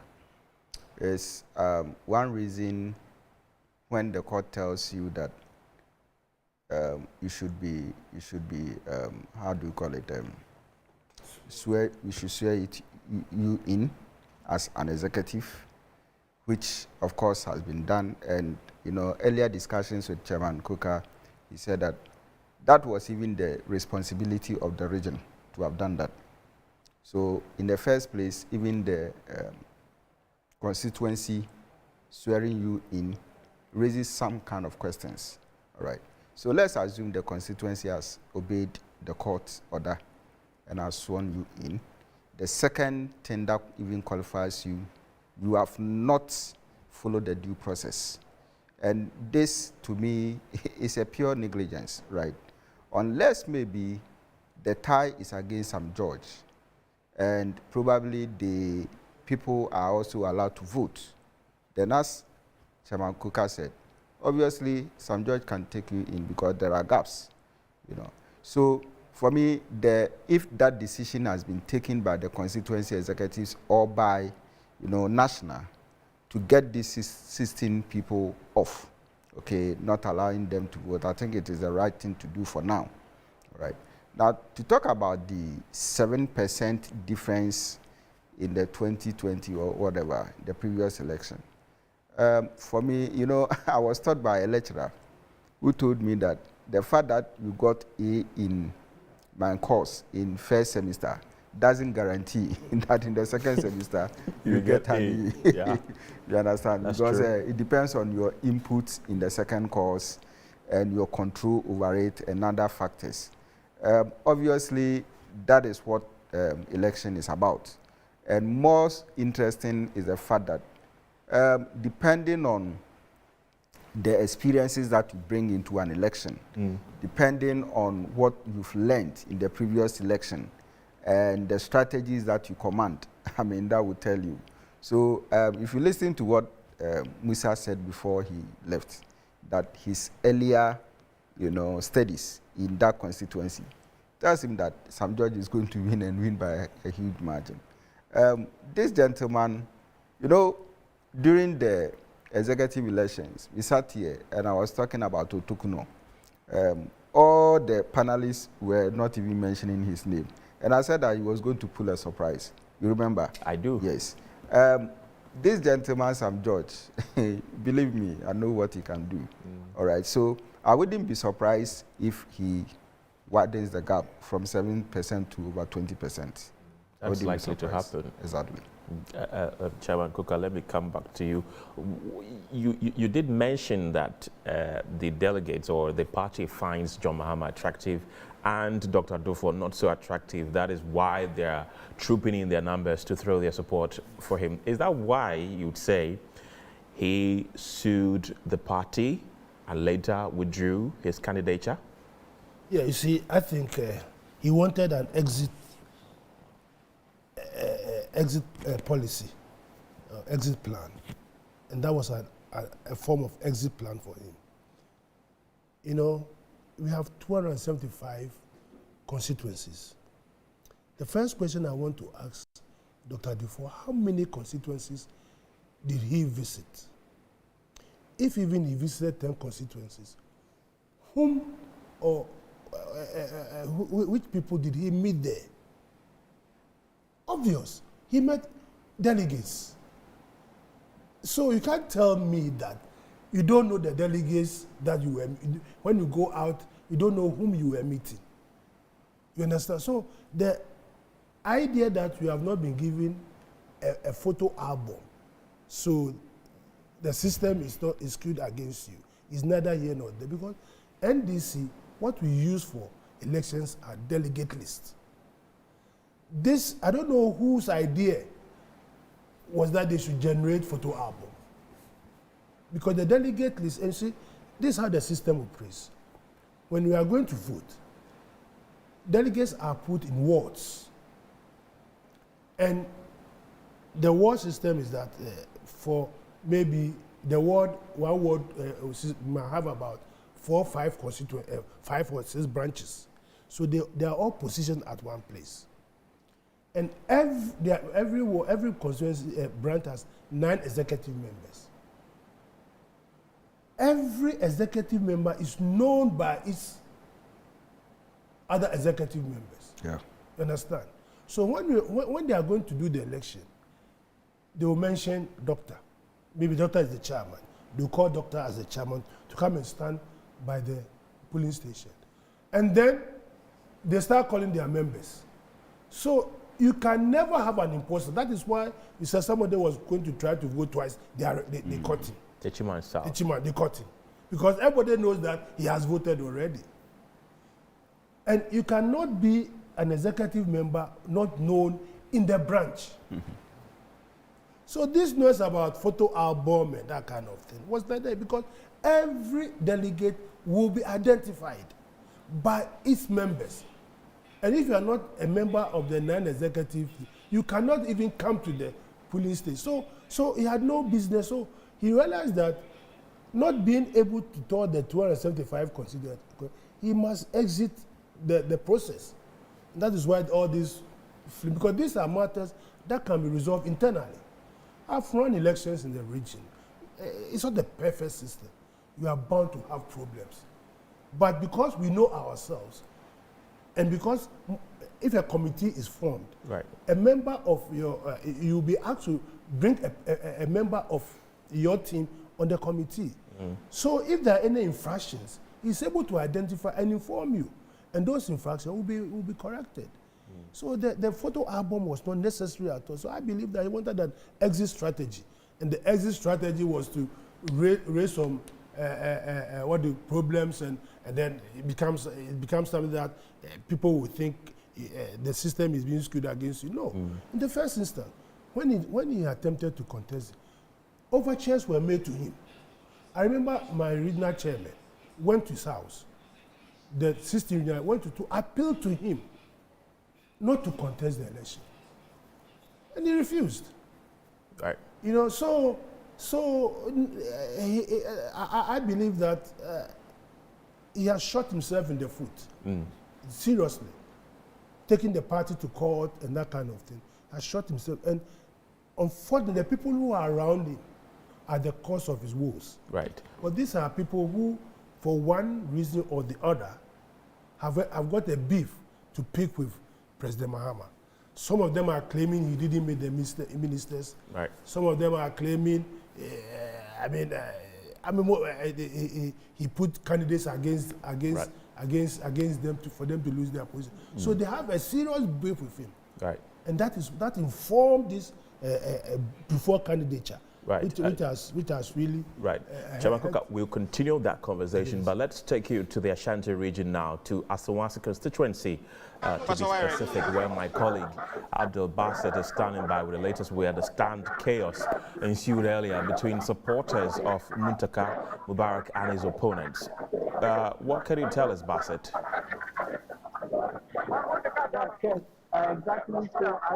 Process now over who how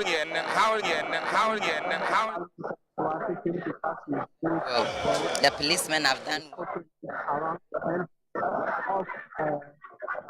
the voting place. They started voting like some of them were also saying that they wanted. Meanwhile, we supported the voting, sharing it up. So this resulted in some of the supporters pertaining degrees of freezing.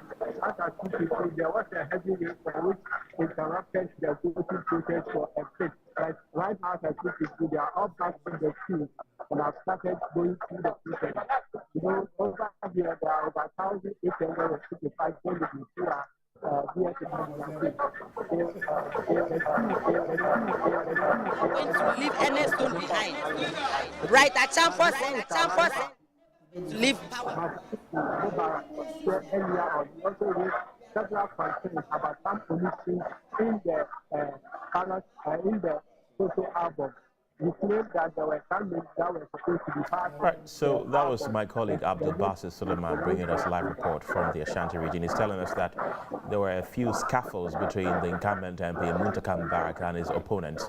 We understand that the issue is currently being resolved. We hope that peace prevails. But this was highly expected, Chairman Kuka, highly expected.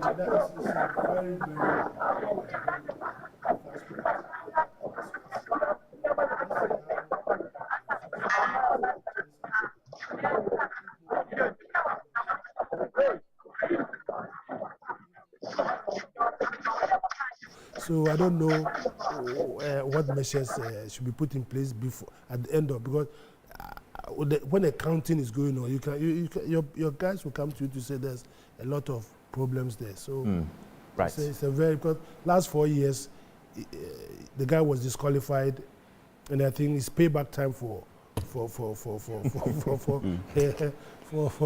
Mutaka. Okay. Let's go back to Adentan constituency, where my colleague Derek Adote spoke with the General Secretary of the NDC, Fifi Kwete. Let's listen. Wife of Bawumia. And Bawumia is fighting hard. And Akufo-Addo is pushing Bawumia to come, so that Bawumia can come and cover his corrupt, so that there's no hole to be shown or alarm to be blown. And JM2 is coming. And you, Adamu Ramadan, Ram, we do call him Ram in short. Obeto akohin, Obeto ama JM, ni sister kunu kwa tine fie. Ah, ana Obeto ama ni sister kunu no be president. Neni sasunya first lady, no suntila parliament. Is that not it? And the NC Mogabi say obi biara otu abama bright a champion yenyo mu free ho. So we are doing according to what Mogabi said. Finish. Iditoye. You welcome. Mpato enti ye di ye papa so.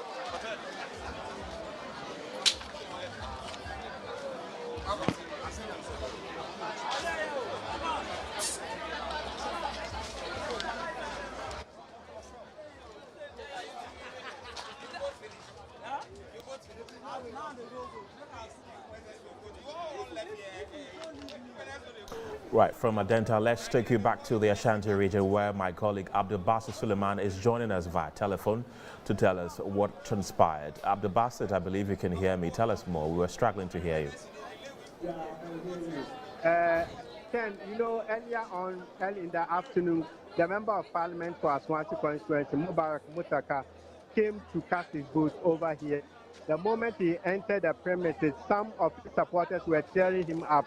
At the same time, the supporters of his opponent, Mubarak Masaudu, were also hooting that they need change, This resulted in some kind of misunderstanding between the supporters. Some of them started pelting stones among themselves, which resulted in 2 persons sustaining some degrees of injury, and they were rushed to the hospital. But the police were able to resolve the issue, and CAM has also returned to the voting center. As I speak with you right now, there was a heavy rain which interrupted the voting activities over here, but the delegates defied the rain and were still in the queue trying to cast their vote. Looking at the scene over here, the voting process would travel into the night. So I've just cited some kind of lighting system being installed around the voting center to ensure that when it gets into the night, you'll have some kind of lighting system. There are a lot of delegates in the queue over here, even though CAM has been resolved here. Earlier on, the opponent for the Member of Parliament for Asawase Constituency, Mubarak Masaudu, was here, and he raised some kind of concern. According to him, there were some omissions in the voter register, which he thinks will not augur well for the smooth process of the voting. So he raised several concerns which later were resolved by the Electoral Commission because they were having a different voter register from the party agent. They were able to resolve that issue. And the member of parliament for the area, who is also a delegate, also came to cast his vote. And according to him, the delegates themselves would speak for him because he knows what he has done within the constituency. He mentioned a whole lot of interventions that he brought since he came. And he also dismissed claims that he was vote buying. He was buying votes from delegates. Aside that, there was also he disclaimed rumors that some of the delegates that were supporting him were doing so because he has bought them. And according to him, there was nothing like that. They were following him because of the good work that he has done within the Asawase constituency. And they also know what he would do going into the 2024 election. That's why they were supporting him. But the Masaudu declined to speak to the media because he was not happy with what he saw at the polling station. So he left without speaking to the media. But there are a whole lot of people, heavy security over here at the Central Mosque, which is the venue for the voting for Asawase constituency. There's relatively peace over here as I speak with you right now, Ken. That's very good to hear. Apart from Asawase, which other constituency have you visited? I've visited Bantama constituency, I've visited Subin constituency, I've visited Asukwa constituency, and Menchia North constituency as well, which the Menchia North constituency, it was only the presidential election that was going on over there because the candidate over there was a sole candidate, so he was just acclaimed by the EC official before the presidential voting began over there. At Subin constituency too, that is where the NDC presidential aspirant Kojo Bonsu casted his vote this morning at the Subin constituency before he went round to monitor some of the activities over here in Ashanti region. Please keep us updated. Thank you very much for that update.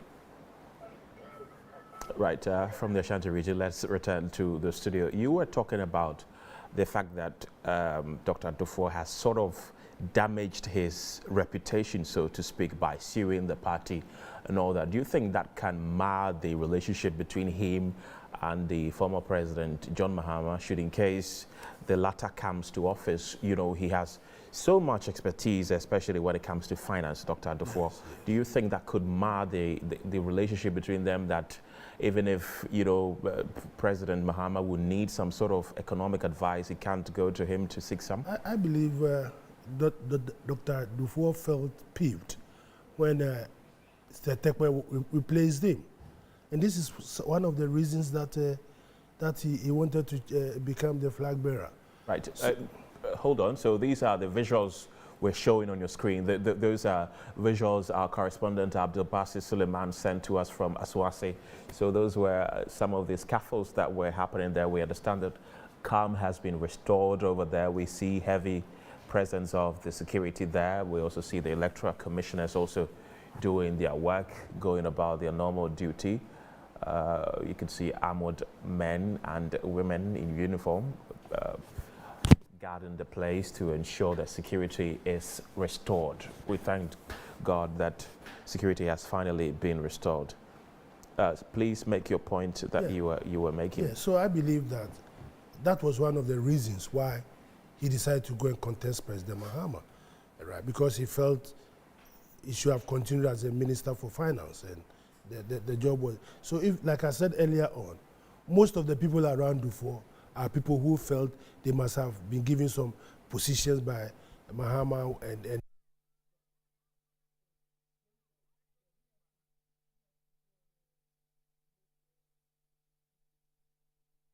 But the Mahama hasn't got anything against him. Right. He hasn't got anything against him. Right? He decided that he was going to contest him. He decided he has a beef against him.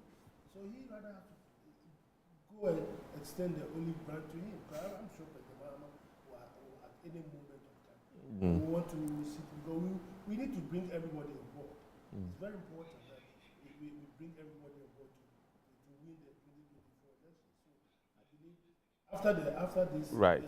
The hierarchy of the party will have to sit down and see how breaches right. can now be amended for us to move forward. Okay, you're still watching our comprehensive coverage of the NDC primaries. Let me announce to you that voting has officially ended in Ningo Pram and counting is expected to start soon. Voting has also ended in Tema Central constituency here in the Greater Accra region. We'll be back from the break with more. Stay tuned.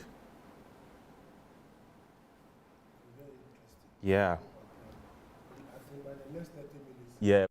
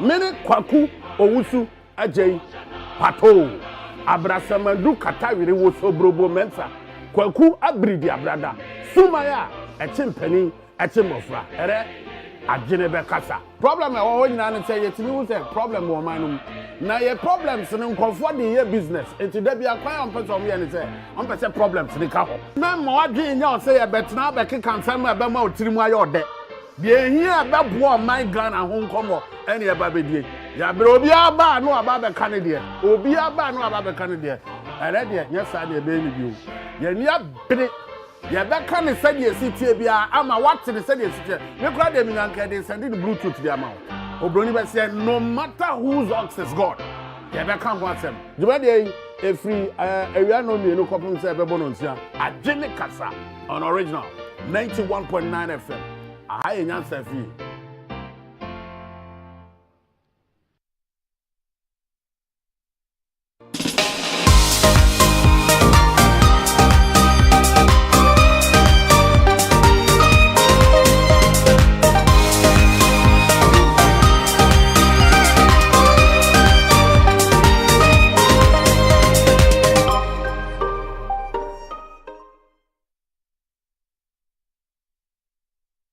Five, 4, 3, 2, 1. Can you hear this song? If you hear this song. We're back again on the show. My name is Yodi. And I'm your favorite girl, Helen K. And you're welcome to NBC.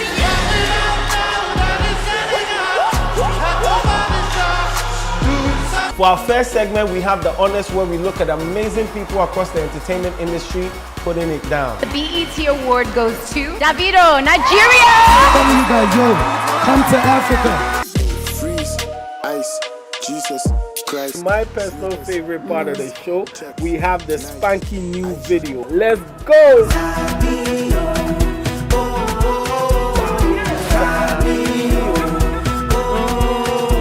We have our top 5 music videos where we bring you the latest music videos across the globe. Kiss and tell, if you kiss and tell, don't kiss me. MVC, keep it logged.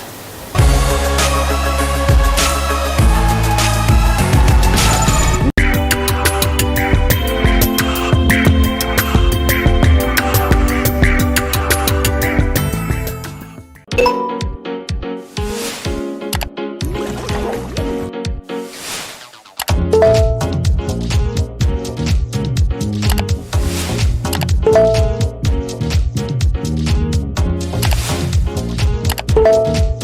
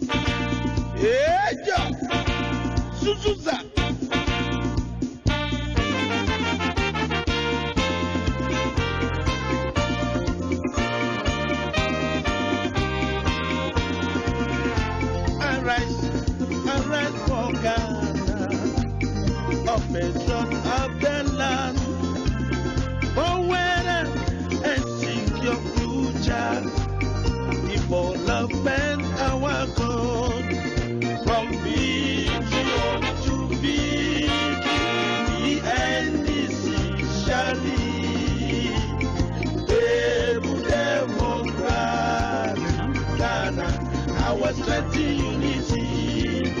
From billion to billion, the NDC shall lead. Stable democracy, Ghana, our strength in unity.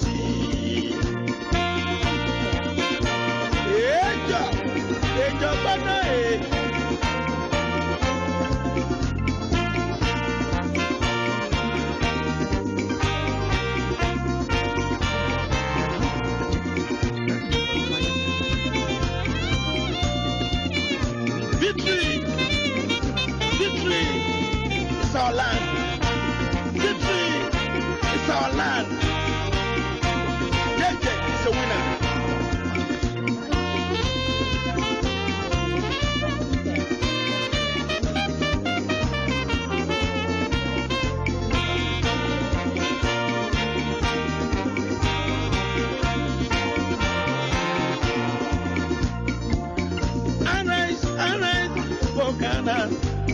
Of the trust of the land, power and secure future, development, our goal. From billion to billion, the NDC shall lead. Stable democracy, Ghana, our strength in unity. From billion to billion, the NDC shall lead. Stable democracy, Ghana, our strength in unity.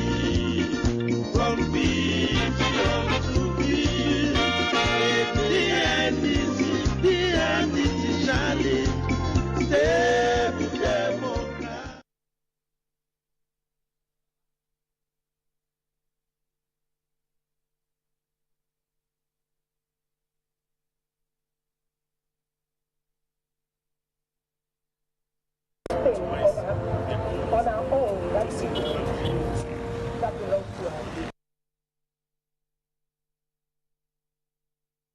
Plan is to lead the party, win the 2024 parliamentary election, and also help our party, the NDC, win the presidential election too.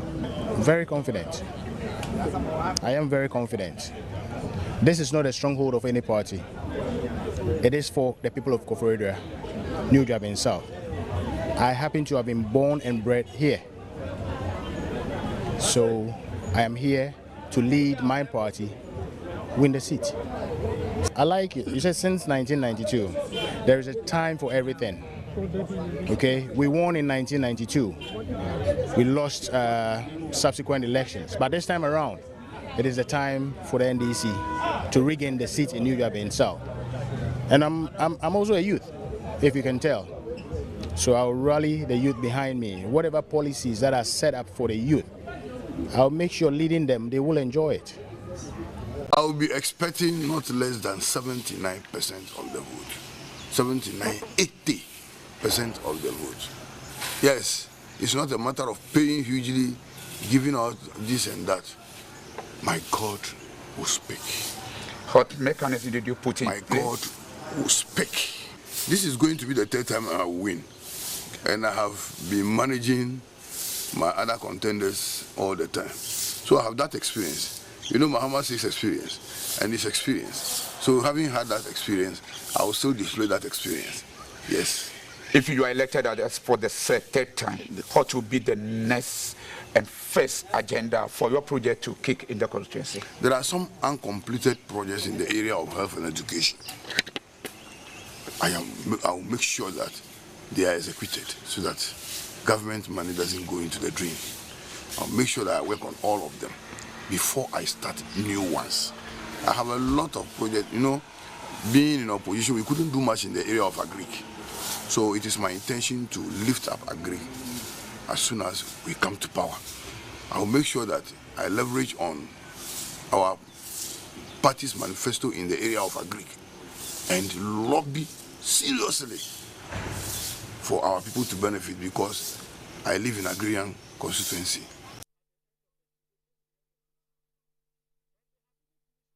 shot is Mr. Kwadwo. Yeah, he is now arriving at the voting center. He's supposed to cast his vote here. And just as you called, he alighted from his vehicle. And so we are trying to see if we can get closer to him and see if he can also respond to some questions in relation to this exercise. You know, he's one of the candidates in the presidential race. And so he's going to cast his vote. He's the first person to do that. So I think we are lucky to have had this opportunity to get him live. So if you permit me, as we wait for him to go through the process, yes. So in your shot in smoke with a cap to match is Mr. Kwadwo, the former chief executive of the Kumasi Metropolitan Assembly, as one of the two contestants in the presidential race of the NDC. And he is from the Ashanti region, from Ofinso, one of the key paramounts in the region. And he is the first person to go through the voting process. And now he's going through his personal details in the register to find out if he's been rightly captured. And his name has been identified. Yes, he's dipped his finger in the indelible mark to give him the passage to go and vote. Yeah, that's what the process is going through now. Yes, the ballot sheet is being torn out for him. So that is Mr. Kwadwo, one of the two flag bearership contenders. He is contending with the former president of the republic. Just yesterday, one of them, also from the Ashanti region, precisely from Kumewu, one person from one of the key traditional areas here in the Ashanti region. Now he's had the ballot. He's going through the presidential ballot process. He's gone into the booth to cast his ballot. So very soon he's going to emerge from the ballot or the voting booth. So I must remind you, we are here at the Subin Constituency, one of the 47 constituencies in the Ashanti region. I must place on record that 46 of the 47 constituencies in the Ashanti region are taking part in the presidential election. About 9 of them, yeah, that's Mr. Kwadwo. So he's voting. Yes, he's cast his ballot in the presidential. We'll come together 2024, it's our goal. If His Excellency John Dramani Mahama wins, we are together as big man family. We would support him and win the election. And how do you see your chances? Very positive. This is my own territory, and they're all my brothers and sisters. And I'm happy that there's peace. I'm happy that everybody is doing everything in their cowboy. We're one big family. So that is the most important thing. So that the big fight that we have is the 2024 election. I mean, I have paid the filing fee, I've done everything. So why would I pull out? This is democracy. Kabina min Kabi. If Kabina min Kabi is not good for you, I mean, I don't understand.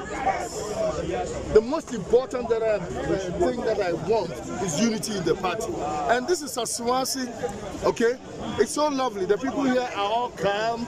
We are one people. It doesn't matter where you vote or who you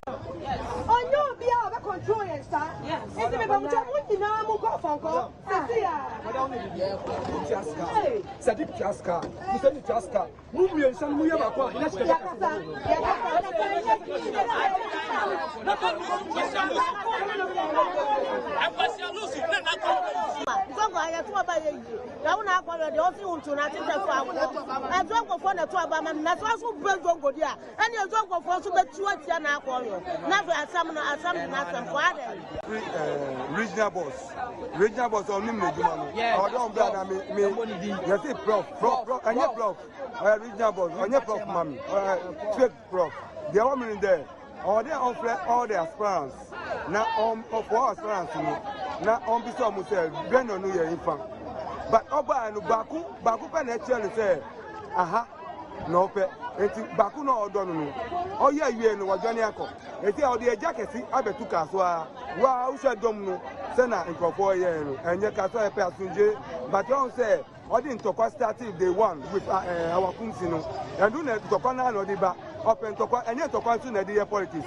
Yeah, and you are draw Casua. I think our country soon penema no the Luciano.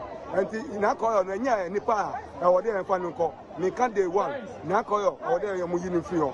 Was said Caswania. Yes, pretty yet, just a barrier, not peace in bra, but any but prof, yes, you said prof.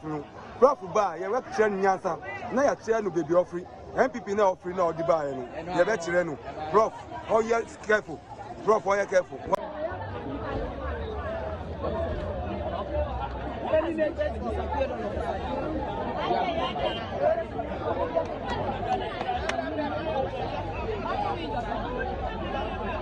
all that power to know omunya di tu say ye metu aba no e wa ha afi de na call say on pezongo no pop anko nti eni pa bi ensa ade atu say ye tu aba no e wa dukwanke na sa wo na call on be ka say wo mpa odukwanke na no pezongo 2019 aha na omu yi no eso ni sa say na call e na only di kaswa NDC but na call say on pe kaswa zongo no pop anko ye ko anko ye ko tu aba no e de je na call yo kanibio yes.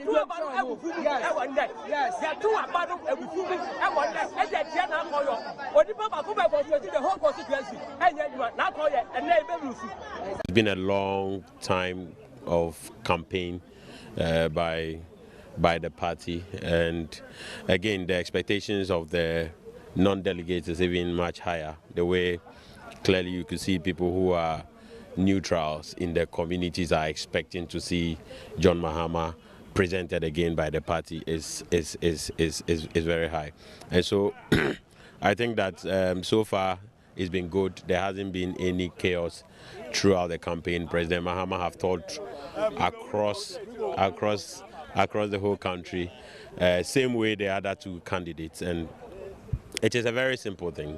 This is just a process that we are passing through. I have monitored the grounds, especially in the Eastern region, and I can say on authority that delegates are not going to make any mistake going into that elections. Delegates are going to ensure that over 98% in Eastern region will go for John Mahama. Are you happy with the process? Yes, so far so good. When I woke up in the morning, I was able to call almost all the constituencies, and I said the front yes. So far so good. You are in West Central and you voted in the West Central. How is the process like? The process so far is also very smooth. Because there are two lines. It's going fast and very smooth. So far, we have not heard of anything going forward. So going forward, do you anticipate that there could be violence? We don't hope so. But we've educated them and explained to them why they should prevent those things. Because we are all one family. After today, we have to come back together, fight for the common cause of taking back power. So we don't need to fight among ourselves. So they've understood, and so far, what we have experienced so far is encouraging, and we hope and pray that nothing untoward will happen.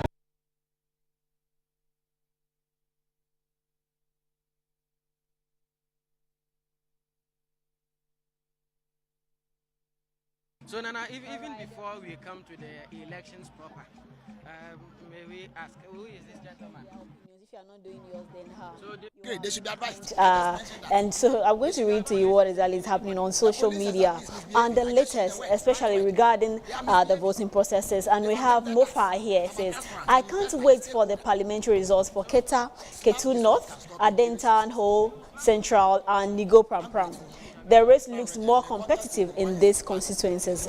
So I think a lot of people actually share the same thoughts with him, because you're seeing a lot going on in there. And some are surprised that some Jota seems to be competing. They feel it was going to be very easy for him in his constituency. But hey, we're all waiting to see the final results. Now, my homeboy says, I need Asawase, Ketu North, AAK, Sechere, and Nigo Pram with swiftness. That's what he's saying. And now, database says some George retained as the parliamentary candidate for Nigo Pram. Why you lucky? That's his thought right there. And now, Seshidela says some George retained as a parliamentary candidate for Nigo Pram. Congratulations, sir. So already some congratulation messages are coming in. Now, we have a lot in here, and then other people have different and diverse opinions here. Now, this is Collins Wachi, and he's saying that some George retained as parliamentary candidate for Nigo Pram with 7 votes margin. Congratulations. Now, we have here Mark Daniel who says, see, Sheldon, it's not about the gay fight that this is happening, but I wish you can come to Nego Pram Pram and see, Charlie, the man is doing nothing, bro. Some people will sit on TV and say things, but Charlie, he did not do anything in Nego Pram Pram, to be frank. That's what he's saying. He's saying that Sam Jata is not helping them in their constituency. How true is this? Others in their constituency can also come and share their opinion with us. We'll be very glad to let you on what's happening on there. Now, just few minutes ago, Nego Pram Pram constituency, someone Nate George is spotted rallying executives to go and vote before the close of polls at the new Ningo DA Basic School. And as you can see, it's very well on there in your videos. Now, Ofori Ekufo says, why do you say that? What is making him so unpopular? Are you a resident of Nego Pram Pram? That's what I was saying earlier on, that if you are a resident there, it will be very nice of you to share your thoughts with us exactly what's happening there so that others can know exactly what's on the ground. Yes, because different opinions are incoming. Now, Nana Kwame is also saying that if Sam George doesn't win the NDC primaries in the Nego Pram Pram constituency, he will likely blame it on LGBT community. Well, we'll leave to see. Now, Wedu Ayibuafo says, I never thought Sam George would have to battle it out to win Nego Pram Pram. It seems he's not that popular with his delegates. How true is this? Well, I'm still taking your thoughts on social media. And you see, John Mahama, a lot of people have their views on there, and the latest, and I would like to read it out to you now. General Marcos is saying that Saboba constituency, John Mahama 750, Kojobonsu 0, Kwabena Dufour 0, rejected 8. So he's sharing with you some numbers on there. And then we have Mr. Opari who says John Mahama sweeps almost all the votes. Wow. Now, Elton Bobre has also shared his thought. NDC headquarters knows number of voters. 164 ballots issued, 54. John Mahama 54. Kojo Bonsu. I mean, he's also sharing his results right there. Now we have a Miskus contestant who says Ejura, etc. Doomsday candidates Juliana Kenny Wansa shares cash to delegates at the electoral center. NDC elections money cash delegates bribe Esie do in Ketia. And then John Mahama in there. So money and politics, what's really happening? Can we change the narratives? Is it possible? Well, we'll see what time will tell. Now, Efo Kwablan says Bashir al-Assad and John Mahama put in same leg, usually win elections with over 98%. So that's what he is saying. Now, we have Mr. Phil who has also says that today we've exercised our franchise solely with the conviction of supporting the Building the Ghana We Want campaign.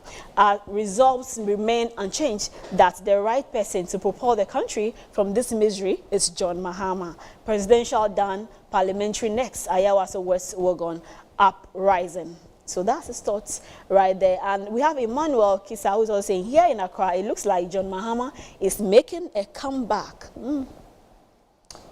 Is John Mahama coming again? Would live in the times and the months and years ahead to see exactly what will happen. Now, Ineka says, early results show former President John Mahama will emerge NDC's presidential candidate ahead of the 2024 Ghana general elections. Let's wait to see what. So you can see in your video here, that's some John Jata jumping up there. You know, he's very wild. You know, he's organizing people there, the executive, to make sure that they go and vote so that they win at the end of the day. I'm sure nobody would want to lose in an election like this. Now, we have Citizen Techiman who says Boku constituency John Mahama 1,201, Kojo Bonsu 24, Kwabena Dufour 09. NDC decides in this NDC primaries. Now we have Yawampo who says he sees John Mahama as what? Okay, well, people have different opinions almost all the time. Now I'll give you final two, then we break on this and then we'll come back later. So we have the People's President Akwesi Nana who says what's the full meaning of NDC, and yet they feel no one should have the balls to contest John Mahama. If JJ did this propaganda, would there be a room for Mills and Mahama? So he feels that there should have been more competition. But then yes, Dufour opted out by himself. I'm not sure anybody forced him. There's an 80-year-old man for that matter, I'm not sure anybody would say that don't do this and then he'll go. It's his personal decision. Well, we have Kabute here who says you saw your vote for 40 cedis. Wow, that's unfortunate situation. And this one is saying John Mahama, he will finish the country, mom, because presidential candidate where they give bribe, they tell you say he will stop corruption. Well, did you see him sharing the money? Do you have evidence to that effect? Or are you just speculating? Well, we'll leave it right here and then we'll come back again with our social media comments here on Metro Television Election Central. My name is Helen Anyojan. Let's go and have a look at some sites and views from our voting grounds.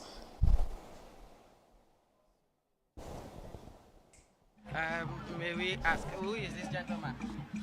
Who is what? This gentleman beside you. Oh, one of my financiers. Okay. From Germany. Okay. The German, I've heard the name Nanaba. The Europeans, the Asians, they know me. So they've come down to support. And both financially and every way. And so you decided to bring your financier to the election grounds? My financier must know where his investment is going. He wants to explore Ghana. I don't think there's anything wrong with that. Okay, so now let's come to the elections. What have you been observing since morning? Are you okay with the way things have been done here? I will have to be okay, simply because, yeah, there are always criminals when, as far as politics is concerned, you don't expect any language called free and fair. As to whether that will hold, is decision incumbent on you as an aspirant. I am not threatened by anything. When you attempt any criminality, I'll stop you at all costs. So yes, they've attempted and they are still attempting. Banana Bar is on grounds. If you say they've attempted, what actually have gone on? What did they do? And who are these people? What have they been doing? Well, I think my advice will go to the security on grounds. Some of us are not too gentle. So the security should be well advised. Because my constitution tells me to protect my life and property at all costs. The word is at all costs. And that's exactly what I'm here to do. So the security on ground should know their limits, should know their constitutional and professional boundaries. So a few minutes ago, someone was telling me that there are allegations that some persons have brought in some additional, or let me say, foreign ballot or unapproved ballot papers. Is that where you're speaking from? Well, it is an allegation for now. So let's stand by it as an allegation. But of course, the vote of the electorate shall be declared tonight. And whoever the electorate decides is the person that will be elected. Whatever foreign materials can be attempted. But as I told you, nobody risks an election and nobody is contesting. So they should be advised. I just mentioned that. You think the police is aiding anybody? The police exactly is misbehaving. I just used the word, right word. They are misbehaving. They've attempted that. I'm an aspirant, an investor, a stakeholder. And so the police should be advised because I'm not too gentle. And nobody will steal my verdict. We are grateful, sir. But so slap is what can stop him. He receives it. You slap somebody. If slap is what the person deserves, he receives it. I am here to win my elections. And if by the decision of the delegate I shouldn't win, it is their choice. Whoever they want to vote for, I will humbly succumb to the decision of the delegate. However, if the delegate decides to vote for Nanaba, no man, I repeat, no man born of a woman has what it takes to steal the verdict. So we are standing in, we are waiting and hoping for the best. At the end of the day, we'll see who emerges as the victor.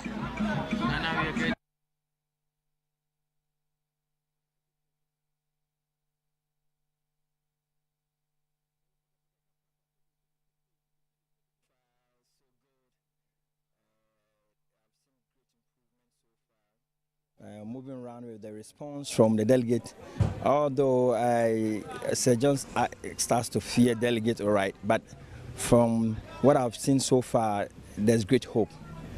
New Judgment, with my campaign strategy, all that I've been telling them are things that I've been doing for them and what I'm doing for them today and what they should be expecting from me. And I've done a lot for my delegates, the branch executives, and the party as a whole. I've helped my constituency, I've helped the branches, I've helped the region in several ways. And through that, they are responding positively, and I know it's going to create a very great impact. Then the new thing that I'm bringing in now is the creation of ward offices, which I've already started. I started last year, establishing ward offices to help us coordinate and manage all the branches, to make them very effective and for them to work very efficiently too.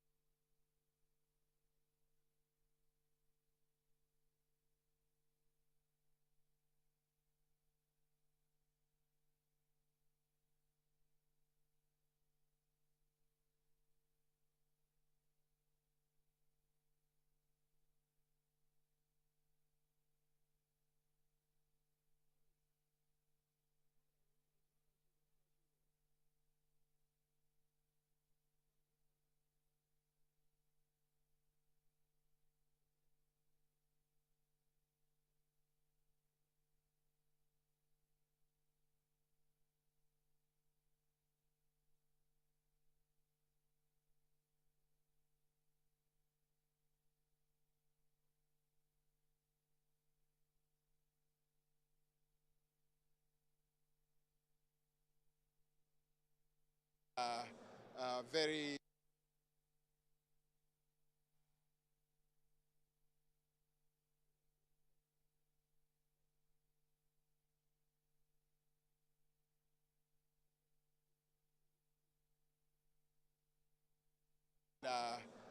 very well organized. You can see the turnout is massive, as you can see right here, 4 o'clock, and you can see still a lot of people are still in the line.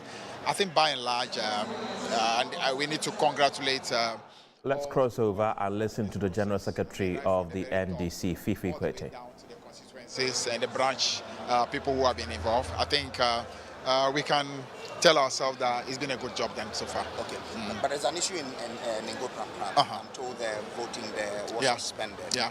What directive has the party received so far? I just spoke with the security in charge in Ningo Pram and told them that the party clearly had instructed right from the word-go that the executives that, as it were, raising the issue clearly have been allowed to be sworn in, but that does not change the delegate list. Okay. That we had already instructed very clearly and told every constituency that there is no tampering to that original delegate list. So that actually was made known to these delegates who are sworn in, all right, but doesn't change the delegate list. So the original delegate list can be prevails, and that means the system actually cannot be allowed to vote. But and they are part of the executive. Why can't they be allowed? There's a delegate list, and that delegate list has to be kept. So we keep the original delegate list. And that's what we have told every single constituency, that original delegate that voted ahead into the choices of some of us becoming what you call executive today, that's the list we were using, and that has been made known. The court was straight. We have given a clear instruction to every constituency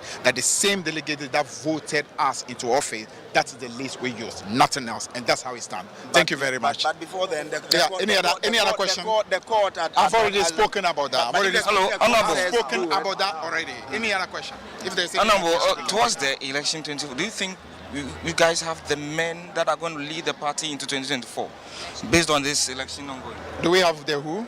You have the people with the capacity to lead. I heard you say, do we have the men? I was going to ask you whether you are talking about the solid team that has collapsed the country.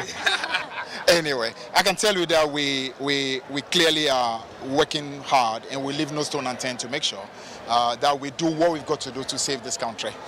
This is a country that clearly is in collapse because it's really being run by a group of people who think only about themselves and not think about the well-being of our country. So we owe it to the millions of Ghanaians to make sure we leave no stone unturned to make sure that is done. So that's actually where we are going. Today, by the close of today, we know who the leader of our party will be. We know also a good number of our parliamentary aspirants. It tells you that we are getting ready to kick into high gear.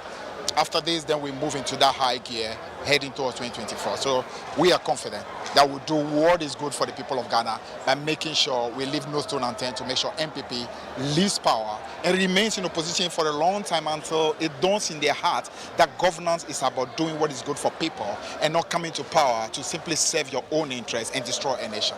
Well, though minimal, we've had some issues in certain constituencies like Owutu Senya and the likes. What's your message to your people? Oh, the same message. I mean, you can understand. I mean, the stakes are high. I mean, there's quite a lot of a lot of effort that have been made by especially parliamentary candidates to emerge, and their supporters are very desirous for that to happen. So that always brings some issues. But by and large, I think we've been able to contain and have a fairly smooth election so far. So we are happy about the process. All right. Thank you very much. Thanks so much. All the very best. Thank you.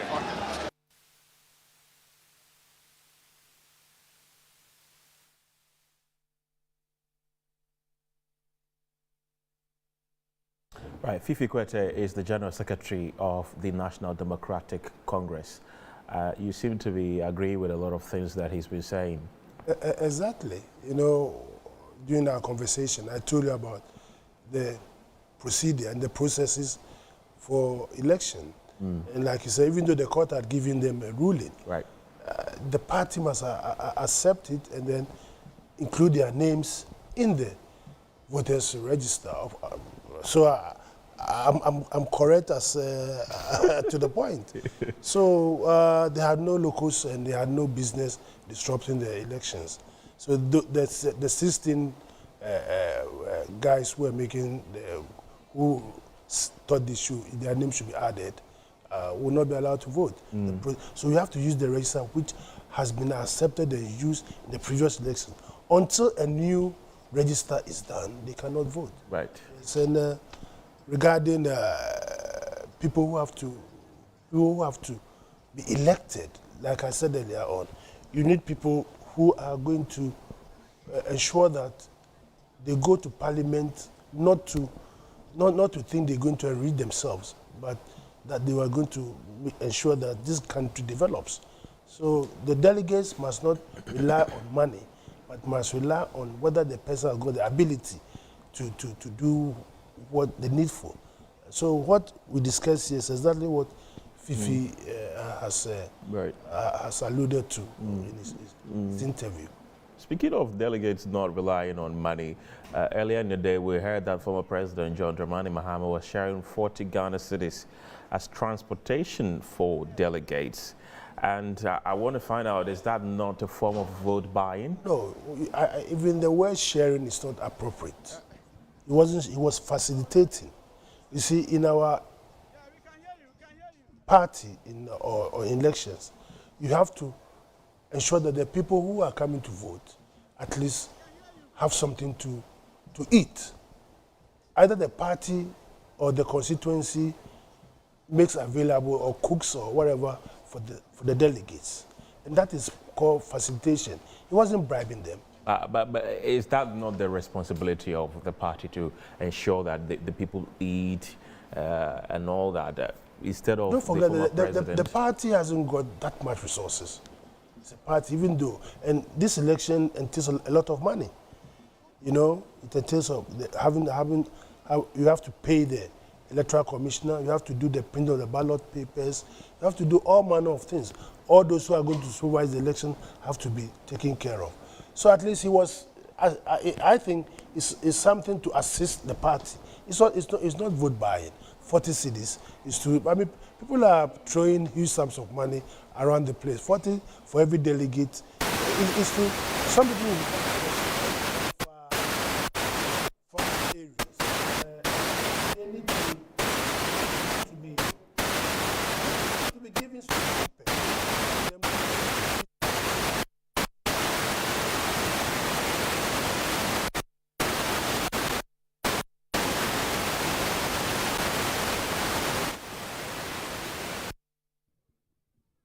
Yes, indeed, this is your election central, and this is the update so far. Information we're picking on ground is that E.B. Bright is winning the elections here in Tema Central. It is yet to be announced officially to declare who exactly is winning the election, but from what we've picked from the ground, obviously, E.B. Bright is winning the election from Tema Central. And you can see chairs on her face, and she has a small portable bag. Written on that bag, we have "Victory is ours, E.B. Bright." So that is the bag you're seeing in your shot at this moment. And so Ibi Bright is feeling so happy and so relaxed because she is in a comfortable lead, as the NDC has been saying this. And today, NDC is actually winning the day because this is their day. And so let me get closer to Ibi Bright and ask her how she's feeling, because it looks like she's winning. Ibi Bright, how are you feeling at the moment? Well, satisfied. I'm primed for what is ahead. But I heard you talking about my chief of staff's bag. Yes. So he's got a little bit to tell you about. Okay, tell me about this bag. What is so special about it, and what is in this? This victory bag is a designated bag by God. It's a purposeful bag. This is the second time the bag is coming out. The first time was the day of filing when we were accepted, our document were accepted. That was the first time the bag came out. Right after that day, it has gone into hibernation. Prayers, sanctification, and all those. This is where we put all our documents and we pray on it. And the good Lord has truly granted our heart's desire. What exactly was the prayer topic, and which of the quotations were you using to pray? Oh, gladly you realize that once we decided to commence this journey, we decided to commit it into the hands of God. We believe that right from the year 2016, He was with us, He commenced with us, and He has told us that He's going to complete with us through this journey.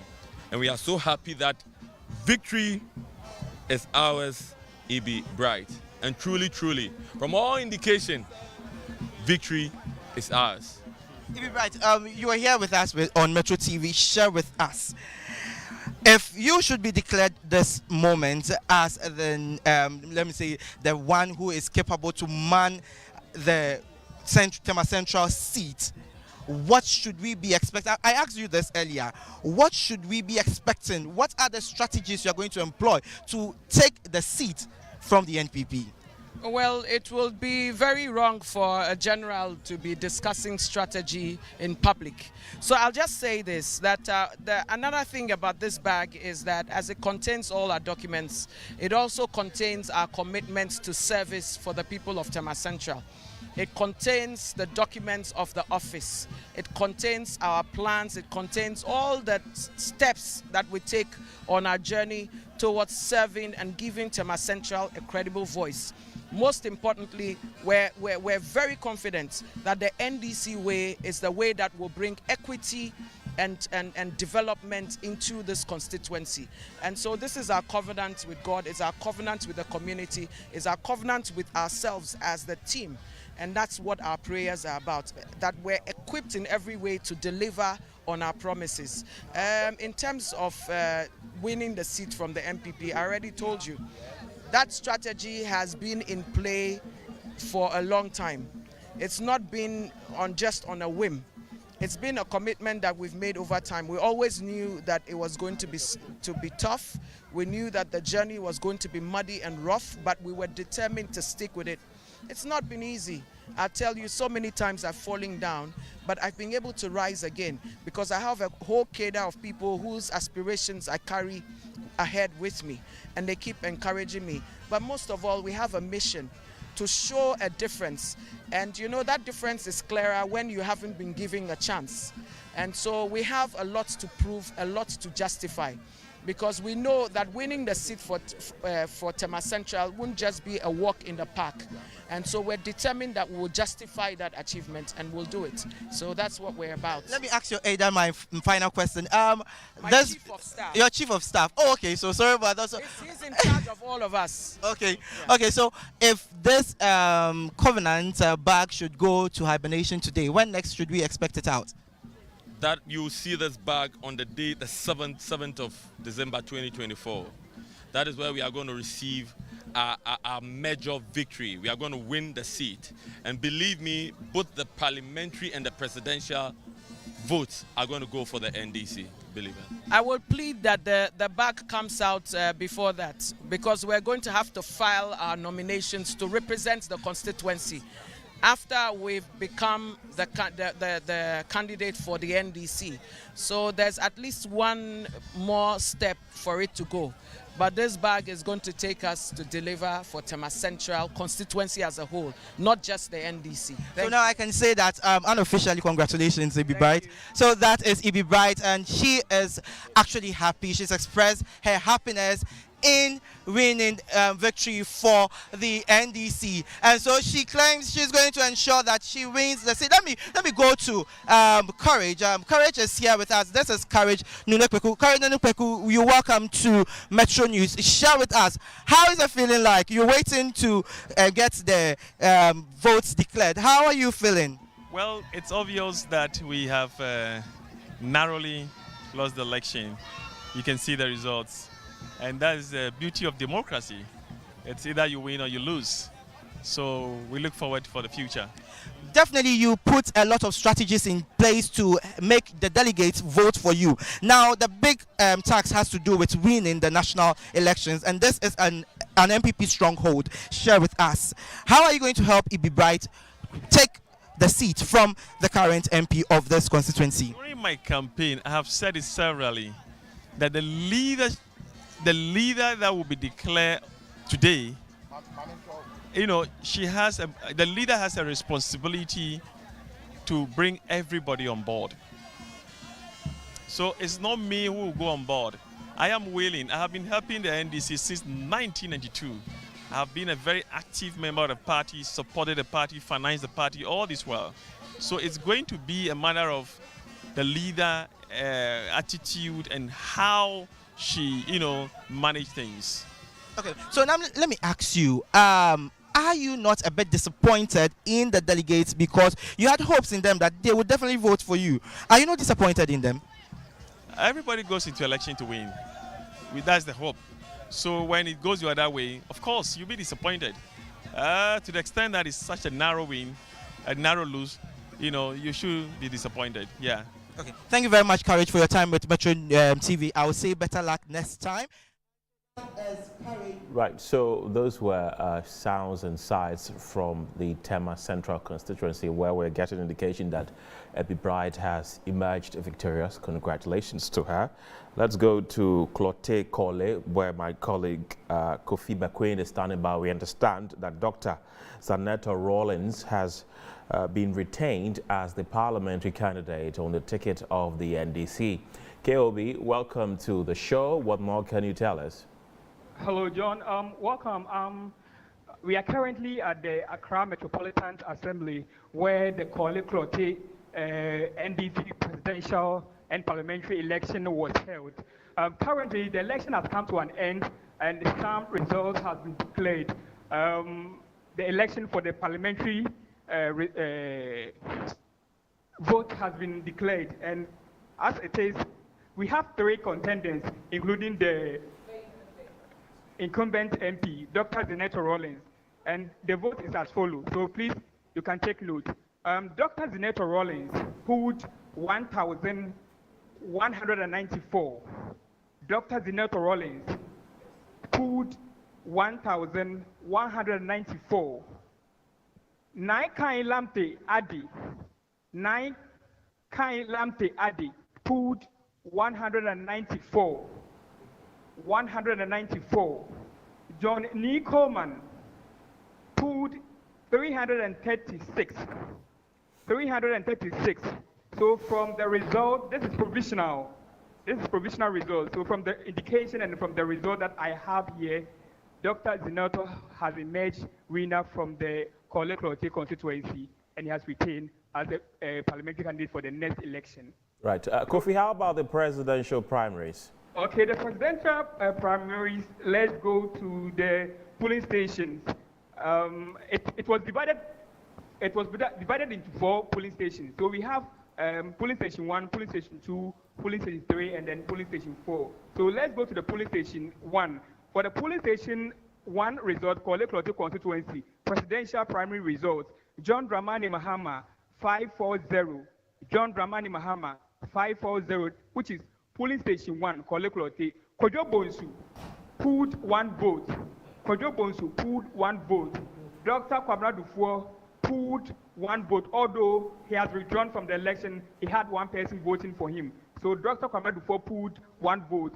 So if I'm repeat again, Police Station 1, Kolekrote, presidential primaries result, John Dramani Mahama pulled 540 votes. 540 votes. Kojo Bonsu pulled 1. Dr. Kwamna Dufour pulled 1. Let's go to polling station 2, presidential primaries result. Polling station 2, presidential primary result. John Dramani Mahama pulled 488. John Dramani Mahama pulled 488. Kojo Bonsu pulled 1. Kojo Bonsu pulled 1, which is 1 vote. Dr. Kwamna Dufour, although he withdrawn from the election, had 5 votes. So that is polling station 2, presidential result from the Klote-Kole constituency. Let's go to polling station 3, presidential primary result for the Kole-Klote constituency. John Dramani Mahama pulled 423, which is 423.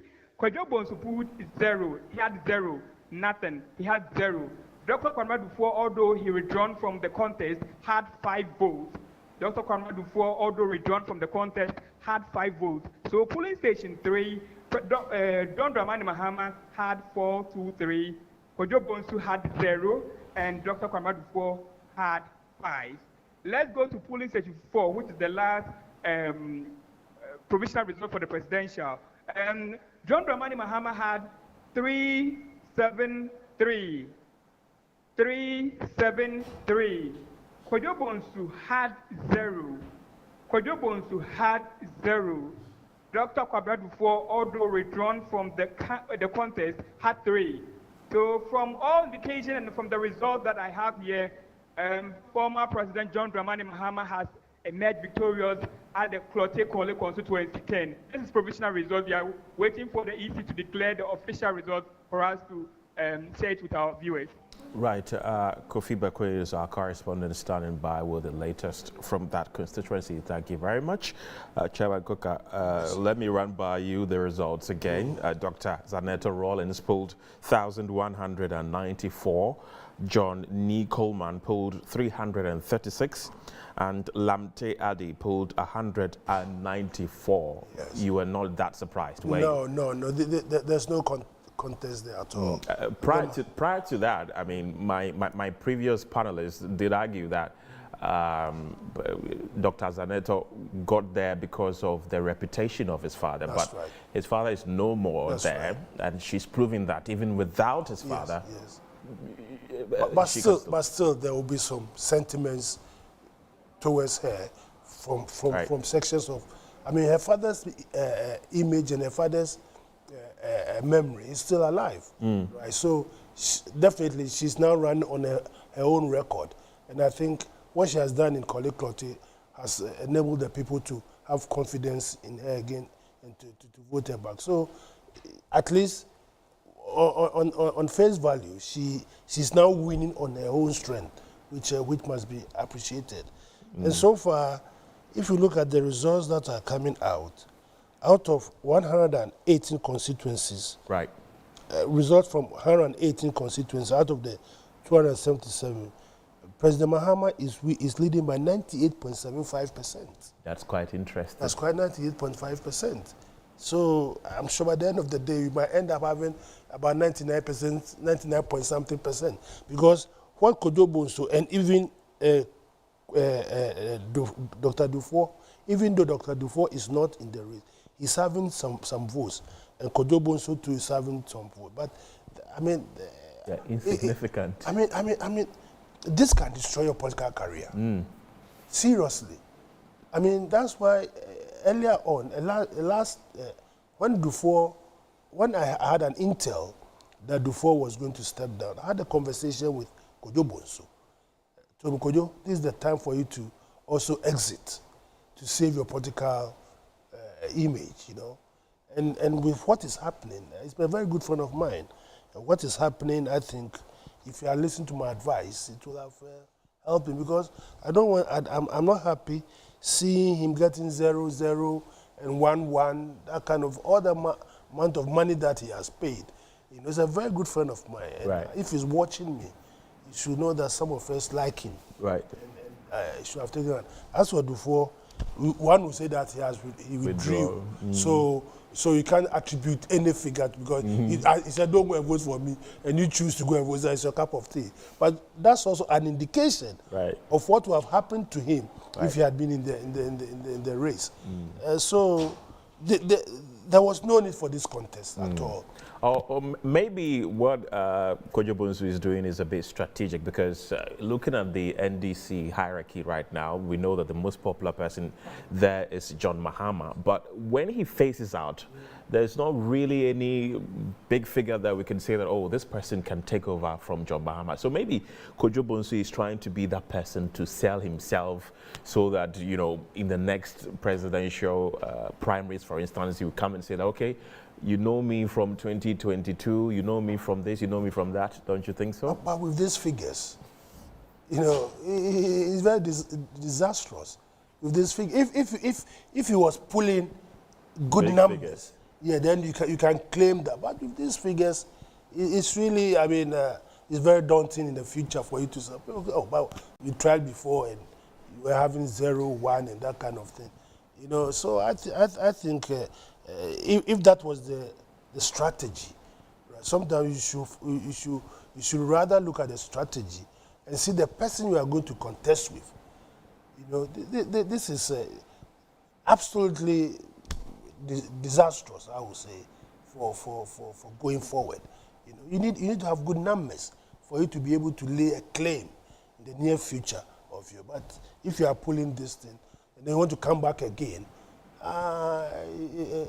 it's something that whoever was his political advisor, sometimes it's good for them to come and consult some of us who have given you, looking at the crystal ball.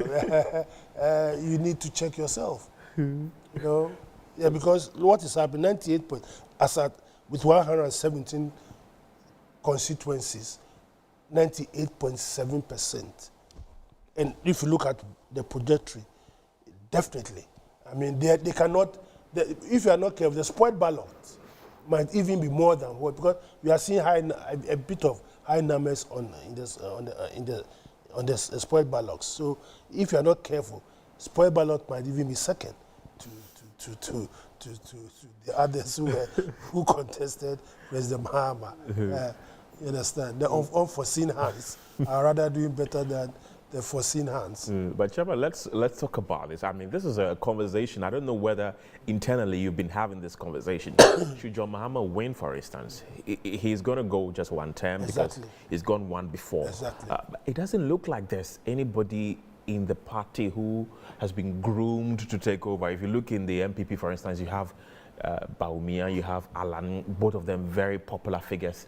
Has the party really had that conversation that life after John Mahama, how are we going to do it? No, we'll have this conversation after we come to power. Currently, what we need to do is to position John Mahama to win the 2024 election. You can't jump the gun, right? After we've won the power, after we've won the election, then there will be conversation as to going forward, right? But currently, and I think there are good people in the NDC who eventually, how did John Mahama emerge? He may because Professor Mills chose him as his running mate and along the line. So naturally, there will be somebody who might come on board that will be attractive to the rank and file of the party.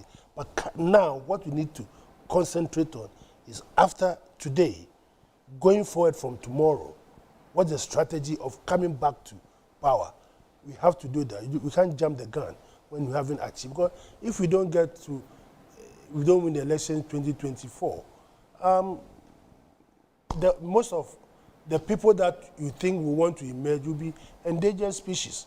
Because these MPP people, you cannot give them another 4 years in government. When you do that, when you do that, then it means that you are giving them a long time in governance. If you allow them to break the 8, then you've set a bad precedent. So we need to stop them from breaking the 8. So that is what everybody must come on board for us to achieve. And the party thinks John Mahama is the right person to break the 8. I've told you that I've had a privilege of going around the country with him. And the things that he started, the projects that he started, which will have lifted this country up, especially our brothers outside Accra. See, people think that Ghana is Accra, Accra is Ghana. No. You go outside and you see the poverty, the bad roads, human beings drinking water with animals, roads that are unmotorable, right? And people live in these areas. And if they had continued the Cocoa Roads project that President Mahama started, Ghana would have gone far. You understand? The hospitals, the schools. Look, you see children walking miles and miles to the nearest school that they have to attend. Some of them, before they get to the school, are even, because of the nature of the roads, have had their school uniform dirtied, and by the time they are so hungry that they are not capable of even learning. So I think Mahama has done it before, and he knows what to do. On the 8th of January, when he enters the seat of governance, he need not go and start looking at the books to realize what he must do. He knows what he has to do. I remember him jokingly saying that he already knows the Flagstaff House. He doesn't need anybody to. He said nobody will have to go, even go and show him where to pass. Exactly. So that is what we need to, as a party and as NDC. This is what all of us should come together to ensure that we win this the December election next year. Right. There are some figures trickling in. Let's go through them quickly. This is from the Nanton constituency, and the presidential election results are as follows. John Mahama had 706, Kojo Bonsu 13, Dr. Kwabena Dufour had 5. We had a total delegate number of 731. Spoiled ballots were 14. So those are the figures. And from Tamale Central, we had John Mahama polling 1,540, Kojo Bonsu 0, Dr. Kwabena Dufour 0, rejected ballots 13. So in both results, let me give you breaking news. Right. Kwabena Dufour's son has lost in Setri Afran Plains. Hajia Nasira Afare, the lady, she was second on the ballot box paper, has won. Right. That's quite a double whammy. Exactly. You see, the sins of the fathers shall be visited on the children. And that is what we are seeing here. You think so? You see that exactly. Because what Dr. Dufour did, I mean, annoyed everybody. So his son has suffered the consequences. He has suffered could that be the reason why his son really didn't associate himself so much with the father on the campaign trail? Well, I mean, I thought he would come boldly to assert himself, because he's over 18 years old. And you have your political future. Forget about what your father is doing. Come on, when we went to Sichafran Place, he didn't even turn up. All the other aspirants were there. He never turned up. Why? Because I understand he had put his picture and John Mahama's picture together, and the father was annoyed, and that. But you should have told your father, this is where I want to go. So let me charter my own political goal. Now it's also an endangered species. You know, he's gone forever. So I hope Dr. Dufour. What is most interesting is that he was even contesting his own uncle, because his uncle supported President Mahama. The father brought him to contest his uncle. I mean, what kind of politics is this? It's called politics of vindictiveness.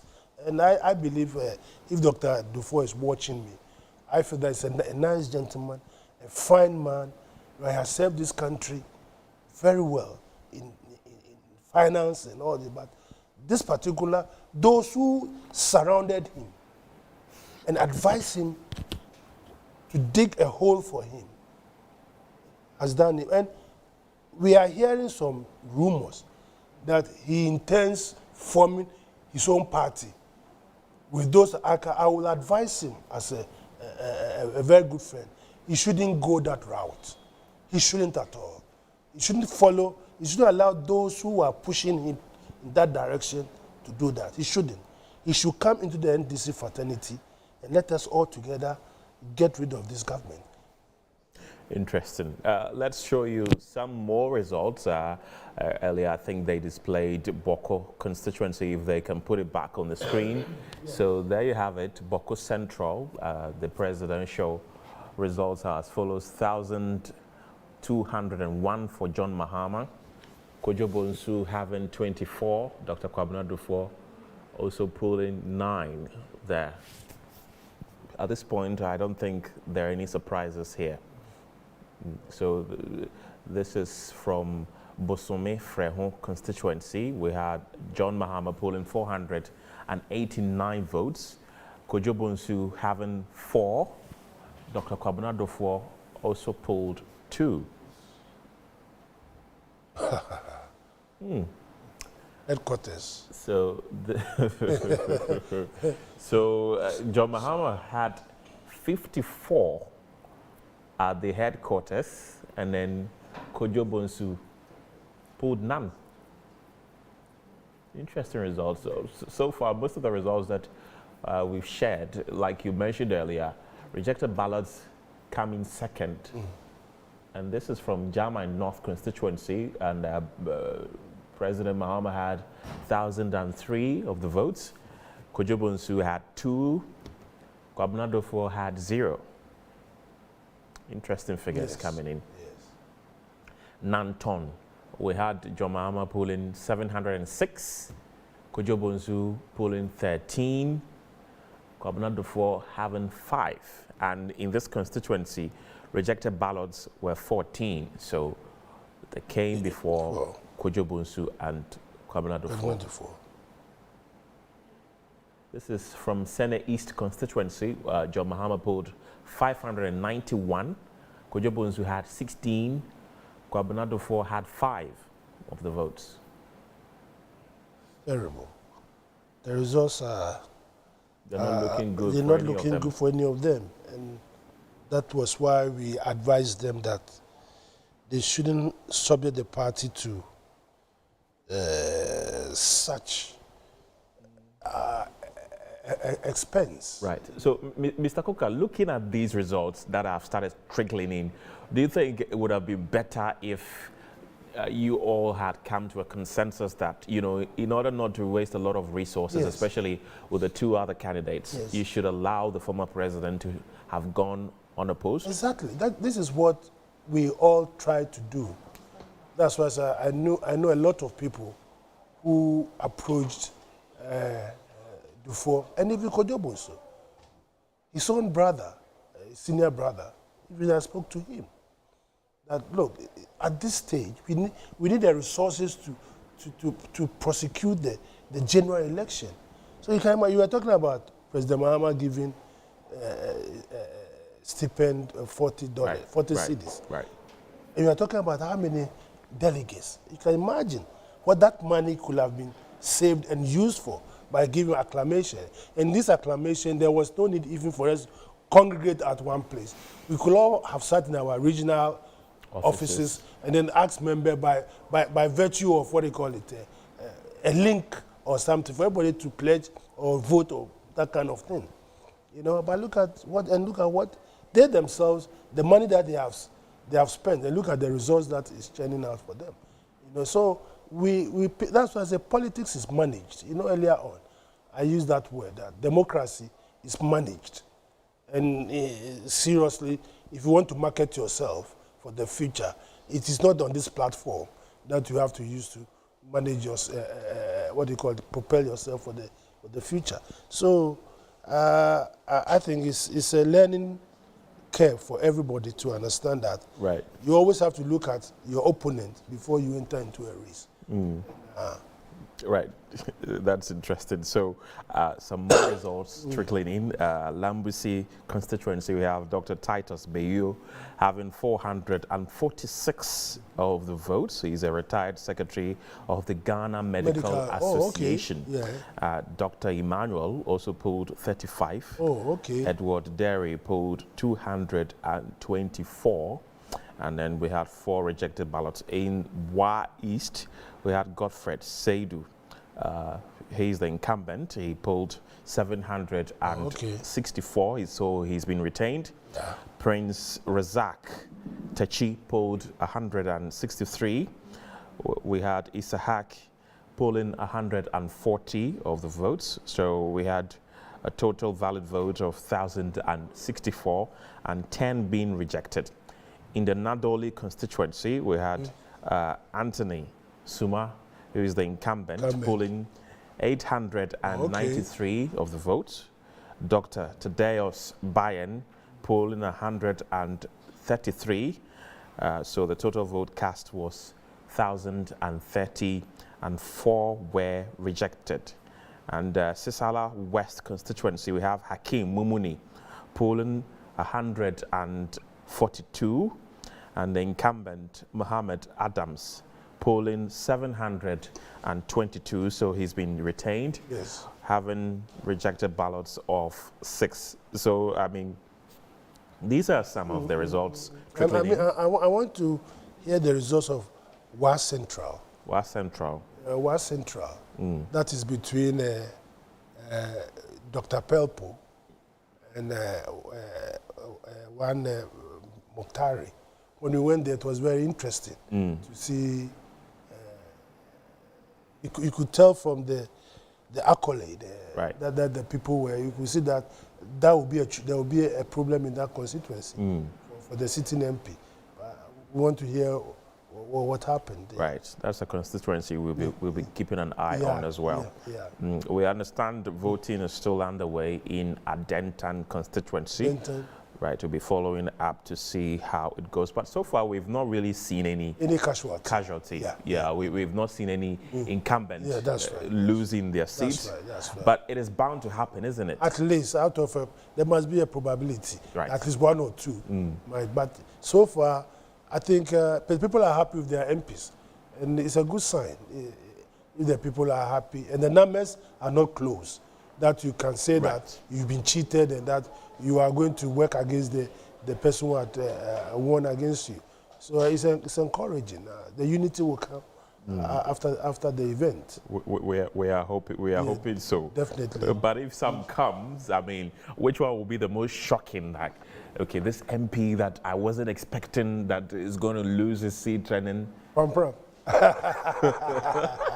But you mentioned earlier it's not likely to happen. No, he will not lose the seat. Adenta is somewhere, it's a place that, if you listen to what the sound bites, you know, the sound bites gave the impression there's a crisis there. People have taken some entrenched position, right? And it's worrying, the language that was coming from that place. And the candidates too are very strong there.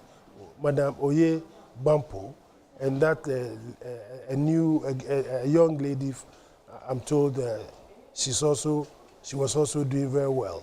So let's see how that plays out. It's a place that we should keep a close eye on. That's a place we are definitely going to keep an eye on. You're still watching our comprehensive coverage of the NDC's primaries here on Metro Television. My name is Kenneth Jesse. If you just joined us, let's run you by some of the results that have started trickling in. And this is from Sisala West constituency.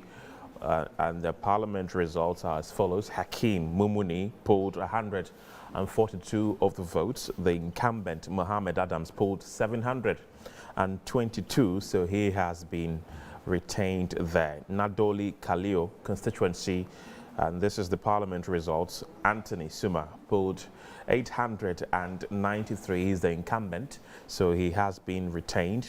Dr. Tadeus Bayen polled 133, and the rejected ballots were 4. The total vote cast 1,030. In WA East, the parliament results are as follows. Dr. Godfred Seidu polled 764. He's the incumbent, so he has been retained. Prince Razak Mumin polled 163 of the votes, and Isahak polled 140. The total valid votes cast 1,064, and the rejected ballots were 10. If we go to Lambusi, we had Dr. Titus Beyo, polling 446. And remember that he is a retired secretary of the Ghana Medical Association. Dr. Emmanuel also polled 35 of the votes. Edward Derry polled 224, and we had 4 rejected ballots. And we have Dafiama constituency. We had Dr. Sebastian Sandari, who is the incumbent, polling 311, so he has been retained. And also Abu Keke, who is the contender, polled 303 of the votes. We had spoiled ballots being 11. So these are some of the results we have so far, but our continuous coverage will continue here on Metro TV. My name is Kenneth Jesse. My colleague Moro Awudu will continue after this. Thank you very much for being a part of the show. I was joined by a former executive of the NDC in the Greater Accra region, Adekoka. Thank you very much, Chairman Adekoka, for joining me today. Our continuous coverage continues right after this. Thank you very much for watching. Bye for now.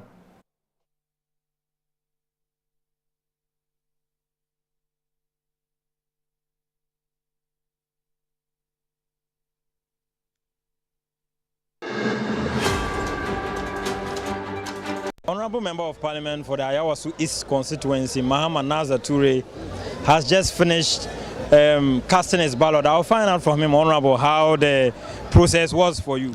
Oh, the process was so smooth. I'm happy about that. So it is moving all right the way we expected it. So looking at it, and I'm happy. It's peaceful. Yes. So judging from what you are seeing here, the peaceful nature of the exercise, are you hopeful that at the end of the day, Mahama Naza Toure would be retained as Member of Parliament for this constituency? Inshallah. At the end of the day, you see me on top. Inshallah. So my last question would be, what do you hope to do in the next, 4 years? If things go right for you, what do you hope to do when you are retained as Member of Parliament? Because we're speaking to the constituents and they have lauded your initiatives, but it looks like there's still more you can do to alleviate poverty in this community. Yes. For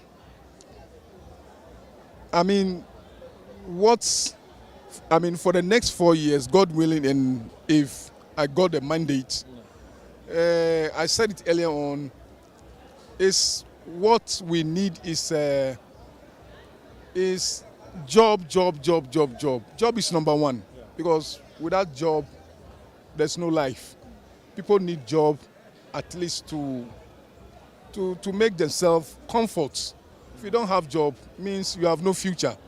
So it is not just the MP. It's the job must come from the top, from the executives. They have to create the job for the youth. So that's why you are hoping John Mahama would also win. Of course, that is the only solution. We want John Mahama to come back.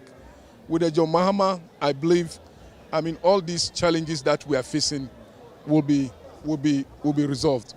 Let's now speak to the Honorable Baba Jamal, who has just finished casting his ballot, and I'm sure he voted for himself and His Excellency President John Dramani Mahama. Honorable, how was the process for you? Oh, so far so good. I think that it was very fast. The only thing is that because there are no photo albums, sorting of the names takes some time, and that's why there's a bit crowded. But so far I think it's fine, and I didn't take much time to go through. Otherwise, I also think that how they have arranged the process is very good, and it's assisting us very well. All right, so let's speak about your chances. This is a comeback. This is not the first time you are contesting the Honorable Magnaza. Are you hopeful of making a significant impact or, winning the seat this time around? Inshallah, I'm not going to make just an impact. I'm winning it. I know what I have done, the work I've done. I've spoken to the people. I've done what I could do. And inshallah, I believe that I will win these elections. And when I win in these elections, I will change the narration of Nima and the commentary of bad behavior and whatnot we will change the commentary and bring some good name to the place. Let's now speak to one of the 3 aspirants contesting for the seat of the Asawase East constituency. He's in the person of Dr. Azindo Yakubu, and he joins us now on Metro TV. Doc, how hopeful are you of your chances as you walk to cast your ballot? I'm fairly optimistic, more than ever. I am optimistic that I'll win. What makes you very optimistic of your chances? Well, I came the last time and I saw the sort of mistakes that I made. That cost me the election. This time I have come around, I have corrected, I believe, almost all those mistakes. And I have been able to ensure that people understand my message clearly. The last time I wasn't able to do that. I believe this time they are looking for change because they have an MP who has served for 12 years and they are looking for somebody who is more energetic, vibrant, who can take the fight to Parliament and bring the sort of development that Asawase East needs. So what have the delegates been telling you? I'm sure you've been speaking to a lot of them. What have they been telling you? The delegates say I should be rest assured that they will vote for me, majority of them. I'm not sure we should all trust delegates, but I mean, when they are speaking from their gut, if you can feel it, I mean, this time around, I know it when I see it. I know victory when I see victory. I see victory coming my way. By 5 p.m., I will be declared the winner. Now speak to some of the delegates who have showed up here to cast their ballot for their preferred candidates. I'll speak to this lady who will briefly introduce herself and tell me how the exercise has gone so far for you. Inshallah, exercise ne koye pa. Me did Rama to Adam Sampari. Me wa Yellow House branch. You're for Honorable Macnaza because Obaya no for the past 12 years no why ya depa. Even though the government in power by 3 years 8 months no why ya nyoma bebre Nima market Nima hospital what you amount for fees why nyoma bebre ya kan ade be chie enti yesra mo Asawase for Asawase is for munsha na mo money mandate because John Dramani Mahama 2024 Inshallah oba oni Macnaza no be continue no nye na djuma pa emma nima fo ni enko yanim na ye chidie ye nsai biom inshallah number 1 obi a wo fie bia mesra mo mumpie na mo be vote man ne nya massive 99% for Macnaza medama. For the past 12 years doing his mandate when NDC was in power for the past 3 years there has been a lot of constructions that has been done under his term. Looking at, let's say, the Nazar Bridge. First, people used to walk about 20 kilometers to cross the bridge, but he has done the bridge, and now it's very, very short for people to cross the bridge.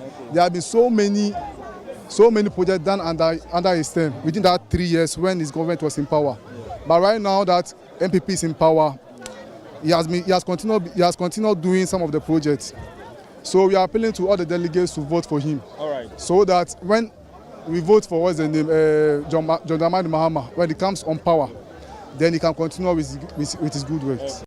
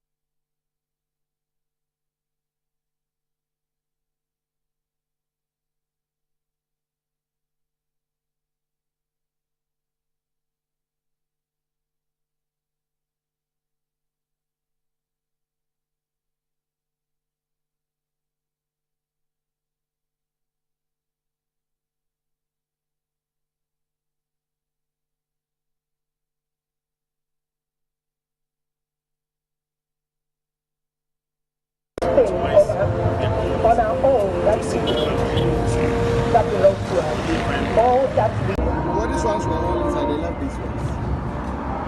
They love these ones. Okay, good.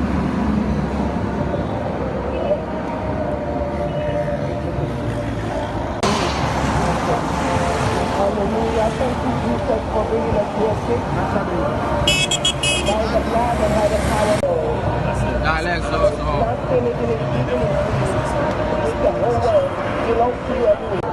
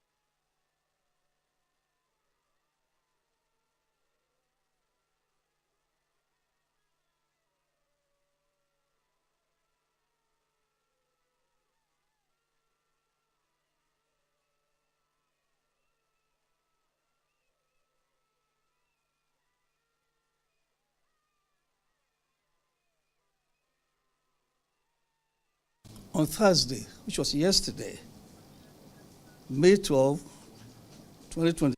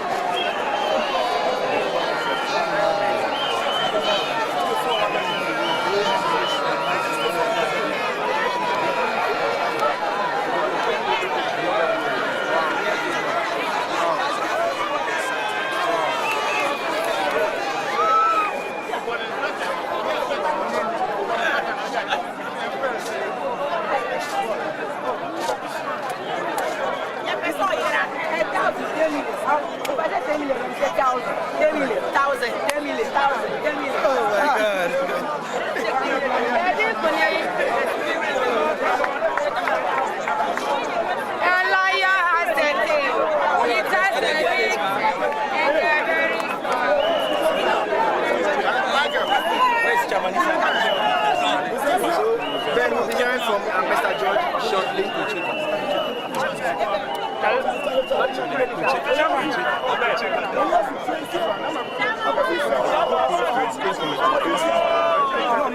Come back small. I don't think. Yeah, it's on. Or you go down for me.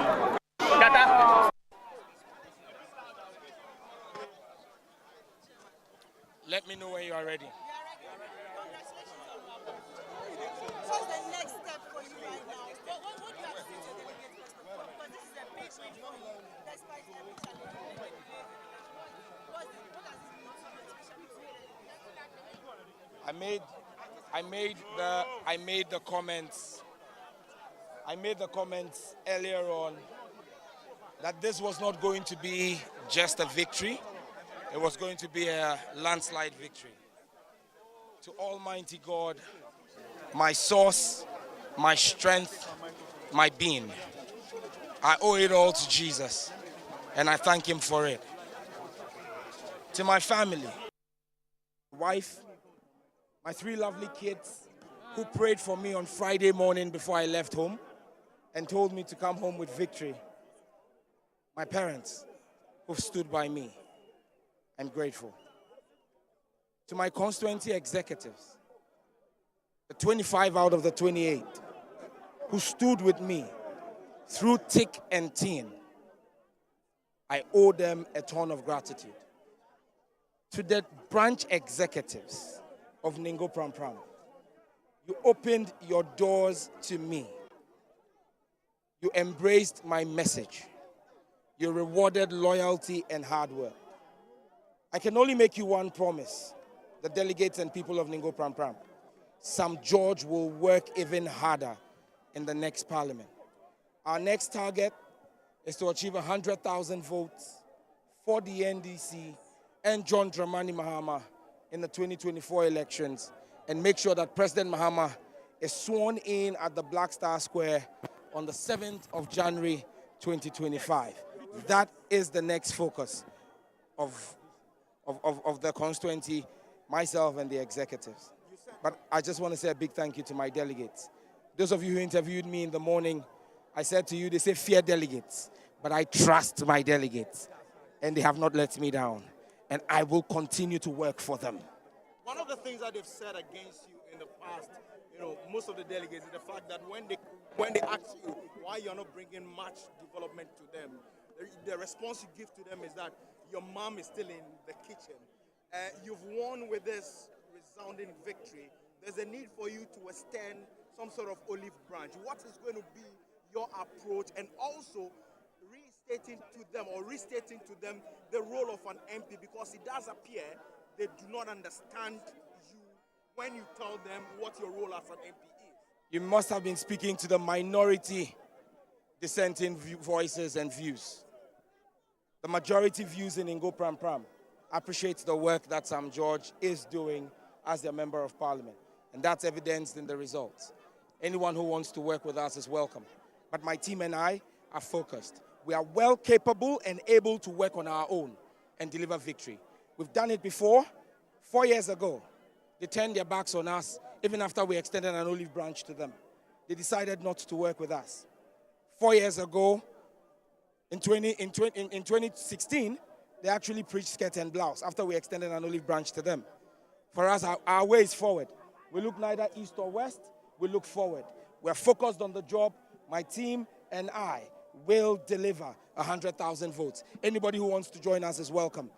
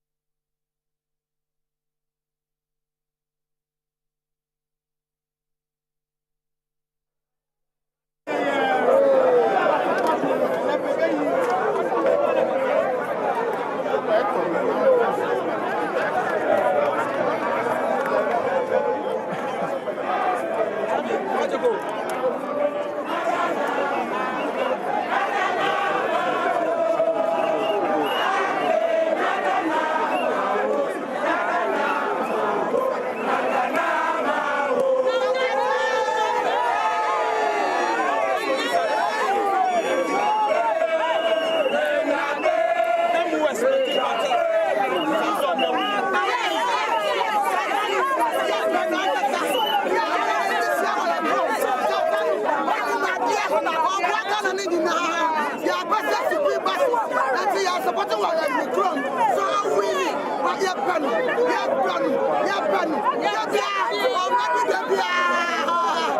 all.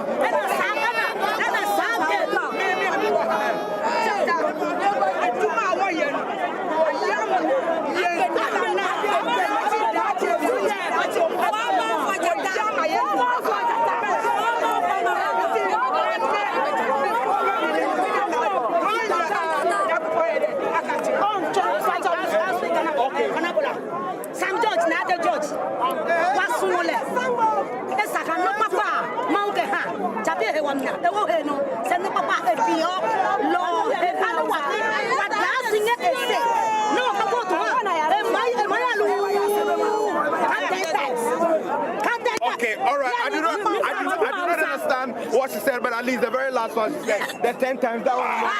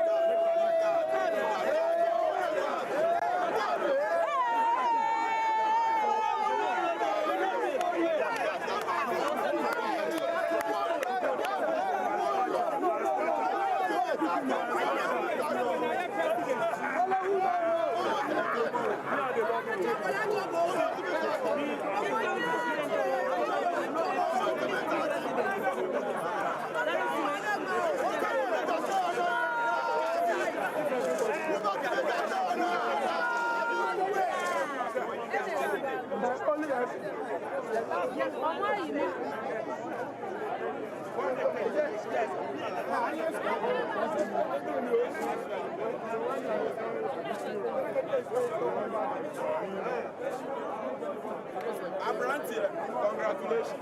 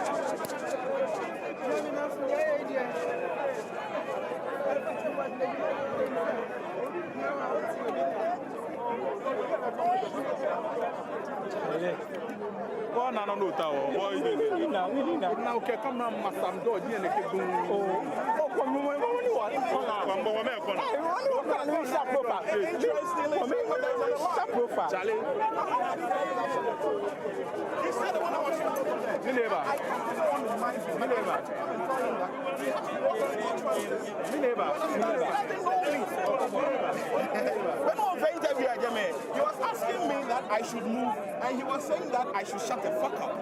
You understand? The gentleman standing there, and I came to tell him that he doesn't know me, and he just can't make some comments like that. You said it. It's your image that is on the line. But you don't speak like that. Because you don't even know that person, so you don't speak like that. A gentleman like you.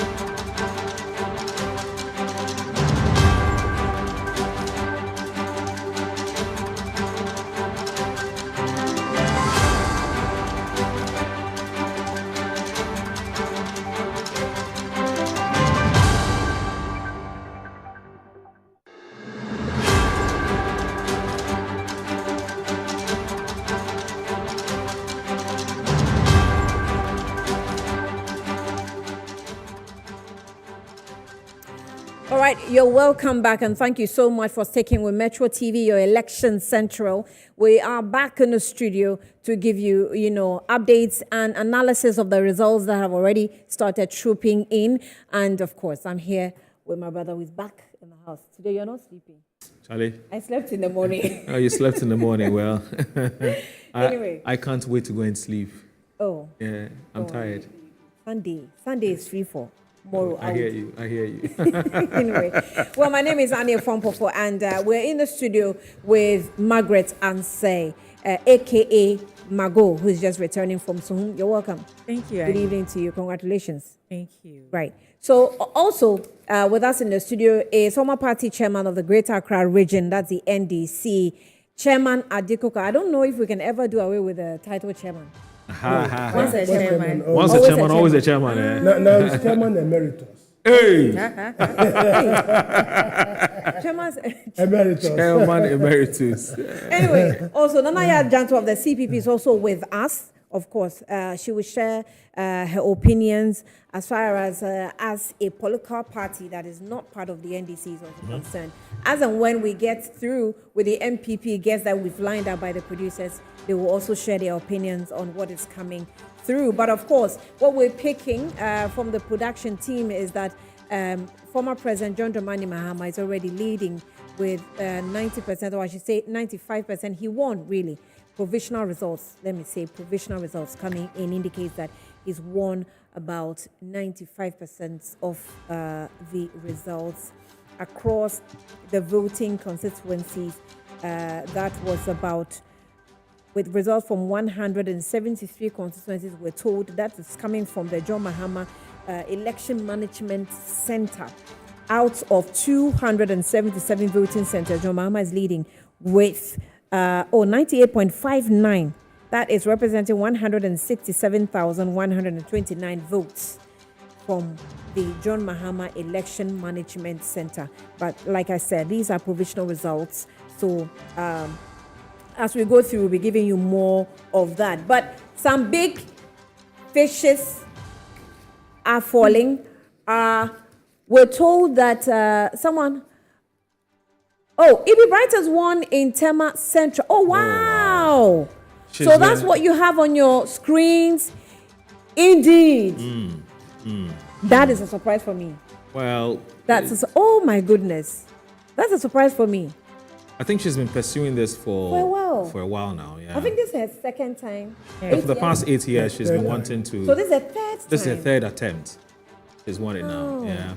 There are more surprises, but you're still doing introduction. So when you're done, well, some that are coming through. We're told that big fishes are dropping. Yeah. And one is ABA Husseini. I am sure, Chairman. ABA Husseini. Yes, shocked about it. I didn't expect him to lose, but when we went on the tour with the Mahama, we see from his countenance that he's in danger. He was in trouble. Apart from all the Tamale three constituencies, he was the one who was being contested. Right. Sweeney was not contested. That's Tamale North. Tamale North, and then Haruna. Tamale so South. he was the only one. So you could see that people were asking why. What's happening? What was happening. And 3 people were actually contesting. Yeah, that's right. And you could see that he was a worried man. Yeah. A worried man. Yeah. So I'm not surprised that he has lost his seat. But it was a good material. Sometimes... No, he is a good material. Yeah, he is a good material. Yeah. And so sometimes, that's why I say that sometimes democracy must be managed. But this person who is coming now is going to go the back benches. Yeah. He has to spend so many years even to catch the eye of the speaker. But for saying there are people who the party, everybody relies on them to make certain statements at a certain moment of time. So I feel that it's a sad. Wow, that's quite interesting. I don't know why they will vote against it, because sometimes these delegates, for flimsy excuses, they'll just punish you. Yeah. For just a flimsy excuse. Yeah. But is it an issue of we not being able to educate the electorate to the extent that we let them understand that rich materials in Parliament, we have to always make an effort to maintain them at least for a phase for a period of time? I think you are right. We need to. People believe that, oh, he's been there for 2 terms. He's been there for 3 terms. Yeah. Oh, he's been there, so somebody must come. You hear such comments You sometimes. hear, that's and right. you're And wondering, they won't give you any tangible reason for saying that. Oh, that kind of language. You go to look at the U.S. Senate. You know, Feinstein. Look at how old she is, and she's not even feeling well. They tried to change. They said, no, we have to keep her there because she's there for a purpose. yeah, she Pelosi. has become an institution. ABA for saying it's an institution. Yeah, I exactly. mean, it's an institution. Exactly. No 2 ways about it. You understand? So when I look at the guy who has won, I mean, probably he's popular in the constituency, but when you come to Parliament, what is he going to provide? What is he going to give? It's a different ball game. It's a different ball game. Yeah. And it's a bad decision that they. Wow. So that's Sagnarigu constituency No, with ABA. Sagnarigu doesn't come to me as a surprise.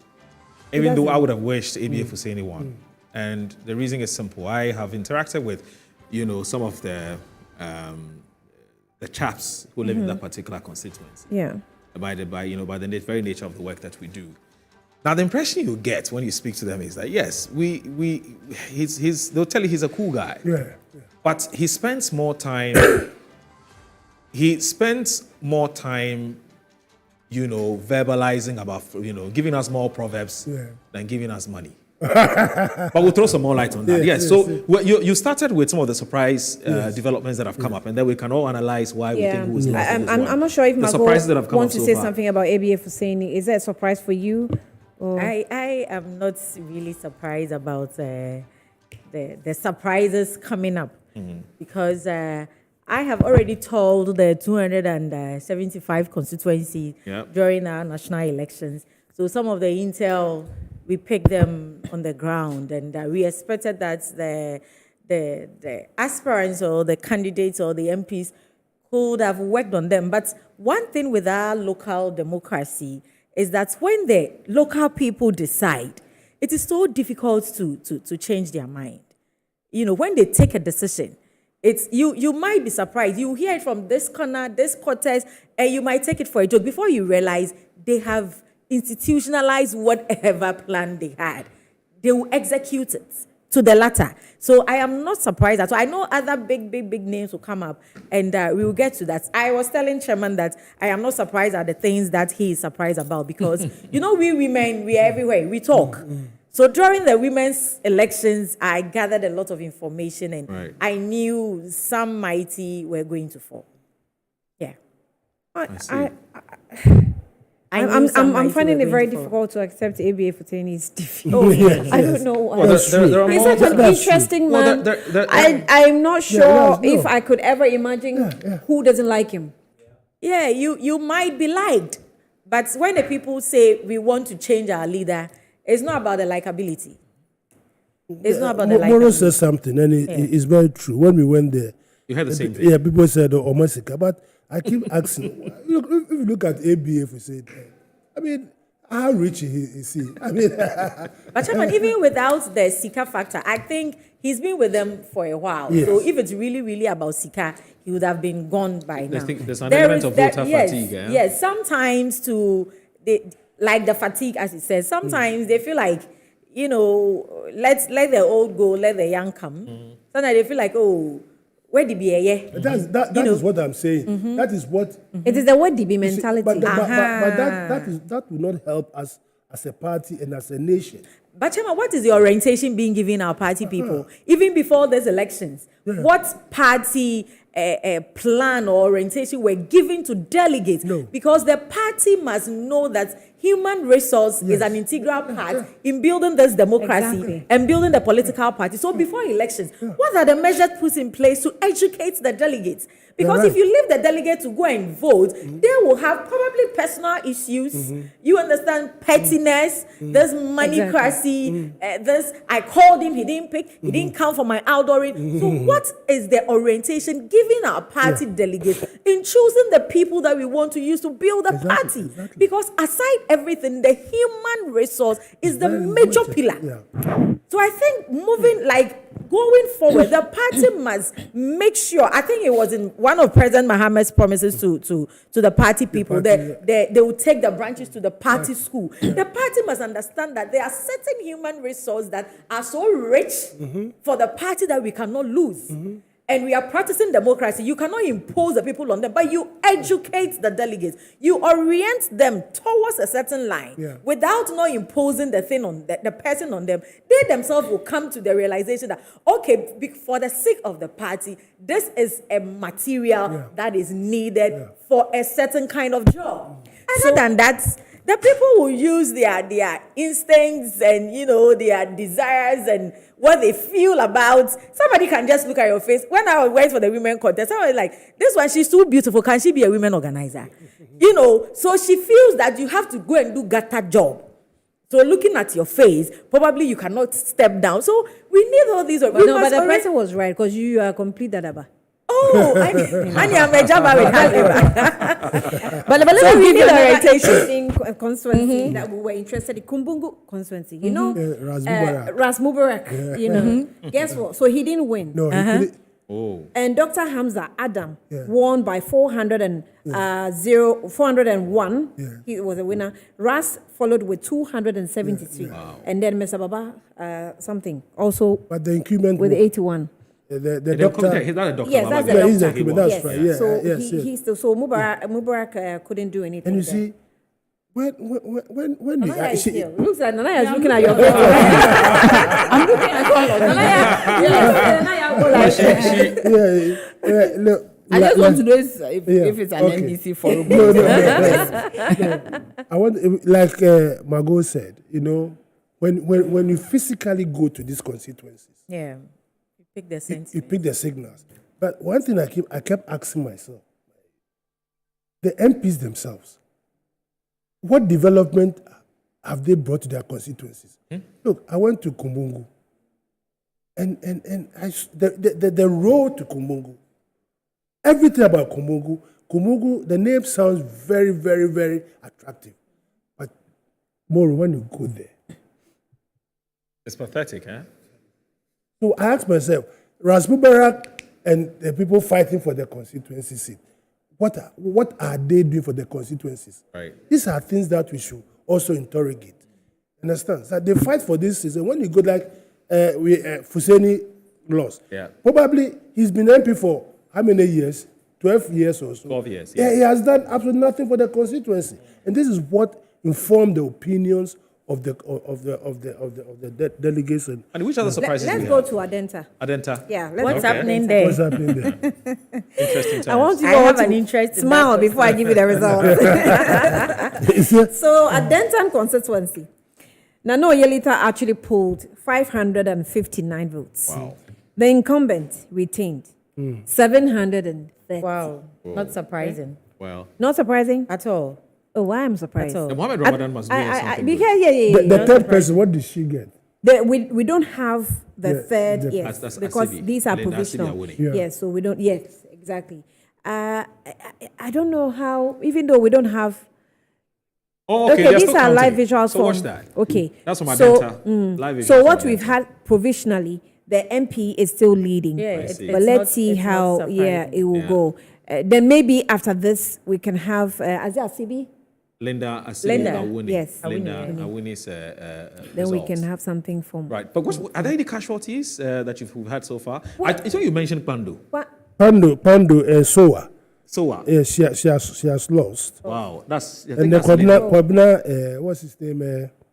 I mentioned the name earlier on. And then Edward Bauer. Edward Bauer has also lost. And then the former Minister for Energy. Not minister. It was the PRO. He was the energy minister. No, there was a minister for energy. He was a minister, Edward. No, Edward. No, he was a spokesperson. He was a PR. Was PR, but the former minister for energy. Oh, Papa Donko. Who is yes. He's lost. He has also lost. Yes. Wow. Nana, let's hear from you. Now you are ready to hear. What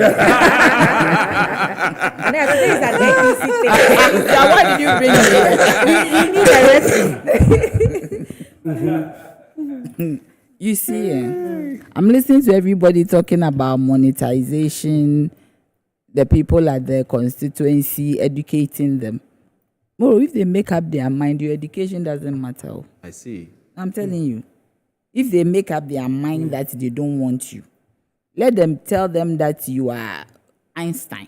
They don't care. Wow. The time is up. You see, one thing that always stays with me, and I'll never forget it.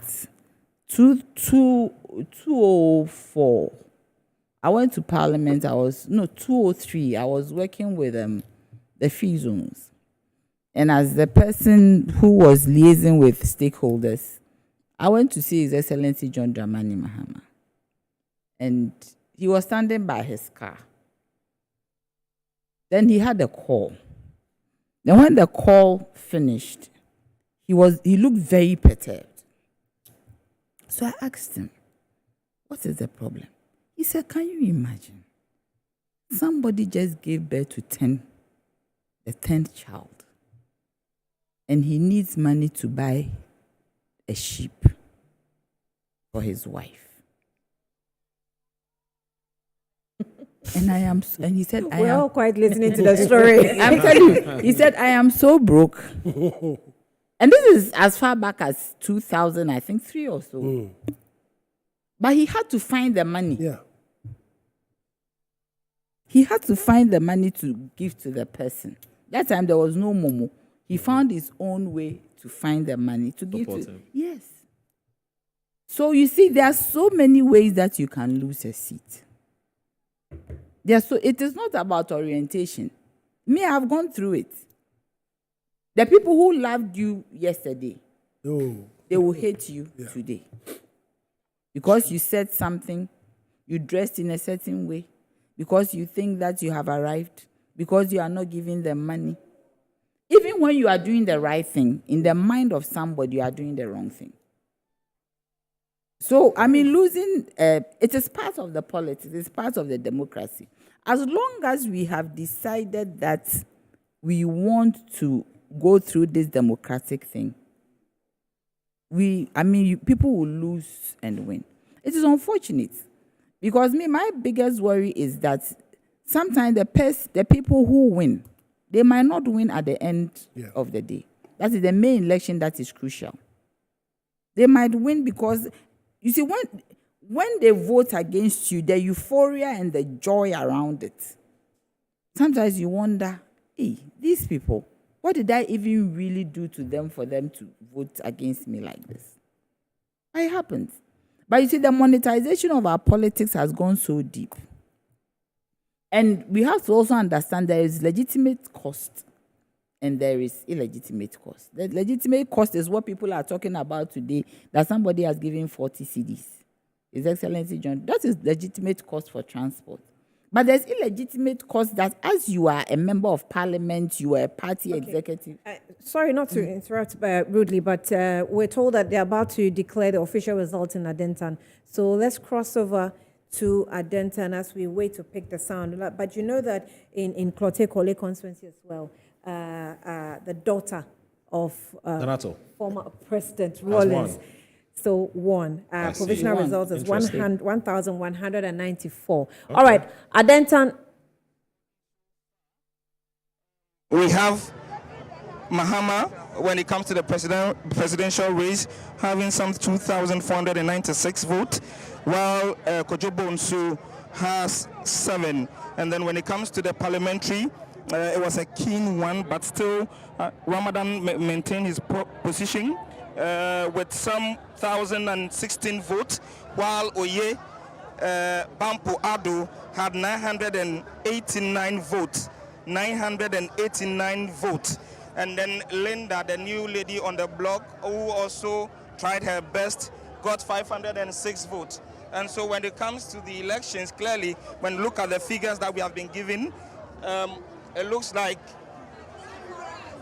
Mohammed Adamu Ramadan has maintained his seat and won once again against all odds against Oye Bampo Ado for the second time.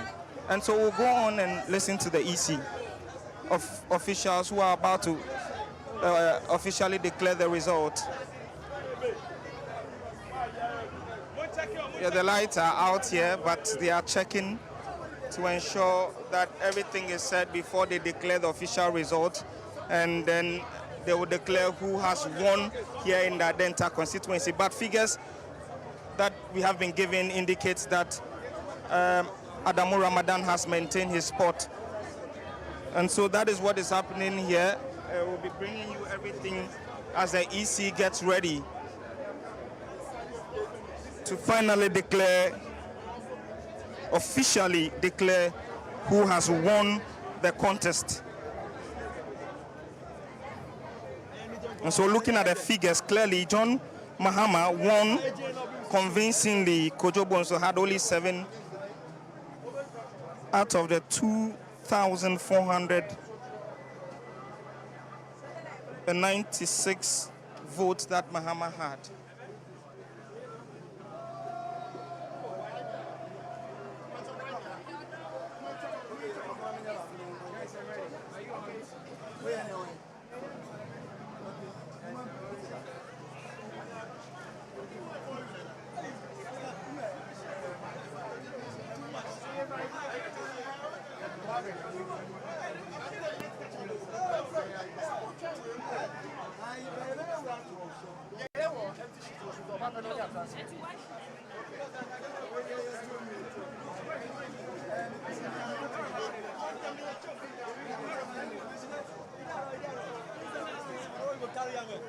Yeah, so Ani, earlier we spoke to Linda, who has seen the figures and has expressed her interest in supporting Abu Ramadan, who has won the contest. She is saying that she will be contesting in the next elections once again, and has called on all her followers to back anyone who wins in these primaries to be supported. And so she has declared and left already. We are yet to get Adamu Ramadan to speak to because he's not here. But as you can hear the sound of music and jubilant fans out there, they can't wait for the celebrations. They have already started because the figures that we have collated indeed indicates that Adamu Ramadan has won the contest. And so to go over the figures again as the EC prepares to officially announce the result, when it comes to the parliamentary race, Nana Oye Bampo Ado had 989. When it comes to the parliamentary race, Nana Oye Bampo Ado, 989. Adamu Ramadan also had 1,016 votes. 1,016 votes. Then Linda Awuni had 506. So these are the 3 contestants, and these are the figures. The EC officials are preparing to finally and officially declare it, but fans are out there jubilating.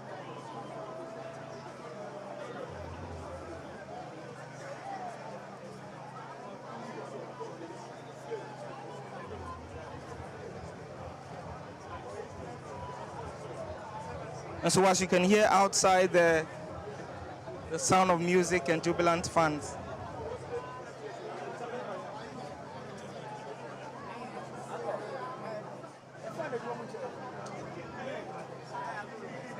Even before the EC officially declares the results, people already know and are jubilating. Those who have lost have left the premises already, but polling agents and media men are here with the EC officials together with the police, who are also trying to enforce and ensure peace and decorum.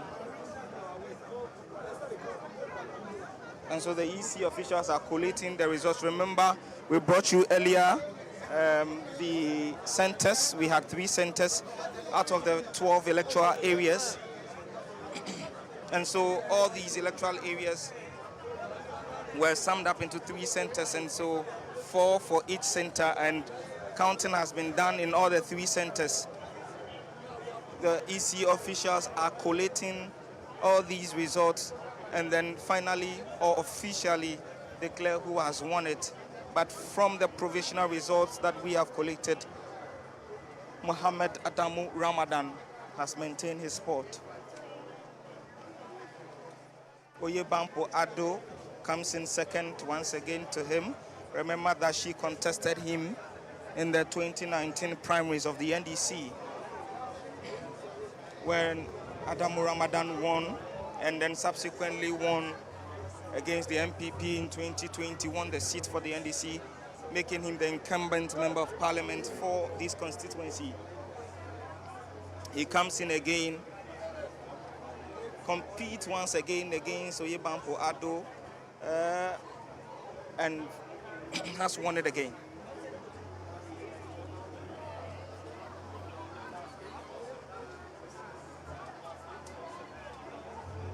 So what do you have in your shots?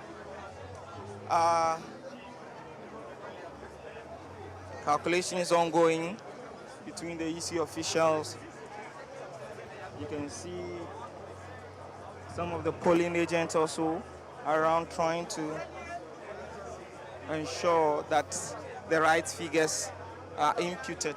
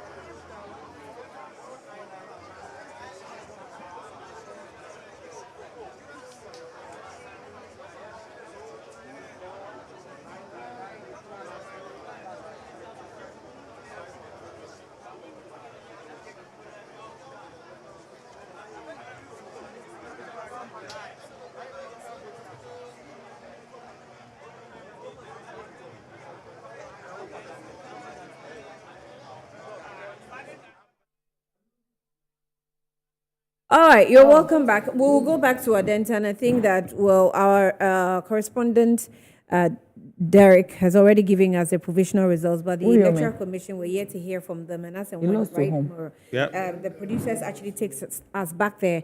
We'll see exactly if what we have recorded is what the EC is also recording. We're asking of who? What Central?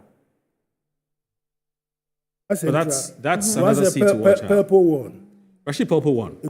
Purple one. That's come. There's Okay. that's Oh, that's good. purple one. No, Wow. one of the husband. Rashid Hudu Purple Mukhtar, is yeah. Hudu. Yes.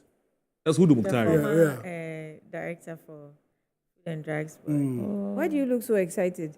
Oh no, like I was expecting Purple. To lose. No. I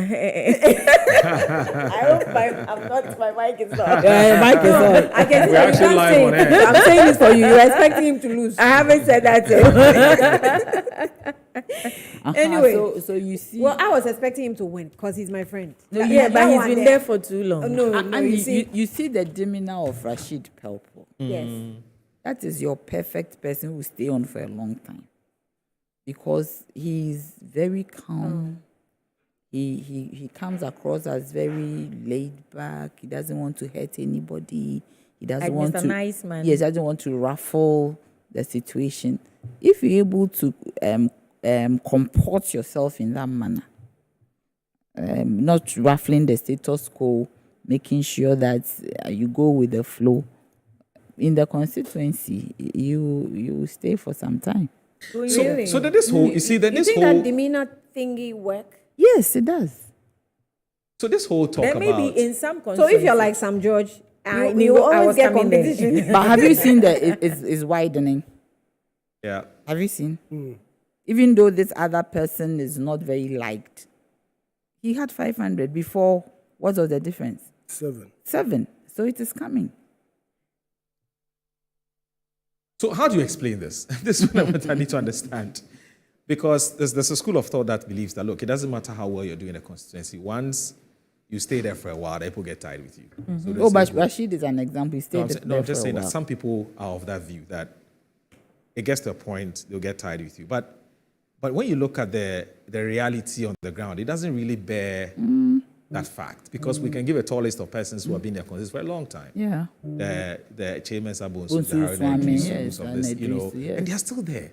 Yes, sometimes it might come a bit close, you know, and it would reflect a certain expression that we're tired with you. But he's won, even if it's one vote. You know. So I think perhaps it's constituency specific, perhaps it's personality specific. You know, I think there's more to it than just and situation specific. It's you know, it's a bit complex. it is not you will not just take your voter ID card and go to EC, take your paper and vote, and let's expect counting and expect that you have won. Right. There are so many things that goes into an election. So the individual differences also count. If you have been there for long and you know the system and you know how things are being run, you are familiar with the various branches and the zones, and you know where the votes are coming, where the votes are not coming. You know the opinion leaders who are troublesome and who you drink attire with them. You see, so there are certain zones or branches where you go and stay there for 3 days. There are certain places that you just pass through, and it all comes with the experience. You understand? So if you have been there for long and you really, really know how to play your cards well, the people, they will go and vote there. But, you know, you can still win. Yeah. You don't, the longevity is not too much of an advantage, but how you become a tactical.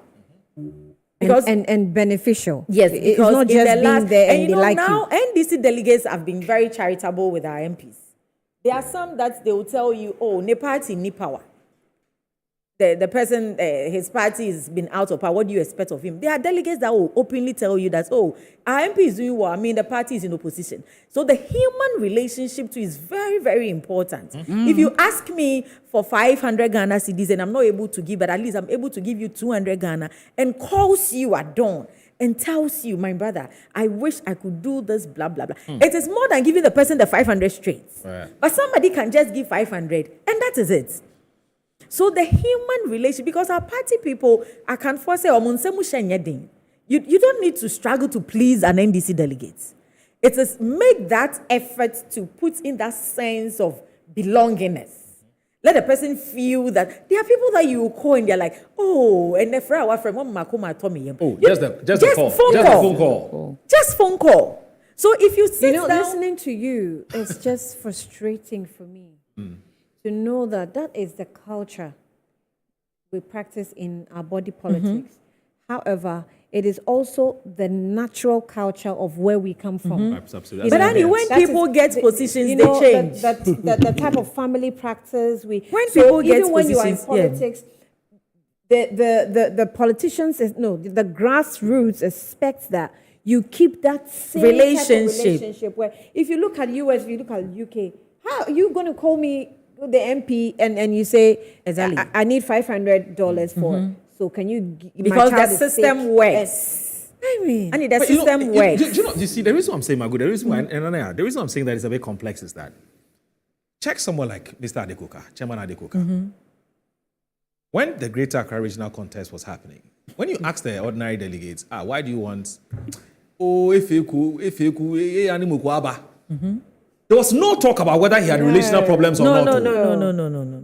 You know, there was nothing like there was nothing. They just said they're tired. The man should go. But you see, with chairman's election, a lot of things when I was surprised at the results. Honestly, it is one of the surprises in the regional elections that I encountered. Okay. I was very surprised. You're one of those who tipped him to win. I mean, I have not said anything, but I was surprised. But sometimes you see, the people that comes into the race, the kind of people and the numbers.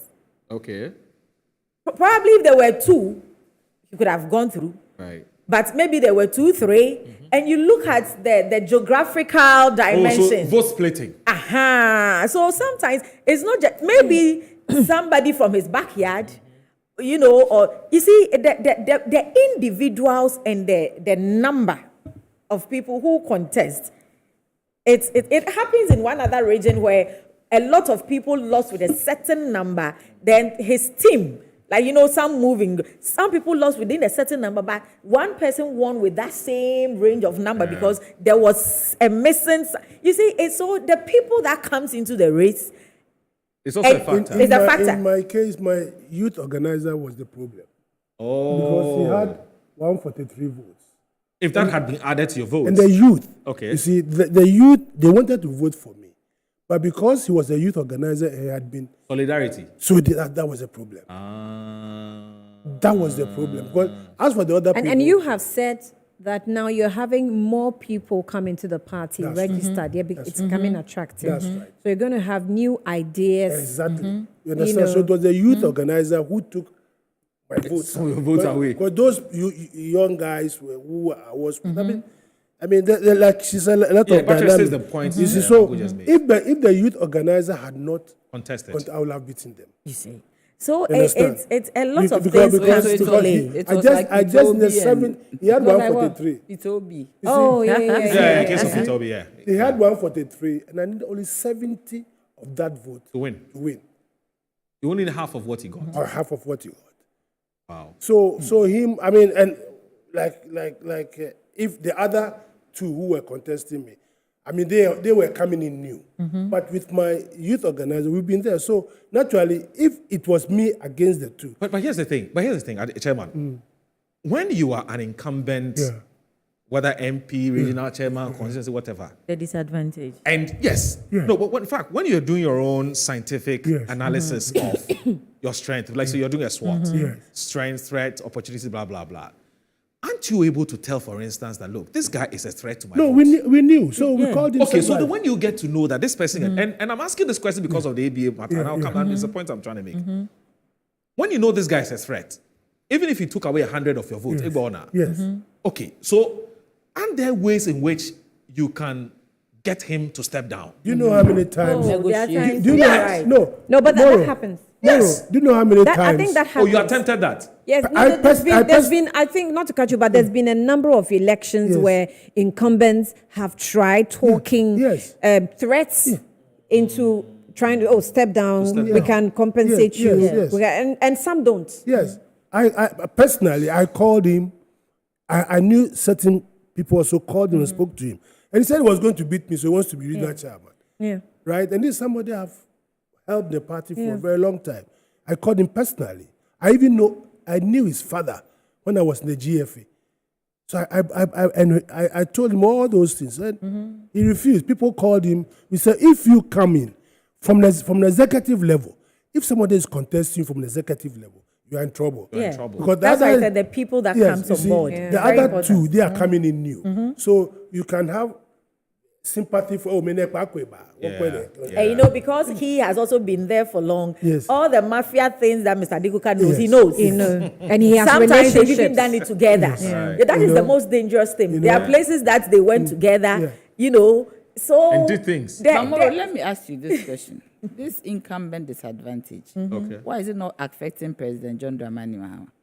We come there because so far we've been talking about the MP. So come to the presidential. Generally, it's a combination of factors. No. I think by the basis of what you laid, I think President Mahama didn't have. If he did SWOT, he didn't have threats. It was obvious he didn't have threats. So I'm asking why.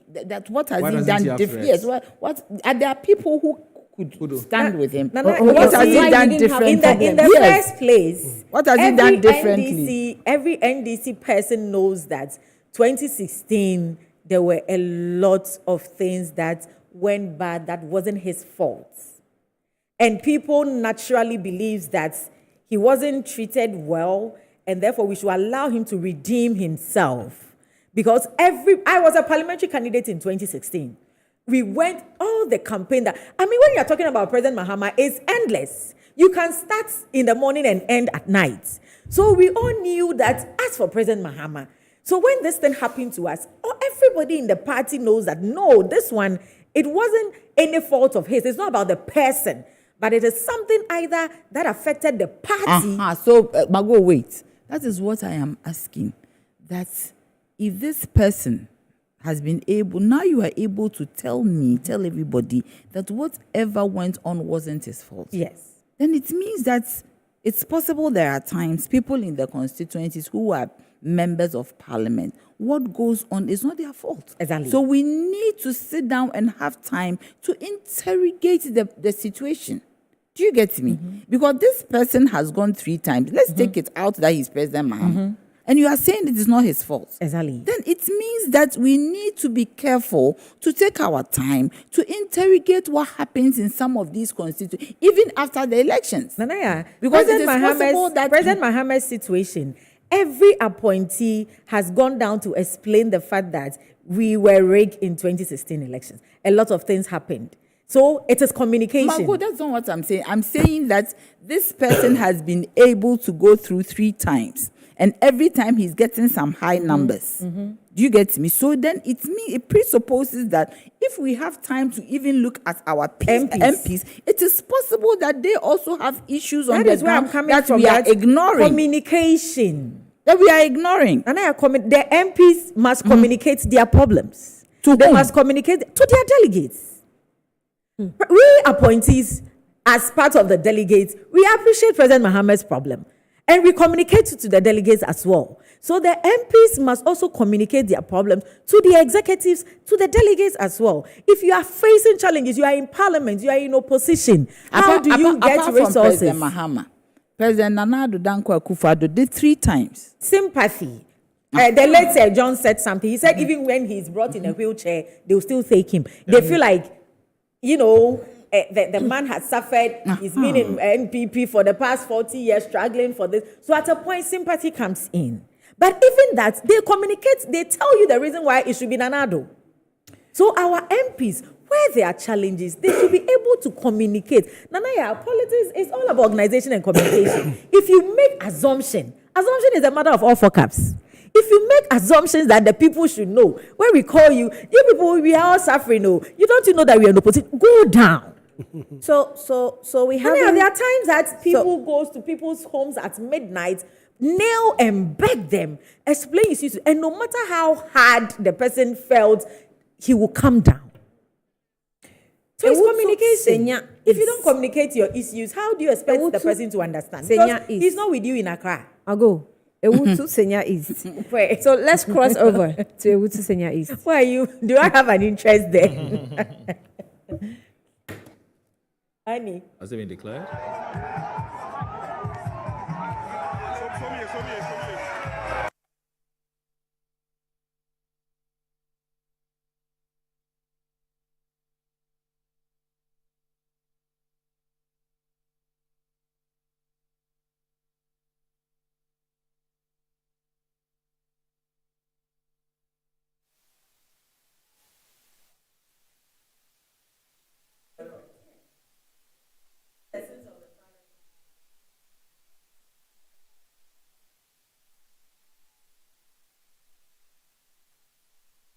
Senya is that we're seeing in your shots. We're told that now Koyo has actually won.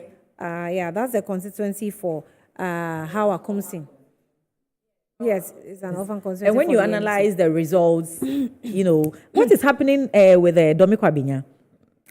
Well, let's check. The results aren't in yet. It doesn't come in yet. The delegates might be because many. all that is coming is provisional here. So now Koyo for Ewutu Senya. She did very well in the 2020 elections, the general elections. What was her results? She did very well. She brought it down to 3,000. You mean she reduced the margin? She reduced the 3,000. Yeah. So if Okuno has been declared winner of the parliamentary elections right here in Ewutu Senya. She went against 3 other candidates, but she emerged with over 1,000 votes. Her supporters are just in a very jubilant mood.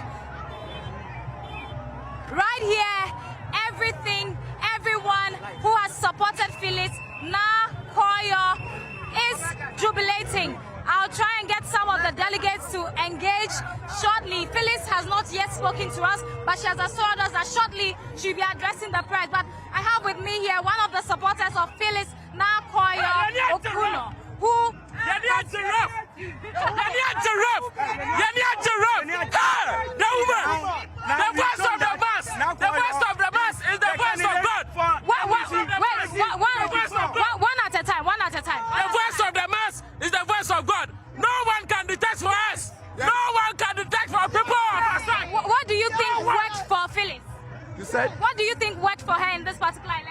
She's very hardworking and everybody likes her. We all like her. That's why we voted for her. We are very happy. And do you think Ujidi said, Phyllis? Now call your Ayoba Tampa. Now call your Asafata. Asafata. No, Asafata. She's the only one we trust that can take the seat from Hawa Kumsin for us. She's the only one that we trust. Are you sure she's the only one who can snatch the seat from Hawa Kumsin, who has proven to be a formidable force since 2012? She's the only one that I know that is going to be trusted and worthy to take the seat from Hawa Kumsin. What gives you that assurance? Because I know what happened 2020 and it's going to happen on 2024 too. The gap that she closed is going to come massively and it will be a win for NDC and Nakoyo. Okay, all right. So the party just got started for delegates here in the Ewutu Senya East constituency as Phyllis Nakoya Okuno has emerged with over 1,000 votes. And we are told that shortly she will be addressing the press.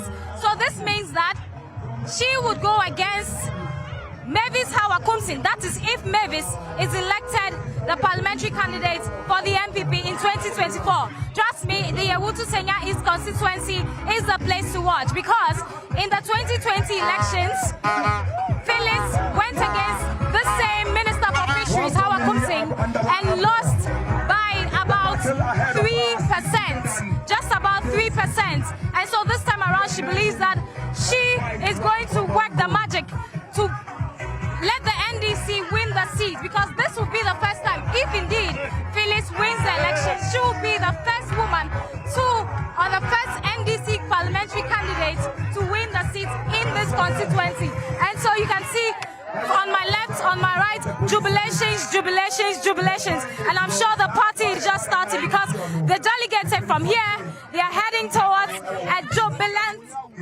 venue where they'll continue the celebrations. And so we'll soon be getting you live pictures from the residents of Phyllis Nakoya Okuno, who would be addressing the media shortly. But first, before we go, let me engage our Central Regional Correspondent, Akwesiado, to tell us about the contest here in the Ewutu Senya constituency and what we should expect in the coming days regarding campaigns, regarding everything that has to do with this particular constituency. Akwesiado, it's been a long day for us here in the Ewutu Senya constituency.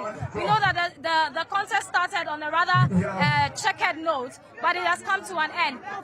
First of all, your observations, what do you make of the whole process? Okay, so I think apart from the hitches we had in the morning with regards to the specific venue for the elections to be held, everything went on smoothly here at the grounds. Because we know due to the happenings that occurred prior to this elections today, we were of the view that maybe we're going to have some kind of heightened tensions.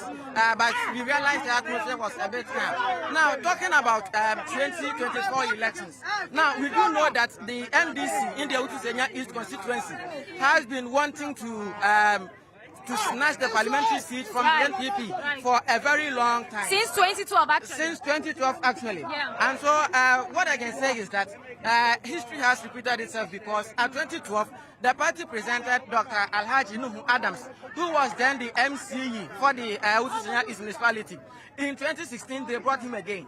Then in 2020, they made changes to bring forth a female. And then in 2023 also, we have had a party retaining the candidature of Mrs. Phyllis Nakoya Okuno. And I do know that constituency executives would be working harder as they've always did to ensure that they're able to do something. But look, it is not going to be easy for the NDC. Exactly. Considering the fact that we are having Mavis Hawa Kumsin, who has already been entrenched. And as of now, we do know that she's been able to hold grip of the seat for about 3 consecutive terms. And then it is obvious that the NPP will be bringing forth Madam Mavis Hawa Kumsin to face Phyllis Nakoya Okuno in the upcoming elections. Yeah. So as you heard from our Central Regional Correspondent who knows the dynamics of this area, it's likely that Phyllis would go against Mavis Hawa Kumsin. But as to how that will pan out, though, it will be left to the electorate. But right now, we have some executives of the party to speak to us about the process so far and what they make of it. Good evening and welcome to Metro News. Good evening, my sister. What's your name? Amadou Tuare, the Constituency Secretary. Yes, and Amadou, I suppose. Yes. Yes. So it has all come to an end. a very successful end. You describe it as successful? Yes, successful because we didn't have any incident. No. So it's a successful primaries. Your preferred candidate, is Phyllis your preferred candidate? Welcome back. We will quickly cross over to Ashaiman now. Our colleague Elvis is speaking with Ernest Nogba, who is a incumbent. Yes, and I think he has retained the seat. Say that I have endeared myself to the people, and I do exactly what they wanted an MP to do for them. And in fact, it's been a lovely moment in serving the people of Ashaiman. For that matter, they also gave me the opportunity to make sure that all their heart desires, almost all their heart desire, myself and then my team, including my, friends, families, etc., we are able to deliver. And so today they are giving me the nod once again to continue as a member of parliament. And let's look at this. We've seen the likes of Tony. Tony has been right here from beginning till the end with a school in his name and all that. Now, you came in after Agbesi handed over his mantle to you. Do you think Agbesi had an influence on the delegates to actually move to win this election this year? Well, you're talking of Agbesi or Tony? I'm talking about Agbesi. Do you think he has an influence on you? Well, he has been an institution in Ashaiman. He has been a 3-time member of parliament and a deputy majority leader for that matter. He has following in Ashaiman as well. But I don't think it has played a role in this winning, because I can't sit here today and tell you whether he supported me or not. All that I know is that he is a statesman, so he might have played neutral. But we, the three of us, had to battle it out. When you talk of Tony being here for a very long time, a known face, it is not about a known face. The people of Ashaiman are not interested in a known face. They are interested in somebody who can deliver for them, somebody who can care for them, somebody who cares for them, somebody who brings developmental project to them. If Tony has been here since 1992 or otherwise, the people are asking him, what have you done for us? Yes, and Ernest Nogba might have come yesterday, but he has endeared himself to us. He is doing what we want him to do for us. He is doing what we want our member of parliament to do for us. And so that is the laugh, and you can see it. They have demonstrated it in the voting, and as you can see around me, they are all over around me, and that is what makes me love them most. Now let's look at this one. There is this thing that mostly people who win election don't want to work with their competitors. Are you willing to work with your competitors to bring NDC to victory again in Ashaiman? That has been something that I've been preaching all over my campaign, tour.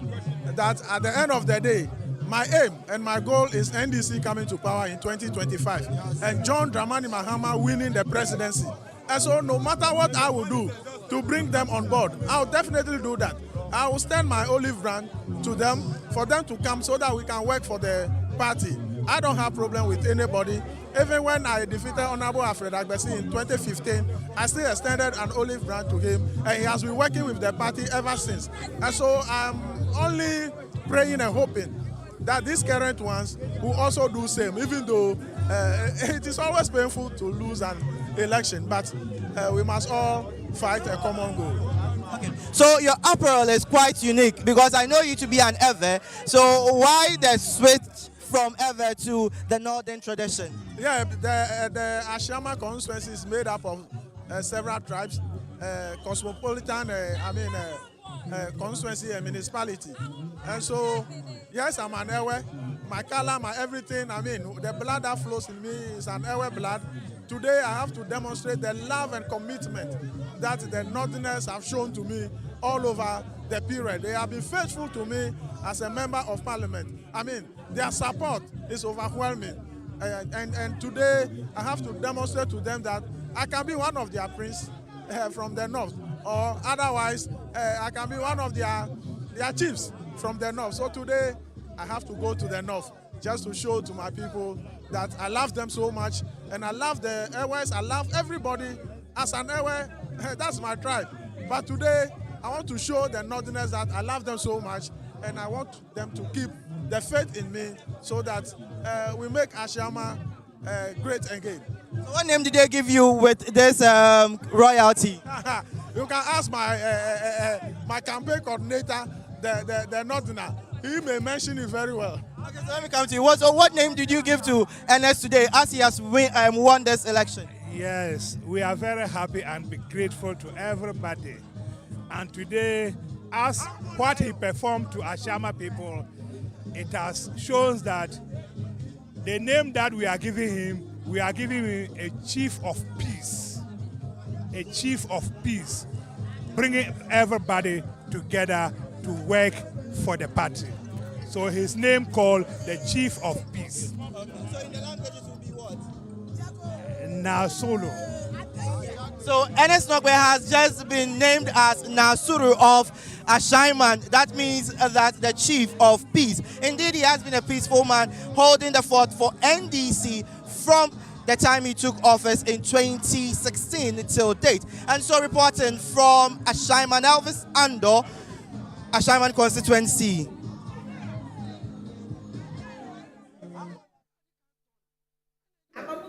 Welcome back. And you know, when you have... What are you talking about? My people don't vote for him. He's Fulani. Before Asawase. And he's also married another Fulani So girl. by was a Shaman constituency. Why? You want Masawu to win? Nogbe has actually retained his seat, or he's retained his position as the incumbent. So let's see how he performs during the election. But what's coming through is that Muntaka, provisional result, he's won. That's what I've heard from a grapevine. Why do you look surprised? Not really, but don't put it on this. You know, when they went for the event, I think I watched the video. And when I saw the other opponent, Charlie, the way the fans, I was like, hey, what is happening there? So I was really, really keen in knowing the results. But these are dynamic. Has Muntaka gone unopposed? On TV3, voting is still underway in Asawase. Oh, how? So they started very late. Oh, they started late. Yeah. So they said voting is still on. It's still check. What time did they do their post? Okay, let's have our Haruna has won, isn't it? Or it has producers. He went on a post. Yes. So if the producers can also help us. What about Muntala's place? Asawase, Mutala won. Suni went unopposed. Suini went unopposed, but Mutala won. Okay. Let me see if I can get Mutala's constituency. No, Mutala went unopposed. One of the Tamale seat, Tamale North or so, Central, one of them. Right. So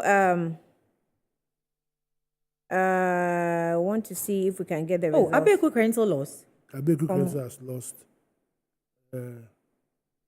Fansman, who won? So in Lara constituency, we had Bidzidin winning.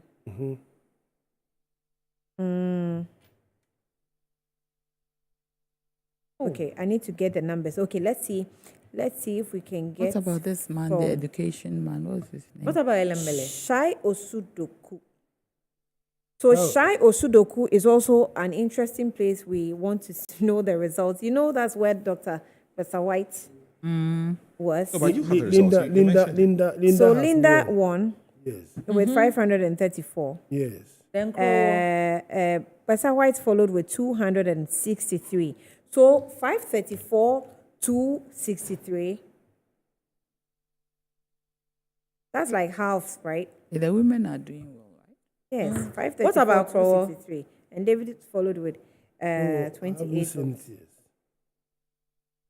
Now, okay. Kobe Wyoming has lost. Yeah, I heard it. Oh, Wyoming lost? Lost, yes. Wow. Ranking member for sports. Yeah. It's lost. Surprise, really. Ayawaso West were gone. Okay, if producers can check for us what exactly is happening. We're sure that they postponed. It's on hold. It's on hold. Okay, I'm not sure of what we have here. Okay. So, I thought I saw Ntaka's own. What I saw was that he won anyway. But I wanted to get the... Phil Gabriel's son had lost. he couldn't beat the lady. You mean Dr. Cosby Gabriel? Yeah, the son. He had 85 votes. Which constituency is that? This constituency, I'm coming there. The former minister for railways, Esikan. Esikado Ketan. Oh, no, he wasn't going to be great. But there's a Dr. lady, Ayensu. the lady. Ayensu, So yes. Ayensu won. Yeah, she won. Ayensu. Yeah, good. Oh. Landslide. Okay, so let's go to Tamale Central where Mutala The women is. are doing well. The women are the doing number well. with which he won was 737. He also went unopposed.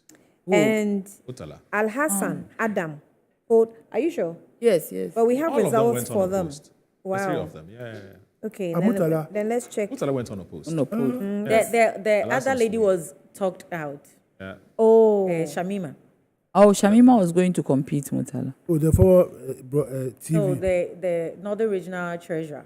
Oh, okay. All right. Roxanne Dafiamepo, he retained his seat. Okay. Right. Then what Now, about where is my phone? this lady? Why are you speaking? We are on TV and you're trying to whisper. You are trying to whisper. Mago, you are very wonderful. So say it. Annie, why are you doing that? What has Annie done? So far, 8 casualties out of the. Yeah, out of the law, the 173. Yeah, the 8 casualties. 137. 137, rather. 8 casualties. Okay. So. Yeah, I'm interested in Ablekuma Center. So- I'm not hearing anything. The 8 are ABA. ABA. Edward Bauer. Edward Bauer. Woyomi. Adumako. Afram Plains. Okay. Then Kwabena Donko. Yeah, I had the list here. Kwabena Donko. Okay, so Alex That's Adumako, Yes. Asetra Farm Plains, Yes. Edward Bauer, Yes. Wisdom Gidisu, ABF Husseini, Abeku Krensel, Albert Alasoka, that is Garu. Funny. Then the Lasoa, then The last- Kwabena Donko, through East, sorry. So far, the So how many incumbents- results are in? I think we are still. We're still waiting. Have we gotten anything from the party headquarters by now? They should have. Let's go to your party headquarters and I see Edinketia's son has won. Where? Tano. Yeah, that is his nephew or something. Wow. That's his son. His son or his nephew? That's his son. His nephew. And they are saying it's his He son. looks like him, Papa. His nephew. I see. His sisters. And they, Ghana. Because he looks like him. Yeah, but you know, they use- in the, They I with think the father relating, but the father is late. Oh, okay. How are you whispering here? When you have Mago's style of communication is very when you have the surprising mic to me in this front of evening. you, Wow. whispering. Right now, I don't know whether are we on TV. Yeah, that is Yeah, you sitting TV, there. Well, okay, so let's see if producers, if we're going to cross over to. What is happening at Crow Chairman? Crow, nothing has come from Crow. Okay, I'm surprised. what were you asking? If you don't hear anything. Crow and where Jocelyn and Francisca went. Momo. Now Momo is That Crow. one too is in, now Momo is Crow. Yeah, Crow. And there's one in the voter reading, Jocelyn and Franca. Okay. I've Oh, forgotten- Jocelyn has won. We have Jocelyn some. has one. Yes, I've seen We have it. some display on the screen. Seshiri also constituency presidential. Let me- The presidential. This one, we shouldn't look at it. Why And don't why, you? Why don't please, you I like beg. seeing the presidential Oh, results? It's- that's Sisala my West friend. constituency. This is Mohammed Adam. Mohammed Adams Sukbaru. A Actually, presidential. So why do we have this? then Hakim Mumuni. This is Is parliamentary. one Yeah, this parliamentary. Now, why that- do you have presidential? This is allowed. That one, his is obvious. He's very strong in his conscience. But why are you showing this presidential thing?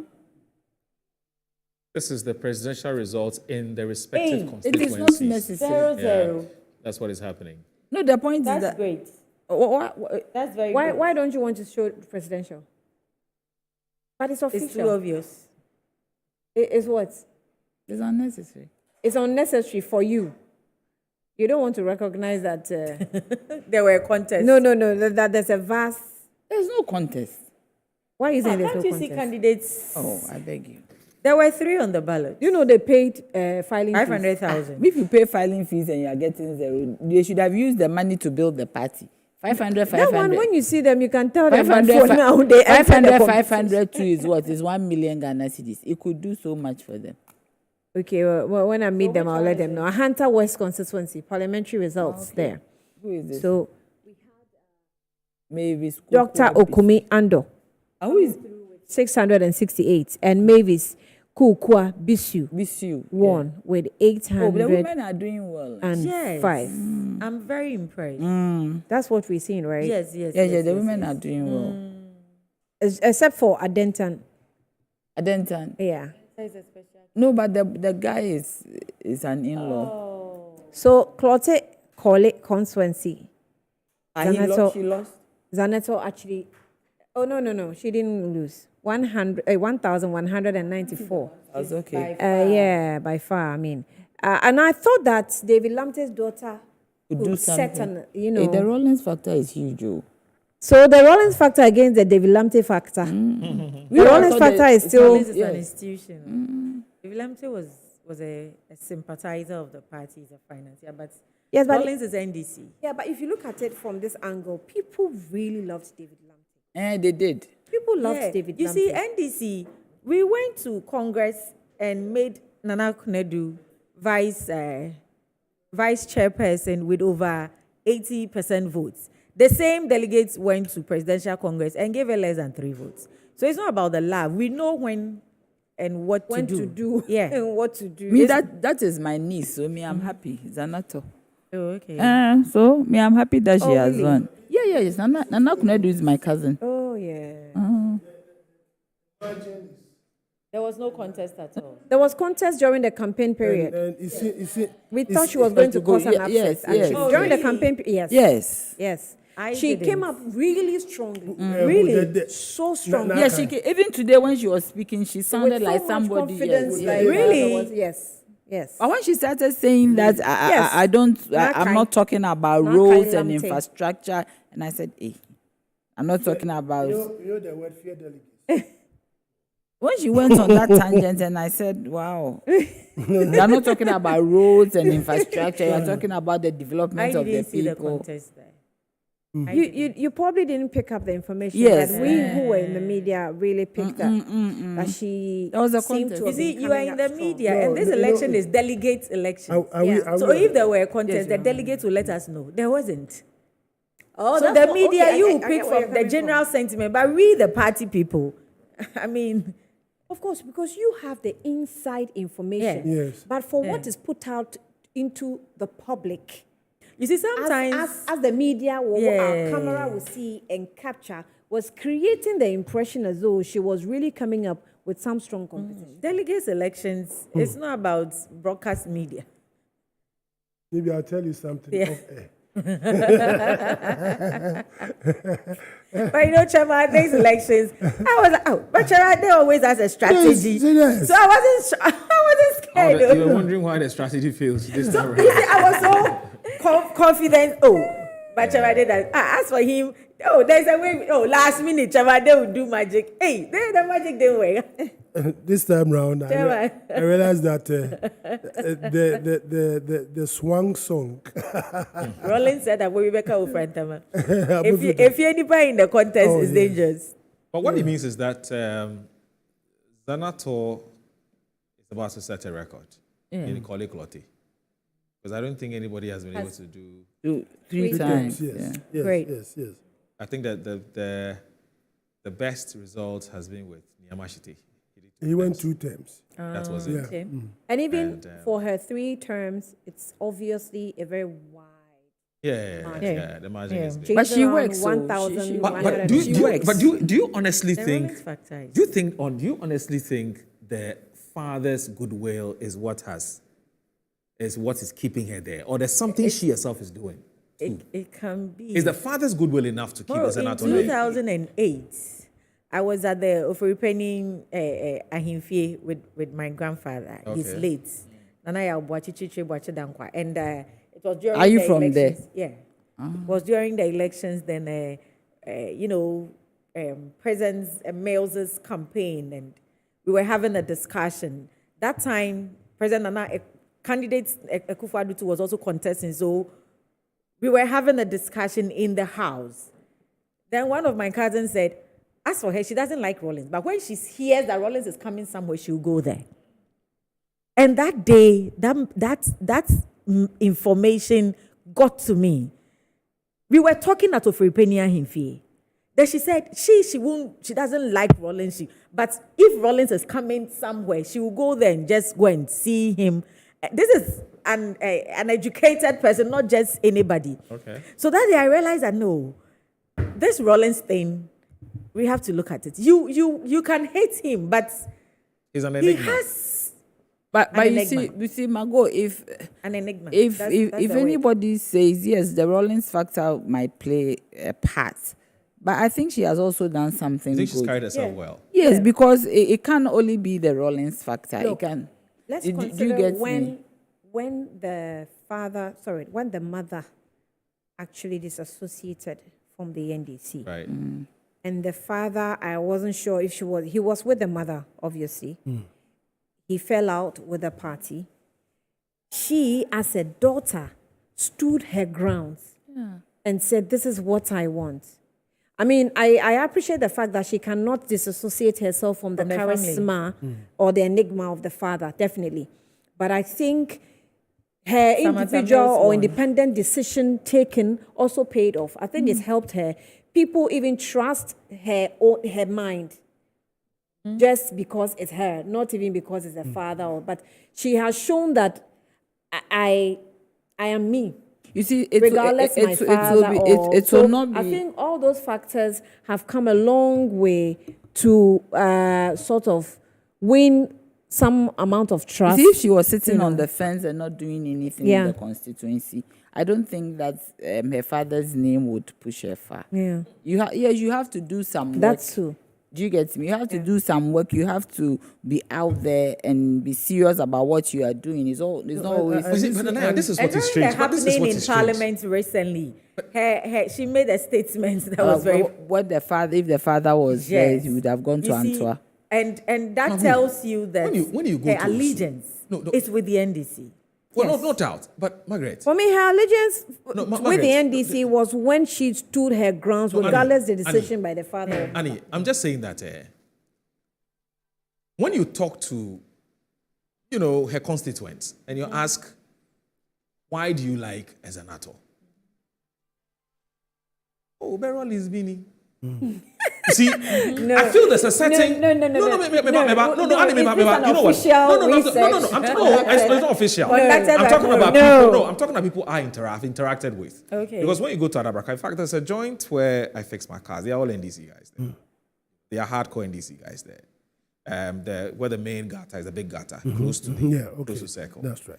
And I delete because I'm like, you guys, why do you like Zanato? Because I want to know.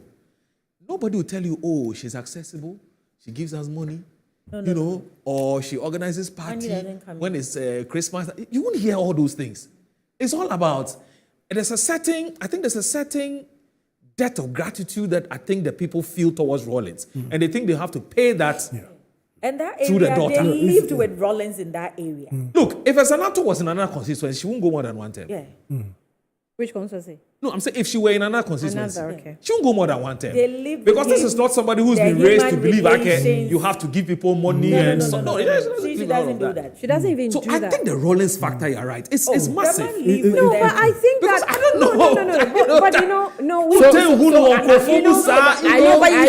You were talking on the grounds of having communications with friends. Yes. This is not an official I agree. But more, research. I want to tell you that agree. if you attribute hard work to somebody's father's legacies, for me, I will not be fair to the person. For me, it's an insult because I have been described as in CPP because of your father. I'm F.A. Jantua's daughter. Do you get me? This is F.A. Jantua's daughter. Right. F.A. Jantua But the two are different. No, how different? Let me, please. You see, so when they tag you like that, it is not only that, because I have been through it. When you come to Ashanti region, my father is like Rollins. You get me? Everybody, because in Ashanti region, I won massively. Okay. Kabila got 30 votes. Do you So your understand? father played a role. Yes, so I am saying that sometimes it's but I also work. You've ended. Yes, because I You went worked. from everywhere from 47 constituencies in the night I was walking around. So I do not think it's But an no act matter of- what you do, you but still you see, can't the disassociate from Yes. from Attracting Danswa. votes meant that your father added. But I am saying that we shouldn't say that it's We should only also Rollins. recognize It's possible she has. No, it's she's not. done That's some not to say she's work. done- no, But I mean, that I don't work think cannot anybody's be saying ruled that. out. Yes. I mean, I don't Because think anybody. you always lived in that constituency. They know the human relationship. He touched people individually that we might not even know. You know his style. Even today. Right? But he might How also come have Rollins Because, is because, loud? because the People NATO will not have be seen as, hated- it's not seen as people somebody have who hated- gives. people have I am saying hated that Rollins. It's possible he also had some people in the constituency. Yes. But you see, people have hated Rollins. Especially in the 11th hour. Exactly. His posture Considering wasn't- what Even he has before, done. not even You the know. 11th hour. But even before. today, Well, people that's true. do things, Yes. and then you hear others say, if Rollins were in power, exactly, couldn't be fully Yeah, like this. that is the point. So Exactly. With Dufour, people now, said that I remember. posterity is also playing a role. Posterity seem to be judging him positively on hindsight. Is it even possible that Dufour still has helped? No, but the question, her? but the question Yeah, I'm I asking mean, is Because this. people were It could be. asking if Rollins was alive, do you think Dufour could have done this? Yes, but Nanaya and Annie and Magu and our chairman, the question I'm asking is this. Hey, this is We all know the kinds of things that people said about Rollins. I talked about 11th hour, but you think that it started with 10th hour. yes. And you could tell the anger, the frustration, and the bitterness that some NDC supporters had about Rollins' posture. That we follow this party because of you. Some reason, your level of digress, commitment has yeah. reduced drastically. And especially when they see him Family hobnobbing first. with Nana Akufo-Addo, the president, and things, and the kinds of things people were saying, you know. Question is that, why hasn't all of this? So And that's I just want to understand. That's the Affected- That's the Shai That's Shai Osudoku. Osudoku, Yeah, I yes. mentioned earlier. No, she's. This comes with pictures, so you can associate. think she's done you Yes. can have the So Shai Osudoku. So I'm done- saying that she's done Rollins' some good goodwill work. reduced drastically at some point before he died. For some reason, his daughter has resurrected. is rather, the daughter's popularity within the constituency is rather going I up. think And I'm she's saying doing it's some something, good, yes, yes. I want to believe that She has something a lot she's of. doing right. I mean, she's warm. She's nice. Apart She's from- charismatic. I think that she's from done her own, her bits. riding on her own success. Don't forget that the father's charisma or something will definitely rub on her. Like Yeah. you said, Rollins be, Rollins. No, it will definitely. What she has done is that she hadn't told a line of her mother. Oh, I see. So that's what has helped her. That's right. So that has helped her. If she had told the line of the mother, I'm sure what you are saying. That's Women what. have survived. That's But why I Moro, said. even come to Even the father who was the head of the family took a drastic Yes. decision and blasted NDC in the public. But Zenato didn't do But that. Zenato stayed as she was. The And mother the question is, obviously Annie, from the why political hasn't, you see, party. if it were somewhere else, these things the father has done would have affected the daughter. You don't want to accept that she also has her own. You know that there are members. Right now, there are members of the NDC. there's a school of thought that says that Kwabena Dufour Jr. Yes, it's his suffering sins has there. come upon his Exactly, son. that's the point I'm making. Or there's a So, difference. so Moro wants to know why She- the 11th hour, the 10th hour You disaffection. see, the point is that that is I think more- she has done some good work in the That is more constituency.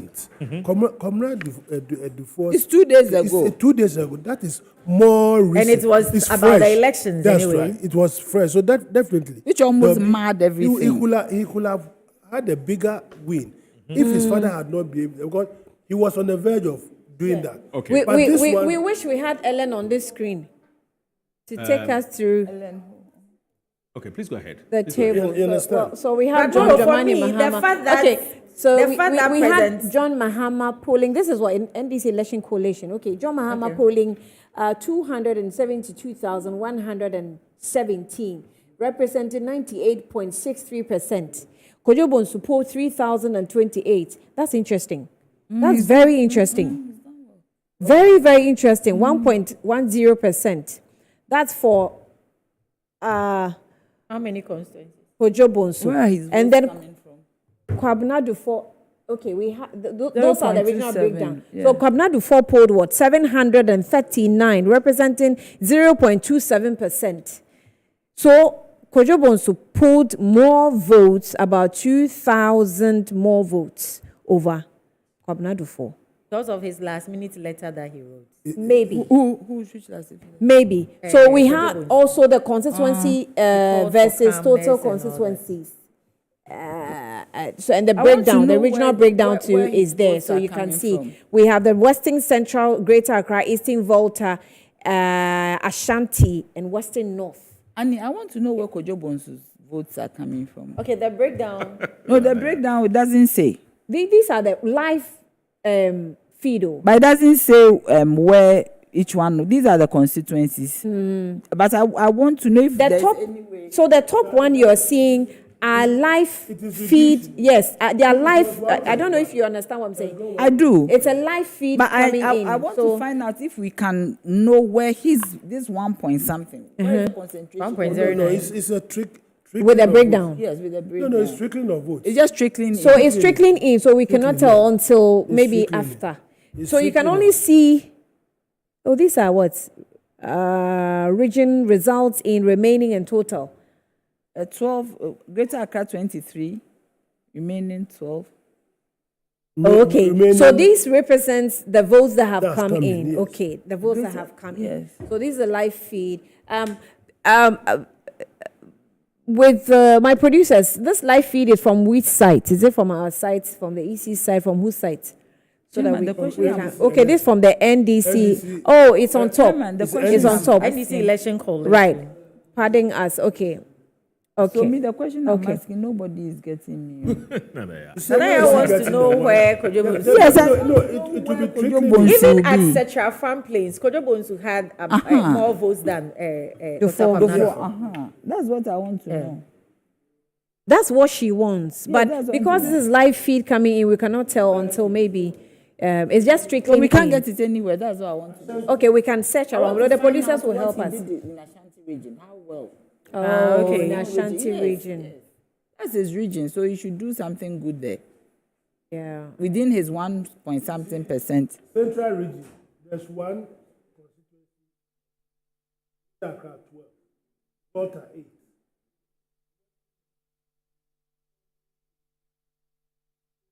At Ashanti, you Okay. Yeah. only Seven more. for presidential. And even with the ones. So in Ashanti, we have 7 remaining. So JDM is going to get 100%. It's gone back to 1.1% again. So, Yeah. He's done well. So, Presidential. yeah. He's done well. He's done well. 1.1. I'm impressed. 1.1. Yes. He's done under the circumstances. 1%. And Dufour too has done Let's well. compare. Can you get the figures for?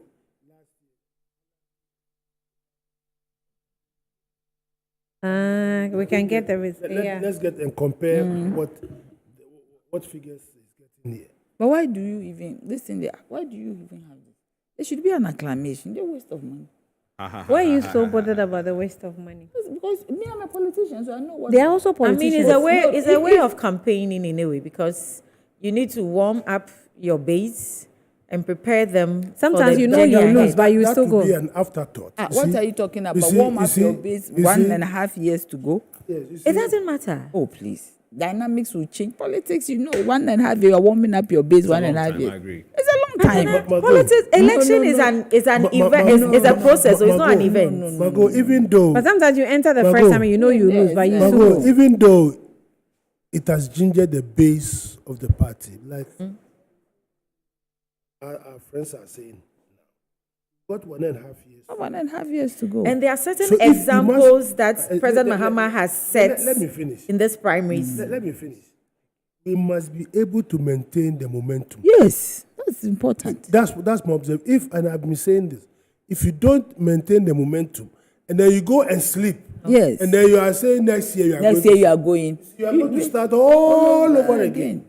And every Chairman, game we are that not you going have to made- sleep. Oh yeah, that's what I'm saying. No, we are not we going to shouldn't. sleep. You shouldn't. We shouldn't. You Because know? we need power. But I'm saying that the Yeah. money that was, it could have been contributed to You the know. party. Democracy. Oh, please. Yeah, but it's managed. Democracy must be managed. It must be managed. You were talking about human resource. Yes. Sometimes you throw away your human resource, you have to start all over again. And so the person comes and you are disappointed. But that is the cost that comes with democracy. In other jurisdictions. And you think there were no negotiations? I don't think so. Dufour wouldn't have come up. No, as for Dufour, he was spoken to several times. Several times. It depends on how you speak to somebody. No, if there are people around. And if somebody wants to the people around, compromise. You know, the people, I don't want to We understand. He came in late. Yes, just to. So you never know where he was. There were faces that there are still faces that we've not seen. There are faceless people out there. Yes. A lot of faceless people. But you see, you have to know how to speak. Because you see, now the danger is that this man can decide to go and form another party. So how are you going to speak to him not to do that? But he himself should. It is not about him himself. It's about the people around him. What we have to call for unity, because Ghanaians don't want splits parties. You know, and at this moment, this election is not about President Mahama or the NDC. It's about rescuing this country. And fortunately for us, President Mahama is I will also say he's an enigma, because his kind. You see, you can split, but it depends on how you deal with the split. And the point is that his kind is so rare now that we don't have his kind. That is why well-meaning Ghanaians and people of the party were openly asking people to vote for him, because if this country is on a better pedestal, where GDP, inflation, is manageable, we could try and play around things. But looking at the current state of the economy, Nanaya, we need experience. So we can that one we've passed that stage. Yes, we've passed that stage. So you are urging me CPP to do what, to accept that President Mahama will be there. That one I will not take it. Because of the current state of the economy. No, it doesn't matter because we have the keys. CPP, you love Ghana so much. That is why you need to help us. I'm saying that we have the keys to the development of this nation. So that one don't go there. You don't expect me to. We have done it before. You have done what before? For the first time. We have done it better than you have done it for the before. First time. We have the chance now. Who said? Mago, the way the people of Ghana are feeling now, if the temperature is what we believe in, anybody who goes to form another party will be walloped. You see this 1.1% and 0. We still need to talk to them. No, I'm saying, but we shouldn't think that when they go, they are going to damage us. No. No, we shouldn't even encourage them to go at all. I'm saying we are not going to encourage them. But if they insist or persist, I don't think they will do. Then that's fine. You are saying for the sake of Ghana. Didn't they decide to take you to court? For the sake of Ghana, they withdrew the case. They discontinued. Through intervention. I'm appealing to Wafajan and his people that it's about time. We are all NDC, and for now, the fight is for the country, not even for ourselves. So, let's see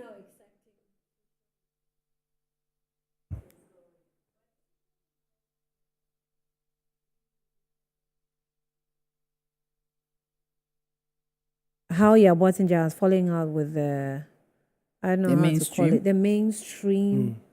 As a long-standing national organizer of the party. You can even describe him as an institution as well.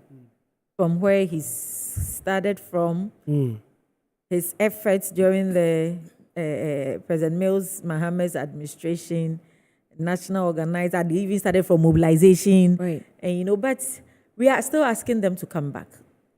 Well, have they gone anywhere? They haven't gone anywhere yet. They are still there. So to come and form. Crow. Wanted to know about Crow. Yeah, Crow. Yeah, Momo. I have an interest. Yeah. Momo had 1,420.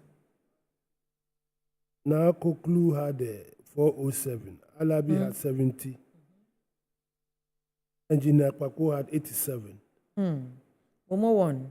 1,420. You happy? Okay. Oh, I'm just taking results. All right, let's go to Ellen. Mama, you can be happy because you are not a national executive. So you can have she's holding so much. Yes, you can have your preference. She's holding back. Ellen, take us through what's going on social media. No, it does not matter. You can have your A lot of people are preference. sharing their thoughts right here, and Zenata retains Clote Cole slot, so she's still in for the race. And now, Sam George retained as parliamentary candidate for Nego Pram Pram. Sam said at the point that they were feeling it was almost getting very tight for him, but there he goes. Now, Sam George really forced for pulling those votes. NDC decides, and that's what Mr. Biney has to say. Now, congratulations to Teacher Akboto. So victory well deserved. Whole Central, we are proud and we are grateful. So he's very grateful of this gentleman right here. Okay, so some are still talking about Zenata retaining her seat for the parliamentary candidature for this particular one. No, when men share pictures. Right. Men share pictures. Right. Don't send it to you. Don't send it to me. No. It's about. That's Kofi Adams, yes. It's about ABF No. It's about ABF said it. Okay, send to me so that we can all laugh. Right. So what's with Kofi Kofi Adams has been re-elected for the NDC Boehm parliamentary candidate for Boehm, right? And then Eddie Agbana is that guy. That's what Eddie Aluko is saying. Eddie Agbana also won. Yes, he won Which for constituency? his constituency. And Kojo Jones failed to win his election bids. Right. And I saw someone was saying that how were they expecting to? I don't know what the person is thinking, right? But Felix has won this time around, so he's going to Parliament after he is able to win against his other counterparts in the next 2024 elections. Now, the incumbent in Sege is losing to Daniel Keshi, NDC, this sides. Sege. And right. And then Sakri Aman is saying that I'm happy women are winning the NDC primaries, NDC decide. We seem to have a lot of women winning for NDC in this particular elections. So we have Kent Mensah, who also says race Edem Agbana elected parliamentary candidate for the Ketu North NDC decides, and a lot of people seems to be happy about his winning, right? So we look forward to what he brings on board. And we also have Alaji A.B. Fuseni, MP for Sagarigo, loses to Ata Issa, and rather surprising because I think a lot of people were hoping that he retains that seat again. But hey, Ellen, I'm sorry, but I wish you also come across some George's dance. Oh, because I've seen some dance. Hopefully, we should see that here. We'll get to. Who is this? This. Oh, you both chopped me again. What's really going on here? NDC decide Black Sheriff. I don't know who they are talking about here, but hey. Bridges Bonnie says, congratulations to all who won and to those who didn't win today. You did your best. Let's join hands and work towards Rescue Mission 2024. So she's calling for unity, whether you've won or you've won it or you lost. We still hope that you come together and let's go in and win 2024. Bridget Bonnie is actually the CEO for 18 plus. Right. And that's there. Here goes Sam Jata. Congrats, boss. And that's from Frank Tech. He says he's congratulating him right here. And Sam George retained. Congrats, Jata, Sam George. More grace for the fates ahead. So he's congratulating him. A lot of people seem excited about his win as well. And we have Prince Kwame Ewuda who says, can I hear the roar of the lion? Congratulations, Sam George, NDC the site. And we have Citizen Techiman who says, Honorable ABA Fuseni has lost his seat. And I think that's one of the breaking news. A lot of people were not looking out for that, but hey. So that's Adam here, still receiving some congratulation messages. And A.B. Fuseni has lost massively the Sagnarigo constituency. We will miss him, the Proverbs alone. I think that's one of the things they'll remember him for. Right, Emiliata has won, right, for Shama constituency with 507 votes, and others having to share the rest of the figures. I like the way you put it. Right. You shared it. Devil, how she plays in a blanket. He says, shame on you. Is this what journalism has been reduced to? What exactly her problem is here? I don't know, but we'll get back to that. So Majesty is saying too much tension at Ketu North, NDC decides.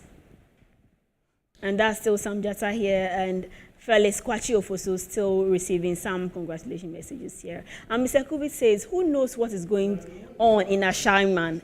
NDC decides. Now we have Anyako Boy who says, Hopewell constituency counting still underway. Where? So we are looking forward to the results that will be coming on from there. And we have Kwabena Dufour confidently predicting resounding victory for his son in the election.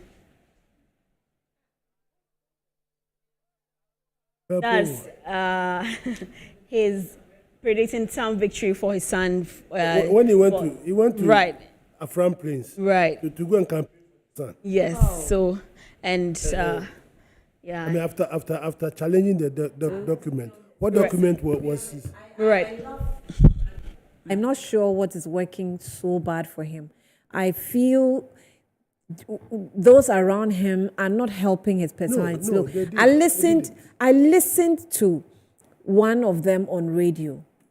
And as a communications person, in cancer, I thought I'm not going to mention the name. I'm not going to, and it's not in cancer. If it were him, and their way of communication doesn't reflect him. Yes. As for him, I could have told him personally, but it was someone I don't necessarily relate so much with.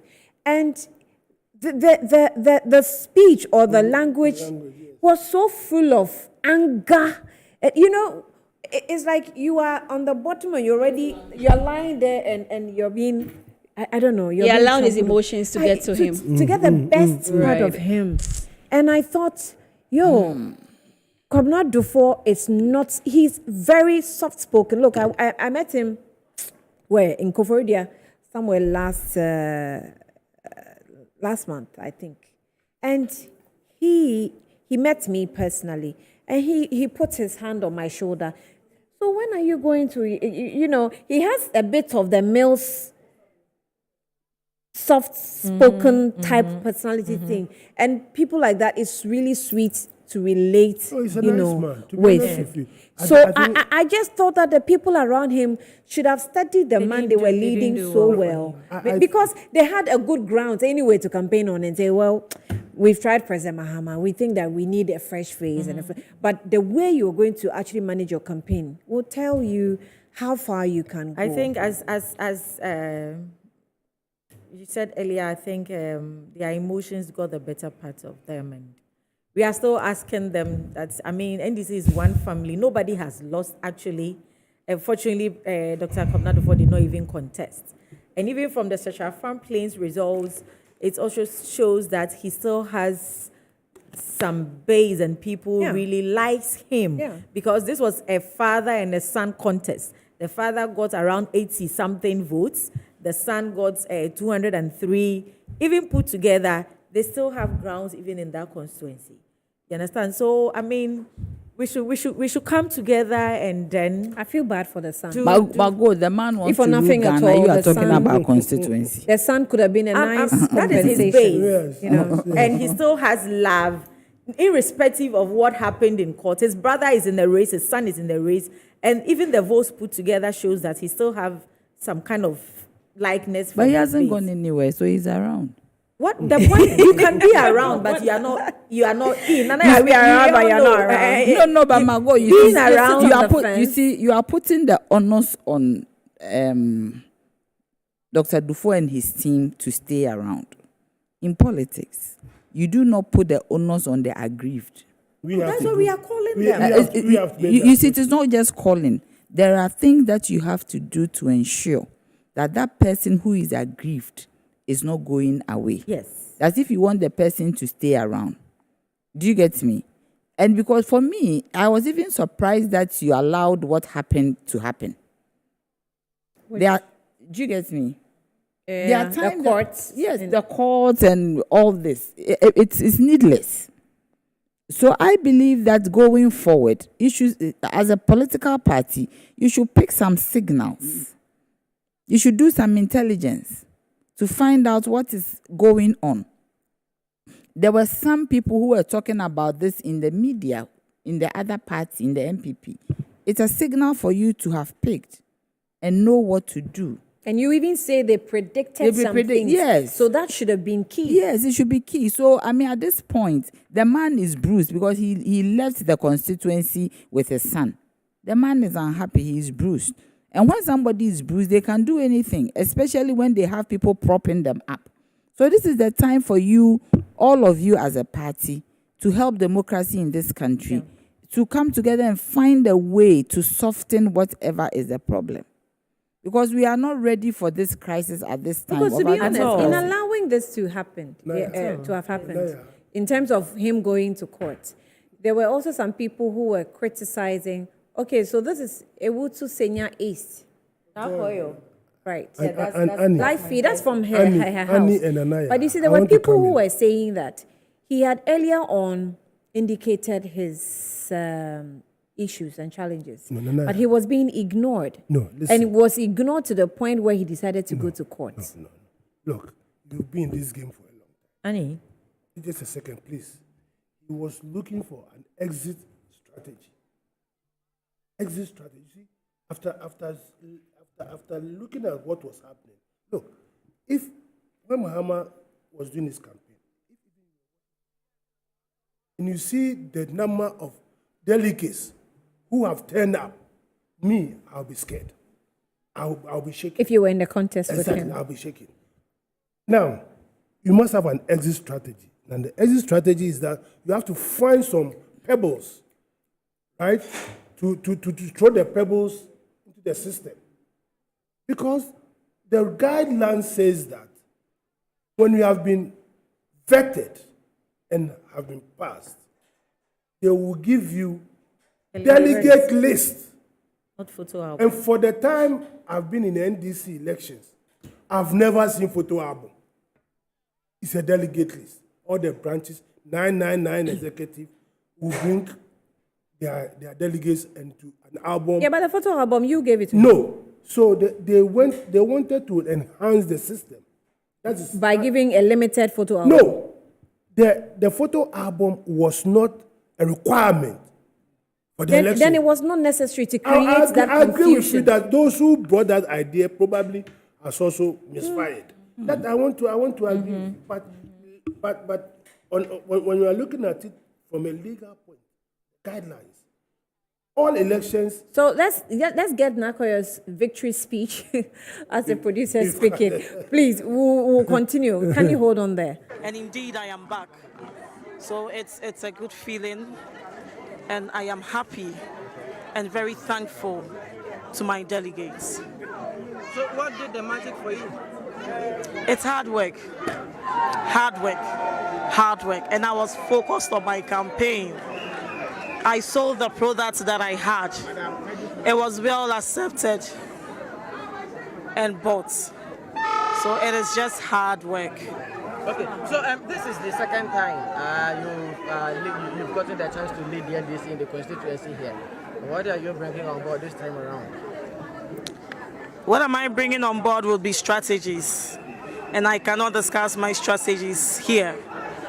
But what I can assure the good people of Ewutu Senya East constituency is that Ewutu Senya East constituency must be free, and it can happen.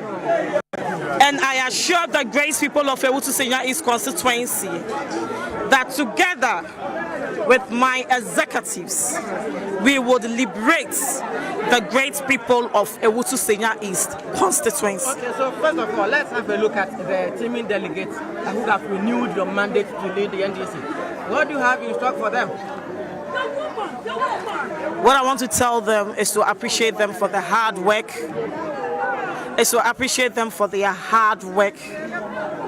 and for the trust and confidence they have in me.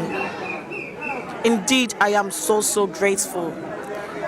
From the rank and files of the party, everybody, all NDC comrades, my neighbors, everybody who lives in Kaswa, you are part of this success. To all the other contestants or aspirants, I want to say a very big thank you to you all. It was a tough match. We all did our best. And I would want to urge everybody to come on board. Everybody went around with different policies. We need all those policies on board. We are building a better Ghana, just as we are building the Ewutu Senya East constituency that we want. So all the other aspirants, I would want you to come on board so we can implement your policies to make Ewutu Senya East constituency a better place for us all. Going to the 2024 election, to the entire constituency, the Ewutu Senya East constituency, what do you have for them? They should be rest assured that the game has already started.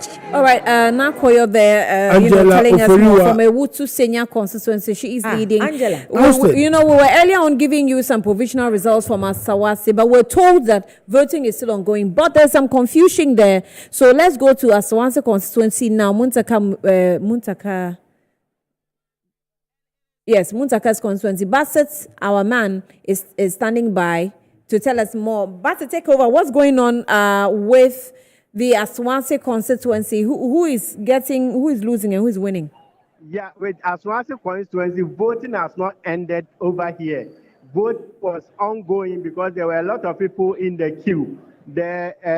One of the contestants, Masaud Mubarak, just came at the center trying to cast his vote, even though he was here earlier in the day, but he did not cast his vote. But he just came 5 minutes ago that he wanted to cast his vote, and he was prevented from voting because they believe you are supposed to be in the queue before 5 p.m. After 5 p.m., you will not be allowed to join the queue. So he was being hooted away all over, and it has created confusion all over the polling centers.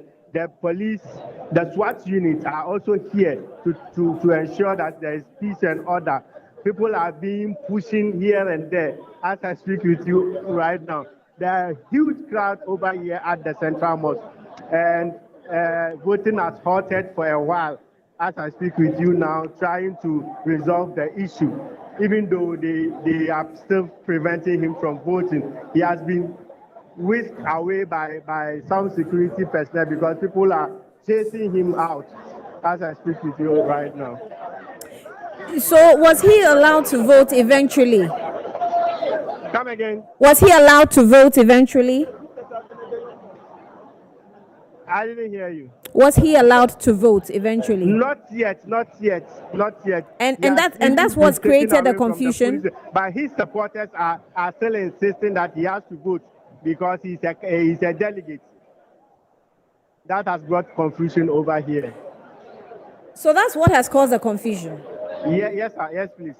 But that's easy to say. Hold on there. That's easy to settle, no? Candidate, and he's a delegate. Candidate, he hasn't got a vote. They said he's a delegate. Is he an executive member or something? I don't know, but they said he's a delegate. Bassett. Yeah. Is he in the original list that the NDC is going with? No, is he a delegate? Yes, he's a delegate. He's a delegate. He was supposed to go. His name is part of the album that he was supposed to vote. But looking at the time that he came to cast his vote, it's past 7 p.m. Yeah. But why would he do that?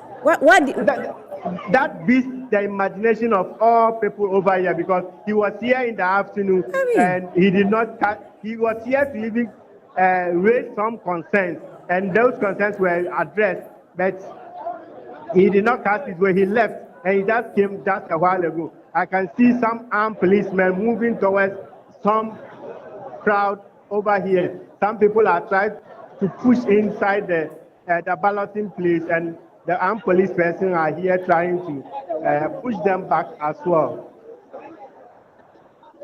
No, but a person like this, so is he the one the police? Is he the one the police is with, trying to provide protection for? Yes, because the supporters were on him, trying to push him away. Excuse me. Trying to push him away. Who are you? Is sorry, have you spotted Muntaka anywhere around there? Voting has just ended. Voting has just ended here. Voting has just ended. They have begun sorting up the ballot papers over here. Yeah. Voting has just closed. So that's to say that the Electoral Commission has officially closed voting. Yes, voting has officially closed over here. The electoral officers, together with the security, are trying to safeguard the place to ensure that nobody enters where the counting will be taking place. Wow, wow, wow, wow.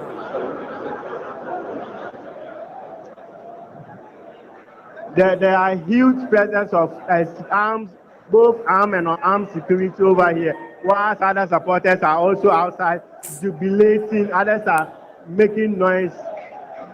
But Chairman, why will this happen? Somebody wants to go to Parliament. You want to show that you are disciplined. Yes.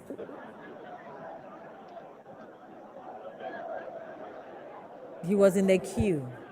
Hello? Yes, yes. Bassett, hold on there. Okay. Oh, sorry, your mic is off. Thank you. You see, if he was not in the queue at the time voting has come to an end, he cannot vote.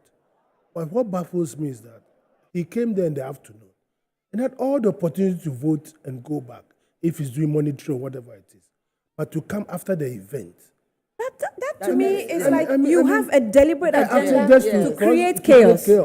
I mean, it's unacceptable. Yeah. Right? But anyway, we can also give him the benefit of doubt. You know, you are a candidate. You are a candidate, and you are going for election. You know this as our thing. A whole lot. Probably there's something that came up. But he should be the first person to vote. Who told him to vote after? To vote at 7 or what? Chairman, I'm not aware. But I want to give him the benefit of doubt. The best advice I would have given him. You vote early, then you go round. So that you use the rest of the time to now monitor. Yes. So what it means is that when he came, voting has ended. Yes. And then you come and join the queue. Is there a queue? There's a queue because people are already in the there's queue. There's a queue there, right? Which if they say they're closing votes at 4 p.m., after 4 p.m., anybody joining after 4 p.m., okay, so he came later. Right. No. And he's come at 7 p.m. And that has caused that people should not position themselves in such a way that people will accuse them of. You know, we have special constituencies and we need to manage it. You know, and reports coming in is that at Ketu North. So I'm sorry, hold on with Ketu North.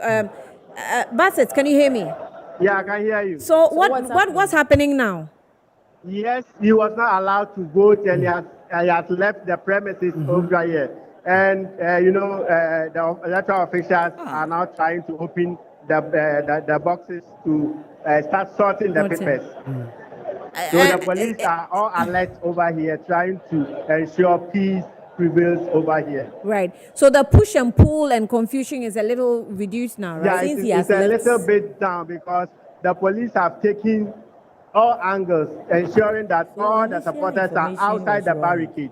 No one, without accreditation, no one is, even a delegates are not allowed to come inside after the voting has officially ended. It was the pressmen, the agents of the candidates are only within the premises over here, together with the security.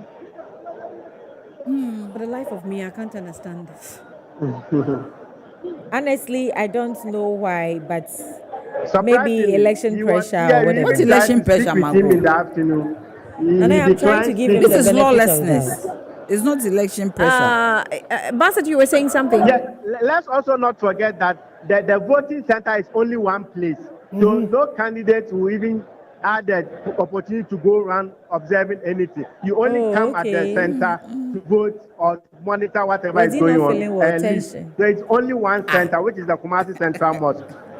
So you can see that it's a deliberate something just to come at the end of we can't conclude that it was deliberate. For him, he was not allowed to cast his vote as a candidate, as a delegate. Bassett, we're grateful. Just monitor what's going on and get back to us, right? Yeah, one interesting thing is that, within Ashanti region, NDC is having 4 parliamentary seat in Ashanti region. One incumbent member of parliament, that is Collins Adumako, has lost his seat at Central Front Place. He contested with Kobna Dufour's son together with one lady. He has lost his bid to go to parliament in 2025. So that is the first casualty in the Ashanti region as I speak with a city member of parliament losing his bid. Right. Let's see how Asawase is also going to look Yeah, like. we are monitoring Asawase and Ejura closely to see what will ensue, because these are the seats that the NDC is having sitting members of parliament. So Ejura is not done with counting? Yes, Ejura too is not done yet. The Asawase just closed, so we are monitoring these two to see what will come out of it. Right. And they're giving it's not true. It's not true. They said they were. So they're actually now about sorting. So I told you that the election voting was going on. And you were saying something about K2. K2 North.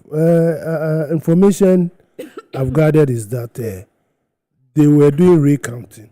Mm-hmm. And 2 of Agbene's votes had been disqualified. Why? Spoiled ballot? That is, I don't know, but I said Maybe it's a spoiled ballot.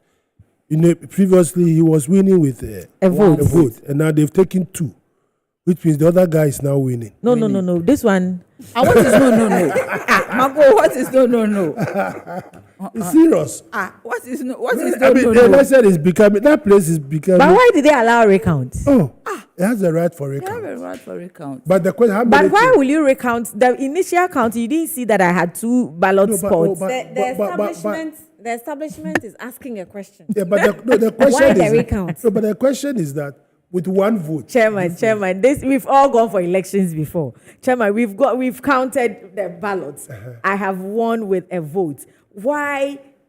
You see, but if your opponent protests, you have there should be a recount. In the process of recounting, you suddenly discover 2 ballot spots. Maybe there was an oversight. But they did not see any spot ballot in or they are yet to count the other one. They are going to what they are saying is that they found 2 in Adams' own. But they haven't found it yet. You should have been a polling station agent. Chairman, answer this one. They want to mafia him. I suspect. They want to mafia. Oh, how? As for this one. Banana, you and I. This is fairness. No. So in the initial counting, they didn't see the 2. So if they find another spot ballot in the then they should count the other one and also find some there. But they should find it by force. But even if Adam calls for it. He should call for it. If he's listening to me, he should call for it. Hey. I'll tell you a story. You know, Tema East. 20. Is it a campus? Campus. That's what they want to do to him right now. Oh. He, on the first count, he has won. And he went about jubilating. He was on top before he got down. But the same thing happened to John because Domelo. We all congratulate even to Domelo, it happened to him in 2020. He also went jubilating. He went home to Bath. As for elections there. But you see, Chairman, there's one thing that NDC parliamentary candidates to take note of. The way they have sat down to witness the results and all that. They should not leave on the day of election until the presidential results is declared. PCs or parliamentary candidates or MPs, whatever, as soon as they see their results, they leave the coalition centers. Forgetting that. What we should do rather is to insist that the presidential vote is counted. In this instance, the presidential vote was counted first. So I don't know why they count the parliamentary but the presidential one I'm talking about the main election. So electoral commission. Yeah, I'm talking about the main election. Mm-hmm. They should do the presidential. The crucial one is the presidential one. So they should count the presidential first before they count. We should tax our MPs to know that their fortunes. I think what you're discussing here is very, very sensitive. Yeah. Yes. Very sensitive in the sense that MPs should give us results of presidential votes. How you want to monitor your votes should be internally But this one, MPs should not leave coalition centers until presidential votes are declared. You have already certified and everybody is satisfied with it. To indicate that you do not trust the Electoral Commission. Oh, but I need that one. Exactly. If I am the one who does not trust the Electoral NDC. Commission, and you say you don't know why they were counting the parliamentary first, what were you expecting? Well, I agree, That they will count the presidential first. What I want to find out, who decided that parliamentary votes should be counted But why first? you know other polling stations? No, before the start. But hold on, isn't this at the discretion of the EC? Well, It maybe, is. but that's what I'm that saying. is why if your question appeal to our newly elected candidates now who have won today or tonight, whatever it is, on election day, December 7, 2024, you should provide us with presidential results first. PCs are responsible for presidential results because as soon as and They will unfortunately provide you that. Annie, unfortunately, when the provide you PC that when the if person the lost, Electoral Commission gives the results. No, you wait. Even if the Electoral Commission will wait till 3 days before they will declare presidential results, you, the parliamentary candidate, wait and get your presidential results because your fortunes are tied together. You understand? And more, unfortunately, if the parliamentary candidate you don't win, that one is even worse. They leave the coalition. They forget that they have a presidential candidate. Then that is where the other things goes on because there's nobody. Mango, there. you see, at this time, your people are not listening to you. You are tired. So they should make a rule. No, but that is why you cannot depend on parliamentary candidates. Yes. Not all of them will win. When they've lost, when the guy... You see, because... But when you lose your party, your presidential one is the more important. But you have the pink sheet, but it's human saying that- sentiment. I'm saying that. You go into this election with emotions. Do you know some people have been fainting? You know that. They shouldn't go with emotions. After they spend so much money and they've lost, you think they'll wait? It's money. We just went for No, but See, that's why I told you she's a dadaba. and she's a dada. But it doesn't really feel the pain. Yes. Oh, you see, no. You Those see, of us, the grassroots people, Nanaya. we feel the pinch. And I am a grassroots person. You grassroots. No, that about like you. So let's go to Ayawaso where? Ayawaso East, Who is right? there? Okay, who is there? Who's giving us? NASA. Okay, Abdallah Mohammed is NASA there. and Anasa Baba and Damascus. Baba Jamal. Baba Ayawaso Jamal. East. He has some bites for us. Let's see what he's saying. Yeah, that's.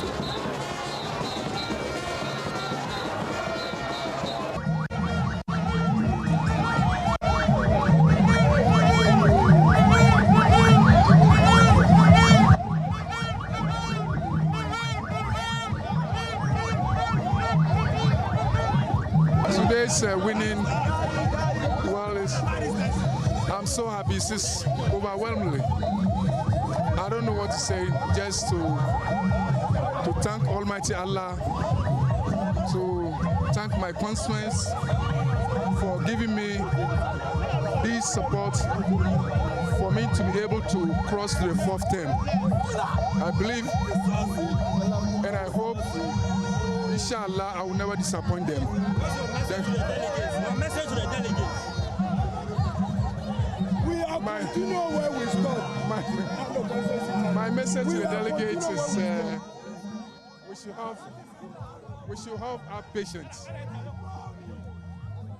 Now that we have won,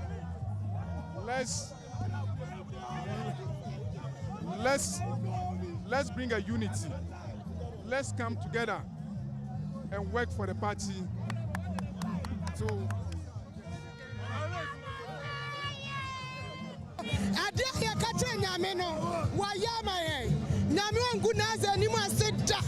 Because why about papa washo pia washankwala washameruwa naza ya dawradiase wa mini kranke bewu because the why ma ya waso de ya hu de beka eradi saw naza eradi saw ama kwatinti next 4 years naza fabio. This you see this man of God, you don't insult anybody. You do in politics as a what? As a representative, like the moment they do in politics, he come to you, come and ask you, what's the worry you? Huh? We explain to you. If we explain to you, we go give you an chance. We go every consequence. Here they go. You know the fight past anybody. A lot of words. Hey, Bosu, in fact, the way the Akotia Mafia can, and this Ayawaso want to spoil our Ayawaso is electoral area. It's not easy. I'm short of words.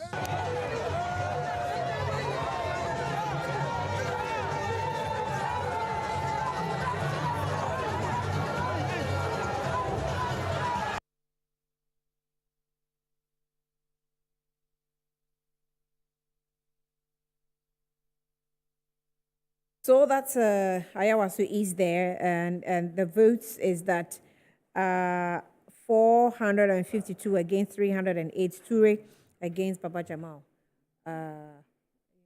Yeah. Any updates on that? I mean, this afternoon when your sound bites from Ayawaso is indication from the delegates. They were satisfied with what NASA has been doing. They talk about him building hospitals, schools, and that kind of, yeah. Even in opposition, right? But I think Baba Jamal should have gone to Akwetia. Seriously. If I was his advisor, I would, like 4 years ago. But if they were so satisfied, look at the votes. It's 452 against 308. But probably Baba Jamal will have done better in Akwetia. That is his base. He has been an MP there before, right? So if you wanted to come to, see, if people leave their constituencies to come to other constituencies, sometimes create certain impressions. 144 different. Yeah. Certain impressions, which why are you running away from? Your old constituent. Why are you running away? What have you done wrong that you can't go back to them? Okay. But that also may not, with all due respect, may not necessarily hold, because we saw what happened with Boniface. He left Salaga North and went to Medina and won. Okay. And lost again. Well, he won. He won lost. Medina. At that time, there was a huge division in Medina. So the point I'm trying to make is that it's not as straightforward as when you're leaving one constituency or going to another constituency. But there are other dynamics. Was there a problem in if I look at these results, there's division. Oh, yeah. Because it's quite close. Yeah. There is. But yes, still, I would have preferred him to have gone to Akwetia. Okay. So the young man that we've all been, expecting results about is on the line, Edem Agbana from Keta North. Edem, thank you for your time. You're welcome. Good evening to you. Thank you so much. Good evening to you and to our cherished viewers. So we actually had the results, which was projecting that you won. And then we had some feedback again that there was a recounting of votes, called by your contender. Can you confirm that? What happened? Yes, Annie, there was the initial declaration, which I won by a single vote, and my contenders demanded for a recount. After the second recount, which was also live on national television, I won again by the same margin of one. And I'm grateful to the constituency for giving me the opportunity. Annie, I know you have been covering elections for some time now, and it is very, very bitter to lose an election, especially with a single vote. And so I'm not surprised that some people are not very satisfied, but it's just a matter of time. They'll be fine. I will invite them on board and work together for Ketu North. That's an interesting, angle that you're giving us now, because for winning by just a single vote, you have almost half the delegates not on your side. So that's a lot of work for you to do going forward. And we had 8 aspirants in the contest. So 8 people fighting for 1,270 votes. The incumbent was not part of the race. So obviously, as fresh faces in the contest, everybody will come into the contest with his or her base. Now we entered into a contest, very keenly contested elections. And so one vote is key, is very important. The guidelines are clear. We win by a simple majority for the parliamentary elections. And so even with a single vote, you are elected. But even in the general elections, we've seen candidates win with 1, 2, 3, or fewer votes. And I think that what is most important is that I am the elected parliamentary candidate for the party, and I will work with all the other executives.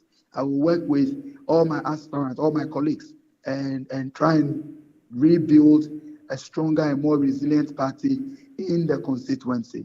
You've told us how your candidate, you had a lot of candidates in line, about 8 of them. How difficult was your campaign? I mean, one vote win. I don't know if I can congratulate you enough. No, Annie as well. I think I deserve all the congratulations from you because it was a keenly contested election, and I was the youngest among all 8 candidates. Wow. I was also the most vilified candidate in the contest. I was the most vilified. I was actually fighting against the system, and so I am grateful for the victory. And so it doesn't even matter what margin I won with. What matters most is that I'm the parliamentary candidate. I will lead the party into the 2024 general elections, and we'll win and do something good for our constituency. It was a tight contest. Look, Annie, this contest right from day one came with lots of controversies. And my inclusion in the race generated so much controversy. I'm sure you may be aware, during the national contest, I was spokesperson for our now national chairman, Johnson Asedwin Ketia. Obviously, people who were not too pleased by me taking that position also came into this constituency to campaign against me.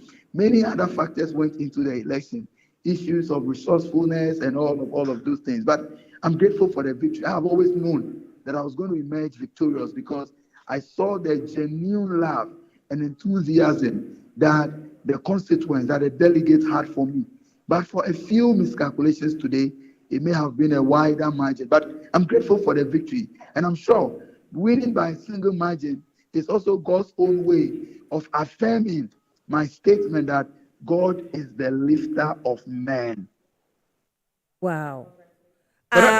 Margot wants to say a word or two. I think she's your she's your polling agent. How do you call?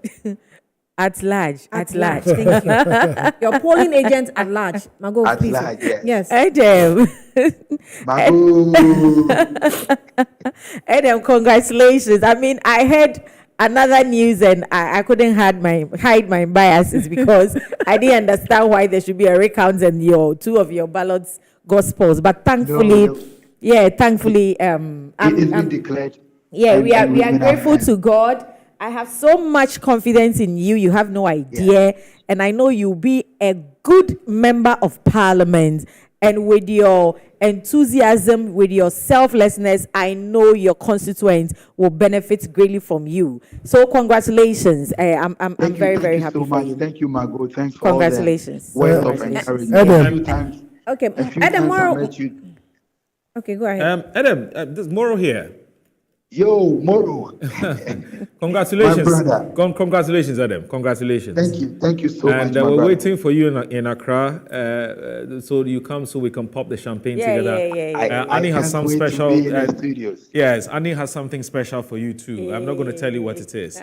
But I'm just wondering how much of a pressure is now going to be brought to bear on you because you just won with just one vote. I mean, do you feel you have a lot of work to do to bring everybody on board? Well, on my side, Moro, I conducted a very decent campaign. And so I think it is easier for me as the winner to bring everyone on board. I always dedicate the first 5 minutes of my campaign speech at each branch to calling for unity, working for unity, and how we can all come together to build a Ketu North that we want. And so it will not be a difficult task for me to bring everyone on board. I will do my best to do so. I also will rely on the support of the Member of Parliament, the Honorable Dr. James Kuche and other elders in the constituency. We are ready to unite the party. We are ready to move everybody on board. We are ready to build bridges. We are ready to close our ranks and confront our common opposition, which is the NPP. So we'll do everything possible to unite the party. We'll bring everybody on board. And that is why we are even a bit modest with our celebrations. And so, yes, we are excited, we are celebrating, but we are not teasing anyone. We'll do everything possible to unite the party moving forward, Moro. Adam, James has been in Parliament. He's definitely one of the institutions. I'm sure Parliament is losing, something valuable, someone valuable. He's been there, I think, from 4th, 5th, 6th, and the 7th Parliament. He's currently the chairman for the Public Accounts Committee. Public Accounts Committee. Yeah, and also a member of the Trade and Industry, I think, tourism. I mean, those are big shoes. So in the constituency, a lot also will be expected from you, apart from fallouts from elections. The name of Ketu North is high up there, and you coming in as a younger person, there's a lot to be done. I don't know how well you're prepared. What can you tell us? What's your preparation like and your strategy to manage a constituency, already being held by a well-experienced politician? Well, Annie, there is a local adage in Ever that says, which simply means that we build on the foundations that have been laid down by others in the past. So we'll certainly build on his foundation. 18 years ago, when the Honorable Dr. James Kuche came into Parliament to defeat Honorable Ahiableh, he came in as a young person. He took time to learn the nuances of Parliament, and he built the experience over time. Fortunately for me, I have himself and many other MPs who are good friends of mine and mentors, and I'll be learning from them. And also, that I'm a fast learner. I'll be able to build on the existing capacity that I gained working as a national executive and in many other capacities for the party. So I don't think that Ketu North will miss the experience or the capacity of Honorable Dr. James Kuche that much, because he's ready to support me to do even better than he is currently doing. And so we'll work together to make that happen. Right. Adam, do you know Collins Adumako Mensah? A very, very good friend of mine, one of the MPs on the other side that I have so much respect for. Look, I always say this openly. Not too long ago, I posted that on Facebook that I admire him so much, how hard he works. And as a young member of Parliament, he's one of those that we'll be learning from. He's just a fantastic young man in the wrong party. Adam, he's watching you right now. He should have told me not to say this. Come. He's watching you, so I think that I will give you the chance to say a word to him. He's on TV. He's not with us in the studio, but he's watching. Okay, TV. So Annie, one thing I learned from Collins is that regularly he updates his social media handles with how he gets back to his employers. That's how he calls his constituents, his engagements with them on weekly basis, on daily basis, and how he's trying to move the youth in that constituency. Recently, I saw the AstroTurf project that he did in his constituency. And I think that these are good things to learn from and replicate here in Ketu North. So for me, I'm excited that I have a lot of mentors to learn from, or people to look up to. The likes of the Honorable Sam Okujetua Black, likes of Sam George, the likes of Jifar Blagomashi, the likes of Collins Adumako Mensah, Sohini, and many others, and to my big brother or senior brother, all these people are mentors who are willing to help us to perform. And so I'm very, very happy to work with them, to learn under their feet, and to put Ketu North where it truly belongs. Okay, so that's Collins Adumako Mensah, the MP for Efija Kwabre North. But Adam, hold on. We have Chairman Adikoka in the studio. He's also receiving conflicting reports on his phone.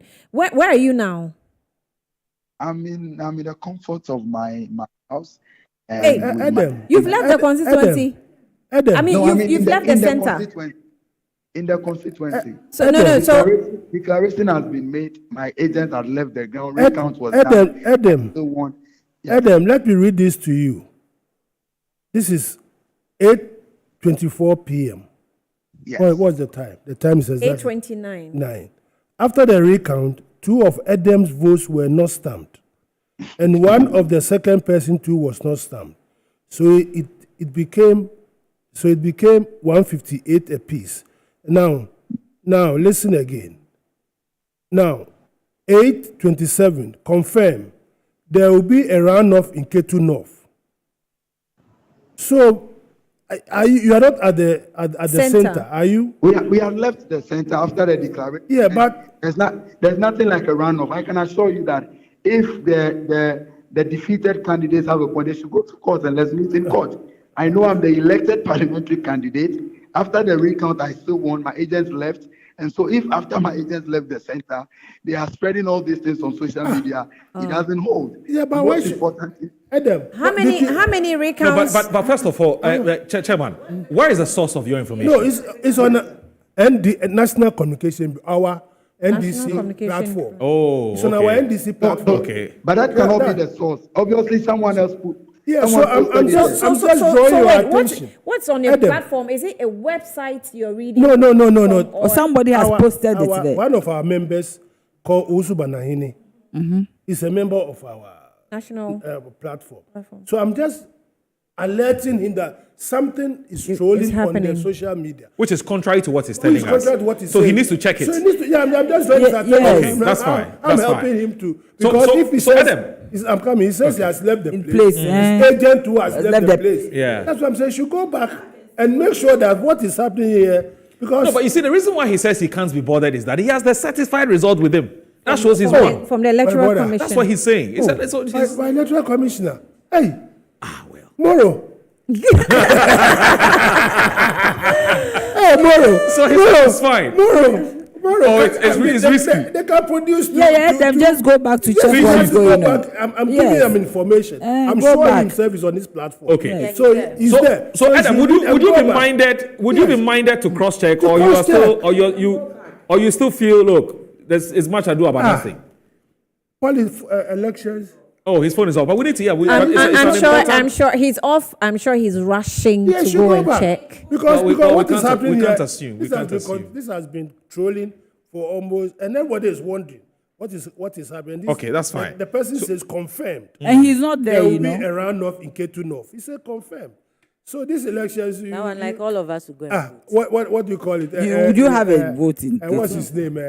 Kempis. Kempis had won. It was being carried all over the place. Did he take the paper, the documents that shows that? Me and you were not there.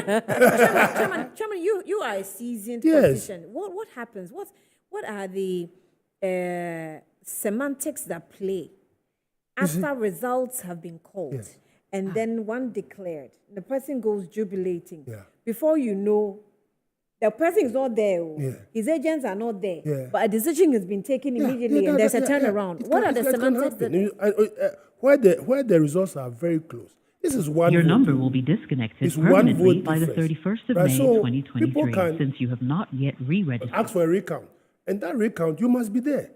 You must open your eyes. Yes, but he was there. No, he said his agent was not there. The recount? Yes, that was what he was trying to say. That his agent was there, he was not there. He was the comfort, and it's very dangerous because what is happening on social media now, and this is coming from not from any other source, but our own NDC platform, where we all national communication. He's there, Adam too. He's there, so and he hasn't seen it. So I'm telling him that. So if you're a winner, you're declared. What should you do? You should stay at the center till everybody goes home. When both signs the document and it's agreed, and the electoral commissioner declares you winner. That's right. Yeah, but it. so what is happening there? Why is it that this thing is coming? Why is that this thing is happening? Probably because he's saying that his agent has signed. So I think he will be the best person. That's why he should yeah. go He back. should go and check. He But he shouldn't was in the become- comfort of his You home. know, comfort of his home. And I'm just bringing his attention. What is going on? In Pandai, do you remember Le But for Parlement? him to be in the house is very dangerous. Chairman, do you remember Le Parlement? Voting is over. Le Parlement in Pandai. Parlement, Yes, he won. Copies have been And he left. He signed everything. By the time he came, they Systems have changed good. it. These people have But left. sometimes They've it's changed it. certified on Superhena, they are saying that. That's what we are saying. Yes. What means no Oh, yes. Anything can Everybody's happen. scattered. They can produce Do you new, get it? Chairs and everything is being taken. Everybody there. That's how Like it this one, is. we go to court. So he's taking his certified And he result. wasn't there. Somebody there. So he can't just sit there. You can't just sit there and say that. So he's sleeping and he has the thing. And But now when he some- has certified, it's different from what is actually trending on yes. social media. Yeah. And so that's why he can't pick his call again because I can't believe who. Abodi Hey, what's happening? Is somebody cooking some different He's things? a novice in the game. Yeah, exactly. Exactly. You know. Yeah, so we are calling him, but he can't speak. Especially if you want to go Look at what and he sleep. said. Exactly. He's comfortable. I mean, his home. Wow. They'll Until finish tomorrow you. morning, you can't be You can't comfortable. be comfortable. Until tomorrow should our morning. election And where happen? is only one. And they can spoil. They can. Even they can just go and take one of your ballot this thing and then destroy it and they come and tell you. Now, And you are not there. it's becoming controversial. And you should stay till the next day. You see, I'm saying the guys have done their job. But what are you talking about? No, I'm saying that. If I say that you should stay till the next day, you should stay to make sure that everybody has left. Probably he has been declared. it doesn't matter. Mago. So where is this one Mago. coming from? Mago. Electoral commissioner. At the end of the election, how many vote? What do you call it? How many results? Correct, but we all know Jemensa. So I'm just telling you that nothing is impossible. But Chairman, Jemensa is still in please, Chairman, please, there is a name It's not to the, Jemensa that's to the information. organizing Yes, there's a Why name. don't you take it off and WhatsApp the person privately to find out what is Okay, I'll going find on? out. Okay. Yeah, that's I'll find- Osuben. Osuben, I'll ask him what is going on. Just WhatsApp him. Look, Yeah. the system is so corrupt that Yeah. even with what Mori is saying, they've packed their chairs, everybody's going home. He should stay there. But you should make sure the place is clear. And why is he off? Because he Why you want them to die there?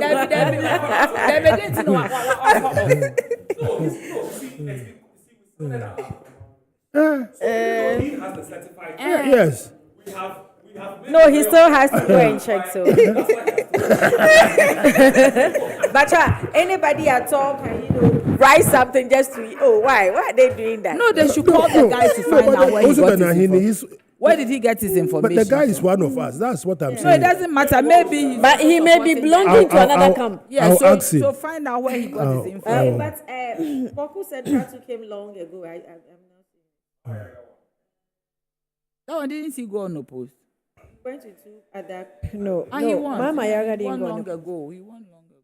It came very early. Yeah. Ousu. Are you calling also on air? How are you? This yeah. What is happening at K2 North? We are listening to news from the ground. Yes. And in Edem won by 1 vote. And by 359 for the second person. Yes. So the second person called for a recount.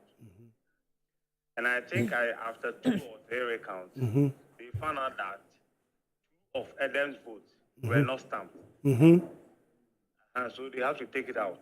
And 1 vote from the other guy too was not stamped. So they have to take it out. So they came 358. Okay. So the electoral officer declared that because of there's a tie, there will be a rerun for the 2 of them. And that was a report from the polling station, from the grounds. Yeah, where they voted. Yeah. Yeah. Okay. So your information is correct. No, Okay. you can't still say it's correct. No, he's reporting. I'm saying his information that he has given us from him. I'm saying his information is correct. I'm not saying the information there is correct. Oh, What he has posted. He's just on asking whether it's I want him to confirm what he has that- posted. That's all. Okay. Okay. And where is his source? No, he said He was was listening there? to radio. TV, It's a TV station. Joy News Radio station. and the reporter, like your reporters at the station. That's what the reporter That's said. the reporter. on the ground. Yeah. I see. Yeah. And this But this reporter one, is they still will make on the all of ground. us in Accra So go and Moro, you campaign see, for it. Okay. the chairs have very not been much. packed. No. That's us at the time. Oh, We're not please. saying But they're still Adam there. is Us in at the his time. Adam is there in his now. room You see, asleep. so it says the electoral commissioner has declared that the thing, and this is like your guy reporting from us. Right. So Adam himself is not aware. He's He not has aware of what he is has going gone on. home to sleep. He said he's in the This one comfort too. of his room. This is terrible. Well, Incumbent MP who so lost. these are incumbent MPs who have lost. Oh, Edward Bauer. Marco Setre are from Plains. We also have Edward Bauer Bongo. That's for Bongo. And we also have Wisdom Gidisu for Krachi AC has lost his seat as well for the NDC primaries. Right. And we also have AB Efu Seni for the San Grigo. Sanarigu. Hey, Constituency, right. Ellen Yaubru. Abeku currency also for Ekumfi, he lost his seat, and Albert Alasoga for Garo, unfortunately lost his seat as well. And De La Sowa for Pando constituency, unfortunately she has lost her seat. And we have Kwabena Donko for Peru East. Kwabena Donko, right. He has also lost his seat. And we have Samson Chiragia for Navrongo constituency. Unfortunately, he has lost his seats as well. Now we have Augustine Teria for Bia West, and we also have Angela or Alowute for Afajato South. She lost her seat, and Christian Otute Sege, he also lost his seat. Now, Kwachi Aka Amenfie, he also lost his seat. Sophia Akwaku, and for the Okankwe Central, also lost her seat. And Kobina Mensa Woyome, South Tongu, he's also lost his seat. That's my friend. Oh.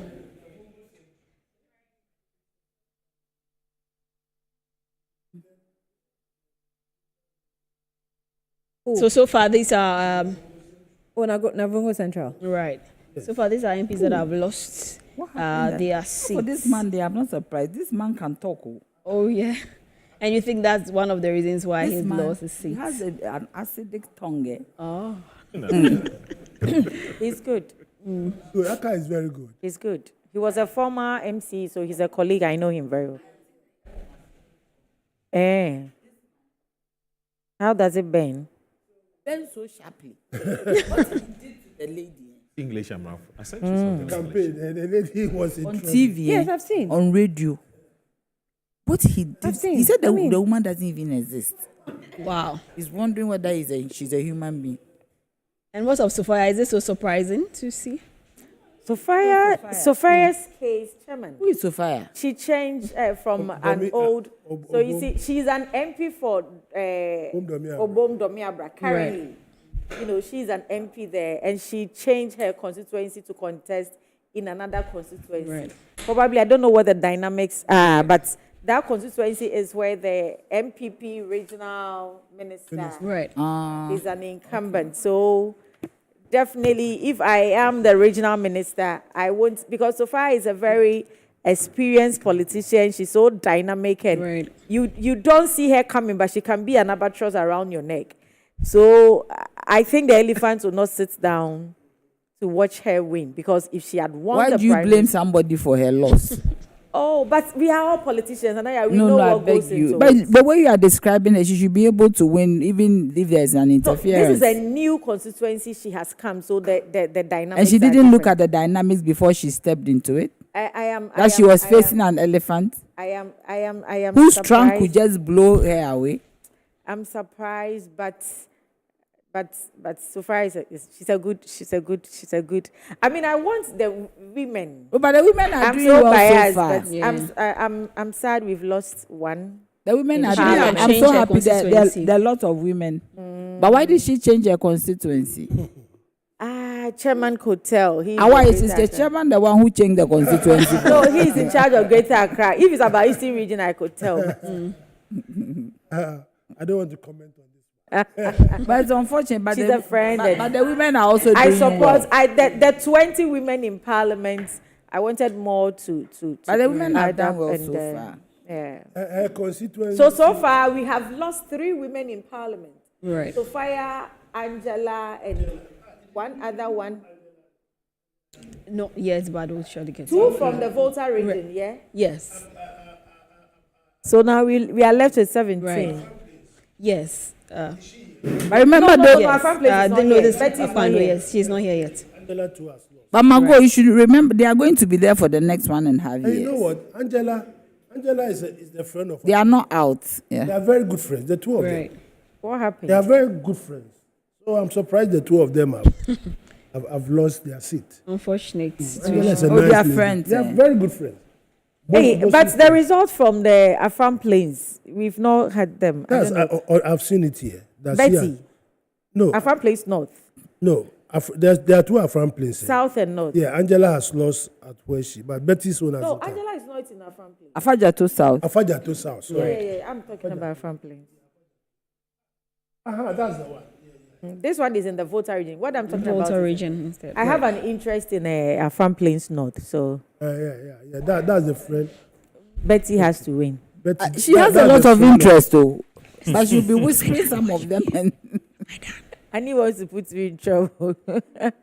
My interest, I'm not hearing anything. What's happening? Where? Which constituency? Ablekuma Central. It hasn't come. Central. Hey, what's happening? Let me find out. Chairman should know. If anything Greater Accra, I'll find out for you just now. What's going on? So who is your interest? Latif. Abdul Latif Dan. Oh, okay. Is he an incumbent? Yes, he's an incumbent. The way people are falling by the roadside. They are doing what? About 10 or so.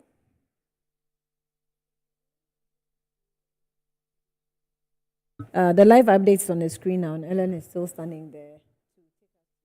So this is from the NDC election coalition. That's the live updates that we've been taking from them. Hey, but my own constituency, Suhum, haven't you heard anything from there? Please. Suhum has come. Ellen, please take us through. Let's go through. Right. So in the Western region, we are supposed to have 17 constituencies. And yes, at the moment, we have 17 constituencies coming in. And for the Central region, we are supposed to have 23. And yes, we have 23 in here. Greater Accra, we are supposed to have 35. But we have 28 in at the moment. So it's left with about 7 constituencies that will come in, then we can have final results. And then Eastern region, we are to have 33, and we have 33 in Volta region as well, 18, and we have all 18 in here. And Ashanti region, we're supposed to have 47, but at the moment we have 43. So we have 4 more constituencies left for us to go. So hopefully soon all constituencies will be in and we'll have everything. So the percentage. But so far, right, we have John Dramani Mahama leading with 288,300 votes, which is 98%, 98.68%. And then we also have Kojo Bonsu, who is somewhere in there with 3,174 votes with 1.09%. I think he wants. That's not even up to 2%. Yes, he wants some sympathy votes. Right. I think he did. And so we have Dr. Kwabena Dufour with there was some goodwill, right, 0.23. So some people didn't know he has withdrawn, so they still went ahead to vote for him, but they still went ahead anyway to vote for him, right? It was too late. I mean, the Electoral Commission was not going to change the ballot papers because of your last minute. They couldn't. So those who wanted to vote for him. And some people didn't even know, especially those in the smaller towns. Yes, right. They voted for him. But if they didn't hear, that is a blot on the party. It's the party is supposed to go and it's the party's responsibility. No, the candidate should go around the way he went around campaigning to tell them that he's not contesting again. There's a contestant that says, I am no more competing. The night before election. The party should use its structures to communicate across board. You can call all the local executives and let them know And within, why? We are in a technology age. Within 5 minutes, it's done. Oh, but you're on Have you read platforms. what You I can, sent you? you can send them. Oh, no, okay. I've sent you some. You can send broadcast It's my goals messages. excuses for me. You can send broadcast messages to all the platforms. Don't mind. I said this can be done in a split seconds. You serious? Because that was one of the worries of. So recount in 21 days. Yes. Right. Recount in what? 21 days. Recount Recount what? again. Hey, sorry, fresh elections In 21 days. Yes. All of us will go there. Yes. They said them didn't know about it. Yes. I saw them was sleeping in his room. He didn't know. And talking about his strategies. Ellen, please go ahead. All right, so. Oh, but I mean, he will do well. This is Krowa constituency parliamentary results, and Nan Momo has 1,413 votes, and Dorcas Na Kloku Aforte has 403 votes, and Daniel Alabi has 71 votes. Enoch Bote Manison has 36 votes, and Edgani Pakpo Ado has 87 votes. So now Momo is leading with 1,413 votes at the moment. I'm telling right? you. Yeah.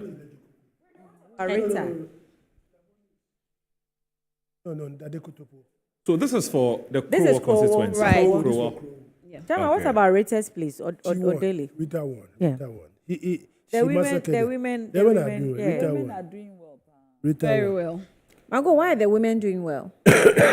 And for the presidential results, Presidential, okay. right, Dramani Mahama is leading with 2,001 votes, and Kojo Bonsu has just 9 votes. The 9 votes is easy. Be very careful the way you. Just. Annie, with the women, You describe the votes. with the women factor, as Nanaya said, they are focused. Like, it doesn't mean that the men too are not focused. But women, we think about the basic things that the people need: water, education. Are you saying the men don't think about that too? The men are thinking about Franklin Templeton, where we are thinking about giving people water. Oh, how about the men also when they become presidents and they become MPs? So we are mothers. But the women are now coming very up. compassionate, and we deliver because we are too scared of our name because of the society we come from. So we are very cautious, not just focused, but we are very cautious when you assign us, because what a man will do and go scot-free, a woman can't even try, yet will be crucified. You understand? As Jesus brought the woman out, and we all know that a woman alone cannot commit adultery, yet it was a woman that was brought out to be stoned. So that thing is with us, that the society that we live in, we must always be conscious because people are looking up to us. And the little mistake we do, a man will be spared, but a woman won't be spared. But So you see, Margot, women are stronger than men, far, by I mean, far. in every aspect. By women far. are stronger than men. So By I far. think we are just walking into our positions, and now we have realized that we have to come to our full potential. Yeah. And the time has come where we should know that nobody can pull us back. It's not going to be easy for the women who have won. I was thinking in my mind, who is going to give them the financial wherewithal for them to be able to even compete the men who will come against them? I mean, this is one of the issues that has always been a problem.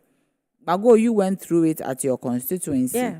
So I think that the NDC, as these women have won, you should find some money and find a fund or create a fund for them. To encourage them to be elected to parliament. Yes. That's the main thing. And support. Currently, the them. NPP have more women in parliament than us. Yes. No, they are okay. They are the same. The number 2020. 2020. So they are 40. So they are 40. Yes, And the 20. men too are the same. Yes. Okay. And the parties too are the The same. same. Okay. This time, God just decided to do everything same. Right? So, but there's a need for you to help the women.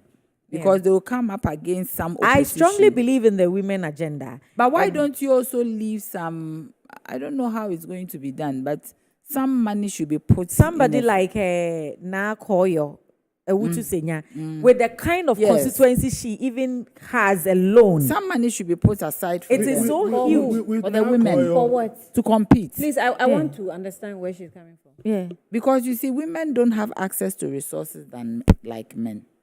And we have a lot of responsibility. And she's contesting a woman. Let me well, let me finish. You not clear. Please, the producers are saying that Moro is not talking. They should. you allow him to talk. I am saying that. From talking, yeah. Well, I always say that in politics, there's legitimate cost and there's illegitimate cost.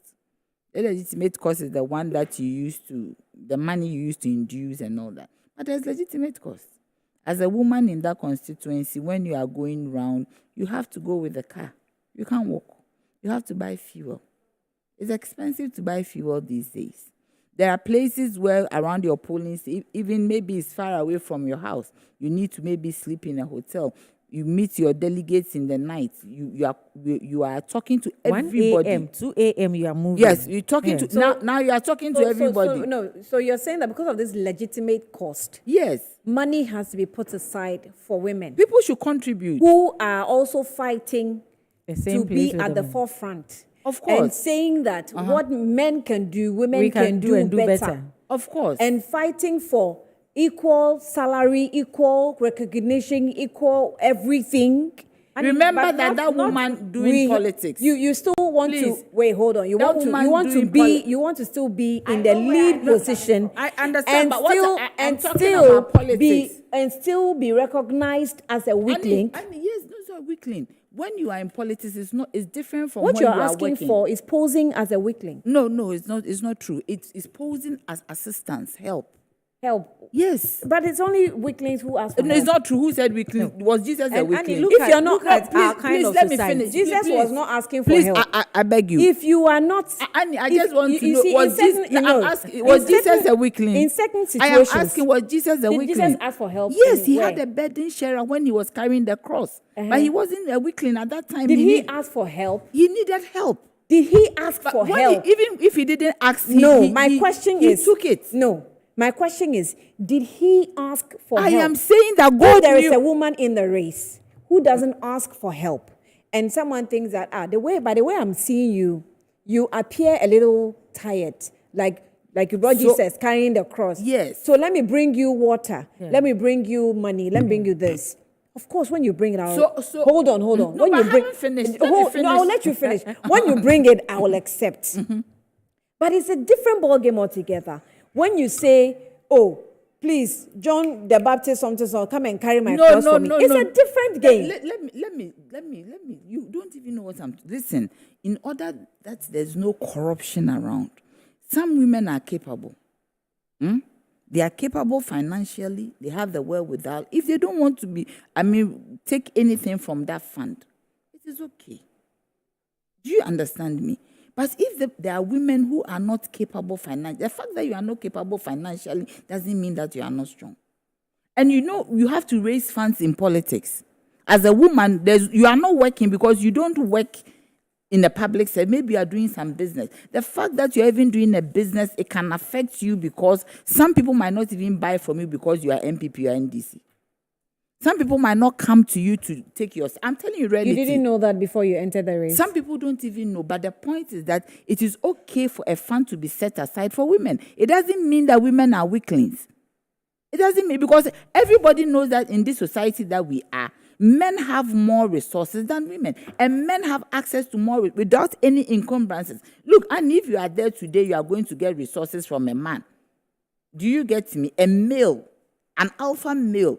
You might end up getting advances. A male is a male. What's an alpha male? I'm telling you. I've qualified it. You might get advances that a man will not get. But Anaya, the men also go through a lot. They go through what? Do you know how many MPs? Do you know how many MPs? I know. Men, alpha male, as you want to put it, get harassment from women. Yeah. Yeah, the men on the daily basis. I am saying that we get more. For instance, a man, listen to me, a man, if you are going through that, how many men will go to a woman to get, how many? compared to men, because if we're not careful, we'll that's change business, this discussion. is what? But It's a business. But Annie, What is the business? men going to women for help is a business. Annie, How is it a business? that's a topic for another day. But you have brought it up. Why is it a business? No, right now let's discuss. I believe that women should be helped. People are registering for it. You are not aware. Registering for what? Men going to women for help. It's a business. Oh, it's an enterprise. Nanaya. Jesus was helped. Oh, He had a burden sharer. Nana, you don't. he didn't ask understand. for help. Whatever it is, he had But help. he was offered help. That is to Yes, tell he us had that, help. irrespective of who you are, the weak, the mighty gets weak sometimes. That is the Jesus' help we are talking about. Irrespective of who you are, President Mahama has a software or a platform that we donate. Yes. You understand? So that one, everybody needs help. But the point is the that women need more our help. society, when you look at the financial, Because we are looking after the home women right now. We are looking not after kids. We so are looking after financially everything. sound. Listen, we have in our society women and children put in a bracket as the vulnerables, right? Meanwhile, we are in the majority. But the women, the same women that we describe as the vulnerables, say don't describe us as vulnerables. We're not vulnerable. Yeah, we are not. We are stronger than you think. Yeah. We are even stronger than, she just said a few minutes ago that women are stronger than men. Yes. Didn't she say that? Emotionally. So on what basis? Emotionally. Good. Emotionally. So if you emotionally. And we so, can but we don't- multitask. When men come up to you, harass you because you're a woman. My and dear, you but see- we don't have and the you same see, opportunities, by know. nature, Let me tell you cannot something. take that away Please, from Let women. me tell you something. Somebody went for a job as a young woman, and she was asked, do you intend to get married soon? She said, I have a fiancé and we'll be engaged soon. So do you intend to have kids? So, oh, yes, it's normal. She wasn't given the job. Yes, that's the Yeah, society. that is what I am saying. So such a person, Funny, if she goes we are through- talking about equity here. Yes, equity. It's equity that Nanaya is talking about, not equality. We are just talking about equity And because maybe you we haven't have gone through it sang, before. we have So- sang, send so your the girl child to equity- school. so the equity- Send your, we never in anywhere had a song that said That's the send your boy boy child to school. So we are asking for equity. So the equity you're And asking in elections, for Annie, is there's elections that we are going for. I contested a male. I don't know whether it's Alpha or Romeo, No. but I contested a male in 2016. Annie, I have to behave like a man. I The was insults that on daily basis. There's their NPP paper. They will whether cartoon or that they had some cartoonists. They will put a machine gun in my hand and write Suhum Chavez. Because I had to behave like a man to contest Opariansa in 2016. They won't see you as the way they sit around and say, "Oh, we have to support the women. They are sisters. They are mothers." This is the reason why sometimes When you get there, I admire the Islamic approach sometimes because Which it gets to a is- point where you don't even understand. As a woman, even when you cover your whole body with your eyes, you can seduce or you are attractive, even by just the sight of your eyeball. So they say that, you know what, we don't want you to be in the working environment. Stay home, we'll work for you. We'll take care of you. But sometimes there are extremes, so I don't want us to go in there. However, if you are asking for equity from the other culture, and you're asking for equity, how do you want us to put a fund down for you because you are a woman? But even in both political parties, filing for women is half. So it's already being taken care of then. But what about the other cost, the legitimate cost that Which you legitimate Annie, the what point I is that talk about? You know what? when you're filing fees, aside even the financial whatever, the emotional and the psychological After the emotion, fight. you deal with it. you But the emotional, you put say you are stronger than the Yes, man. but Not can for the you emotion, imagine you a deal man with it. standing on a platform campaigning your opponent and asking the electorate whether the woman has a husband? She should come and display yes, her that husband. one- It has Yes. happened many times. Oh, it has happened. And is it fair? But it went for the How woman. many members But that didn't of go parliament against the woman. No, Actually, no. went How for many- her. But how will you know that it went against other women too? How many men or males in parliament that you have seen their wives before. Yet they are asking we the women where our husbands are. Because we don't have husbands at Why? home. What is the difference? What's the difference? Are we all not human beings?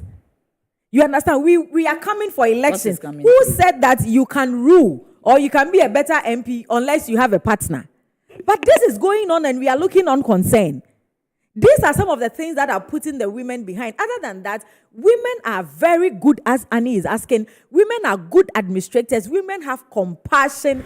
They have the sense of sacrifice. A woman can give you her last meal.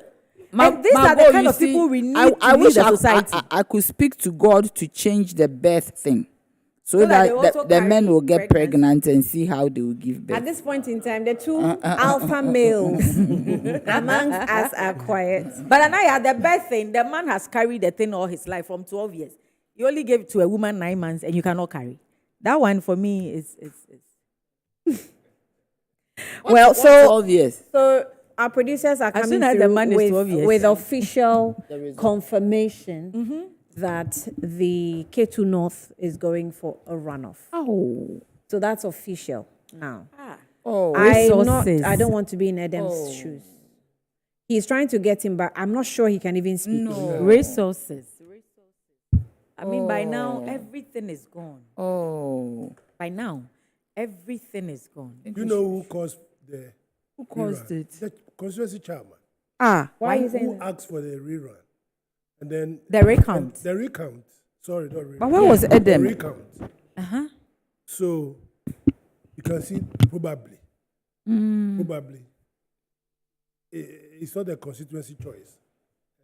They are mafiaing him. So it's not the opponent. He said he suffered a lot of vilification.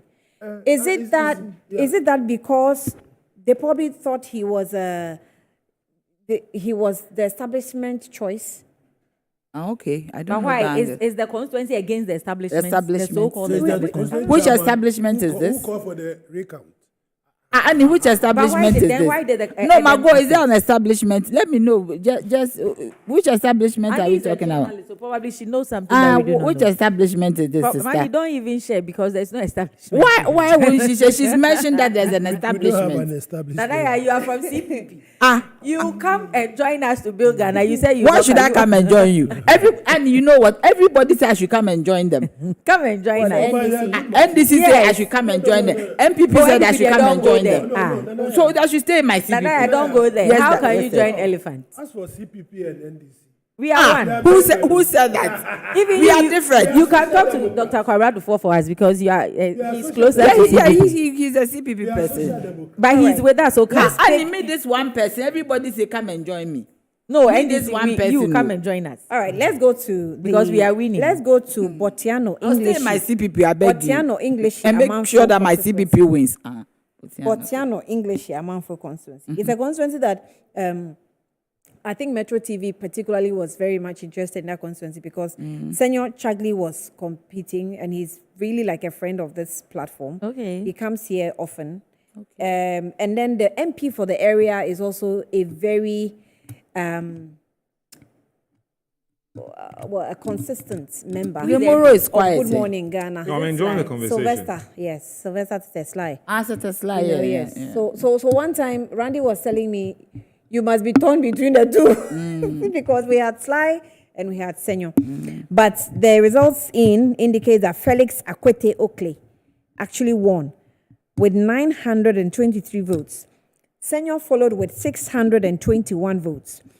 Leslie Joseph Enim followed with 186. Alexander Peter Fechi Akuoko 94. I think Akuoko should just leave this constituency. Why? Because he's been running for some time.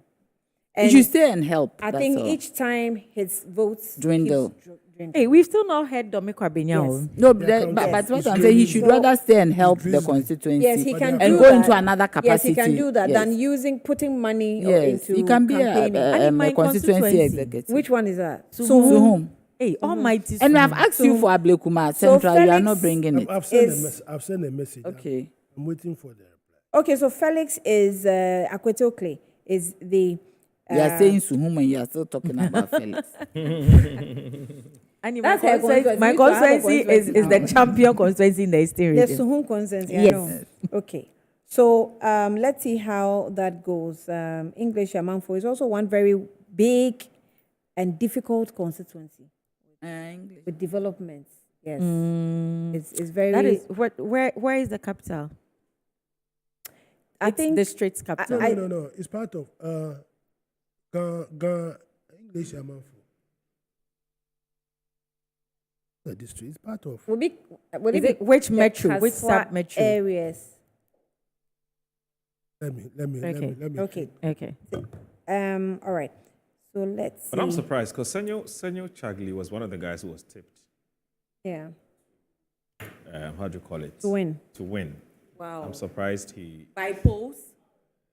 Well, based on, again, it's unofficial, but, you talk to people who are quite close to him, even in the constituency. But they are silent killers, in this delegate thing. Yeah, I know. They're silent. He's been nursing an ambition for a while. He's been very And this is his supportive of the first? guys. This is his first. A young Maybe guy? that explains it. Yeah, he's a young guy. Oh, okay. So I Senyo saw those. Chagli. Yeah. A fair, tall gentleman. Yeah, I saw. Hey, it's your description for me. Helga is coming through. She's watching. She says that. Tell her that she should come. She's attacking me first. That She was. says, Annie, behave. So I've spent 12 hours in Okankwe South. And the results is that JM polled 1,633. Jobonsu polled 6. And Kwabena Dufour polled 4.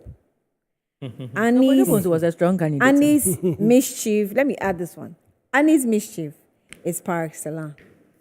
I don't even know my mischief in this one. Because I also have my former producer texting.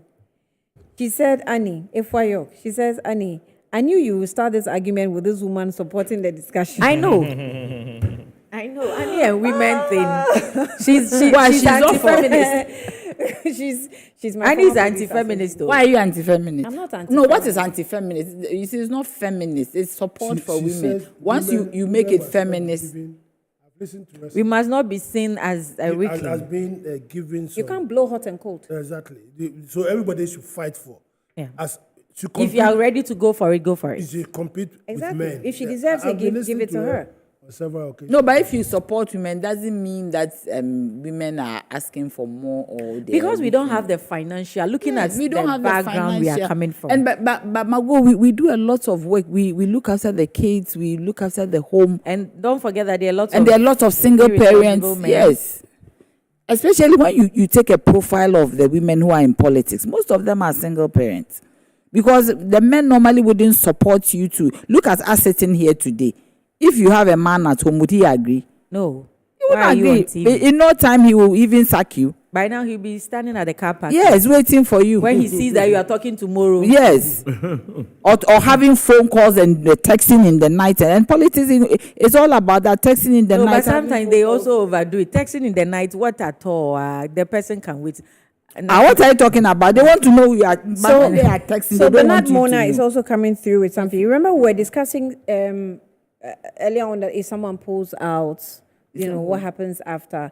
Someone does what? If you withdraw from the race. Yeah. So he said, Annie, for your information, after the EC has sent out notice of polls, any candidate who pull out of the race will still be on the ballot. Yeah. So anything after notice of polls. No, but yours was not on the ballot. You were talking about we telling our people he's no more. So they But once it's there, people will vote for she him. asked the question in case he had won. Will we say accept it as a? And I was saying that once he had said he has withdrawn. We'll give it to the second So- person. Yeah, because he has withdrawn. So even though you are on the post, like he said, You are not part of the race. what Yeah, happened I today, don't even he see the was there, argument. But you have said you are no more interested. So you can't come back after the event. So the second You person say that will- you can't come back. Uncle, I don't even know why anybody is arguing. His picture was there. These are the votes he got. He also got votes. So why are you arguing? English Because he got votes. Eugenia Akofa, my He colleague, got is votes. there, Are you saying those are not his to also votes? feed us with Those what's are his happening. votes. So he got votes. Hello, Eugenia.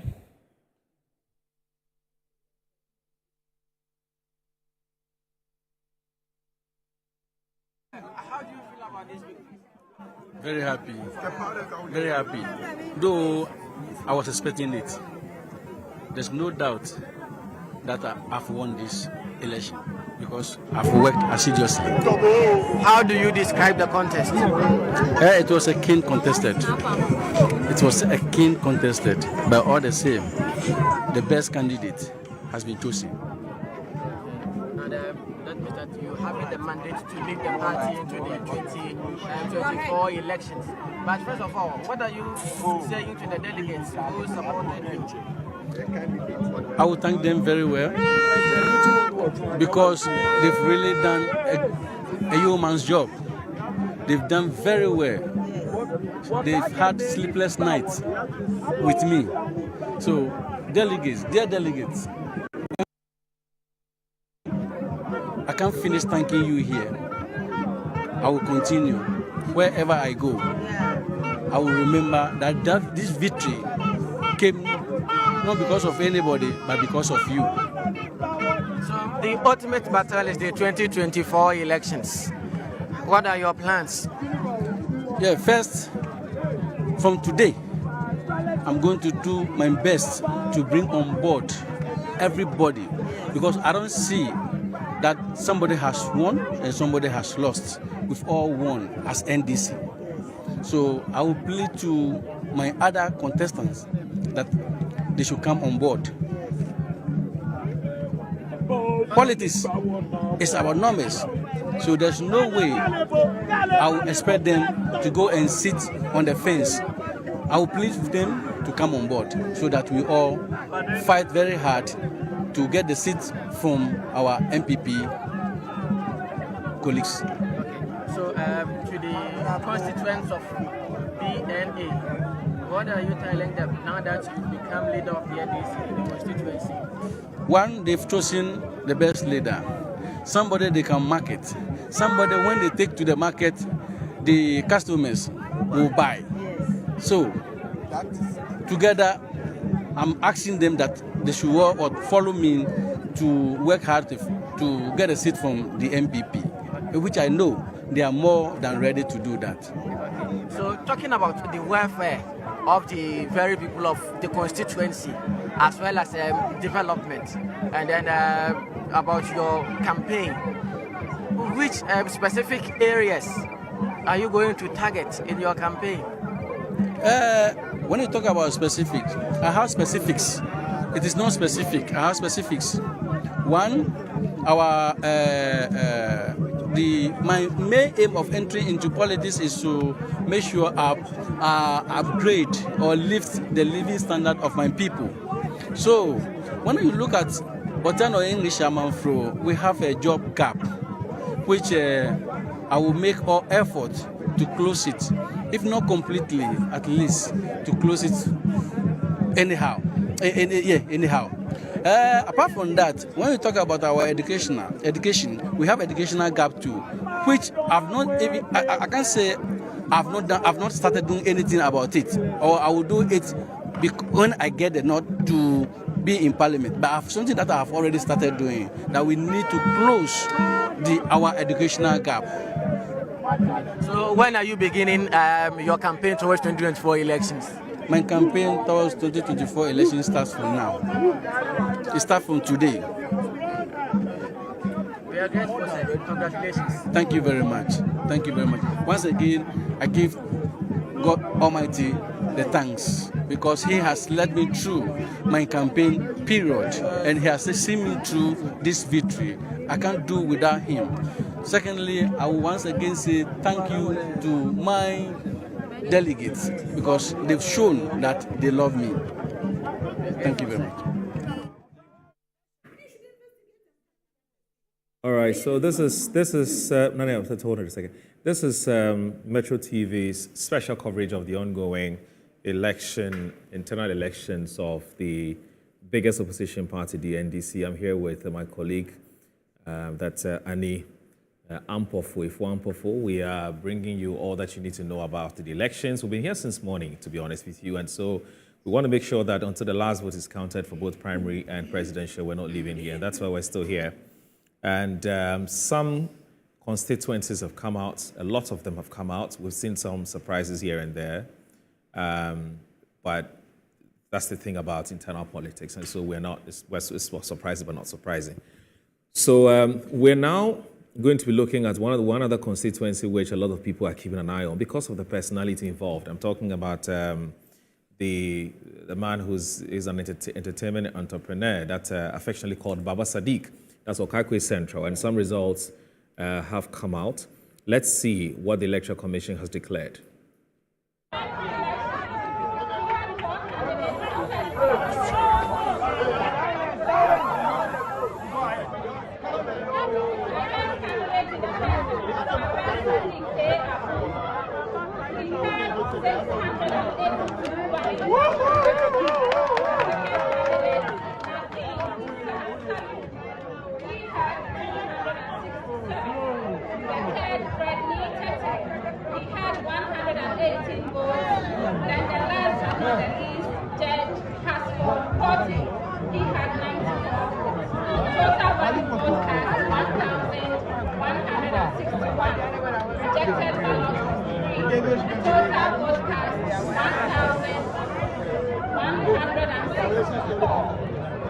I therefore declare Baba Sadiq Allah.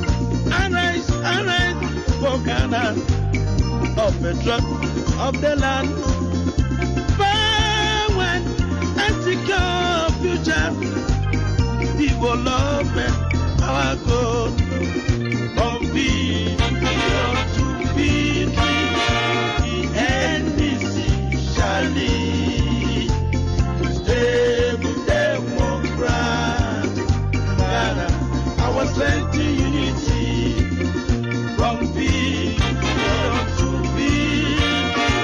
The NDC shall lead.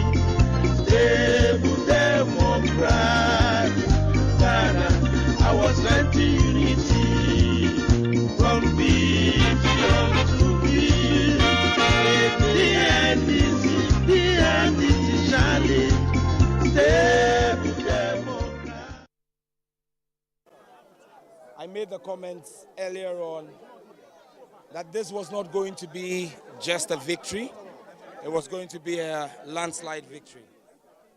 To Almighty God, my source, my strength, my being, I owe it all to Jesus, and I thank him for it.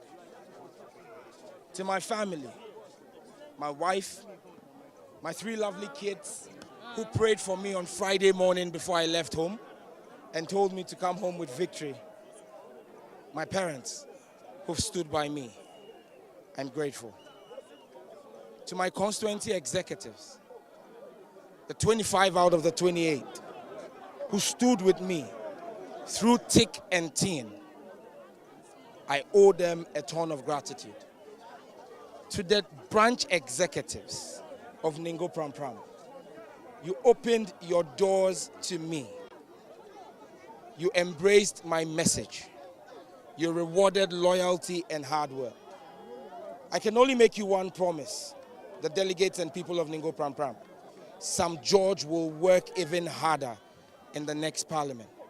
Our next target is to achieve 100,000 votes for the NDC and John Dramani Mahama in the 2024 elections, and make sure that President Mahama is sworn in at the Black Star Square on the 7th of January 2025. That is the next focus of the constituency, myself and the executives. But I just want to say a big thank you to my delegates.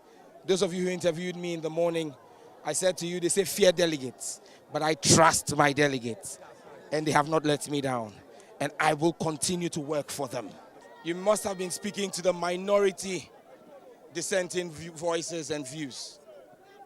The majority views in Ningo Pram Pram appreciate the work that Sam George is doing as their member of parliament, and that's evidenced in the results. Anyone who wants to work with us is welcome.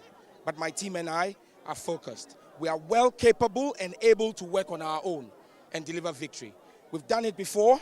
4 years ago, they turned their backs on us even after we extended an olive branch to them. They decided not to work with us. 4 years ago, in 2016, they actually preached skirt and blouse after we extended an olive branch to them. For us, our way is forward.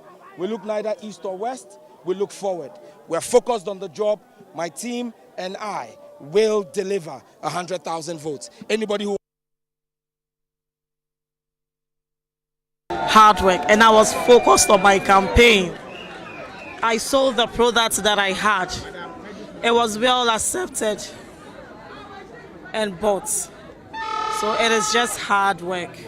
Okay, so this is the second time you've gotten the chance to lead the NDC in the constituency here. What are you bringing on board this time around? What am I bringing on board will be strategies, and I cannot discuss my strategies here.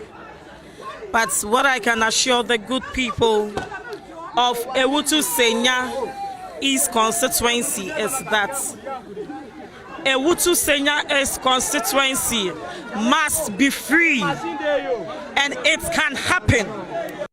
And I assure the great people of Ewutu Senya East constituency that together with my executives, we would liberate the great people of Ewutu Senya East constituency. Okay, so first of all, let's have a look at the teaming delegates who have renewed your mandate to lead the NDC. What do you have in stock for them?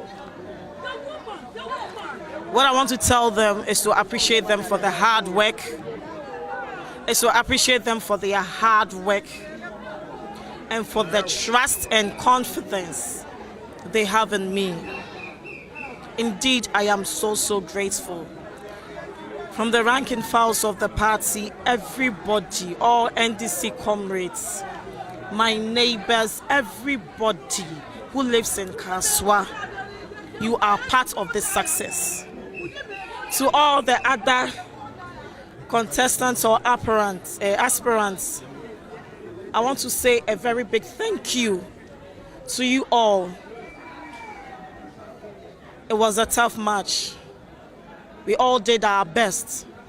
And I would want to urge everybody to come on board. Everybody went around with different policies, We need all those policies on board. We are building a better Ghana, just as we are building the Ewutu Senya East constituency that we want. So all the other aspirants, I would want you to come on board so we can implement your policies to make Ewutu Senya East constituency a better place for us all. Going into the 2024 elections, to the entire constituency, the Ewutu Senya East constituency, what do you have for them? They should be rest assured that the game has already started. We are going to work together to win the 2024 seats. This victory is not the victory of Nakoyo, but the victory of NDC.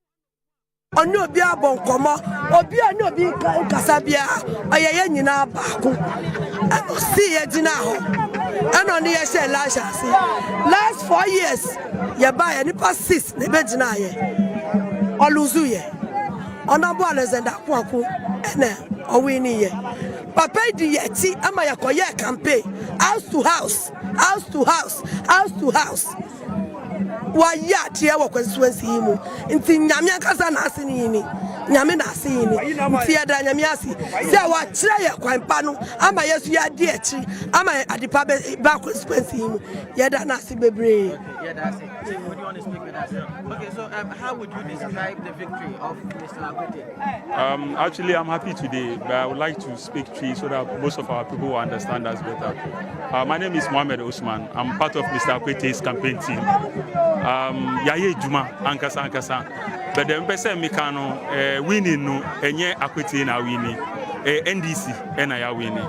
Yes, the person will be on board. 90 me NGS seat, NDC and NPP is him. 90 me and Honorable Felix Akwete. Honorable Felix Akwete, why ye Juman Kasankasa because Mikai the last election Obaye Berwanya Wanti Ankwada or Pie Amaye campaign Ankasankasa Eddie Boakwaku. And he say Wanya this time Akwaku Anya any other ones na anya. Me expect say Omunina Beba on board. Ne atimi aye Juma atimi edi seat no ama NDC. Nti delegates me pa obi ha chew about no dey ato awie. The eda yenim ene na edoso. Nti obi amfa na adwen embra fom na enye eduma nkasa na ntimi emfesi NDC. Bebra e woyi enye ntakwa ena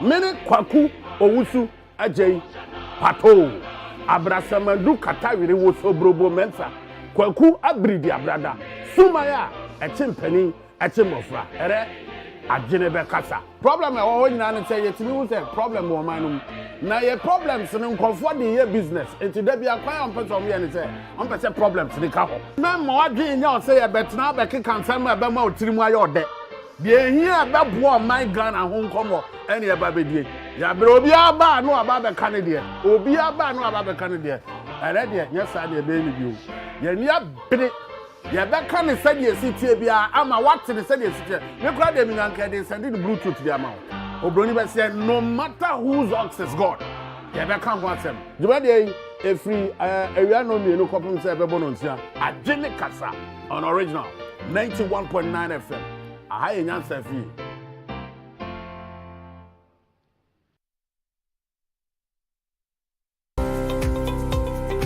Metro Business Week brings you a breakdown of top business stories, analysis of latest trends in business, economy, and fascinating insight across industries.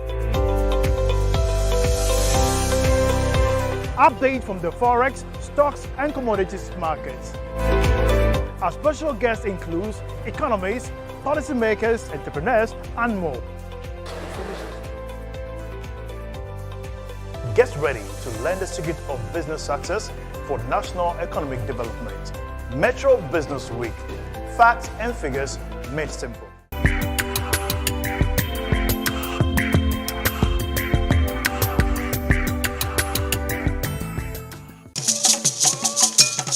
Culture is dynamic.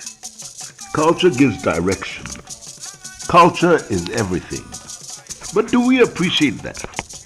Do we understand how it affects us? From the arts to policy making, culture is primary, but we need clarity on it. So let's chat about it with those from the various sectors who know what culture and the arts can do for us as a nation.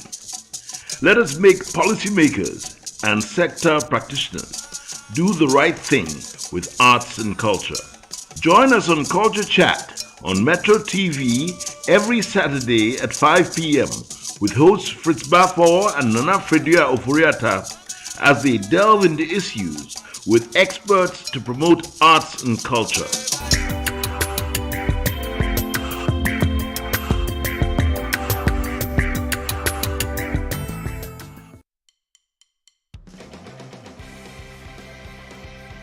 This week on Exclusive is Mother's Day Special. We are dedicating the show to all mothers from around the world. This is Exclusive, dedicated to our mothers. Welcome to the show. I'm coming home. The rice on me. I'm cooking dinner. Only if you'll be able to eat. As I cook, you find tea. You know what I mean. And guest on the show tonight here is Nelly Della Aula Mesa. How long have you been? This is great. Oh my God. Look at me. Let me help you. Look at me. I'm here. I'm looking at you. I'm looking at you. Okay, I'm speaking to you. Talk to me. One can sound himself a physical. Papa. Yeah, so. How can you think government that guy? That's not government. That's beans. That's beans. To all the mothers out there, especially mine, and to yours, and to yours, and to yours. This is ammonia. Ningekuwa dada nashingwana mali sing away ningekuwa malaika. Showing on Sunday, 13th of May at 8 p.m. and on Thursday, 18th of May at 5 p.m. Nelly Della Awula Mensa, a professional writer, is our guest, only on Metro TV.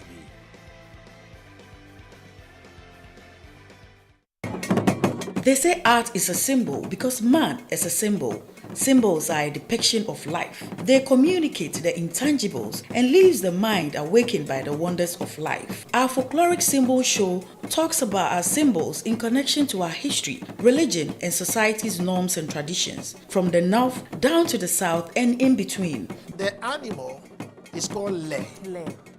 But because they are found on the hill out there, the name of the hill became Legon, which means when you go there, you get more of the leg to hunt or you take them as game. Join us on our folkloric symbol show every Saturday at 4 p.m. on Metro TV.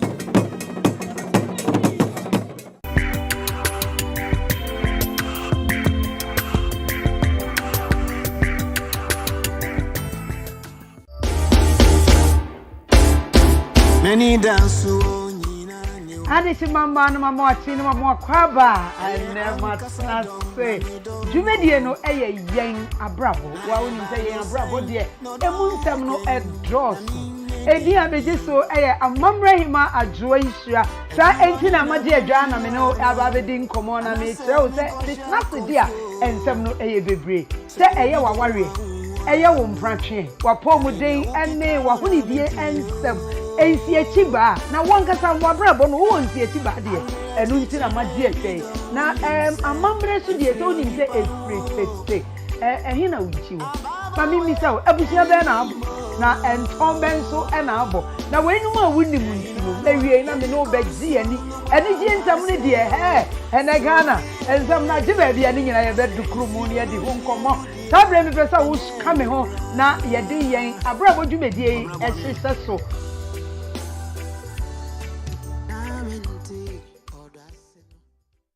5, 4, 3, 2, 1. Can you hear this song? If you hear this song. We're back again on the show. My name is Yodi. And I'm your favorite girl, Helen K. And you're welcome to NBC.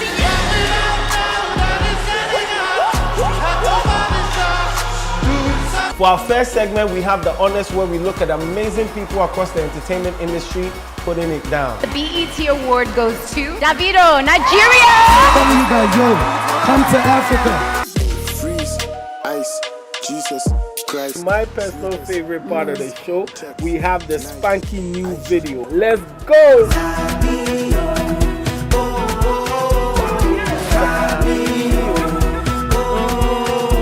We have our top 5 music videos where we bring you the latest music videos across the globe. Kiss and tell, if you kiss and tell, don't kiss. MVC, keep it logged.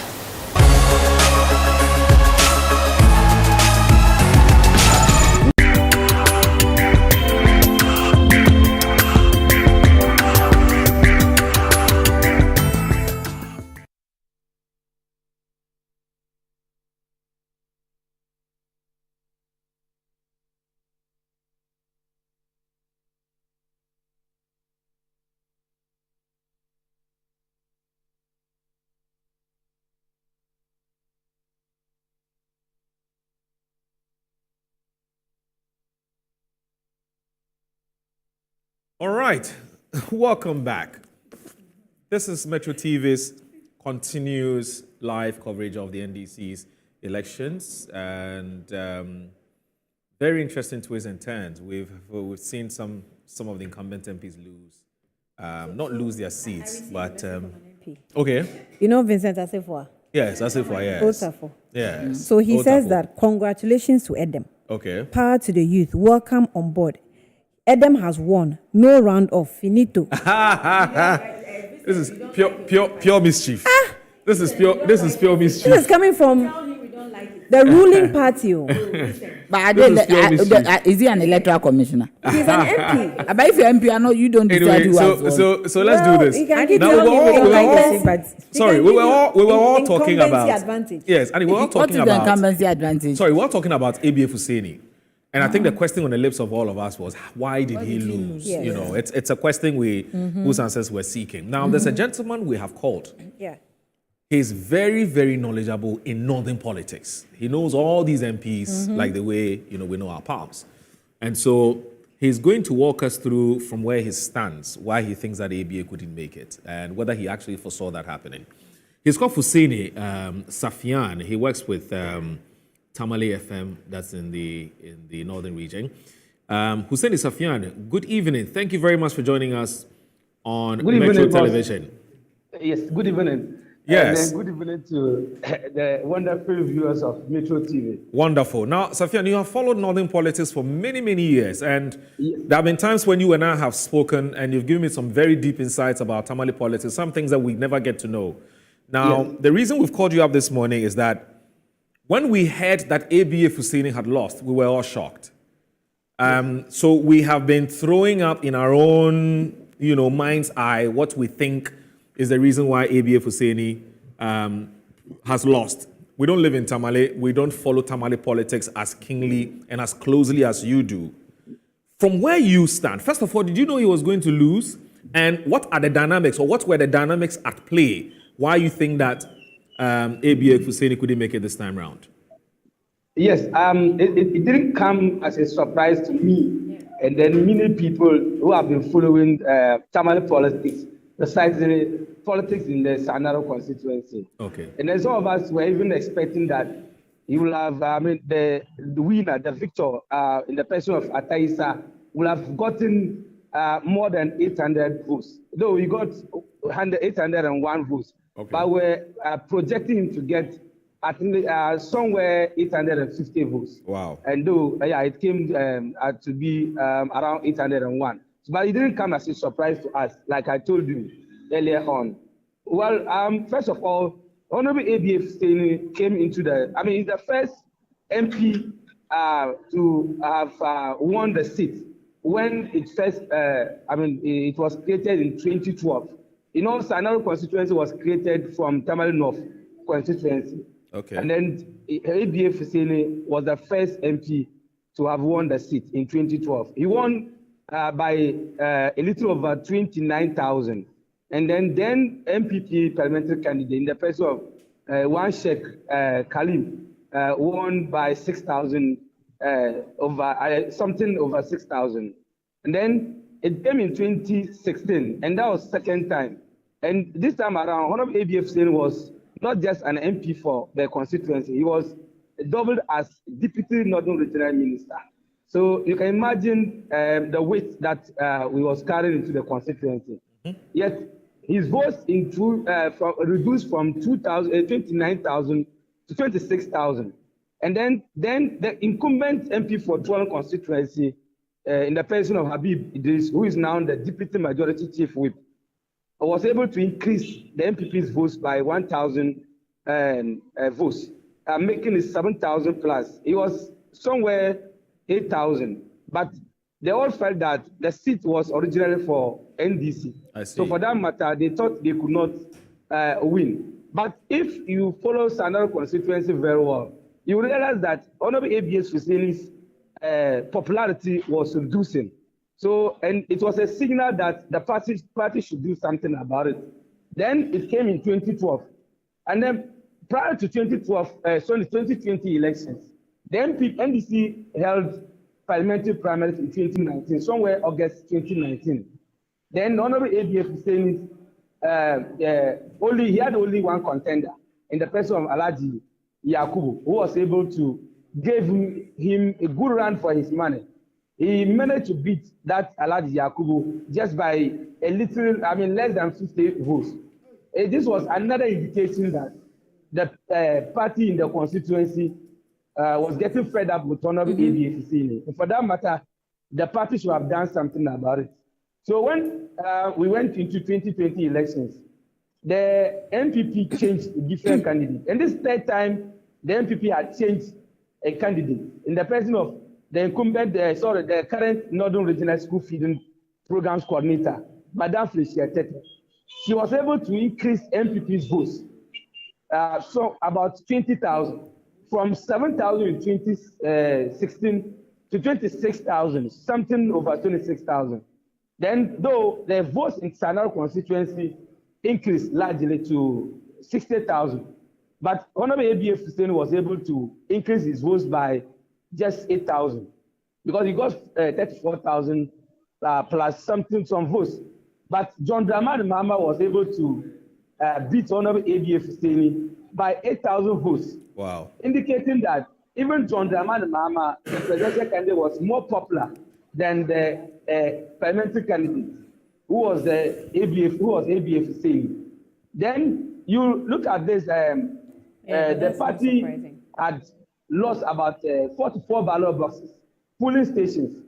And in these polling stations, the presidential candidate, John Dramani Mahama, was able to win almost all of them. But ABF Hussein lost those 44 polling stations. This was another indication that the people were fed up and they needed change. But it appeared they didn't have that alternative to actually believe in that person or the NPP parliamentary candidate. Though Honorable ABF Hussein explained that it was not his fault, but the fault of the NPP parliamentary candidate who used money and some other inducement. But this is what the people were saying, that they needed a change. And for that matter, Honorable ABF Hussein was tired he should bow out. But he said no, he was not tired. So when it came to these primaries, I mean, when somewhere January this year, the signs were clear that Honorable ABF will lose. So some of us who are doing, hosting political shows on radio and other platforms, we call on the party to actually look into this. It's either to advise the MP to step aside and allow fresh blood to come in. But we're told that the party actually did its best. But the MP insisted that he was going to win and then lead the party in 2014. Then this gentleman who just emerged as victor in the just ended primaries, we are told he is the accountant at the party headquarters. He came and he was able to build that trust within the shortest possible time. And then they had about 7 candidates, persons vying for the position. Unfortunately, one withdrew from the race.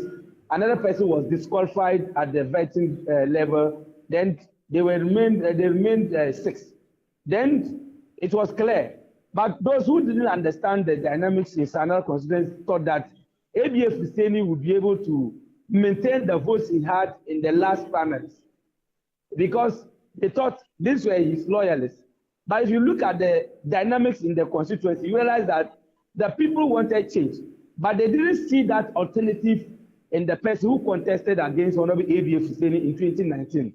So for that matter, some of them had no choice but to vote for the incumbent to retain him. Okay. So this time around, just about 2 weeks to the elections, there was rumor that some MPs, notably the Tema Central MP, the Tema North MP, the person of Honorable Alassane Suini, Honorable Mutala, were told that, though not confirmed, that the former Rose Minister and Tema Central MP also stepped in. There was evidence that the current vice chairman for the party, national vice chairman, Chief Audu Sofa Azoka, also stepped in. He had a number of supports from different angles. But for us, we believe it is because of this support that Honorable ABF was able to push his votes to 333. Rather than that, we didn't even get up to 200. But so they didn't come as a surprise to some of us. Because in the last constituency executive elections, Honorable ABF supported a number of candidates, including a women organizer aspirant. But the delegates who voted today to determine the party's parliamentary candidate going to 2024 elections voted massively against whoever came into the elections or went into the elections with the support of Honorable ABF Hussaini. Wow. Whoever went into the elections with the support of Honorable ABF Hussaini lost miserably. So this was another indication that the people were tired. We were told that the grassroots of the party told the delegates that they didn't want the MP, including some of the executives, because the party's fortunes in the constituency were dwindling. So for that matter, they needed fresh face who is very much resourceful and can increase the party's votes going into 2024 elections. So today, what happened at the Waik Hall in Northern Region Tamale didn't come as a surprise to some of us. Even prior to that, we had a number of discussions, like I said earlier, and it actually came out as we expected it to be. So it didn't come as a surprise to some of us. Wow, that's quite interesting. But when they say that they're tired of him, I mean, why? From all that he said, I'm not sure if I heard any negative reason. Yes, I mean, as in maybe he's not accessible, maybe he doesn't give them money, he doesn't attend social events. Exactly. they just felt tired of him. I mean, and again, like you said, actually his defeat was as a result of a number of factors. Okay. And then his appearance, visibility is another factor. Honorable ABF is one MP. No, hold on. Did you say visibility? Yeah, when I say visibility, his appearance at social events, his ability to attend social events in the constituency. The people feel they don't see him often. You understand me? So, and this is what happened. Usually, Honorable ABF is doing what some of us call national politics. It's not doing local politics. And if you look at Sandalo constituency, it is a typical rural constituency. So what the people need is every weekend, when there is wedding, naming ceremonies, funerals, and whatever social events, they expect to see their MP at those events. Unfortunately, Honorable ABF can spend 3 weeks in Accra, 2 weeks, sometimes 1 month before he returns to the constituency. And you can imagine if you absent from your constituency, on 2 weeks or 3 weeks, you can imagine the number of social events you will be missing. And this is what actually also contributed to his failure. Some people also mentioned money, but that one didn't play much role. Key role in his defeat, though it may have some influence, money, but it didn't play the key role. Because even before the elections, it was clear that the people just needed an alternative. Somebody who was, who was very solid on the grounds and who was very marketable. And fortunately for them, this gentleman, Ataisa, has been able to give them that alternative. And they believe in him. He has been able to build that trust. For instance, every weekend, you will see Ataisa in the constituency, though he was not the MP. He was just, an aspirant, attending social events. And that one also contributed to his success. You can imagine, Honorable, what is called ABF, Suyini came in 2016. Mutala came back in 2020. Honorable Haruna Idrisu has been there since 2004. But the people were able to judge Honorable ABF against these candidates, MPs. They assessed him against the performance of these 3 MPs. And they came to the conclusion that he is not performing as the 3 of them. Because Honorable Mutala just came in 2020. And he has been able to do a number of projects. He has been able to attend a number of social events. You see him every weekend. Suyini, for instance, the same thing. Even sometimes when they have break, when they have, like, for instance, a short break in Parliament, some of them will use the opportunity to return to their constituencies to be able to work with them. Attend a number of events. And this actually also contributed to his defeat, largely. That's interesting. At the 11th hour, I think about the day before the elections, we saw him, pulling a wheelbarrow. He was... Yes. He was helping the community to either, I don't know whether to plant to engage in some planting or... What was he doing? Well, that picture... it's an old picture? Yeah, it's an old picture. And we were told it's an old picture. But even though some people saw it and said it was too late, and this is something that they were expecting to see the MP doing long before the contest. So they felt that it was because of the contest he was doing all of these things to attract the votes again. But unfortunately, it was too late for him. Fuseli, let me ask you this. Fuseli, let me ask you this, perhaps my final question, and then if my other colleagues have other questions, they can ask. When the former president came to Tamale for his campaign tour, yes, I saw Haruna Idrisu. In fact, I heard Haruna Idrisu. I both watched him and I heard him.